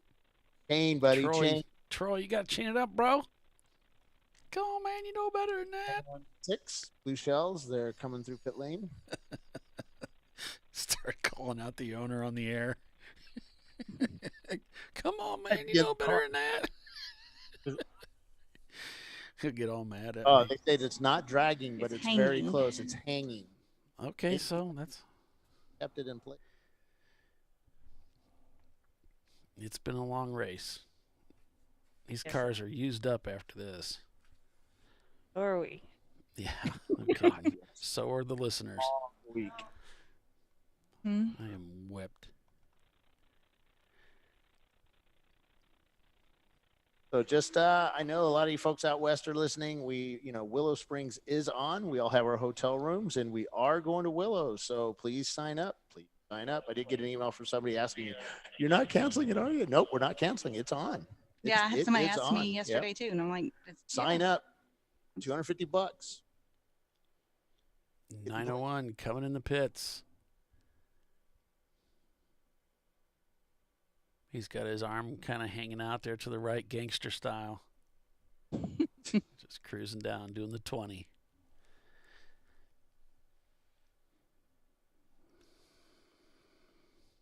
I can imagine how slow 20 miles an hour feels after you come off this super fast racetrack. Yeah.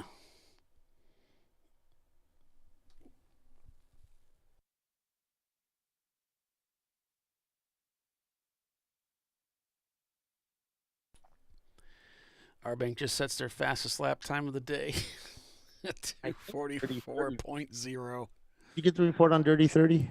Yeah, well, we saw him crash. I mean, Yeah, it was the whole front right was somebody just messaged me. I don't know who it is. It's through their phone number. Now we watched it in replay and everything. Okay, I all had right. the whole deal. I just happened to have it. But yeah, 1.3 seconds the gap from 90 racing to flat out. That race for the win is not over. Those guys are still going at it. 1.3 seconds the gap from first to second. GMS in second place, 2 seconds behind that battle. So all three of these guys are right together. Seconds separating them. That's between first, second, and third. That's insane. All right, I'm going to head down. All right. Have fun, folks. Headed up. Take pictures. Make us proud, Bill.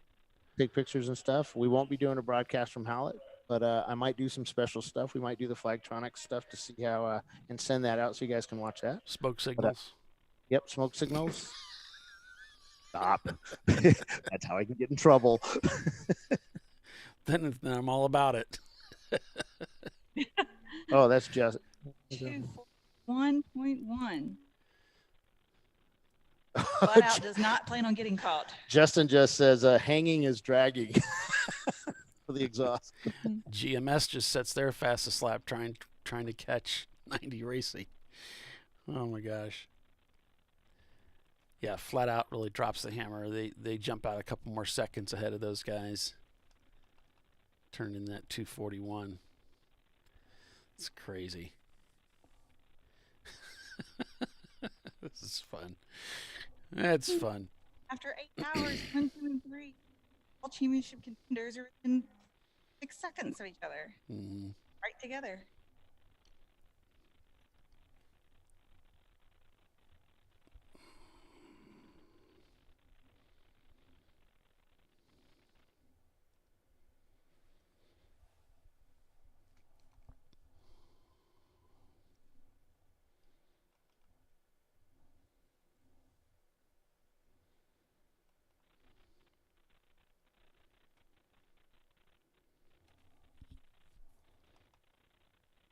Okay, so exhaust has Finally, it's gone. like confirmation. The exhaust is no longer hanging. Went off. Looks like he's. That's too bad. Fine and Steve.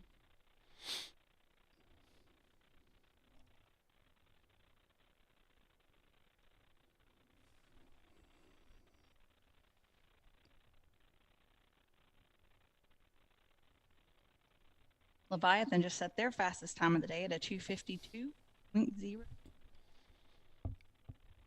Yeah, 42 seconds the gap from them up to Cone Crushers. Cone Crushers turning a 2:55 to Visceral's 2:49. They're 33 seconds back from Visceral. There's nothing they can do. Visceral right now in the catbird seat. Who would have thought that they could come back and win this thing? That's crazy. Died on, yeah, like All the trouble they've had today. After leading the race and coming into drivability problems, as it's called in the business, where it's not running right, and then having to make an extra pit stop for that driver change, we thought, oh man.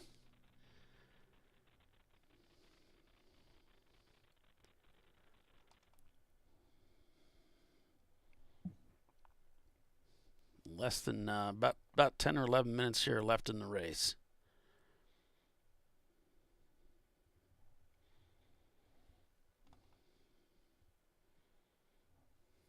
Yes. Got the little silo starter stand there. I was told that the Leviathan needed a driver change before the end, but they still haven't. They didn't take advantage of that last yellow to do that. So, not quite sure if they might just take a penalty at the end. Yeah. Oh, 1 second.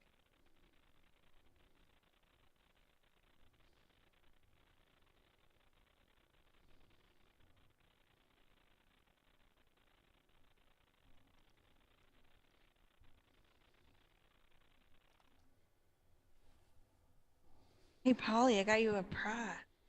Did you get me a shirt? I did. Oh, sweet. So the follow-on mission brought us up. Oh, yeah. Shirts, one for me and one for you. Yeah. He told me he was going to bring me one. I said, I'm sorry, I'm not going to be there. He's like, oh, that's okay. Somebody will. You tell me if you want me to give it to somebody that you may see before I see. I'll just hang on to it. Hang on to it. Yeah. If you don't mind hanging on to it for me. You want the medium one, right? No. Jeez. No, I'm a full-grown American boy. I need a large at least. All right, 10 minutes to go here.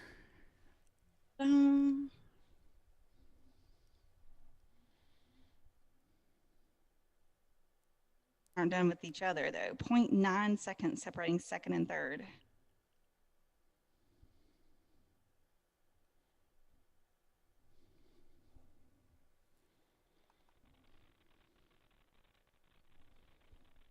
We're peeking around the corner.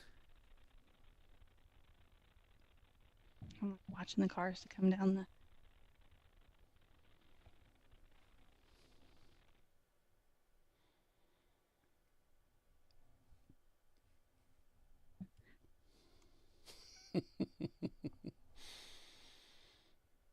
Off the. I mean that.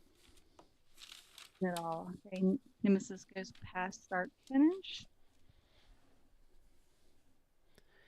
So a rundown on what we've seen here today. Just a synopsis. RVA graphics and wraps early with gearbox damage, retires the car.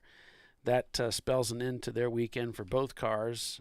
Dirty 30 led, but then passed under yellow, which put them on the back foot for the rest of the race until eventually crashing out of the race, unfortunately. Flat Out then led the race over GMS. During pit stops, Visceral took the lead, followed by Flat Out and GMS.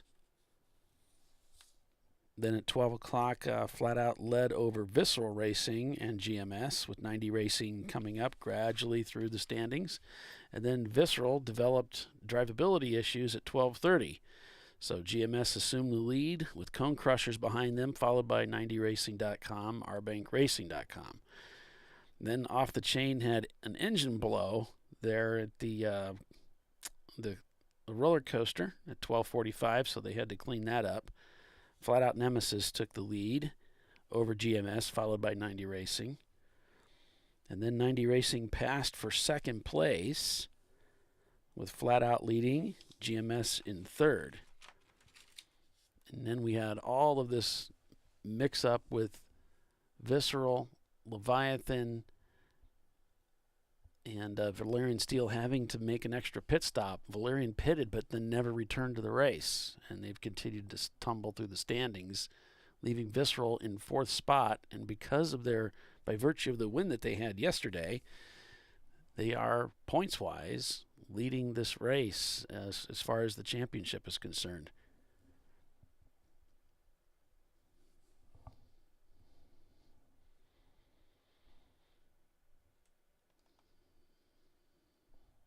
Second and third are separated by 0.8. Then a second. Yeah, GMS would love to get by them for second place. They're turning such similar lap times, though. He just needs to find an advantage to get by.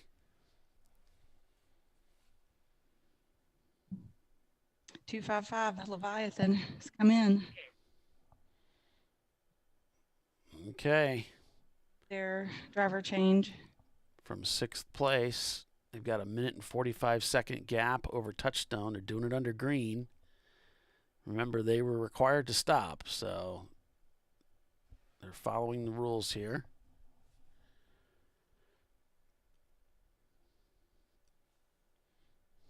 Coming up on 2 laps to go.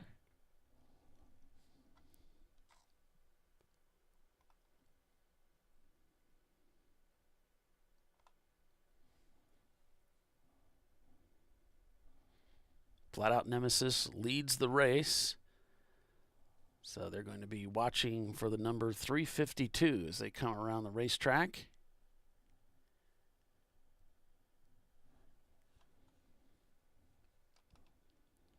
Sorry about the camera quality, guys. It's really frustrating, but this is what we got to work with here.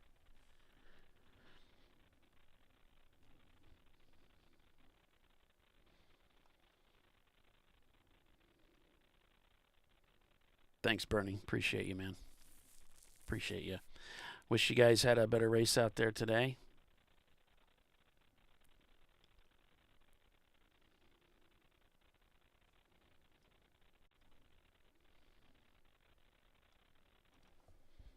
Mm-hmm.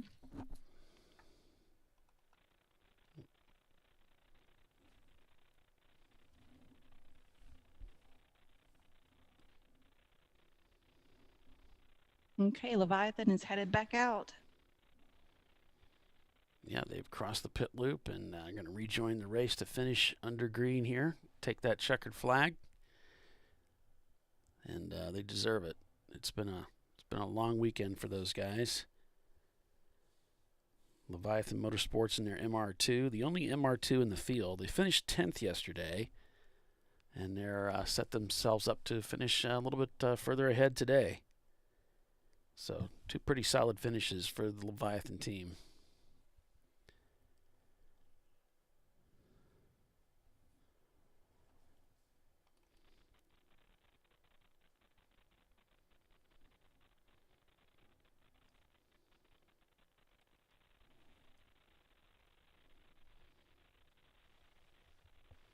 Thanks, Tyler. Appreciate you, brother.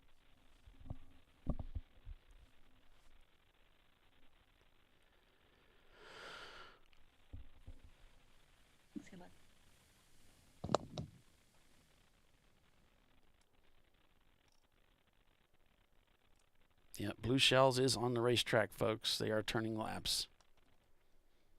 They spent a lot of time in the pits, Bernie said, but they got that car back out there.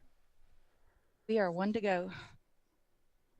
So they're going to be calling around the 352 car as they are working lap 140. Didn't quite get as many laps in today as we did yesterday, I believe, but still an exciting race. These guys put on a heck of a show for us today, and it's been an honor watching and calling the race for them.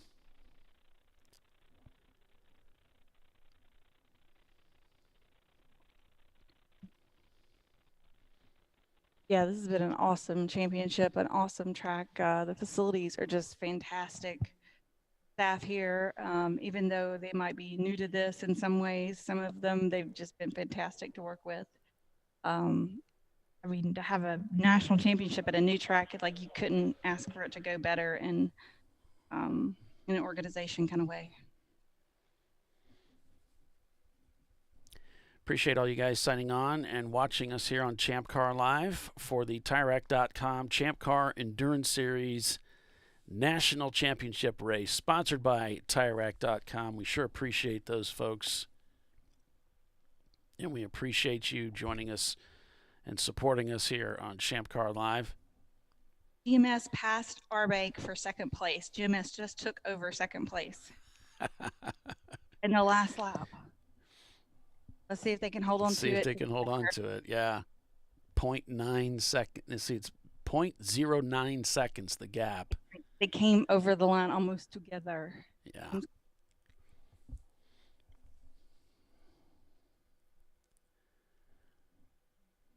Let's see, they should be calling out the leader. 15. Leader past 15.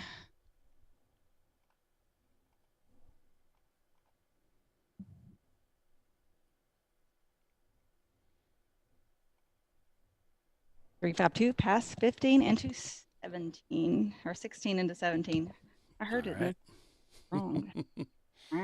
Somewhere over there.